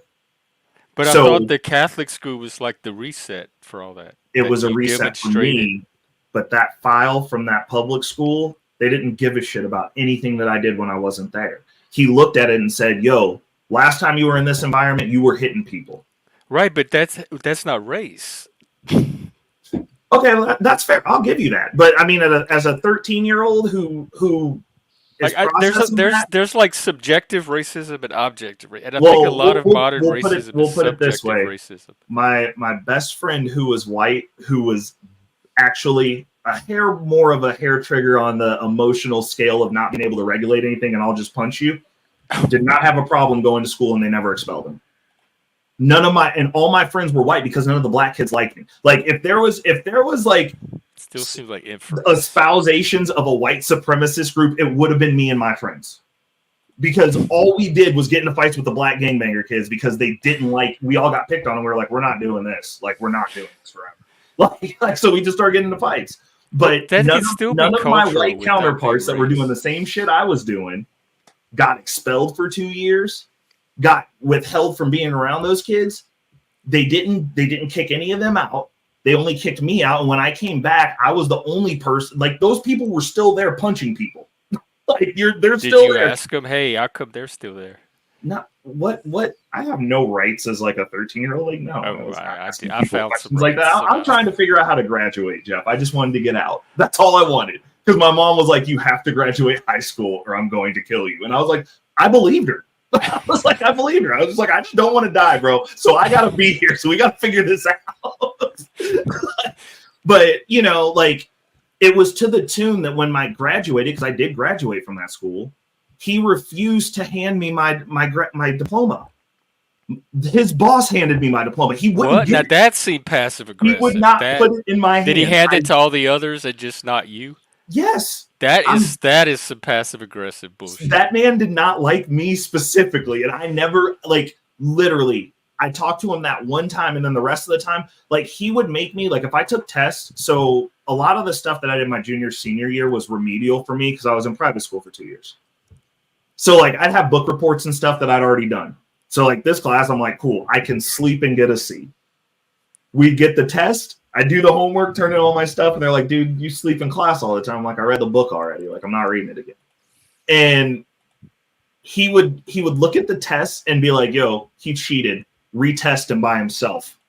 Most of my tests my junior year, I took twice. Wait, you would go along with it? The fuck I'm taking a test over again if I knew I didn't cheat. What was I had no recourse. Fighting all the way up to the Supreme Court. Shit. We did not live in those times. I If didn't you're know. not going to accuse me of cheating when I didn't cheat and get away with it, no way. Bro. We have due process here. I really wish I was that obstinate. I just took the test again, bro. It's not I was even like, just let obstinate. me Like out. it's reality. You. If I know what reality is, your fake reality is not going to be imposed on what I know to be real reality. No way. I'm 100% with you now. At that point in time, I was in survival mode. I just needed to graduate. I was too in high school. He could have given me that test 19 times. It was shit I already knew. I didn't care. I was like, I know the information. Like, fuck you. Like, I don't. That's kind of what y'all were saying about emotion. They just kind of get you to go along with it. Yeah. Because it's not worth. It's just better to. Well, because it gets rid of the emotion. So no, the emotion part of it was he was trying to trigger me to freak out so that I said something cross to him so he could suspend me again. That would have been. Oh, so it wasn't even about the retesting. He was just trying to. He was just fucking with. He said this, or you just. I mean, that's the way I took it. I don't know how are you going to make somebody retake 10 tests separately after they took it and passed it? And it wasn't. It definitely sounds like this dude I was had something passing with against like you, and it also sounds like somebody should have been having their eye on him. Hey, Ms. Potato Head, welcome and thank you. Oh, dude, nice. Wow. That's awesome. We have a new outlier for the month. And we have the things come with badges, so like people that are, as you move up in months, we can see it'll show you who's been here the longest, I guess. Yeah, see, optics is a lot of people experience this shit. Like they have kids that they're just like, yo, we don't. And I'm not saying that I didn't do anything to earn that. I earned that. I beat up a lot of kids at their houses in front of their moms. Like I didn't give a shit. So I earned that watchful eye. I earned getting fucked with.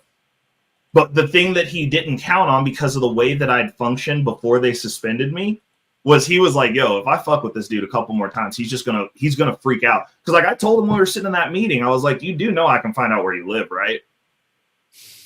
And he was like, what? I was like, call my mom and ask her. I was like, I'm not threatening you. I'm just letting you know. Like, if I needed to. And because like my mom would come up to school in uniform and beat my ass. Like I swear to God, like if they had camera phones with kids the way they do now, my mom would have been on fucking World Star and fired for beating my ass at school. Because like she would pull up with a cop car, be like, yo, he did what? Like, I'm on him. I'm on the way. Like, and that was my day. I'd be like, you just be catching an ass beating for lunch. Like that was the way that I lived from second grade to sophomore year. Mama. And so, but I earned that eye on me. But like once the school system has that eye on you, they just want you gone. They don't want you there. Yeah, but like look at your history, dude. You'd be on my radar too. And I'm a pretty tolerant. 100%. I'm not saying that I wouldn't. What I'm saying is like accountability, take some responsibility, own your yeah. role in it. Quit with the victim shit. 100. Dude, there's no victim shit. I make all the motherfuckers now. I don't care. Like, I don't give a shit. They're like, you wouldn't shut up in class. I'm like, yeah, that's cool. I get paid to talk now, bitch. Like, what's up? Like, what are you making? Like, but not everybody. Unfortunately, not everybody has that upbringing because, like, it would have been easy for me to go through the whole high school. And like, my perspective on this is looking back at it. When I was in school, I was just like, this motherfucker doesn't like me. It wasn't, oh, I'm black and everybody's just looking at me and it's just terrible in here and everyone's racist. I was like, everyone couldn't be racist. All my friends were white. It was it sounds personal with this guy. Maybe not even race, but he just something about he you. didn't have any kids and I never beat him up. But he has you classified with this certain group of kids that he shouldn't be working with, honestly. It doesn't sound like he even has high regard for this population at all. Well, I mean, it's his own population. That's what I was saying. He comes from that population. Yeah, that was the one black principal at the school and the first one, and he made a name for himself by suspending black kids. Was he ghetto? Like, did he come up from the ghetto, or was he like middle class black? I mean, he was very much middle, upper class, flexing black. He's bougie. He's like bougie black. And so, which there's the cultural piece there, but it's like you said, it's like the lack of understanding or any type. Because like my thing is this, I understand if you got some hardened gangbangers that are just out here basically getting ready to shoot people and interacting in gang activity. These people knew I was getting bullied this entire time that I was beating these kids out. They knew why I was beating these kids up. Because again, I'm not an emotionally reactive person per se, but I'm like, I am a very maniacal, like, I'm going to get my lick back person. And if I know what the rules are within any system, I'll skirt them. So that was back in the day when if you get suspended for 3 days for fighting in school, which was bad. That's a negative trigger. Yeah. It's going to get my ass beat.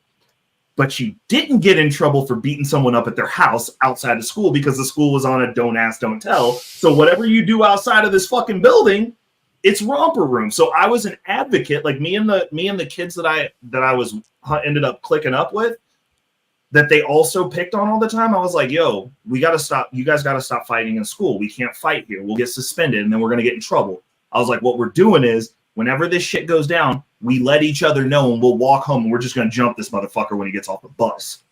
And I did that. I made a career out of that shit. I beat so many kids up in front of their moms, like at their doorstep. Like, be like, cool, you get off the bus, you catch in these hands before you go to that house and fuck you.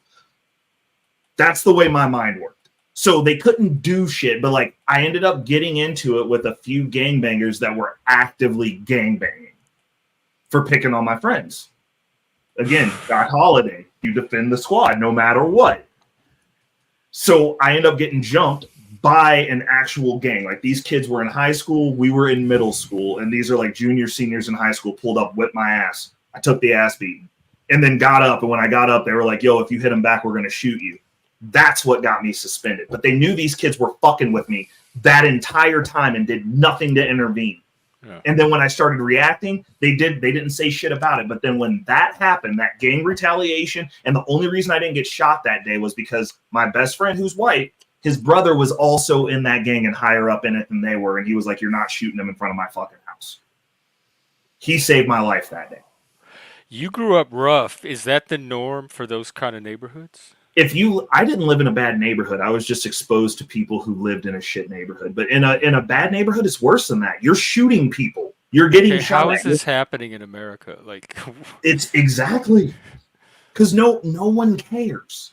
Like no one cares at all. How could we not care about something like that? Like, dude, how we don't? This society that we have in America is not pro-human. We don't even have a basis of understanding of what our citizenry is. Like, we're not Americans. They want me to think that you're a white person and I'm a black person, and then they don't want us to leave because then you'll find out that we're all just Americans and we're on the same team. Right. Yep. What are we pro? That's why. So if you're not a pro-American society, then you don't have a baseline of what you care about. It's just a bunch of people going, hey, I'm in this group. I'm part of this club. I've been saying we need a national identity. We need a distinctly American identity and set of values that holds us together as Americans. And we had that for a while, it seemed. Well, I mean, we're also a baby country, dude. Like most of these other nations that we compare ourselves to are thousands of years old. We got to go through our growing pains just like everybody else did. We got to figure it out. Oh my God! Hang on, this is momentous. But Philip, you were going to say something too. I want to give you a chance. Well, no, he said something about like we we're not taking care of our people anymore. So what are we taking? Like, what's our focus in America? Is it capitalism? Is that what it is? Oh my God, what's our focus? I got to screenshot this. Hang on. I mean, I think we're taking care of people. We're doing a shit job. No, we're not. That's right. I mean, we're doing a We're pretty doing shitty such a job. bad job. We're doing the income divide is a big thing because when you have the middle class shrinking and you have the wealthy is really becoming a small percentage of the population. A majority of us are considered under middle class if you're making under like 70 or something a year, something like that. When you have that many people that are operating under that income range, and then they just took a 30% bump in their overall cost for life. Whether it be cars, oil, electricity, whatever, houses, interest rates. So that you have a desperation level, and there's more people that are getting kicked out of their homes, kicked out of their apartments. They become homeless. Then they have to start figuring out how to eat, how to, get to the next day, maybe get in a hotel. And that's where you see a lot of the chaos start manifesting from that, because now you got people that are hustling to try to get through the day. You know what I mean? So it's getting worse. And we know it's getting worse. It's getting worse in the cities. You know, There's it's no getting worse hope. in the main the population Oh, points. I don't ever believe there's no hope. Well, I don't believe in hope, but like these people, like these kids, when you look at these younger generations, they're looking forward to fucking nothing. Well, Which that's means their that problem. They can find things to look forward to.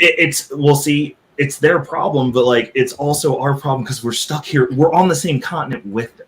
You know what I'm saying? So like when I see the stuff that happens in these cities that are poorly run, that's a problem for me because they'll move. They have the ability to move. As areas get gentrified, they just move to a different area, and then that area becomes shit. It's like a bunch of locusts, and we're breeding a bunch more. Like, Whoa, and there's a you lot call of them. people locusts. Did I hear that I right? was saying, like a whole bunch of people with a negative attitude in your area is Yeah. gotta affect you somehow, right? Well, if you let it, again, even if personal agency, like. So, do you guys remember we're not passive? We're not like blank slate, just passive. Right. Like Right. receptacles of every influence in our environment. Even with advertising, we pick and choose which products we want to buy and which advertising we let influence us or not. You're right. You have choice, but do you guys remember when the knockout game was a big thing and went viral on the internet because all the kids were walking around just punching random people I missed that random phenomenon places? Yeah, they were doing that shit here, dude. They were like punching old white people into fountains and shit. It's Damn, I not missed just that. it's because you have these areas of mass affluence right next to extreme poverty.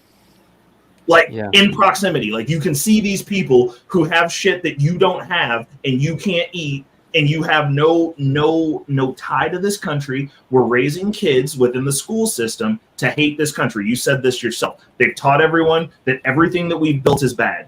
Yeah. So if you have no hope in the society you live in, everything is told to you to be bad and evil. What's the response for that? That's the trigger. That's the stimulus. The response is you're a destructive young person. As a previous destructive young person, the shit that they're doing now, I never had a thought in my mind of doing. Like we were soap-sudding fountains and thinking it was funny and skating where we weren't supposed to and running away when the security showed. These kids are body flopping on cars, busting out windows in broad daylight. Like my roommate's coworker today, over this morning, she left her car at a bar overnight. She works in this area. It's a district where everyone goes out that's gentrified. A crazy man threw a brick through her front window, and then at 6 a.m. this morning with the sun out, 2 teenage kids pulled up that were white. These weren't even black kids that were white with the sun up, got out of a car and busted out the back window just to fucking do it. They didn't even steal anything. They just did it, got back in the car and left. Like that was the start to their day. Because they saw that the other window was already broken. No, they had to pull around the car. It was the driver's side window. You couldn't even see that the window was busted out. So this was like a whole totally separate act. Yes, of vandalism. Two completely, and that's what I'm saying. Like that's the way this society is going. People who don't have a tie-in to the country that they're in. Because like I grew up. Part of the reason that I am the way that I am is because we did the Pledge of Allegiance, and I grew up with saying Hail Mary. Did you have Schoolhouse Rock? Were you in the Schoolhouse Rock generation? No, I don't remember. Oh, okay. But you got all that other stuff though. But like we were doing Pledge of Allegiance in the morning. America was the greatest. We're fucking better than everybody else. We get out here, we compete. You can do whatever the fuck you want. Pick yourself up by your bootstraps, and there's no excuses. And now we are the polar opposite of that. And the kids, the destruction that they're doing is indicative of that. Because like kids are going to be rambunctious and destructive, especially boys. That's just what you do. You're going to get into some form of shit. It's part of growing up. But these kids are just inherently like, yeah, fuck this. Oh, that car is nice. It's nicer than my car. I'm going to break that. Fuck that guy. I'm just going to go brace. We're going to body flop on cars in a nice ritzy area because fuck these people. Like, that's the world we live in right now.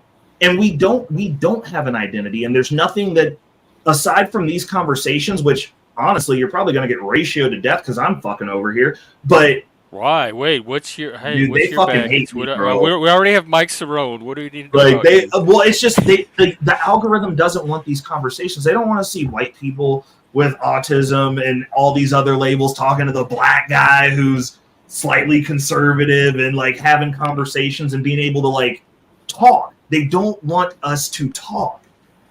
See, I told you shouldn't have brought the black guy so over, man. far. I warned you. Yeah, We warned you. one of them different ones, bro. Like I'm Don't you blowing this talk to whole your shit grandma up. was right. Don't you talk to those white people. Don't you mess with those Yeah, white people. dude. Like they don't want to speak into each other. Whenever I talk to black people about the industry that I'm in, they're just like, oh, they're not calling you the N-word every day. I'm like, dude, these white dudes love me because you know what? When I first started, they'll give you a funny look as soon as you get on job site, but as soon as they see me starting running circles around them or showing up, like I just got done getting my Achilles reattached because I severed it. Holy And fuck. I got a peg leg so that I could go to work, so that I only had to stay at home for a month and a half, so that I could get down the stairs to the rack room so I could build my servers out. And they were like, "You're in here with one fucking leg and a boot?" And I'm like, "Yeah." And they're like, "No one dislikes a black person that they see working their ass off." I'm gonna say it. Like it's almost like the fucking lazy cheat ones. code. That's the only ones It's the cheat code for life because people have a perception of what they think black people are, and like when you are diametrically not what they thought it was going to be, then they're interested. Then they want to talk. Question. When you look like a black pirate with a peg leg, yeah, you throw Fucking A, dude. How do all people have the same idea of what black people are? Like everybody that's not black has a single unified idea of what black people. I think it would be different for each person. Would have a different idea, like a different preconception of black people. There's stereotypes. Yeah. Right, but not all non-black people are going to have the same exact stereotype of black. Well, like each culture is going to have a different stereotype of black people. Rich white ladies are going to have one stereotype. Puerto Ricans are going to have another stereotype. So it's not like black people against the world, where all people that are not black have this stereotype against you, all identical in the same way. So have you been out of the country? No. Okay, so one of the things that you get when you get out of the country is But I have left Louisiana to come up here, and I experienced on a regional level, which you're talking about, where you don't. So people outside the country think that everybody in America that's white talks like a cowboy. They think it's a John Wayne movie. They're just like, well, partner, like this is how you all talk, and like that's what they say when they're joking around about Americans. Like that's what they think the white people here talk like.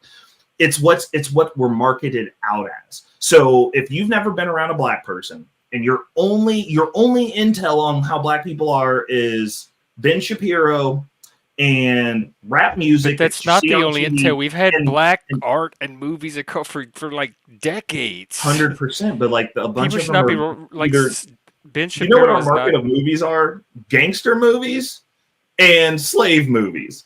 That's what we produce. Like, I mean, when I was growing up, that's what it was. We had a set. I didn't see a positive black character. Well, I mean, aside from like the movie. What about Space Jam? And even that, like you're talking about people and outside they do the assume United that States. if you're over like 6 foot, you're good at sports. Everyone thinks I can play basketball. I suck at it. Well, yeah, you got a peg leg. Well, I think I can play basketball. Before the peg leg. but no, it's so like when you like if you go to an Eastern, if you go to like, so for instance, South Koreans, they think we're super violent. They're like, oh, gangster, oh, like, and if you're there, you're tall and like you're taller than people. They're like, oh, you must be a basketball player because like how the fuck did you afford to get here? I guess I was thinking more in America, like within America itself. Within America, there's a stereotype of gangsterism. You're going to get your shit stolen and laziness. But that not is all a black big people. Only stereotype. the ones that look like they're lazy gangsters that are going to steal shit. Yeah, but if your point of reference, if I saw a black person walk to the street in a shirt and tie, carried a briefcase, I wouldn't think he's a gangster about to take my shit. That's fair. Not... I'll give you that one. But I mean, at the current rate, you might think he's a DEI hire. You might not think he earned his job. I wouldn't. I don't make that. Even as anti-DEI as I am, I don't make the assumption that somebody's in a job because of DEI. I just don't. Unfortunately, I give everybody a fair shot to show me that they can do their job. Right, and that's in a perfect world. That's the way that it is. And for reference, and DEI hire is a new thing, and it started on y'all. If y'all wouldn't start DEI in the first place, we wouldn't have the concept of DEI hires. Y'all are putting that on yourself. No, we're They not. took I our mean, job. if you're using the Yeah, system, you are. Y'all are crying. We're oppressed. Y'all are white supremacists trying to keep us down. We need all this DEI stuff, so we You have know to have who these writes all those programs to hire articles? certain people that That's can't otherwise get hired, so this that is everybody else comes under suspicion that they might be one of those people. this, Y'all instituted DEI no, hiring, we not didn't. us. We had black people had no power in instituting that. White people did that. Just so you know, it's the ones that feel bad about themselves. That's not me. I have no control over that. There's no policy that's been written that was written by a black person. None of those systems that have been implemented were implemented But by they're not black here. people. We They don't were have them implemented by today. white people. And most, Jeff, let me finish really quick. Most of those articles during the heyday of when that was hardcore being pumped back in the BLM riots were written by non-black people. I'm just saying, marketing. And so when you look at that, you're going, someone else who isn't those people said all these things. So we did all this shit that wasn't, I mean, I'm not saying that there aren't black people who got jobs that they don't deserve that benefited from it, but like us having the ability to implement those policies is completely outlandish considering we're 13% of the populace. Like, that's crazy. That'd be like if that, like, we don't have that kind of mobility or power. We can show up in the streets and be pissed off and tear our own shit up. That's the only thing we've got going for us, aside from a market few that have grown up different from the pack that are doing some different shit. So like me personally, I've never utilized that system. My family, direct family personally, my mother, even when she was raising me by herself, never utilized any of the government systems. We don't use those systems. The way that we look at things, even if we're broke, that shit's for poor people. We don't use it. So I've never been a recipient of a fucking food stamp or any of that shit. Period. Even when we didn't have shit, we just fucking missed meals. like it sucked it up. You And did was better like, than yo, me. if you don't want to be like this, be hungry and figure it the fuck out. So no, like it's not a you guys thing. People benefit from it, absolutely. But the implementation of it and all the marketing of it is not us. Like when you if you talk to No, I don't think it is, because it's here in Washington State, and I know for a fact it's the white upper middle class people here that are pushing it down. And there's some black activists that are going to them and persuading them to see the world this way, and then they're implementing because of their white guilt or whatever. But I don't believe it's like this groundswell of. I don't associate with DEI with black people. I associate it with Karens. I associate it with liberal, like white women that graduate from these liberal colleges and soy boys and all that. That's who I associate it with. What's the motivation? For what? To power. DEI and the power to re-engineer society, get everything they don't like out of it. Who's doing the re-engineering is the question that nobody's asking, because those things aren't. So if DEI was working the way that it was and black people were so in power, then why hasn't the wealth gap shifted? Yeah. So you're telling me, so there's if you're not getting the result, this goes back to the data. If you're not getting the results as a culture, black people are actually worse off than we were when we got released from slavery. As a culture. By what metric though? Wealth. We had more wealth. We had more businesses. We had more of everything before we integrated. The communities were there. You had fathers in the home. Most of these systems that they say are helping black people are literally not helping them if you look at the data.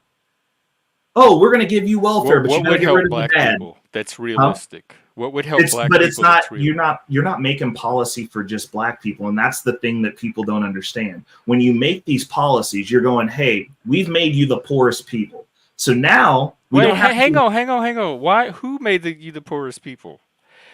The minute you got economic opportunity, you had the ability to acquire. So are you not familiar with like Black Wall Street or like the 17 cities that the city bombed? The government literally. But at some point, black people had the opportunity to be as enterprising as anybody else in our capitalist society, and many of them have. There's many black people that took the opportunity. But it was set on fire.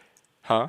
But it was set on fire. They burned it down and they killed the people that built it. I'm talking about today, now, at some point. No. I agree with you now. But the problem is this, and it goes back to, are you familiar with the Vietnam War?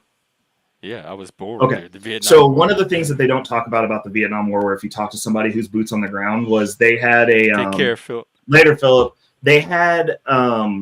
a guy who I sat with that was an old Vietnam War veteran, and I love talking about military and civilization, but he was telling me, he was like, There was a point in time where the old person in Vietnam was my age because they killed everyone. They forced them into a reset. Everyone who knew how to do anything in that country, all the knowledge, they killed it. All of it on both sides, North Korea, North Vietnam, and South Vietnam. All the older people were the first ones to go to war. They were the first ones there for the battles, and they all died. So you had a whole continent where the majority of the old people, what they considered old, were 40. And they still haven't fully recovered from that because they had to go back and relearn everything. So I'm not using it as an excuse because obviously reckless rays exist. There are black men that have figured out how to make it. These do come down to choices. But like you were saying when we were talking about college, these people don't know any better. So if generationally you're poor and all you know how to do is work, you end up with a family like mine where they're really hard workers. They don't understand saving. They don't understand investing. They don't understand how to multiply money so that you don't have to work your ass off until you're 60. They know how to go to work, you grind until you get cancer and die, or you end up, your body breaks down and then you can't work, you get on maybe disability and die. They don't have that piece. Now me, because like you said, Jeff, I had some experiences growing up that I didn't like. So I was like, I got to figure out how to do this. My mom put me around people that were actually wealthy. I'm like, well, why do they have shit we don't have?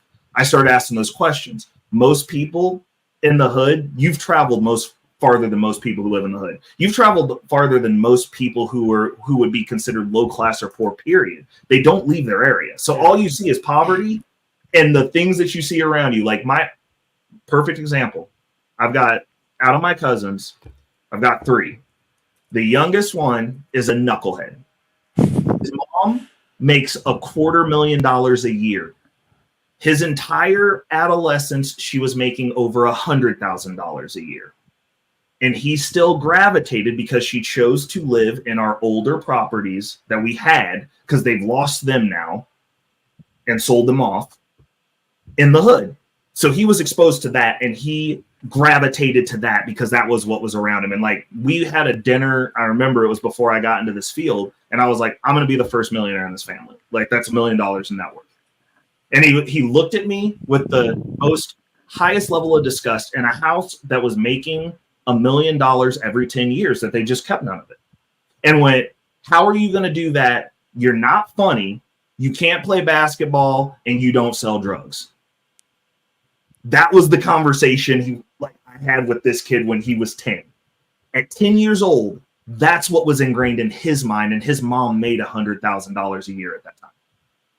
They had money. What happened there? What was the disconnect? It's what you see. She kept no, but it's her. If she's doing that, what is she not passing down? But her older kid and actually my niece, she's a little bit of a knucklehead, but she got her shit together after a little while. But my middle cousin, solid as a rock, went to college, did all the stuff, he does career, does stuff with his father. He came out normal, but that kid specifically, he got touched by that and saw it and was like, that's what I want to be a part of. Because that's what I'm looking at. Those are the opportunities that I see. He didn't even reference that his mom made 6 figures a year. She didn't impart any of that knowledge because all our family was taught was to go to work hard. That seems like a home thing more than a school. It is. It's cultural. But that's what I'm saying. So when you talk about the wealth gap not fixing itself, well, if you killed the people that built all the stuff. No, but you're responsible for your culture, not people that are not from your culture. So if it's cultural, that's on you. It breaks down to the individual household, but my culture. Well, I'm not responsible for your individual household. Neither 100%. I'm not responsible for your household, but the difference is this. And so what does that have to do with Black Wall Street? Modern Black household, individual households. So it's the same reason the white people stay poor, Jeff, because they don't know any better. People who live in the trailer parks don't ever leave the trailer park anymore. In school, I went through public school system. We had Head Start, kindergarten, then 12 years. I actually skipped the 12th grade, so I had 11 years in those 2 pre-grades. Mm-hmm. The whole track at every stage of the process, they were preparing you for a future. They were helping you make this, letting you know options, letting you know how society worked. They were doing, and the black people were sitting in that same classrooms that I was. Well, I learning the mean, same things, and most of them graduated and did the same thing everybody yep, else did, and yeah, some white people didn't. But yeah. if they don't know, they only have themselves to blame for not knowing, because for at least 12 years that information was being presented to them daily, over and Well, over and over. but that's the difference between your generation and my generation. Like I said, like I didn't get that. Like we had some elective stuff that you could get yourself into, but like that wasn't. I'm telling you, Jeff, that wasn't standard, and I didn't go to a bad school. I want to believe you, and I do believe you. I think you're telling the truth. My brain just cannot Can't wrap yourself process around. that, Yeah. because I used to I was teaching in schools in the mid aughts. What'd you teach? I was a sub, and I gravitated to middle school and eventually God, that would have special been ed dope. I wish you were my because I was teacher, really good at bro. the special Like ed classrooms. I was so starved for like adult males. I'm like, dude, I loved all my male teachers. Like those were the only classes that I usually didn't get in trouble. The kids, I was really good with. It's the teachers that I didn't really get along. I Yeah. was great with the kids, and I would take vacant. Like they would use me to fill classrooms that didn't have a teacher. So I would have like my own classroom, my own class for long periods of time until they found a teacher to fill, because there was a teacher shortage. So it wasn't like the type of Mhm. substitute where it's a different class You each day. bounce every day. Yeah, I had my own class, and I was their teacher. Dude, that's awesome. You probably helped a lot of people. But and even then we were doing that. So like that was after So you graduated, and this was in Las Vegas. In Las Vegas, in like, so let's say 2004 or 5, they were doing everything I described, same as they did with me when I was a student. So if so you didn't get it, yeah, it's an area. It's by the district. I mean, that's the I that's really awesome and that Vegas they're had like. one of the worst school systems in the country. Are you We, in serious? fact, the year one of the years I was teaching, we had beat out Mississippi. Mississippi was number What? 50 at the bottom, and that year Nevada sank to number 50, and Mississippi moved up to 49. That's how bad our school systems were, So and they were still getting this information. was it test score wise? So my question is this: like, you could have a quote unquote test score failing system, but like life skill positive system and outcomes, those are two different things, and they're not mutually exclusive, because when you grade a school, it's not graded on the readiness for these kids to No, I'm exist. talking about like what was presented to the students as Exactly. far as their opportunities, Yep. career track, like path. They Yep. didn't just sit them in class and babysit them. They told them that there's a future out there that you're going to have to eventually prepare for, and we're here to help you do that. And this is like all the same stuff they taught us: how society works, So history, yeah, math, reading, science. And then like as you got into the older grades, you'd start thinking about college, career fields, like what the different professions do, the different options. We had guidance counselors. If you were thinking about college, they could help you apply to colleges. They could help you figure out loans, financial aid. They could sit there and help you think through different careers. That was one of the functions of the guidance didn't have counselor. that. Yeah, so we like you were saying earlier, trained to the test. We had that ACT prep, and that was it. And if you But the elected, test was part of a larger goal to prepare you for society. So even if you and were so being taught they to did the not do that part. test, That part was not part of it, dude. Like we learned how to get ready for the ACTs, and then they had an like most of the kids that graduated in my graduating class, and I had a relatively, for a public school, it was a good sized graduating class. There were quite a few of us. Most of those kids couldn't balance a checkbook. That was an elective class. You had to select to get into that class to learn how to do that. It wasn't you're going to know how to do this before you leave here. This is how the world works. That was not part of the system. did they tell you what the ACT was for? Like why you were Yeah, taking for the college. test? Like so like you had like your valedictorians and like that type of stuff where they're prepping you and like helping you, like they would help you get your letters out after you got your test scores back and help you get ready for the test. But there was not a, hey, this is how this is applicable to the real world. It's just like, hey, we got a state exam on this. You've got to be able to pass this test. That school district is really good at passing the test. So on paper, the school district measures up. It's like, hey, this is a decent school district, but you're not getting those life skills as a standard. It's an elective. You have the option to, but like if you're just trying to graduate, like most kids are going through, they don't know their head from their ass, and they're just trying to get out of school. So like But your no, juniors, no, I dispute that. I think most kids, by the time they reach high school, if they've had decent teachers, know their head from their ass. At least that. Okay, I'll give you that one. I'll give you that. But they're not getting like what you described. I think he's Because trying even to. I if it think was he's the worst trying school not to district on have the planet, everybody I would say labeled that's the under some best school district category. to be in if you're prepared for life. Do Like, what, Mike? oh, sorry, Mike. What'd you say? Come back, Mike. Oh, I thought I heard him say something. He did say something. Oh, Hang on one I second. guess I gotta come on. Oh, okay. Okay, sorry. but yeah, no, it's that is not a standard in every school. I'm not going to say that it's not a standard across the board, but like in the school district that I was in, that was not. I mean, modern education is pretty bleak. It's probably one of the things I'm most black-pilled on. But even having said that, I still can't believe kids are not at least being oriented to some future after school. After No, they they leave high they school. definitely are. There's a spectrum though. So like I think what Ray, what you're saying is you're kind of like, and I know what you mean, but like taken literally, it sounds like you're saying everybody's got their head up their ass and they're it's like no. Clearly your average is definitely a little bit lower than the rest of the world. Yes, you have your top guys, and you have the people that barely made it, right?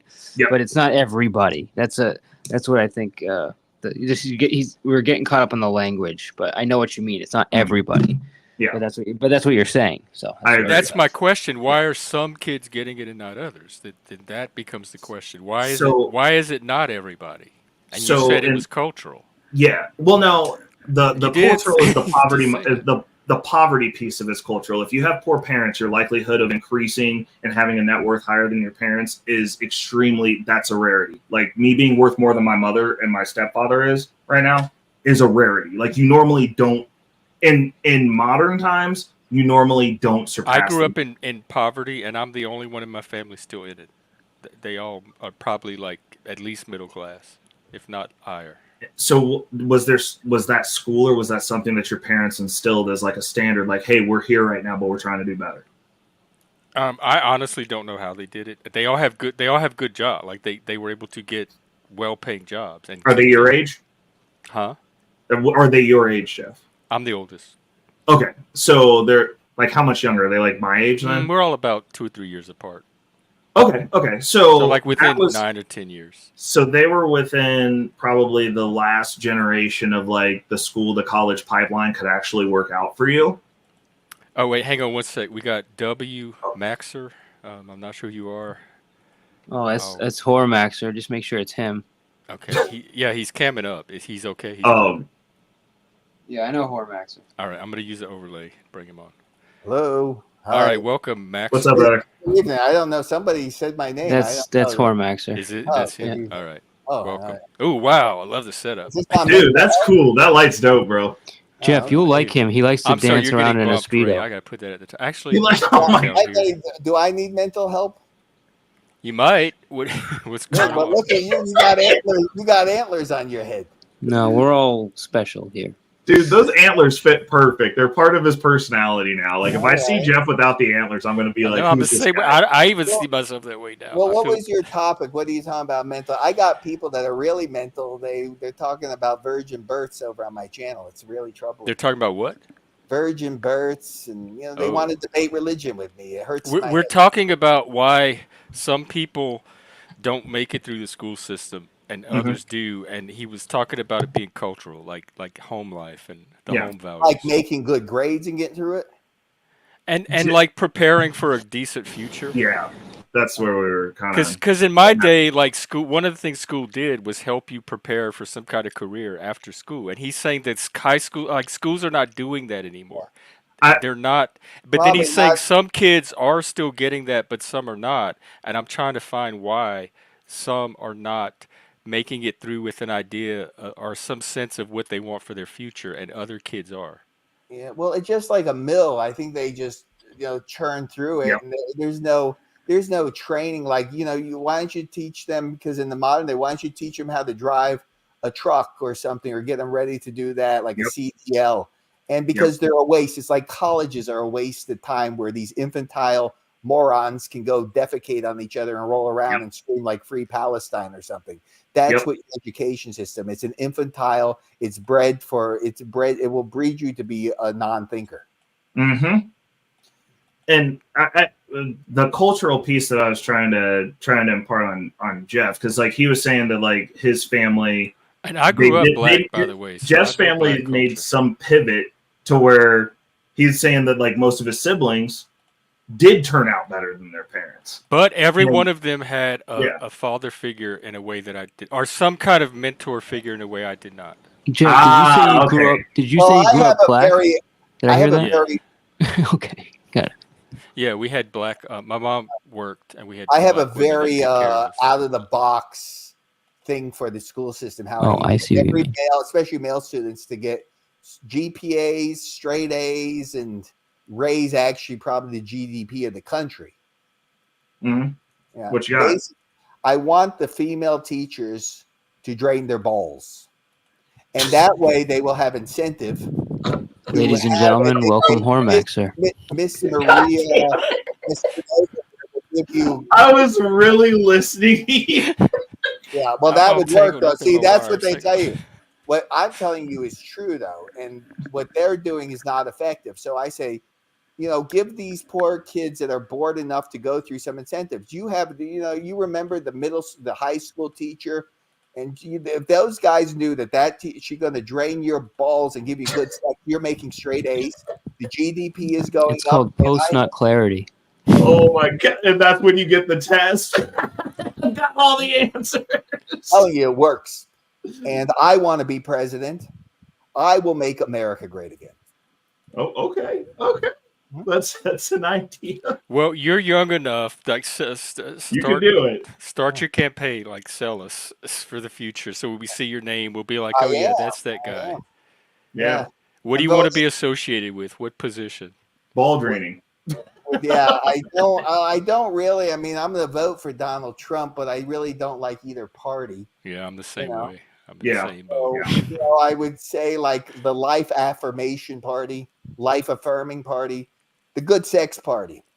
Oh, I'm down. Speaking of sex party, is that what just happened in your background, or what's going I like on here? to stimulate that when I can't go to a swing club. I like to pretend I'm in one.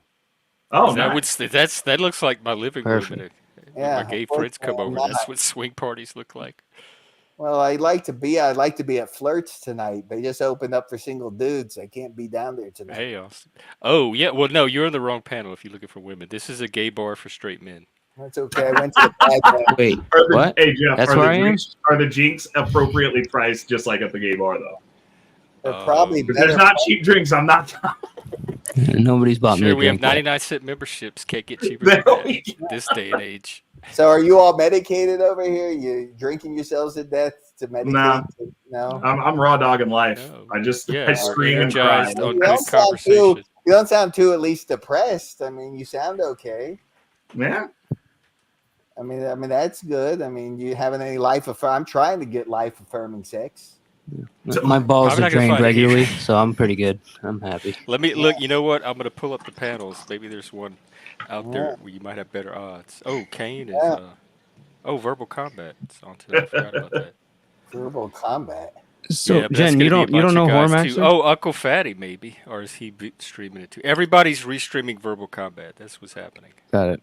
Verbal combat, huh? Yeah, Hormax. I don't think Jeff knows you or knows your deal or your channel or anything like that. Yeah, it's just basically really swing clubs, nightlife. I'm trying to do porn. I've done 2. I'd like to do 20 of them. Okay. And it's things a specific number. Yeah, well, at least I don't know what's wrong with these. Really, I get these life-denying women that come to my channel. They're LARPers. They just like LARP. They enjoy attention on that, and I don't want to deal with them. I second that. Yeah, that's all. I mean, I just want good sex, good food, good life-affirming memories. Get a good pump, TRT, anabolic steroids. Oh, that's a lot. What's keeping you from having all that? Well, how high is up? I mean, how long you got? Sounds like a Tuesday. Wow.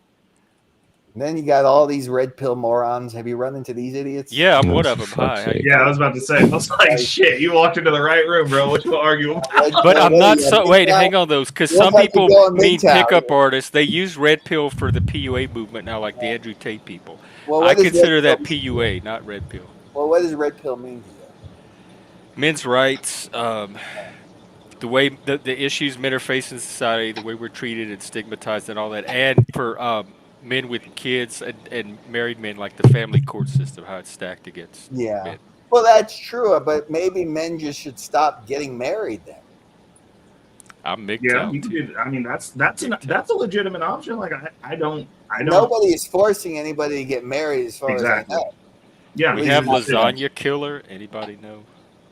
No. Lasagna killer. Anyone that kills lasagna shouldn't come. You need to flash up. I mean, cam not up good. first. So I can He said flash up. See, now you're asking for trouble. see what kind of human you are. See, Hormaxers. Yeah, he's not here. 2 Like if you don't minutes. have lighting set up as good as He's already- Formaxers, it's you already can't turning play with into what us. he's looking Not for. going to have my lighting, but he's okay. I can tell you. Are you a female lasagna killer? No, I wish. Oh no. We have someone looking for one. Well, you did let up somebody named Hormaxer, so maybe the lasagna killer's not that bad. Okay, well, just if you're not going to flash, tell me a little bit about yourself and what you're, because I'm You want me to screening the I can tell you trolls. about Alex. I can tell you about him. Lasagna. I can tell you. He's, Oh, you know that person? Yeah. Oh, yeah. I know. Oh, okay. Are they He cool to comes- let on the panel? Yeah, he's fine. He All comes. He likes big dysgenic fat asses on women. Oof. He said dysgenic fat asses. I Lord like have mercy. That's awesome. Well, Hormaxer, Hormaxer, I heard someone say they're red pill, and I'm trying to save it. Yeah, but you buy fat, dysgenic fat asses. Lasagna killer, you there? Yeah, I'm here. Okay, you're not a porn bomb or anything. No. Okay, because you said you're red pill, and Hormaxer is trying to save you. You know what I mean? He's trying to. He thinks he's trying to get laid. No, but not only that, but he's trying to save you, right? Like also this whole MGTOW thing, right? Let's all be honest here, right? We all want puss, right? Women are nice, right? Hanging out with a woman, being with her, feeling her, Most of it's us. nice. It's life affirming, right? Why if women were not alive, why would we? I would assume most men would just not do anything, right? The reason why most men, whether they know it or not, do what they do is because they want love or they want sex. It's either one or the other. That's true. True. And Hormaxer, he's a goat. He's basically, that's his message, right? So this whole MGTOW thing, yeah, if you're a man and you want to go in your own way, that's fine. But like Hormaxer says, you might want to get your T levels checked, because I do agree with you. Sometimes bitches are annoying, but at the same time, like, I still want some pussy at least once a month, right? Or like, you know what I mean? Right. Yeah. You can't deny your biology. Yeah. Yeah. Well, hopefully you have outlets for that. And what would those outlets be? Do I not don't tell know. me. Do not tell me it's anime. Oh, I meant like human outlets, like you're able to get what you're looking for. Let me ask you a question. What do you think about escorts? That's what? I'm pretty open, I think, toward legalizing sex work at this point. Okay, this guy's a done in boomer. healthy, This regulated guy way. knows. He should get a pump with the antlers on. He'd feel good. He'd get on some TRT and get a pump. He'd be looking good, really. Oh, I appreciate it, but I'm good. Just send a daddy my way if you see him. No, you sure you're good? You do okay. I mean, as long as Well, I mean, I don't really want to get into my sex life with strangers. He likes the dudes. Too personal. Called Hormax. Well, I'll tell you about mine then. I mean, I could tell you all. Oh my God, it's on video. He records. Yeah. Well, I'll tell you about my sex life right now. I mean, well, I try when I can to get my balls drained. I'm trying to do some porn right now. I'm going to swing clubs. Sometimes they're good and sometimes they're not. I like all types of. I'm pervert and the degenerate. So I like all types of degenerate type sex. Some people would consider that, even though I think I'm kind of vanilla. Yeah, I'm part of the community too. Oh, okay. That's cool. The Wait, kink, not the what swinger. community are you talking about? Kink community. Oh, okay, cool. Yeah, cool. Whether BDSM. you on FetLife? Yeah.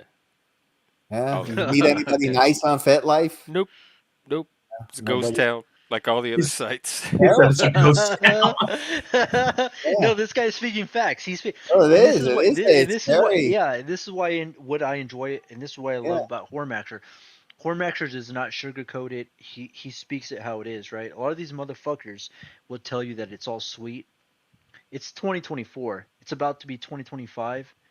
The paradigm is shifting very vastly, and I don't know. It's very different than from where our parents grew up. Even when I grew up, I'm noticing it's different. Have you ever tried the traditional apps? I mean, I think those are the worst. I Like say, Tinder? yeah, Tinder, No. Bumble, Hinges, Bad Never Dude. have. Yeah, I did. I mean, I had one good experience on one of them, and then I see these women's apps. Honestly, they got 3,000 matches. I said, the hell with that. And they do. I've seen them in person. I saw one untasty, complete piss mop, trans, supposedly not a good looking one, but very ugly, very Piss mop? Yeah, piss mop, like I a like piss that. like a man dress, not a good trans. It's more like a man with a wig. But anyway, that's it. Even this person who they call some of these people, I don't know if it was a trans maxer. They use the term maxer, but Oh, yeah. But when I looked at it, even this person's Bumble and FetLife had 100+ matches and messages. Mm-hmm. And I said, these guys telling you about dating today, I laugh at a lot of it. I said, I went to swing clubs because I finally had enough of it. So a few years back, I finally said, no, the hell with this. I got to find an alternative here. Wait, And can I ask you that's guys? where you are today. Have you found any Have I found swing clubs? alternatives? Well, some like one great thing when I went to a swing club, I did a porn there, which was a great night. Loved that. What So about that like local kink community, or is there? they're here. You can find these people too in swing clubs, but a lot of them, if you're into, I don't know what your kink is, but like so I'll give you an example. Like it depends on what you like. Like some people like hardcore BDSM. Generally, it's these women, and it's one woman, and she does it. I really believe because I saw her marks, and she likes to get hoisted up on. And this is a 200-pound woman I'm talking to. Oh, Jesus. She likes to get rope bunnied, they call them, into 30-foot ceilings. I said, I am not going to hoist you up on no pole. And I'm not going to. I'll get a tractor in here. I'll pull a John Deere tractor to hoist you up. What about the TRT, bro? You got the Operation testosterone. Dumbo Pull Drop. that rope. I need Anadrol to get her fat ass up. You need to be properly insured for that. Yeah, it was. But there are women though in that community. If you go, like they have workshops, you can see them on FetLife, like here in Vegas. Like you can go to them, but am I that heavy into it where I'm going to want to go and need to attend workshops and try to be a dom master? I mean, it doesn't really excite me. I had no idea they had workshops. Yeah, they do. If you ever go to FetLife, whatever state you're in, out here they probably have more. I mean, they have everything, and you go It's to a bunch of woke Karens. They ruined everything. They have a Wait. Hormaxer, let me say something real quick. Yeah. Let me. Can I ask you guys a question other than Hormaxer on this panel? Can we all agree? Because I'm in my mid-20s, right? I'm about to be 26 in October. Can we agree that there's a vast difference from when my father, when I say my father, I'm talking about mine, right? Because That's probably my age. Yeah. Can you not say that there's a vast difference or a vast paradigm shift between when your father was your age and at the time when you're at your age at this time, right? Because when I talk to my dad, it's very I don't know. And I don't blame him. It's very hard for him to I guess comprehend what It's I'm hard saying. for me. Like I'm just starting to notice it, but this new generation is way different than I realized that they were. So I agree with that. I would say I don't know that it's different though. I mean, 30% of men are raising children that aren't theirs that are like in relationships and marriages, and like the chicks are stepping out and getting pregnant. Like that's just a stat across the board. But if you look back in the day, when Grandpa died, it was not uncommon for there to be a family across town that showed up at the wedding crying, and you're like, who the hell are those people? Okay. But the thing is that it just wasn't documented. Okay, your grandma was a hoe. Like, I'm sorry, bro. Like most likely, most of our grandmas. But I do think that's a very unfair comparison because it's documented now. Yeah, because of that's modern. Yeah. And I agree with you. Because of modern technology, we're able to see these dark truths. This is what I would say. I do think that females and males have always been this dark. It's just because of modern technology that we're able to see how dark they actually are. You can see how the sausage is made. Exactly. I mean, exactly. The Marquis de Sade was showing it to us way back when. You could see it. And that's the dichotomy that in which we live in right now, right? Yeah. Like for example, my father, right? He looks at me and he says that, my father got married in his like when he was like 23 or 24. Yeah. I'm about to be 26. Yep. I just do what I do. I have no serious prospects in the sense where like for marriage material, right?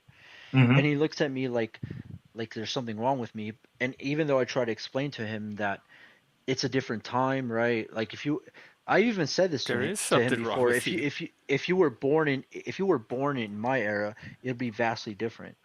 But he doesn't get it, right? You should tell him, be like, dude, the chicks your age are dating me. I'm 40.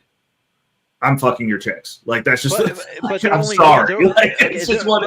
Exactly, and I agree with you. But they're only dating those types of people for a certain reason, right? It's mostly for money. Well, I mean, I would. You're right in most cases because a lot of people are dysgenic. Me personally, I'm not. I'm 205 pounds this week. 11% body fat. Like how tall are you? If you're 205, you got 11% body fat. You got to be over like 6'1". I'm 6'2". I've had I'm an athlete. Like I played sports. Okay.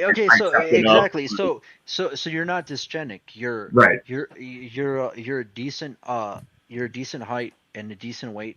So like I have the same numbers as a Chiefs player, like a professional football player. We're all in the same realm except for give about 20 pounds. But yeah, so I mean the issue is it's like the culture, because we can see everything, you're 100% correct. You're not wrong and there's nothing wrong with you. It's just the game is always going to be the game. And like that's the reason when I say I'm like my definition of red pill is just understanding what the game is. And going, okay, like that's it. If I choose to participate, cool. I know the rules. I can break this down. These are the rules. This is what people are looking for. This is how I have to carry myself. If I want girls to be interested, take me serious, give me access, without going through all the hoops and hurdles that they're going to put other people through. Okay, but let me ask you this question. So like if you given you gave me your stats, and I do think you're like above normal, right? If you're if you're like so obviously you said you're above 6. You're like 6'1", 6'2", 202, 6'2", like 202. That's a very good weight and a very good height. You would agree that you're above normal. Yes. So do you not see any type of like? Can you not see any disparity, especially in 2024, between like? I would say you're upper echelon, right? Mm-hmm. You're above normal. Do you not see like a disparity between like the norms and like the below norms? I do think that most of society lies in not the. I think most society is not normal. I think most society is a little bit below normal. Yes. Do you not see a disparity? Oh yeah. Oh, there definitely is. I mean, there's people that get it and then people that don't. Like I'm not in shape to get girls. I'm in shape because I live in a city where it's a big, small town and I punched a lot of people. Like I don't have the luxury of not being in shape. Like there's people that could roll up on me at any given time. Like when I injured myself initially, before I was well enough to throw a punch, I didn't leave the fucking house. It's like you can get it in the fruit aisle. Like if you grow up and you live aggressive, like you're stuck with that. There's no retirement. Like somebody why are you looking to fight anybody? It's not that I'm looking to fight anybody. I grew up fighting people. Well, What are you in the inner city? I mean, that sounds odd. Yeah, partially, yeah. It sounds odd to me that, I'm not worried about people. That you can punch That's people. your white 40 privilege. plus rolling up to me, and it sounds like a juvenile. But you didn't grow up in the hood. I didn't. I grew up with Sicilians, No, I mean but I him. punched a lot of people. Like, I mean, those people still exist in this city, unfortunately. Like, we're all just adults now. Like, some people don't let shit go. Like, it's just what it is. So, okay, why wait, my would question somebody is, start a fight with you? Why would somebody look to start a fight with you? Because I have previously beaten them up in front of their mom, most likely, at a young Well, age. their mom, but high school's over. People don't let shit go. You see it on the People panel. are shooting each other over parking They keep spots. grudges going on for years here. Oh yeah, people don't forget stuff, especially if you gave them trauma. Like, So you're fighting people that you shouldn't even be in contact with anymore. I mean, at 40 years old, I don't really have to fight people. Period. Most people can't afford to be in the spaces that I'm in. So there's a barrier of entry to even get access to me most of the time. But what I'm saying is, when you go to the grocery store, we all shop at the same places here. Like, you see people you've grown up with. So you're saying even everywhere. today at 40, you're nervous at the grocery store if you see some of these people from high school? I live my life by my logic, and if somebody whooped my ass in front of my mom when I was a kid, bro, I would never forget that. And if I ever got an opportunity to get that lick back, I would take it. Like, absolutely. So I assume that everyone, and I tell people this all the time, assume that everyone's exactly like you. Wait, Hormack, but it's not across the bear, Jeff. It's a decision, and I chose to hit people. Remember, Doc Holiday, you a gunfighter, you probably gonna die gunfighting. Wait, Hormack, I assume this guy's Canadian. A lot of Canadians are in the res. So he might have grown up in the res. So it's a different type there's of, a problem if like, you have to be 40 and fighting people at the grocery store. No, I honestly don't. You never know. You never know. I'm just saying, it's better to be a warrior in a gardening than a gardener in the middle of a war. You should just always be ready, in my opinion. Sounds like you like to hold frame a lot. Are you one of I do. Yeah. I mean, sorry. Like, you're talking about TRT. I'm like, all right, dude. Yeah. Well, what's your level? Doesn't mean you have high test levels. I won't know till next year. It's on my list. You're good. Okay. But I mean, I train a lot. Let me ask this guy a couple questions real quick. Are you from the States or are you Canadian? I'm from the States. Oh, okay. I live in Kansas City. Holy fuck! There are people in Kansas. Yeah, there are. Not many. We're all in Kansas City. Well, you sound like you're a little. I agree. You sound like you're a little overly. I mean, it's good to be aware, but it sounds like you're overly paranoid, hypervigilant. My mother was a detective. I grew up with a mom who ran gang squad. I got into a lot of fights. Yeah, into the red pill, alpha, hold the frame. It's all nonsense to me. That's all a bunch of bullshit. I mean that's but in his culture, it's not, is what he's saying. You have to posture. I was just like, I don't look. Are they that hillbilly in Kansas where they got to go fight each other in the grocery stores? Are there a bunch of it's one of the most violent cities in the nation. A bunch of shit kickers. I mean, who cares? Okay. Well, I mean, I guess you could say that. But it's not about holding frame, and it's not. I found out about the red pill after this. In my family, you're just not allowed to be weak if you're a man. Like, sorry, that's just the way that I was raised. Okay, well, yeah. I mean, that's just what it is. Like, I don't know what to tell you. Who's getting laid more? That's what it comes down to. Are you right? I'm like, you're complaining about not being able to find bitches in swingers clubs, bro. Let me see your open up your Tinder and open up your Bumble right now. You have a lot to say, but let's see your evidence. Oh, you mean you don't go outside, nigga? Like what? Hey, Tinder. I go to swing club, but you're like open up your Tinder, like Tinder. You have to prove this is the alpha thing. You have to prove you're more of a man than they are. They're assessing. I don't like, wait. This is the status hierarchy. It's men positioning themselves. I'm just like, I go outside and pick up chicks like in public at real places. Like, I'm sorry. He's not a threat to you. Okay, Hormack, I do think the common consensus is that like. I mean, listen, I know had the conversation with Lai. No, but if you're getting laid so much, you're here with everybody else on the Friday, Saturday night. Yeah, I also own a business, so I've got shit to do. And honestly, the way that things are right now, I don't like being outside that much. Like I'm recovering from a severed Achilles. Obviously you didn't know that, but like I don't like being in spaces if I can't feel safe, and like if I'm not at over 70%, I don't feel safe. That doesn't sound sexy. Like a woman. You're right, it doesn't. But like that'd be like if Conor McGregor broke his arm and you're like, "Yo, go get in the cage." Like, do you feel safe anywhere? Like, you don't see hurt when he broke his leg. You didn't see him really anywhere until he got better. Like, I don't understand. So Reckless, let me ask you a question. Yes, sir. And I agree with you. Like, okay, we're in 2024. Like, you have the stats that you have, right? You're over like You're like you said, you're 6'2". You're a 205, which is a very good body fat for that height. Mm-hmm. What would your okay? I have my own personal anecdote for this, but Mm-hmm. what would your personal anecdote be for guys in 2024 who do not like? Most dudes are either 5'10". Yeah. The average height is 5'10". And what would your personal anecdote, or I guess medication, be for those guys? It's going to be very generic, and it's just strive to be the best version of you.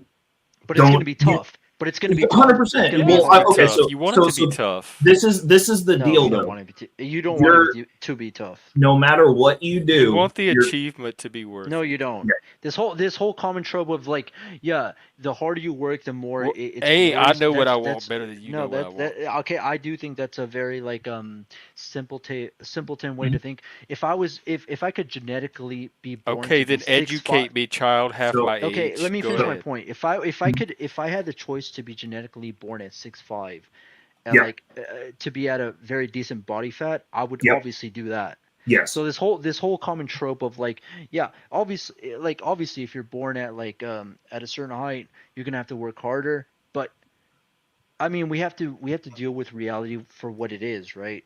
Right.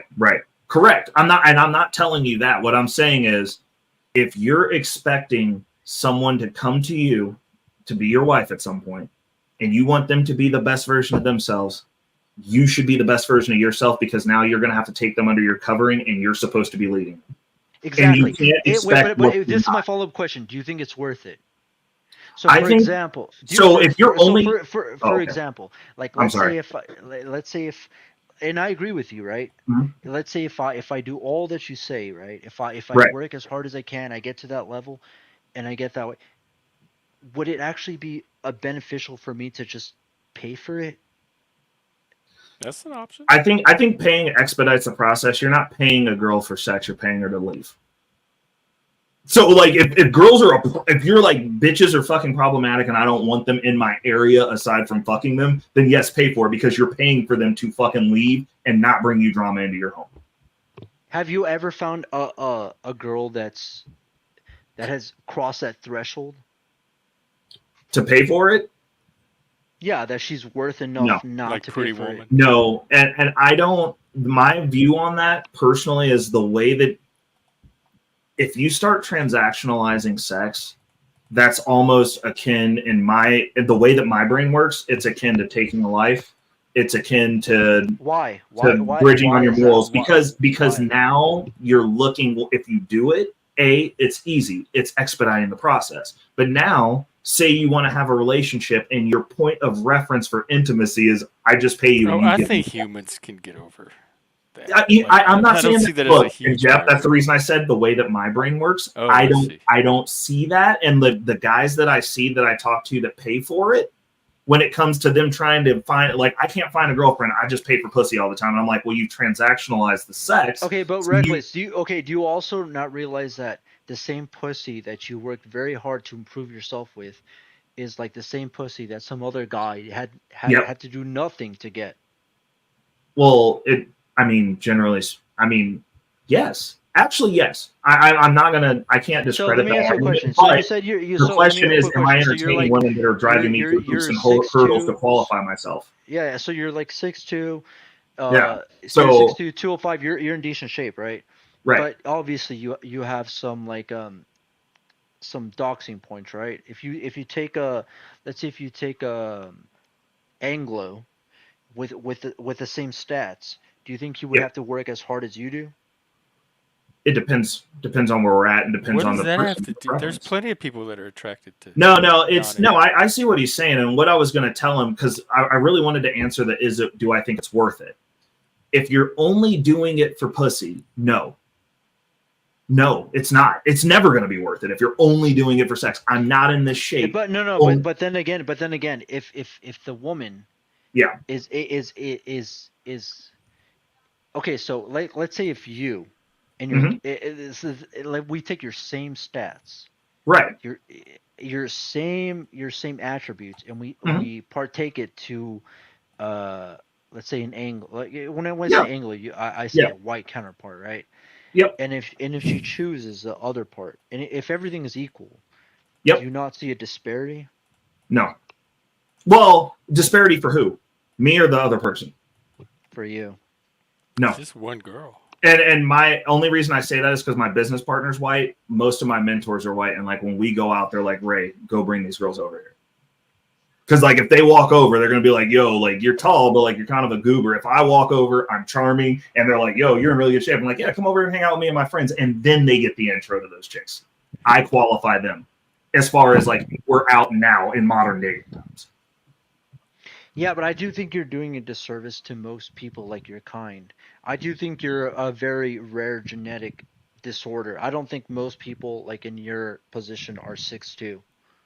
Fair. I'm not arguing that. I have no control over it. Those are not controllables. What I have control over. Would you not want to advocate for your own kind? Okay. All right. What do you mean? I'm going to come back to the stream over here, Alex. If you want to debate, you can debate it. I've seen it before. I've seen Red Pill. I had a big Red Pill channel, 25,000. I think most of it's nonsense. I think it's a coke fest. I understand. Hormaxer, what do you think about what's Reckless? the actual what do you think coke about part? Reckless, Hormaxer? Is he getting? I mean, if I just look off of right now into it, is this guy getting, laid off of everything? No, because he's here on a mental health stream on a Friday night. No. Okay. All right. Men have a portion, honestly. I don't think anybody in this YouTube. Well, I didn't say I was. Panelverse is getting laid. Streaming tonight. But in general, I think half of the men in the country are incels, and I think and that's not saying. Yeah, Hormaxer, I agree, and that's being conservative. Not only half, I would assume 80% of most men are. Y'all can speak for yourselves. I don't believe in celibacy is a choice. It's always voluntary. God damn. Well, in your case, you can be voluntary celibate if you want to be. I mean, that's probably your ideal life. Okay. Why would what is involuntary celibacy? Just not getting laid. Why would any just male go out and get laid, and then all of a sudden you're not in cell anymore? Why would any male with working these guys are just walking out the door and involuntary celibate? Wait, I want to hear lasagna. Why would any male with working testicles be involuntary celibate? If you're a full functioning male, you want to fuck. Exactly. Yeah, I don't know. I just I thought it was like a bunch of ugly men that can't get laid, so they came up with a concept. I was like, I don't understand. Like, he's also on this panel. Apparently, Mr. I can't go. I got to go to a swinger bar where bitches are already naked and can't get fucked. Like, I just don't like that. That whole conversation makes no sense. I'm like, recovering from a ruptured Achilles that was completely separated, had to have surgery. Why aren't you outside fucking chicks right now? Like. Yeah, but you played into that. Like you played the game of even justified it. I know. I was just like, it was such a funny statement to make. I'm like, okay, like cool. I mean, I just don't like me personally. I don't see I wouldn't be fulfilled at life if I wasn't doing the best that I could. And like the whole advocating for your people comment, like I don't know what that was about. Your kind, was he a racist? I was like, that's cool. Like I don't know. It's probably because that seemed more racist to me than anything about the cop story. I don't take it as racist. It's just ignorance. Well, he referenced kind, and like, what that would mean other than maybe your ethnicity. If somebody told me kind, I might think they're talking about Cajun people. The issue is the people like that like to go around and like bounce on panels just That to was a start troll. shit. This was a little Yeah. troll team. They were Yeah, and just I'm like, that's cool. You can say whatever the fuck you coming to want. see Like, what they book a could flight. start I up. told you what city I'm in. Come unadvocate me. Like, I don't know. Like, what the fuck am I Yeah, I supposed to think do with that? you Like, do what That's I really do. You took them Hormaxer, more dude. seriously than they warranted. Dude, Yeah. Hormaxer's been saying those same word tracks since I've met him. Drain your Oh. balls, get your tee up, Yeah. you know, swingers. I mean, that's literally every conversation I've had or seen him have okay. is all the same thing. Just check out his channel. He's just So that's his I thing. don't. So me personally, I don't like doing that because I've been on other platforms where I've had people who have listened to those conversations and come up for like the after channel chat thing and like break down and cry because they're like, yo, like what you said like really touched me. It helped me. So like I don't joke about shit like that. Like I don't. Like I'm not gonna like I don't think that shit's funny. So whenever I don't like trolling on panels. Like I get it that people do it and like it's fun. I don't care. I just don't personally feed into it. Like I'm going to stay the course the entire time because like I don't say stuff willy-nilly because like I've talked to people who were like, yo, before I listened to this panel and got to listen to you guys have this conversation, I was going to end myself. So it does mean like the stuff I say, I know it carries weight because we're online. So I don't think that shit's fun. That's just me. Everyone else control, but I'm not going to participate in it. Oh my God. Uh-oh. Leggy. Oh my God. That's a lot of lobsters. Wow. I thought I should do something more than just play music. I don't know. Leggy, you get like a free request from me whenever you want it or something. Just save it up. Thank you so much. This is nice, Jeff. They love This is you. purely donation run, so this helps. Every little bit helps. I just basically do a tip jar.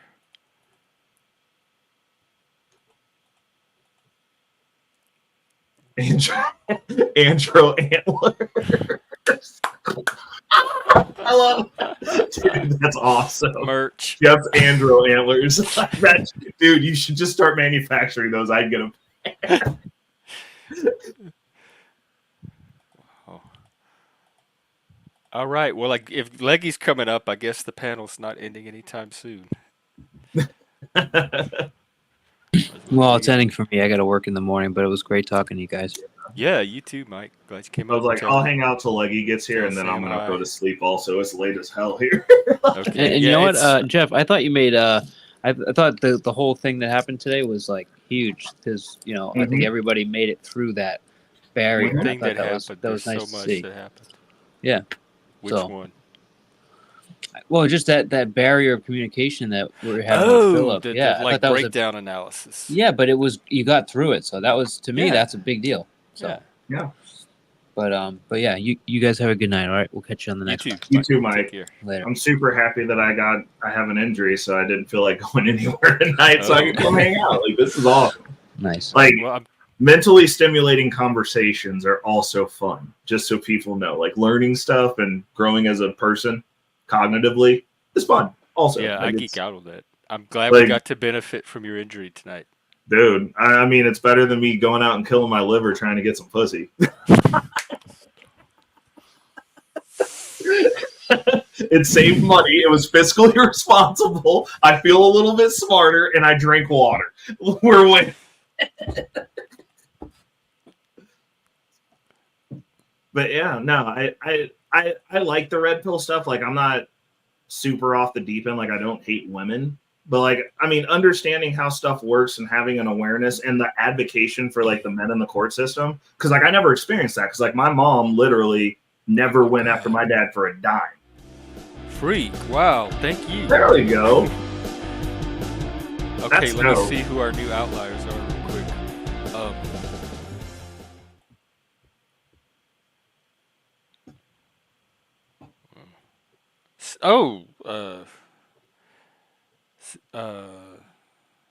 Leggy. Oh, wait.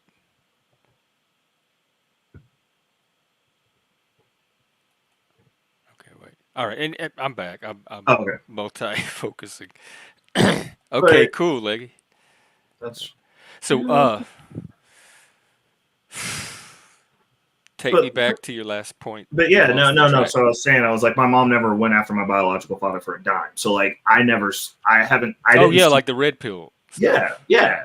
And because I take mine from the red pill documentary that Cassie J girl did, and so when people say red pill, I'm talking about the stuff they addressed in that documentary of like what's affecting men in society today. But now when people use it, they mean something totally different, and it's something really negative. Well, I think that before that, like the red pill documentary itself is just about men's advocacy. Yep. Agreed. Well, most of the stuff that you see today because of what makes money, it's the lowest common denominator. It's like you remember how we were talking about Elon Musk, and that's the reference point for autism? Yeah. The red pill that you see today is the stuff that makes money. It's the tip of the iceberg, which is there's actual information you can get through that space. But there's also a lot of toxicity. There's a lot of just, I'm mad, which is understandable. It's a process you go through. But that's what people reference it. And the advocacy and all that other stuff comes way later if you stay in the space. And, well, the red pill is just the truth about female nature. No, there's advocacy for men within the court system, men's issues, men's rights. Like, that's all a part of that. All the red pill OGs talk about all those things. According to Wikipedia, red pill and the manosphere are the same thing, and it's a large umbrella term that includes multiple, and it includes the pickup artists like Andrew Tate, includes fathers' rights groups, men's right activists, incels, MGTOWs.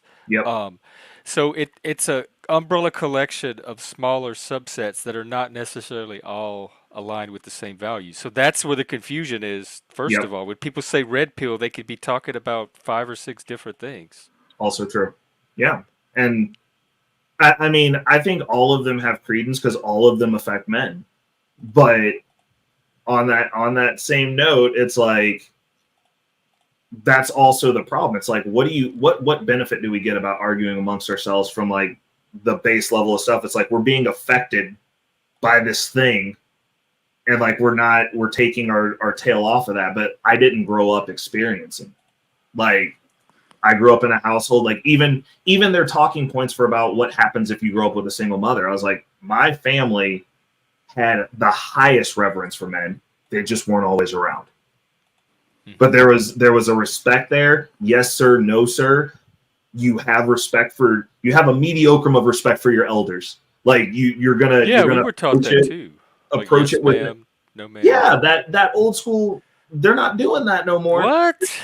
And then you is it like get out of my way, you old motherfucker? Well, you have these spaces. Is it like the movie Kids, the Larry Clark movie? Yes. Oh my god, that's one of the scariest movies. That was like a horror movie to me. Literally, it was. I saw it. We're living. I saw oh my it way god! Too long. I was fucked up off that. Like I did have PTSD because I thought everyone had AIDS after I watched that movie. I was like, everyone fucking has AIDS. So you're saying that is the kids to like that is not just a subset of kid. That is the norm for kids to. Oh my god, we're fucked. I'm black pilled now. Leggy, Dude, what's up? It's wild. I was just like, yo. Oh, not much. What's up, Leggy? It must be. Is it early there? Oh yeah, it's only 3:30. Are you getting up to go to work? No, my wife just did. Oh, okay. It's Saturday. I don't have to work till Monday. Oh, okay. Nice. Cool. I got dad duty today. Are the kids still asleep at least? You got a little bit of quiet time? Well, I hope so. My 4-year-old, she'll wake up anytime between now and 5. Oh, Jesus. Well, No. that's the life of a fisherman, man. Your house wakes up early. Oh, you're a fisherman? Yeah. Dude, that's freaking cool. Yeah, I lobster fish. That's awesome. Lobsterman. Dude, that's a hardcore freaking Yeah, he job. shows us his boat. He shows us on the boat sometimes. That's freaking cool. That is so cool. I used to have a channel, but not no more. I just said fuck it.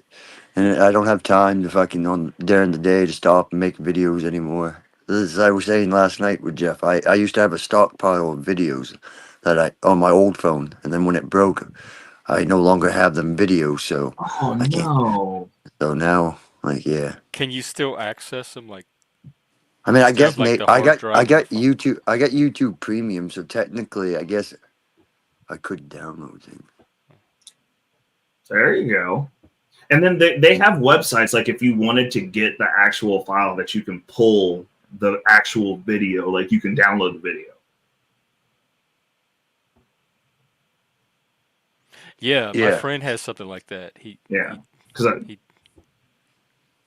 I use that sometimes when I have to transfer content or I want to clip out my videos. Like I'll pull them down to the computer so that I can chop them up further. So they might not be lost forever. Like Yeah. Well, I mean, they're not technically. I would just have to transfer them to this channel somehow. But then it's just regurgitating the same content. So, and really, the video that got me all my subscribers wasn't even fucking lobstering. It was that video over my crazy neighbor. That's the one that got me all my subscribers. The egg lady. Yeah, dude. I had a short, dude. I had one short that went fucking viral, dude. It had like 500,000 views on it. Jesus. Of you fighting with the neighbor. No. It wasn't fighting with the neighbor. It was her videotaping my wife as my wife and my kids were coming into the driveway. Oh, it was her video. Yeah, the neighbor. It was us videotaping the neighbor videotaping us because it was a pattern, right? So it was a pattern. We would, my wife would leave to go to work. She'd come outside, videotape my wife leaving for work. My wife would come in. We'd come home, she'd come right outside, start videotaping. My kids would be outside playing, she'd come outside, start videotaping. What? And then, yeah, right. Which I understand. There's a right for there's a right to when you share a driveway, right? We share a driveway because it's all the same property. It's just 2 units on the same two. Yeah. There's like my log cabin and then her shanty that she lived in, and well, she fucking said my kids would be outside, and yet she was here 6 months, dude. She's from out of state. She lived here 6 months, dude. She yelled at my kids this summer every time they go outside and play. If they step foot on that grass over there on her quote unquote on her side, she would freak the fuck out. I'm like, are you fucking serious, dude? I'm like, my kids have been playing on this yard since we fucking moved the fuck in here 6 years ago. So, like, what the fuck are you talking about? I mowed this yard. Nobody else has ever mowed this yard. It was always me. I took care of this whole entire fucking property before your ass moved the fuck in here.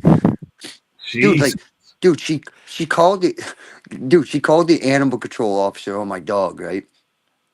Saying my dog tried to attack her and her dog. So the animal control officer was like, hey, do you have proof of this? She goes, yeah, I get it on video and I get pictures of it, right? The pictures that she sent the video and the pictures that she sent the animal control officer was this. She pulled in the dooryard. My dog would sit out in the driveway waiting for my wife to get home or me to get home, whoever.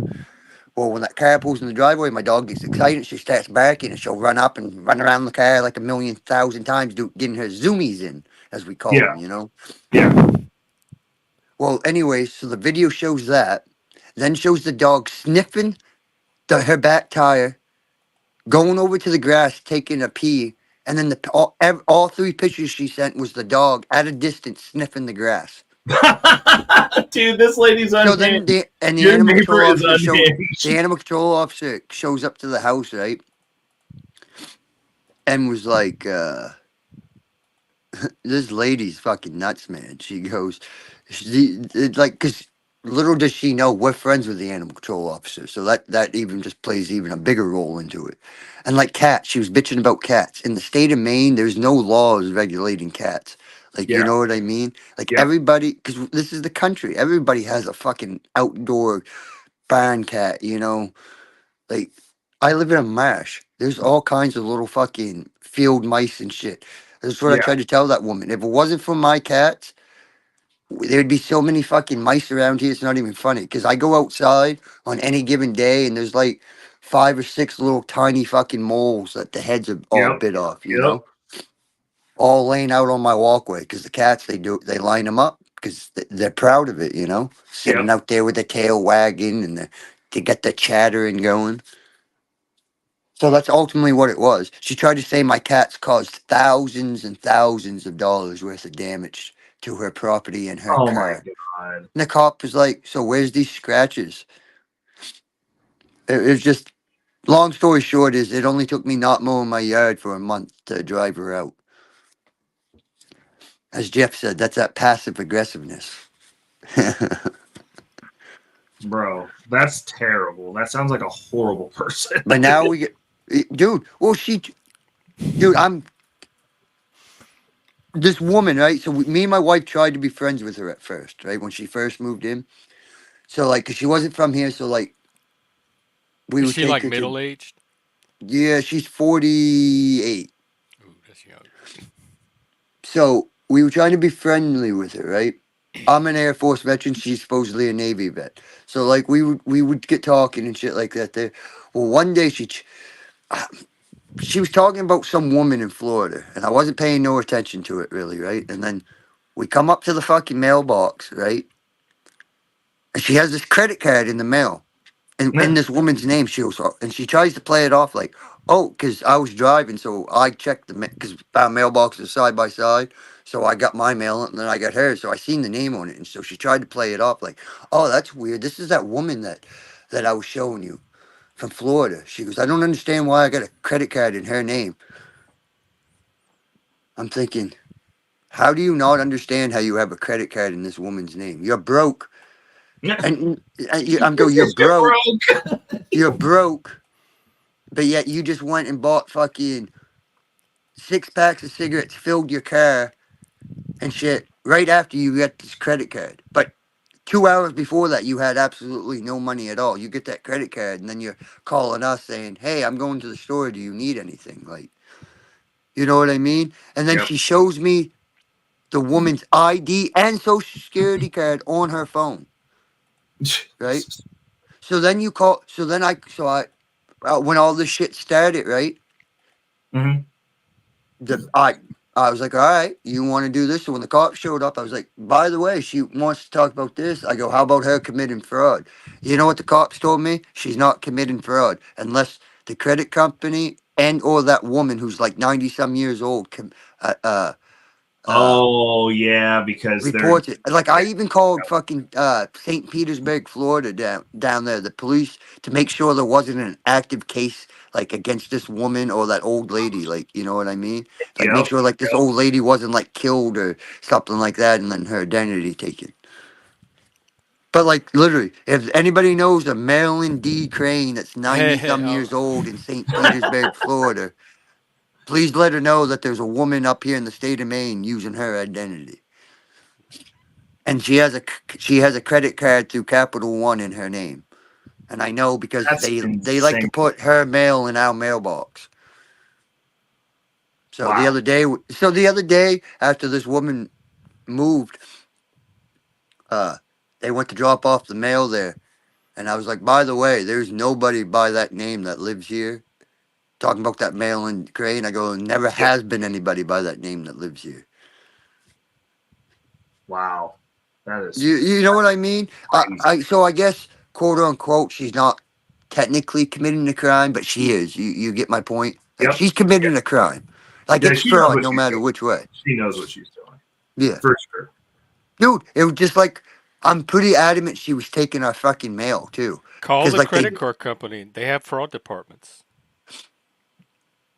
Yeah, but then how do I actually like convince them? They'll walk you through it. Just let them know the situation, and then they'll walk you through. So like, because like I don't have like other than like in my head, like I don't have no pictures, no proof, or nothing. I mean, I guess maybe. Oh, they're gonna want all of that.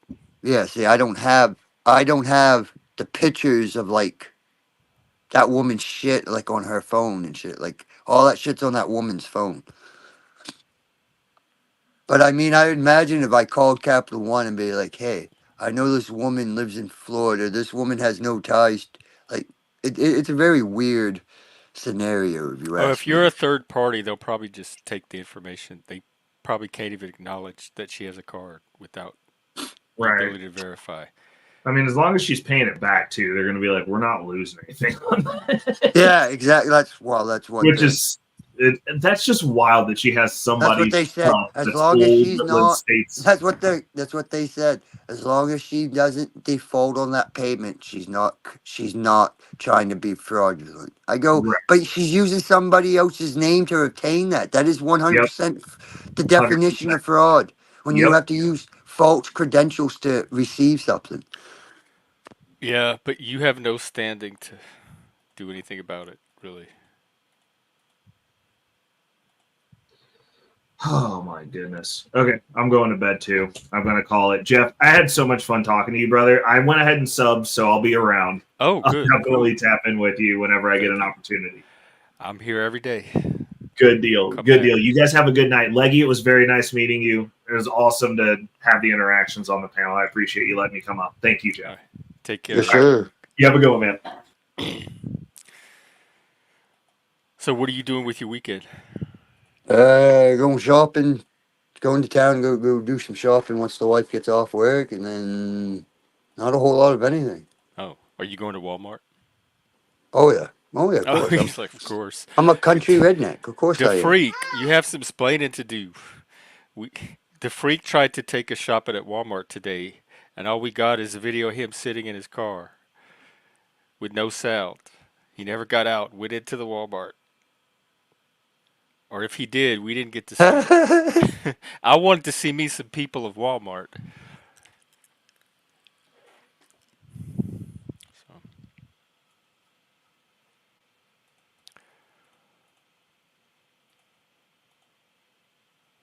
what? Anything else going on? Hold on, sorry, I was tending to something. I Oh yes, apologize. it's. I apologize. I've been going for 9 hours. It's been a long. It's been a very See that? active night. I see that. You're going for the fucking long haul, buddy. Long haul. Yeah, I did like 12 hours today already. Because I did 4.5 hours earlier. Well, Oh, so I when had you to said you're sleep. going to Walmart, it was to pick up something at the like the little delivery stand. I thought you were taking, and I'm like, oh, are you taking us shopping to Walmart with you? You're like, yeah, like I did at Costco.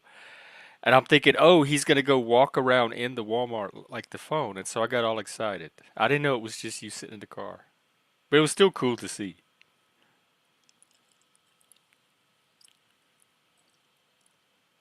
That's it. Wow. Ordering in advance from Walmart, just picking it up. Do they check your receipt? How far we've gone.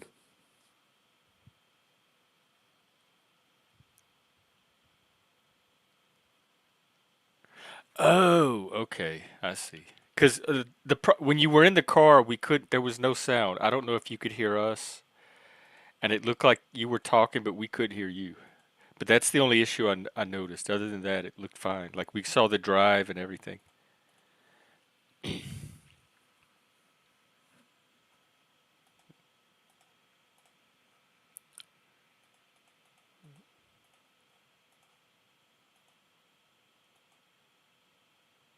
Okay. Well, cool. So, what was the biggest topic of the night? Oh my God, what didn't we talk about?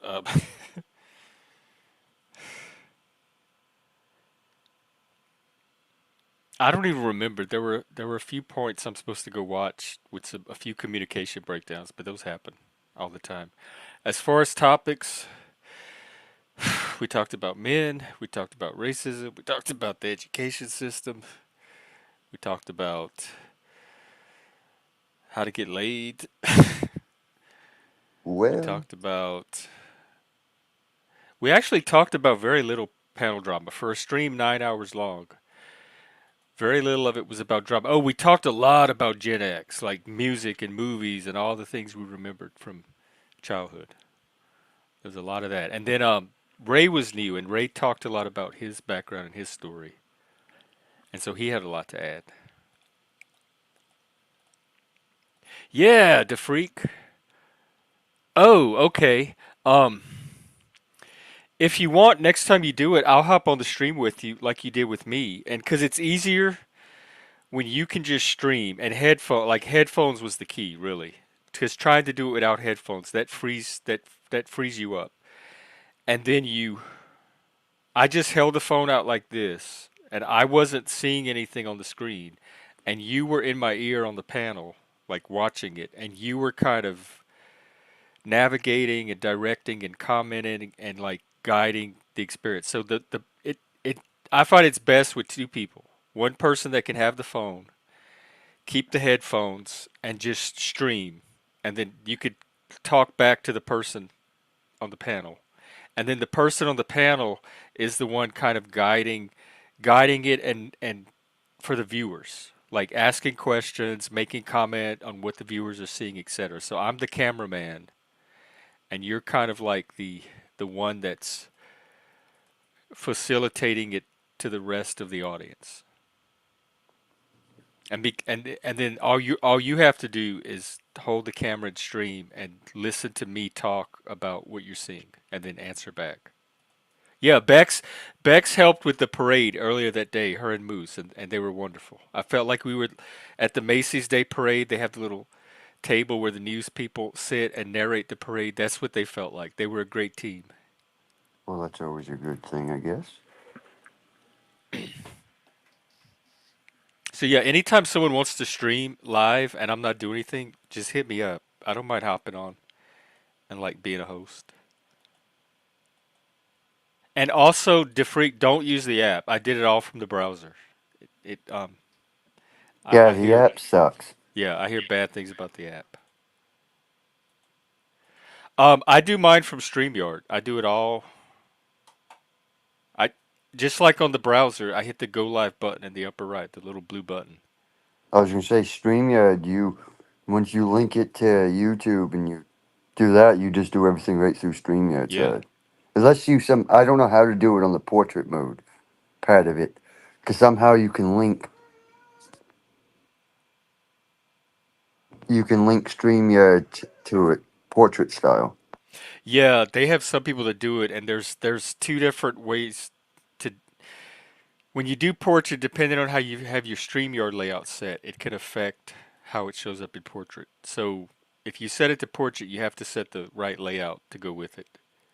Yeah, the StreamYard browser, and so you'll sign into StreamYard, and you'll enter the studio or whatever, and there'll be just like on your browser, there'll be the blue go live button in the upper right corner. It should show up on the phone browser as well. And that's all I hit to go live. Just like I would do any other stream. It was no different doing it from the browser instead of the app.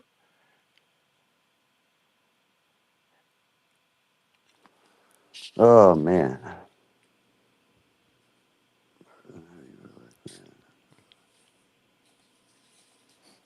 So The go live button in YouTube, once you get it linked to StreamYard, that's not even a I never relative touch it factor. ever. That's not even a relative factor. The only Yeah. time you gotta go into the YouTube side is to delete a live Yeah, or or to to edit edit a the live. videos or something. But I never ever have to touch the YouTube live button ever.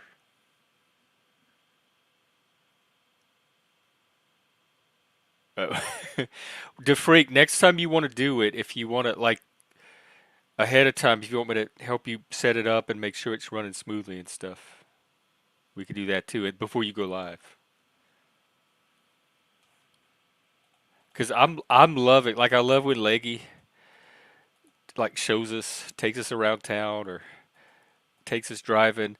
I love it when people show us like I want to start having some Panelverse real life crossover because that expands the Panelverse into real life I swear, one of and these it days. brings people from real life into the Panelverse because they may not be aware that this is all happening. Look, I swear, one of these days I'm gonna go moose hunting. You and I'm Moose. gonna go moose hunting. And I'm gonna go Oh, find. and I'm gonna go find me a moose. I know he works at a store, so there's only Leggy. X amount of stores between here and where he lives. There's another dude from Maine that hangs out here. His name's Doug, and he's in rural Maine too, I think. And Doug. so there might be a third person that to form this chapter with, Doug D. Well, it all depends on where he's from. Next time you're in here together, I'll I'll hook you up. Find out where he's from. Yeah, there's a couple people I've met from Maine. Yeah, I think we're gonna have a Maine chapter soon. I think we might get a Pacific Northwest chapter going. There seems to be a lot of people from around here, and if there's people in other regions that kind of all know each other from streaming and want to hang out, I encourage you to set up events and activities because eventually, I'd like to see this like be a hybrid thing where there's this and then there's online regional chapters that people can access and have in-person experiences as well. So that this is just one component of the network. Oh man. So all right. So like 2 weeks ago, my wife messaged me. Right. She goes, "New girl started at work." I go, "Okay, cool." She goes, "Apparently, she was your best friend in high school." I'm like, "All right." So that gives me two possibilities right there for females because I was close to. There was two females that I was super close with. One moved away junior year, so then it eliminated it, right? So said person was at work yesterday when I stopped in there. So I said hi to her. Didn't give her a hug like you should have, like a really close friend that you haven't seen for a while.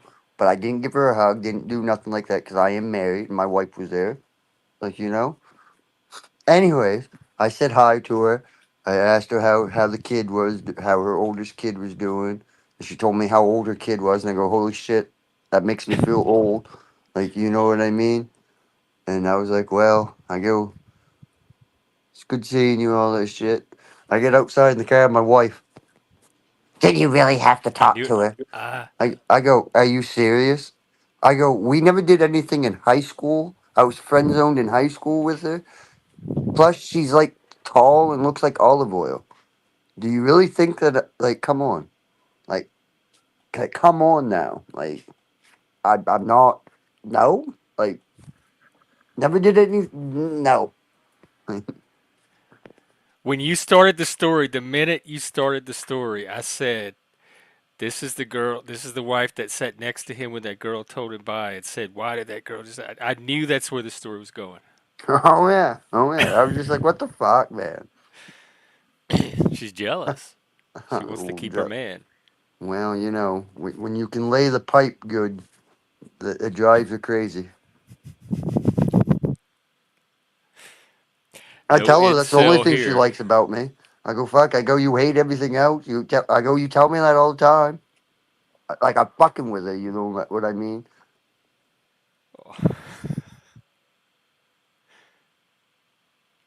How long y'all been married? 7, 8 years. Oh, yeah, okay. Oh, they say it doesn't. Isn't that 7-year mark where it gets tested? Like that's where the magic starts to wear off, and then you'll have to figure I out don't if know. I think the magic wore off before we got married, but who the hell knows? really. Oh,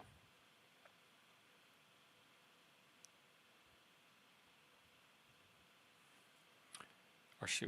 Yeah. Yeah, all I had was my phone. That's all I needed, and I had the signal. Like the, I wasn't using Wi-Fi. I was using the data plan or whatever.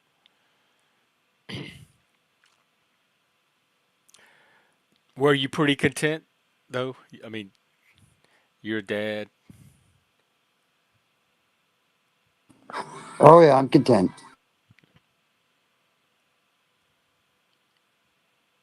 7-year itch. Yeah, that's what I was thinking of.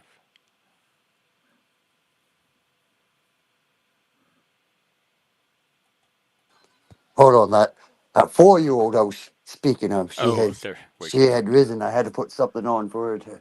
She Okay. wanted to watch You something. need to go take care of her. Yeah, I had to put something on for her to watch. She should lay it back then. Hopefully, fall back to sleep watching her YouTube TV. Wait, what? She watches YouTube. She's 4 years old. Well, she watches the YouTube Kid thing. There's a YouTube Kid app.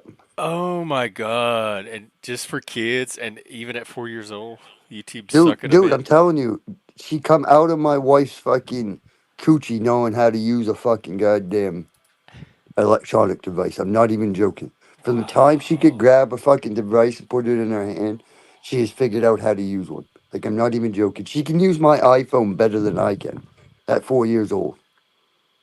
Like, dude, at 2 years old, she could take my phone, go to go to Facebook Messenger and call my mother on video. At 2. Dead serious. Like, it's crazy. Like they talk about like, you know, shit getting coded in your DNA and all that. And it's almost like you look at this because as the generations go, each generation has a little bit more technology, and it seems like it's just a natural progression. Like, there's no, it seems like the younger generation, you don't have to teach them how to use the shit. They just know how to use it. You know what I mean? So it's kind of like it, I feel like it does get coded in your DNA in a way. Like, you know what I mean? Certain traits, certain, if it becomes a societal norm, then I believe it, like, it eventually will. You know what I mean? Does that make sense at all? Like kids watching YouTube. Well, I don't know. I'm not necessarily kids watching YouTube, but I'm just saying. Because you mean, because really the biggest thing is going down the road and shit at first. For the longest time, I didn't have like Netflix or anything downloaded on my phone, so it was just YouTube. So like when she was young, we'd go for long rides, give her the phone, it was YouTube. Like, but she'd watch like babies, like, you know what I mean, people playing with them baby dolls and shit. But what I have noticed, and I try to pay attention to what she is watching, there's a lot of them YouTube kid content creators, and a lot of them are foreign like people, like Russian, Oh, like even on Russian, YouTube Kids. Korean, like, you know what I mean. It's like dubbed over with, it's dubbed over with like American, like English. I mean, not American, yeah, American with English, but it's like you remember the old subliminal message, like the how they say like things have, like they put subliminal shit into. So it almost sometimes like I'm watching like these videos and it's a foreign language or they'll start. I'm like, is there a subliminal message in it? Like, you know, it kind of almost makes me wonder. It's like, and I don't know. It makes you wonder. Do you notice anything that has you worried about her? See, the freak. I said that same exact fucking thing. Oh, Like, I deliberately ignored that comment because I'm like, no, I'm sure that's not the case. They seem happily married. no, And see, I then said the he's same like, thing. I no, go, I are thought you? that I too. go, would you be fucking? I go, would you? I go, they say the one that accuses the other one without any actual evidence at all is usually the one that's up to something or thinking about it. Like 100%. Like, you know what I mean? Because you don't Like, have any doubts about her, right? Y'all are just, as far as you're concerned, a happily married couple. I mean, the only time I ever question it is when she starts questioning me about stupid shit. It's like, are you fucking serious? It's like when I'm outside in the like she'll bitch that I go outside in the Jeep and like I'll fucking do the panels and all that. I go, are you fucking serious? I go, you realize that fucking my YouTube account's logged in on your phone, right? I go, you go up to your little setting on YouTube, click the little round icon. You can click on my YouTube, and it'll fucking pop the fuck up. I go, so you can see and watch everything. I go, the TV's linked to YouTube. You can watch and see everything I do. Meow. Outside in the Jeep, I park in front of the security camera. Turn the security camera on. You can listen to everything I fucking say. Like, you know what I mean? I'm just like, there's nothing to fucking hide. Like, I'm not hiding shit. I'm doing shit I've done for fucking years and years and years. Like, you know what I mean? Like, I sit down at the marina and smoke a joint quite often after work if I have time. Now, all of a sudden, Well, who are you meeting up with down there? What the fuck do you mean? Who the fuck am I meeting up with down there? Me, myself, and I? Has she always been like this? Not like this fucking bad. Oh. She's been high strung, but not like this. Telling you, man, the longer we're married, the worse she gets. I'm not even joking. Oh. Like, I love her to death, but she drives me up a fucking wall, man. Absolutely That's batshit gotta be crazy. hard.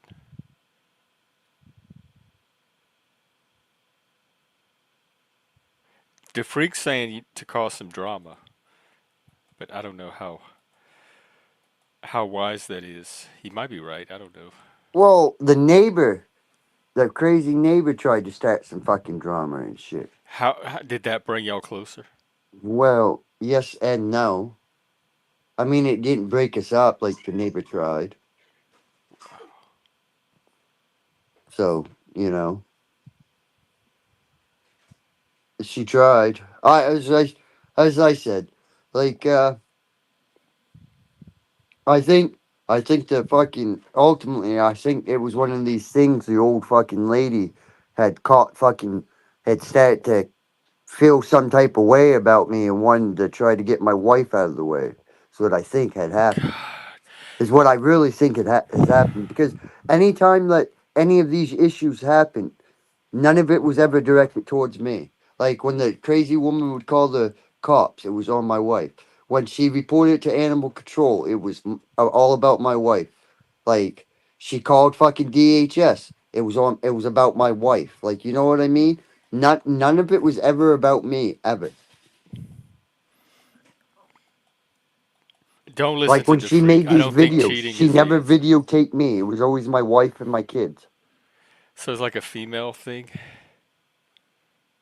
female competition. Competition for mates is something that I think drives way more human interaction than I'm aware of, and it's like the one thing that I never pick up on. I know it's going on under the surface and it influences how conversations go and interactions, but I never ever can see it. And I know that that's such a core primary motivator for like probably 70-80% of the social dynamics we see between men and women. Well, like I was, cause like the neighbor, I tried to convince. It was hard to prove to my wife that these fucking messages that this woman had sent her wasn't from me. Because what she had done, she had taken.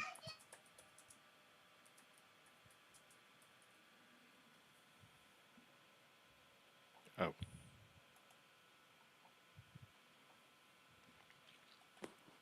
Anyways, she sent these messages, and she'd taken some real messages that I had texted her, mixed them in with some other conversation, right? So it was enough to give it the appearance that it was me, but like you could tell just by the way it was. Like I'm like thinking,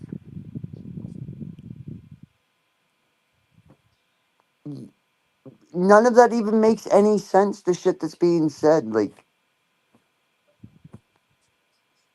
look at the shit that how shit's wrote this way, and look at how shit's wrote out this way. Like not necessarily the words is used, but look at how the words are wrote.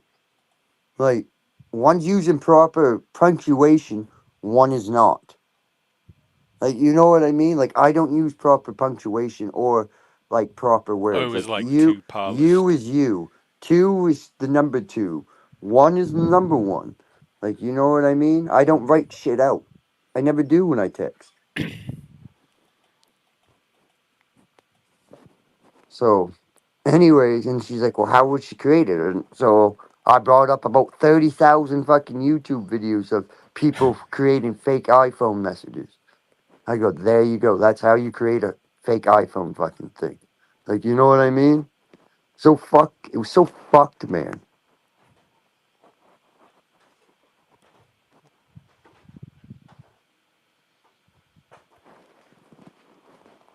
How long has that But, been going on? oh, wow, it's good done and over with now. Oh. But it went on for, I don't know, a few months. Oh, okay. Well, she was here 6, 7 months. The first 3 was okay. The last 4 was hell. So Right. Yes, I think Freak's right here. what? What did he say?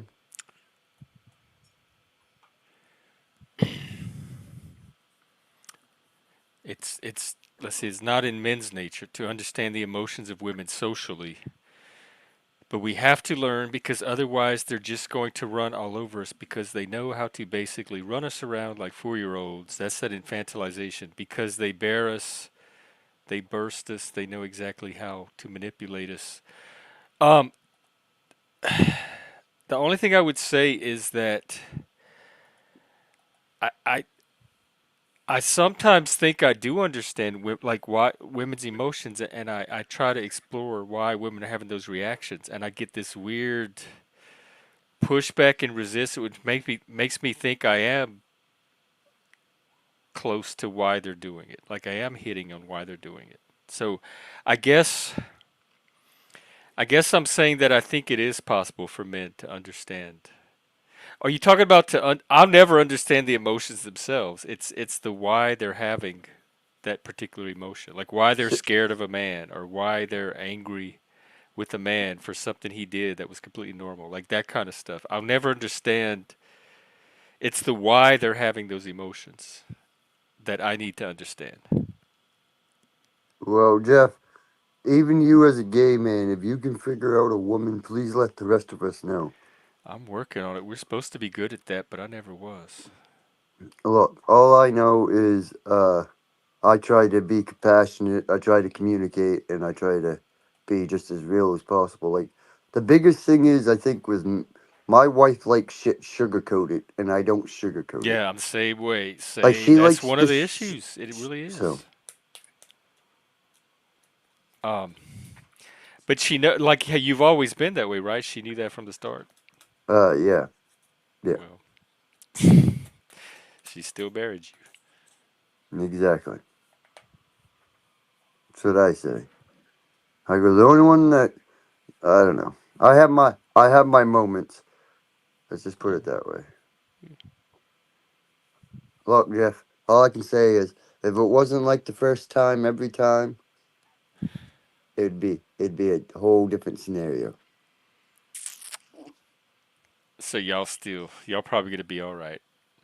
Well, no, I mean, it ain't like it's an every night thing because we do have kids and we do work. So you know how married couples that work and have kids. Oh yeah, I don't know who does the I every mean, we night thing. try, we make time, but there's still lots of nights that one of us are passed out before the other one.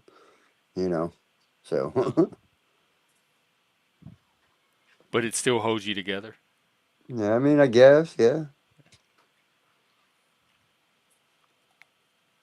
It's just Good night, Bex. See you tomorrow. I just women. I personally feel like they have stronger emotions. I feel like some women they hold on to they hold on to the past too much, and I mean I'm sure there's men out there that do it too, but I feel like it's a more common occurrence for women to hold on to the past and to have them guards and gates up and reflect and use things from the past against.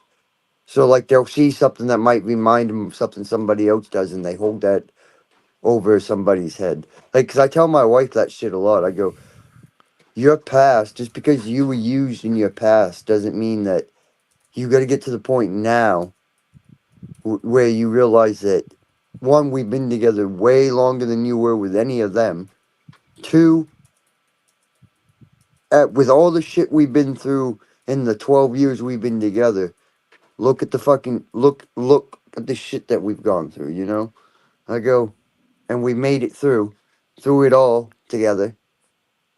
Nobody's gone to jail. Nobody's had cops call. Nobody's got It's a arrested. Like, successful you know marriage. what I mean? Like we've worked it all the fuck out. Like, you know what I mean? Like, it's just what I'm trying to say. And you get these people that have the disagreements that will fucking over stupid shit and call cops all the time and shit. Fuck, it's like I had a friend, man. Every time him and his wife would get into, well, his girlfriend would get into like an argument. Not even like anything, whatever, but just a loud argument. She would call the cops because he was raising his voice every single fucking time. After about the third time, I finally was like, dude, you need to get the fuck out of there. And dumb fuck still stays the fuck around. I go, I don't understand how that shit happens. Probably for the same reason you do. Well, I stay around because I get kids, and I really do love her, and there is very good. There is some good traits about her. There's some there is some red flags and shit that it's like fuck. If she was like this before we got married, we wouldn't be married. But Oh. So she wasn't like this. no, dude. When we first got together, I used to go fucking play basketball with my friends, like fucking after work for like an hour or two, or like on the weekends I'd go. Uh, I'd go fucking. I'd go we'd go out, fucking do shit like go to the movies, go to fucking dinner, go trips, go this, go that. I mean, it is old to get in a family, that shit. I do understand. Eventually, at some point, it has to slow down before it can pick back up. I do realize that. But still, it was like we did all this shit, and now, like, we do, like, hardly anything. It's like our time's so consumed with everything else that we don't have time to be individuals half the Do time. y'all like make time here and there For what? to what you said to have time for just the two of you? I would not say my wife is an intellectual person. No, not saying she's stupid, but Freak, you she being doesn't paranoid. They not at that she stage she yet. doesn't always think shit through before she does it. Like, and then she, I don't know. I feel like women a lot of times will bitch at a man that they're with,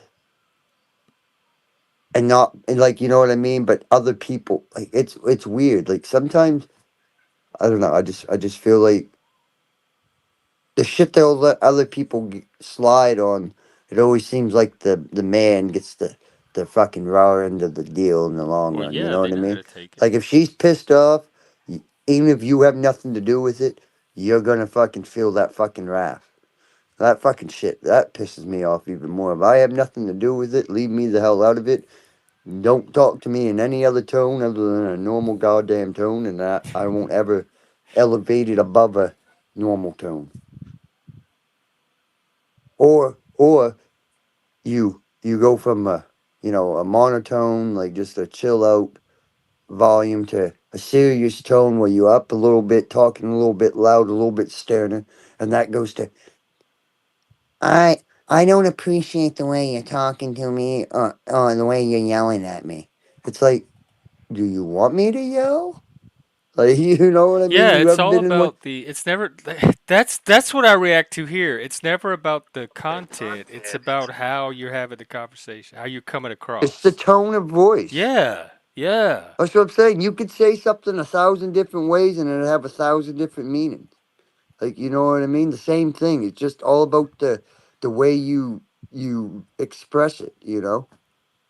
And that's And what I was saying the other day they with like my pay attention pastor. to the emotional like When subtext and metadata, and they need to just pay attention to my words. That like ignore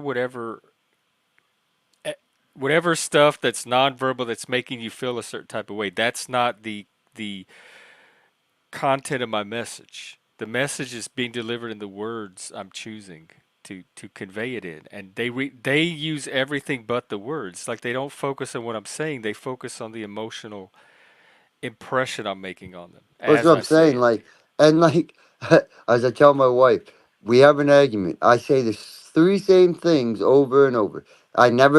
It's never about looks. It's never about anything other than the way she speaks to me when she's pissed off, the way she handles situations, and the fact that fucking I work just as hard as she does because she thinks for some reason because she technically works more days than I do. But you do hard work. That I mean, she works 5 days a week, where I work like 3 to 4. It seems petty and it But I seems like work it's not more. about that. But There's I work something else more going out. on that Well, just as many hours as she does. Like it's a very weird concept in my mind. She just, and then I think about, and then I'm like thinking about. I still make more money than you too. So what the fuck are you bitching about? yeah, it's Like, that's what I say. It's not about like the actual my hours. money, There's something like, else she's like feeling. we pay the majority of the bills with like my checks, or like the money I make. Her checks will pay like she pays like the daycare she pays the daycare every week out of her paycheck just because it just she gets paid that every Tuesday she gets paid, so it's that consistent day. So she just automatically pays the daycare out of that. But like my checks, like those are where they're bigger amounts, so like I'll pay the bigger bills. Like I pay like the light bill, the car insurance, groceries, fuel, shit like that there, and then all the miscellaneous bullshit all comes out of her check. So Hey, Kate.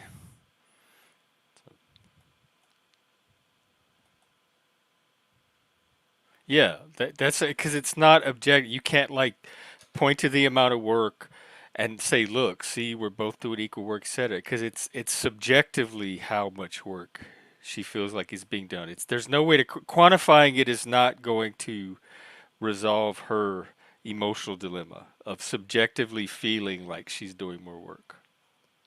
And I don't know how you solve it actually, because I would use reason. I would say, look, this is the amount of work I'm doing, this amount of work you do. They're roughly the same, and you can show them that, but it doesn't relieve the feeling that someone's doing more work than the other. And really, that's what a therapist is for. That's where she should be handling it.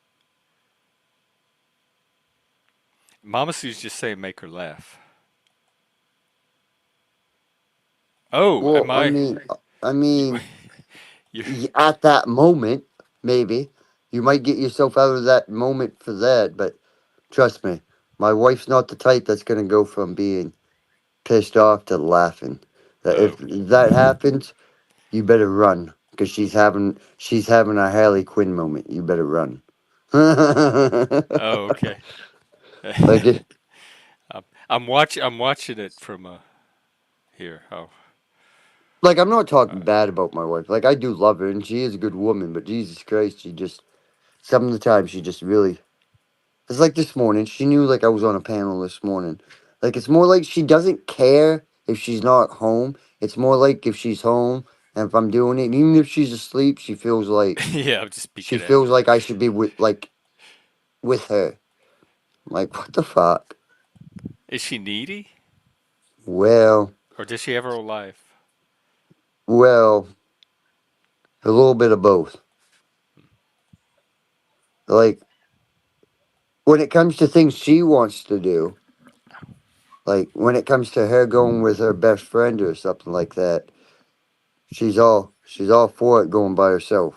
But if it's something that like going grocery shopping or taking a kid somewheres or doing that like just simple shit, nope, I'm gonna wait for you. It's like you could have had it done. Like now I gotta come off the boat when I should be coming home to relax for a minute. Now I gotta come off the boat, get in the car, run around all fucking hell and creation because you didn't do what the hell was like. You know what I mean? It really irritates me at times. Yeah, I can see that. Why it would. as a collaborator. It's just like it's just like fucking, you know, like I said, cooking fucking dinner. Like I legit cook dinner every fucking night. Like really rare does she cook, and that pisses me the fuck off. Like, cause I'm like, holy fuck, man! Like here it is. I just got in at 6 o'clock at fucking night. It's not even necessarily that. It's always, what are we having for dinner? Well, I don't fucking know. I just got home. You've been home all day. Like, don't ask me. I'm in the nights that I just say order a pizza because Aaron's eating a lot of pizza. I'm not going to. Well, no, actually, I eat a lot of pork. Oh, Be honest with you, fucking, because pork's like the cheapest fucking meat there is. it used to be chicken where I came from. I don't know. Hey, I mean, it used to be chicken. You're right, but now pork. It seems like you can get a pack of pork chops for like $5. Or to say, like a pack of chicken is like 10. Steak is fucking like the cheap steak's even like 15 now. So, and then if you want a good steak, you're paying $20 to $30 for it. So, COVID really fucked shit up as far as that goes. When that all happened, the pandemic. Mm-hmm. The In prices. my opinion. In my opinion. No, they This did. is They not. definitely went up after 2020. I noticed that too. I'm still seeing it. I mean, eggs and milk and shit's kind of come back down a little bit, but $20 for taco? No way. We used to make tacos all the time, and they have like the little meat section with the like the bargain meat for the day. They're trying to, and we could usually find like taco meat for $4 or $5 and make tacos that could feed several people. fuck, $20, man. I can't even do it on $20 anymore. Because by the time you buy a pack of hamburger, I mean, the hamburger, that's $10. You buy the taco kit, that's $5, $6. Well, probably about $5 for the taco kit. Then you buy a thing of taco sauce. And there's 5 of us in the house, so you have to buy 2 taco kits. So then you buy a jar of salsa, a thing of sour cream, cheese, lettuce, tomato, onion, rice if we have rice. Like, you know what I mean? Like, fuck, man, that's Yeah, like a that used to $40, be $50 like a meal for really me now. affordable meal, like affordable way to feed a lot of people. Freak, isn't it their responsibility to not get bored and just leave? Didn't they make a commitment? Like when you make commitments, the person you made the commitment with, their responsibility is not to keep you excited so that you stay. That's part of what commitment is. That you've agreed to take care of that on your end.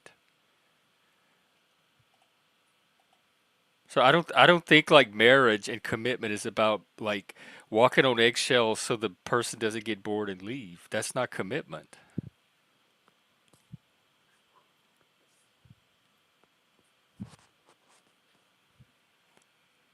Not to me anyway. I don't know. I just have learned for a happy wife, happy life. You just, she's always right. And pick and choose your battles. Pick and Yeah, choose your battles. that's probably. That's what I do. I just pick and choose. Yeah, I tried to too. Well, what the fuck is marriage? Isn't it commitment? Like, if they don't care about commitment, then stop. They need to stop getting married, because that's what that's what a marriage is. At least in America, the Western world. What did I say? I said something about taxes one time. I go, you know, we'd be better off if we weren't married as far as taxes go. And she looked at me. She goes, I go, yes, I just said we should get a divorce for tax purposes. And she's like, I go, what the fuck is really a marriage other than a piece of paper? I go, nothing would change. Was this before all this started or after? probably after. I don't know. Oh, okay. So it's not. It wasn't the cause of it. Yeah.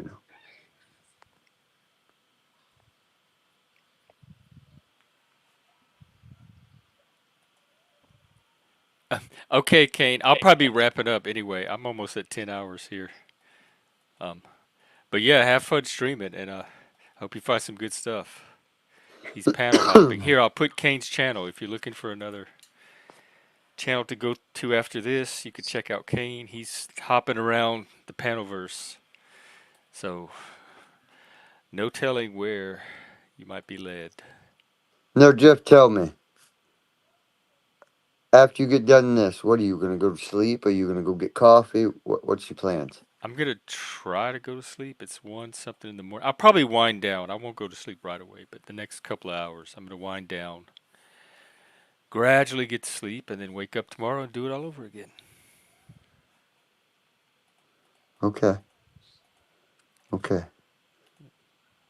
So you'll sleep like 4 hours, and then we'll get another live going. Probably, yeah, probably about 4 hours. It's been the pattern lately. Now, now with you doing so many panels, doing 2 to 3 panels a day, how is it on your psyche? Like, do you are you thinking about YouTube when you're not on YouTube? Like, hey, Yeah, I should talk about this, or we Yeah, should but do I this. would be thinking about work if this was a job, and I would be thinking about like my friends if this was a friend. So I'd be thinking about whatever I'm involved in either But are way. you So still making so for you to have a normal life outside of YouTube, though? not here where I am now. If I move somewhere else where that's possible, yes, which is my plan. But right now, there's no point in me trying to have a normal life up here where I am. Okay. So I'd rather just Do you focus on do this, you build really this hate the up. area you live in that much? Do what? Is it? I said, do you really hate your Yeah. area that much? I don't hate it. There's just no opportunity for a real like an in-person life. I'm just too fish out of water here, and I'm not growing. Like I'm stagnating. There's no growth happening. I'm Come just to the sitting in East one Coast. place and doing this. So I want to go somewhere where I can still do this, but have some kind of life outside of this. So I have that balance, You should and then I come can East have the Coast. growth that comes from having a real person life. Because I could be anywhere, and I could be in any apartment in anywhere in America right now, and my life would look no different than it does now. Because I don't have any kind of outside life other than going to the store when I need to.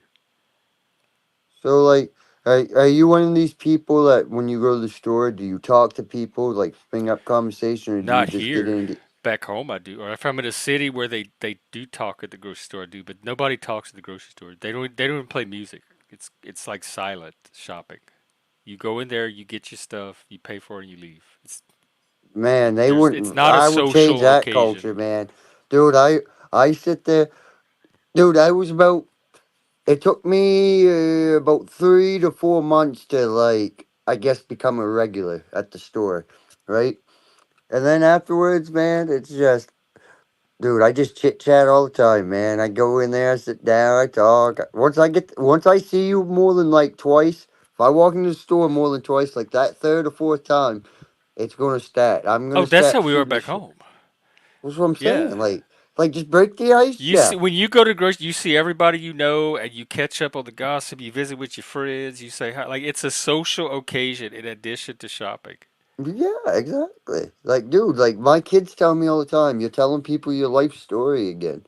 Cause I'll get in there and we'll get talking and fucking, you know, something that should going in for a loaf of bread and gallon of milk, in there for 20, 30 minutes because you're in there talking. Well, like the guy I work with, we'll get off the boat and like then we'll be out about in town. We'll run into each other at the store and we'll sit there. And the wife there, she'll go, "Didn't you guys just get off the boat together?" Well, yeah, but now we're talking about different shit. Or we're Yeah. talking about we're doing a rundown of how the day went without the captain around. That way there we could talk a little bit more free. That'd be so cool, Mama Sue. Y'all should.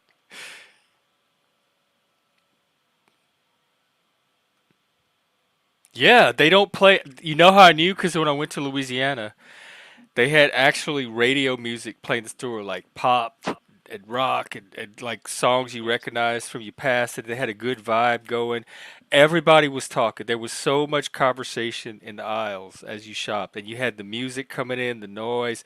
They had announcements over the loudspeaker. They don't do any of that here. Nobody in the stores here makes Well, announcements I over mean, the they don't loudspeaker. really play music at the stores here. I mean, Yeah, they don't but do it there is here the either. chit chat going on. Walmart and shit plays music, uh, but like the grocery store here in town, they they usually have the TV on like the cooking channel. So like that or the news. So the women are in there watching the TV and shit as While a they shop. well, I'm talking about as they're working. They'll sit back there and they sit back at the register when there's nobody around. What? Like They watch nobody's in the TV? like when there's no customers in the store. They just sit there and watch TV. Oh. Dude, you could have a whole like you could have hours and not a soul walk into that grocery store. So Oh. this grocery store was the greatest thing since sliced bread. Not. Now they have delivery, pickup. Well, well, look. So when they put in the grocery store here in Jonesport here years and years ago, there was an IGA. Well, all it did was run the IGA out, and they built this store, and it was like this grand opening. Like it was a really nice store when it first opened up, but now it's not even close to the way it was. Like it was kind of like a red herring type deal. Like they opened the store up this way, and then like within 6 months of the operation, they had completely like got rid of like everything. They got rid of like the coffee deli area that was inside there. They got rid of the fucking the lobster tank and seafood that they had in there. Like they got rid of it all. Like, dude, I would not buy a fucking bit of meat in that grocery store unless I absolutely positively have to. Damn. Like, yeah. You know how many times I've bought like steak and it's been green? It would only take one for me. A freak. All right. I'm trying to think this through because I get nervous when somebody's emotional state depends on somebody else coming and like, why isn't she responsible for her own emotional state?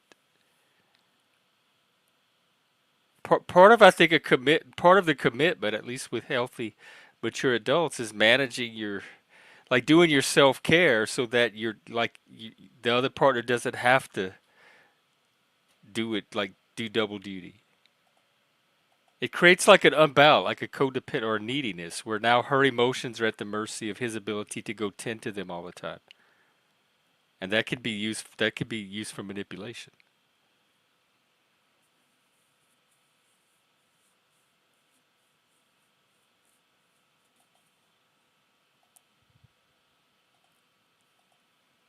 I mean, I'll sit there and listen to a partner if they need to talk or going through something difficult, and I'll help them think through it and process it, and I'll be there for them and validate that I it's feel like, perfectly fine you're feeling this way. But I don't know what else I can't make the emotion. I can't like be their solution to making the emotion go away every time they have it.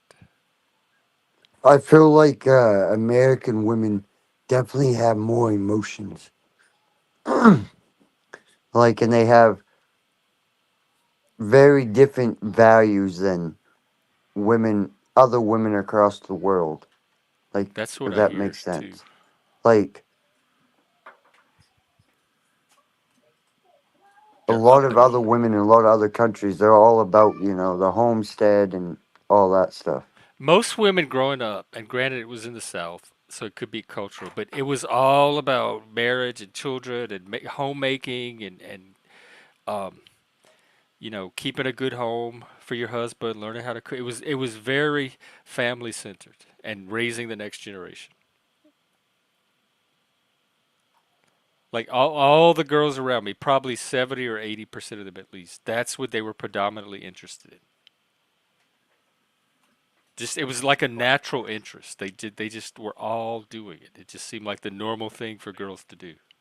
Look, I told my wife, if we ever get a divorce, I'm either going to go find me a Filipino woman or a fucking Passport, bro. or a Brazilian woman. Because she'll be direct. Well, that, but they have like, I don't know, just I don't know.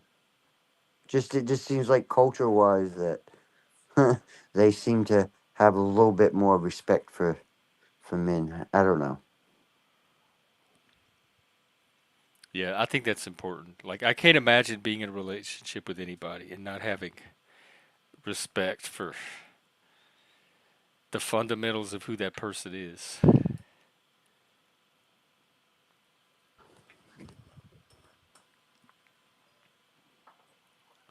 So women are that. Yes, you're right. Because I did that stream on the social contagion of women. No, I read something, and I don't know if it's true or not, but they said that when it became the norm for like women to start shaving and shit like that, that that crabs actually Oh yeah, the somebody said that cases today.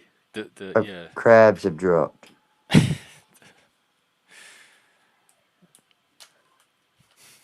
That is crazy. Well, at least they took care of that. Well, yeah, I mean, whatever. I mean, I'm not gonna lie. I'm gay, and I even find women difficult. So it's Well, definitely a thing. but as And a gay man, do you think women accept you more than men do? no, I still get No, all the shit they throw at men. I, really. yeah. See, you always we see like so. Does like TV shows and movies that project that gay men fit right in with women? Does that irritate you? Do you feel like that's a false narrative? Mm-mm. I think it's true. I think most gay men are like that. They do relate to it. A lot of what was common that I saw was like they would have a boyfriend, but they were emotionally their emotional relationship was with their best girlfriend. So they were like emotionally dating their best girlfriend, and the boyfriend was the person they had sex with. But that's not where the emotional connection was. It was with their fag hag or their best girlfriend. And so it Yeah. seemed like a male female couple dating. They were like really into each other and listened to each other and stuff. But the person the guy went home with to have sex with was the boyfriend. But it didn't seem like it was a relationship of two people that were relating.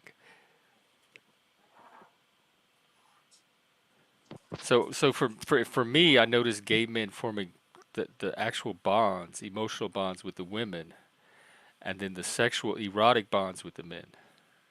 And me, I want it all in one. Like I don't want to have a woman to have the emotional part. I want it all in one person, like anybody, like any other relationship. Okay. Okay. But then I end up in situations where the men are the ones acting like the women. Like all the stuff you're talking about now with your wife is what I end up with the boyfriends.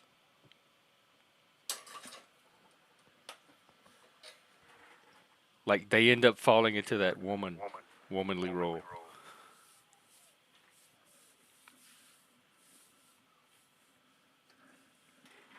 I just made a mess.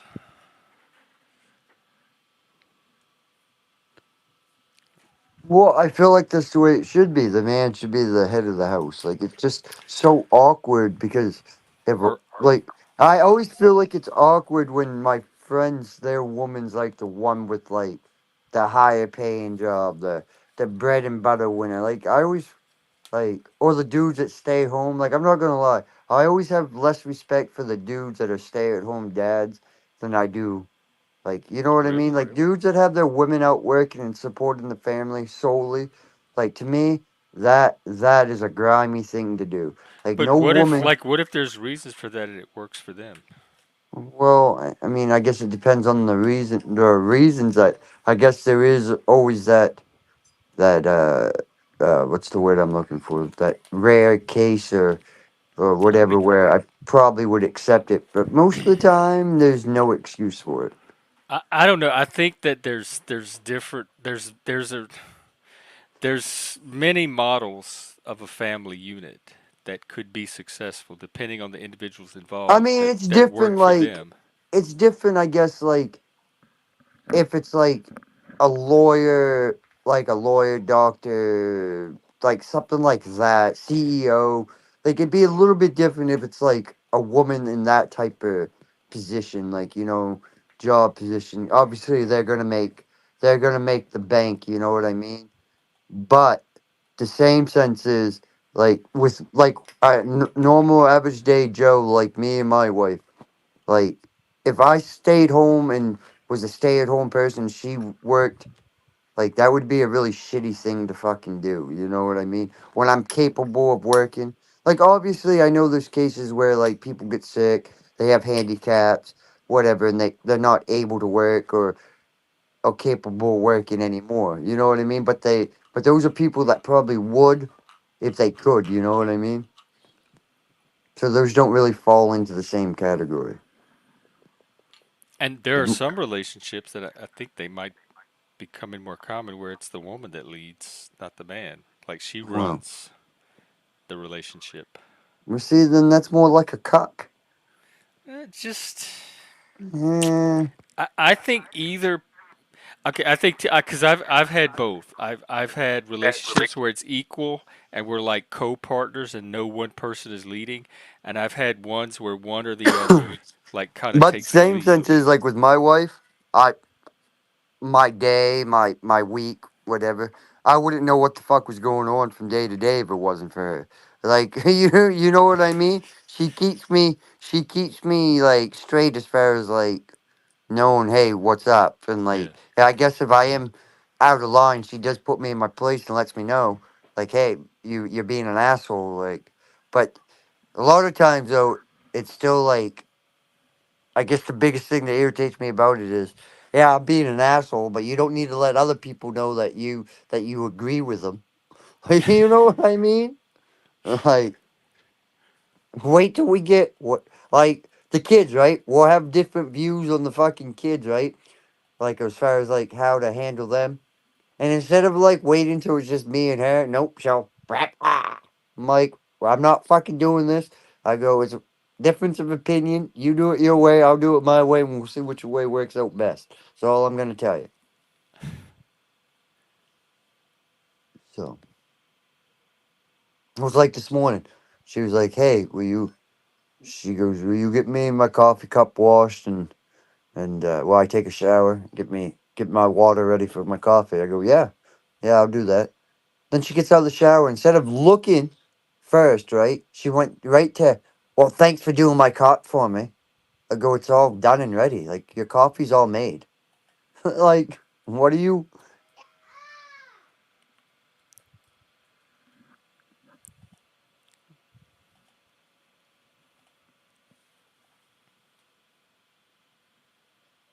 Dang, freak! It was that easy. Thank you. You ought to hang out here more often.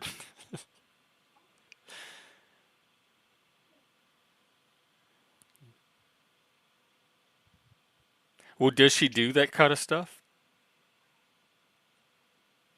No, I like you even more now. You just ran off transsexual Jesus Christ. I didn't even have to do anything. Transsexual. There's something wrong with that right Oh, it's one there. of the trolls that comes here to talk. Why I understand. But there's something wrong with that. Transsexual. I think Ugh. it's a sock account. Ugh.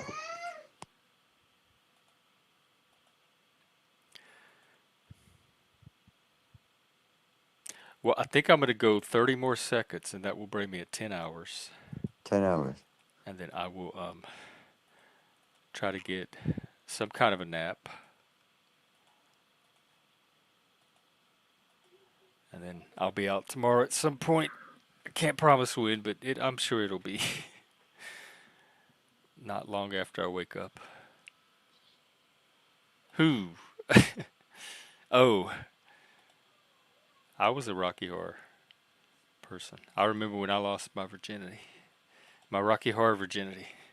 All my friends said, "Don't tell people you're a virgin. Like, just pretend like you've been here before and you know what you're doing. Because if they pick up on you're a virgin, they're gonna try to initiate you." So I had to like fake that I had been to this thing before. It was the wildest, crazy thing I'd ever seen. I had no idea what was happening. I had to fake my way through it.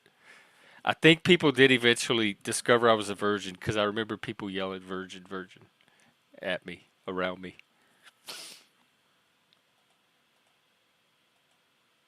I went to VH1 in I think it was in 2000 or 2001. They had like the, I don't know, 50th anniversary or whatever. And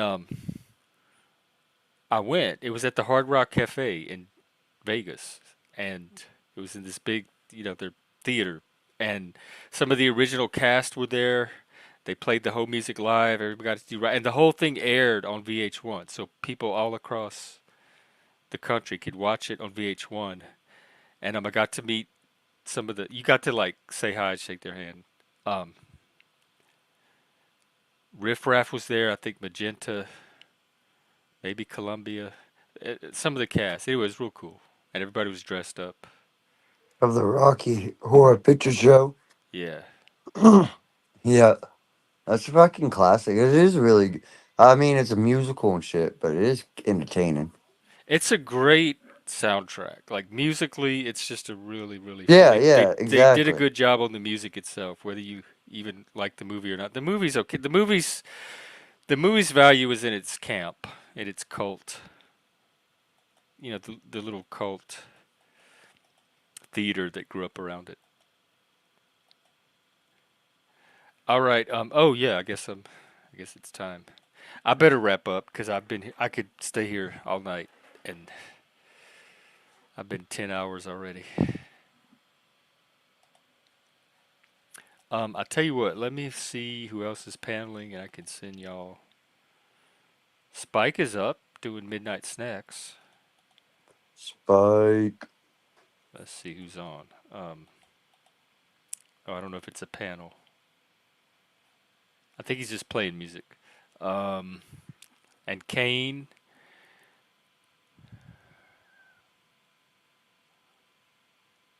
Speakeasy's doing our verbal combat. Yeah, just go check. I don't know.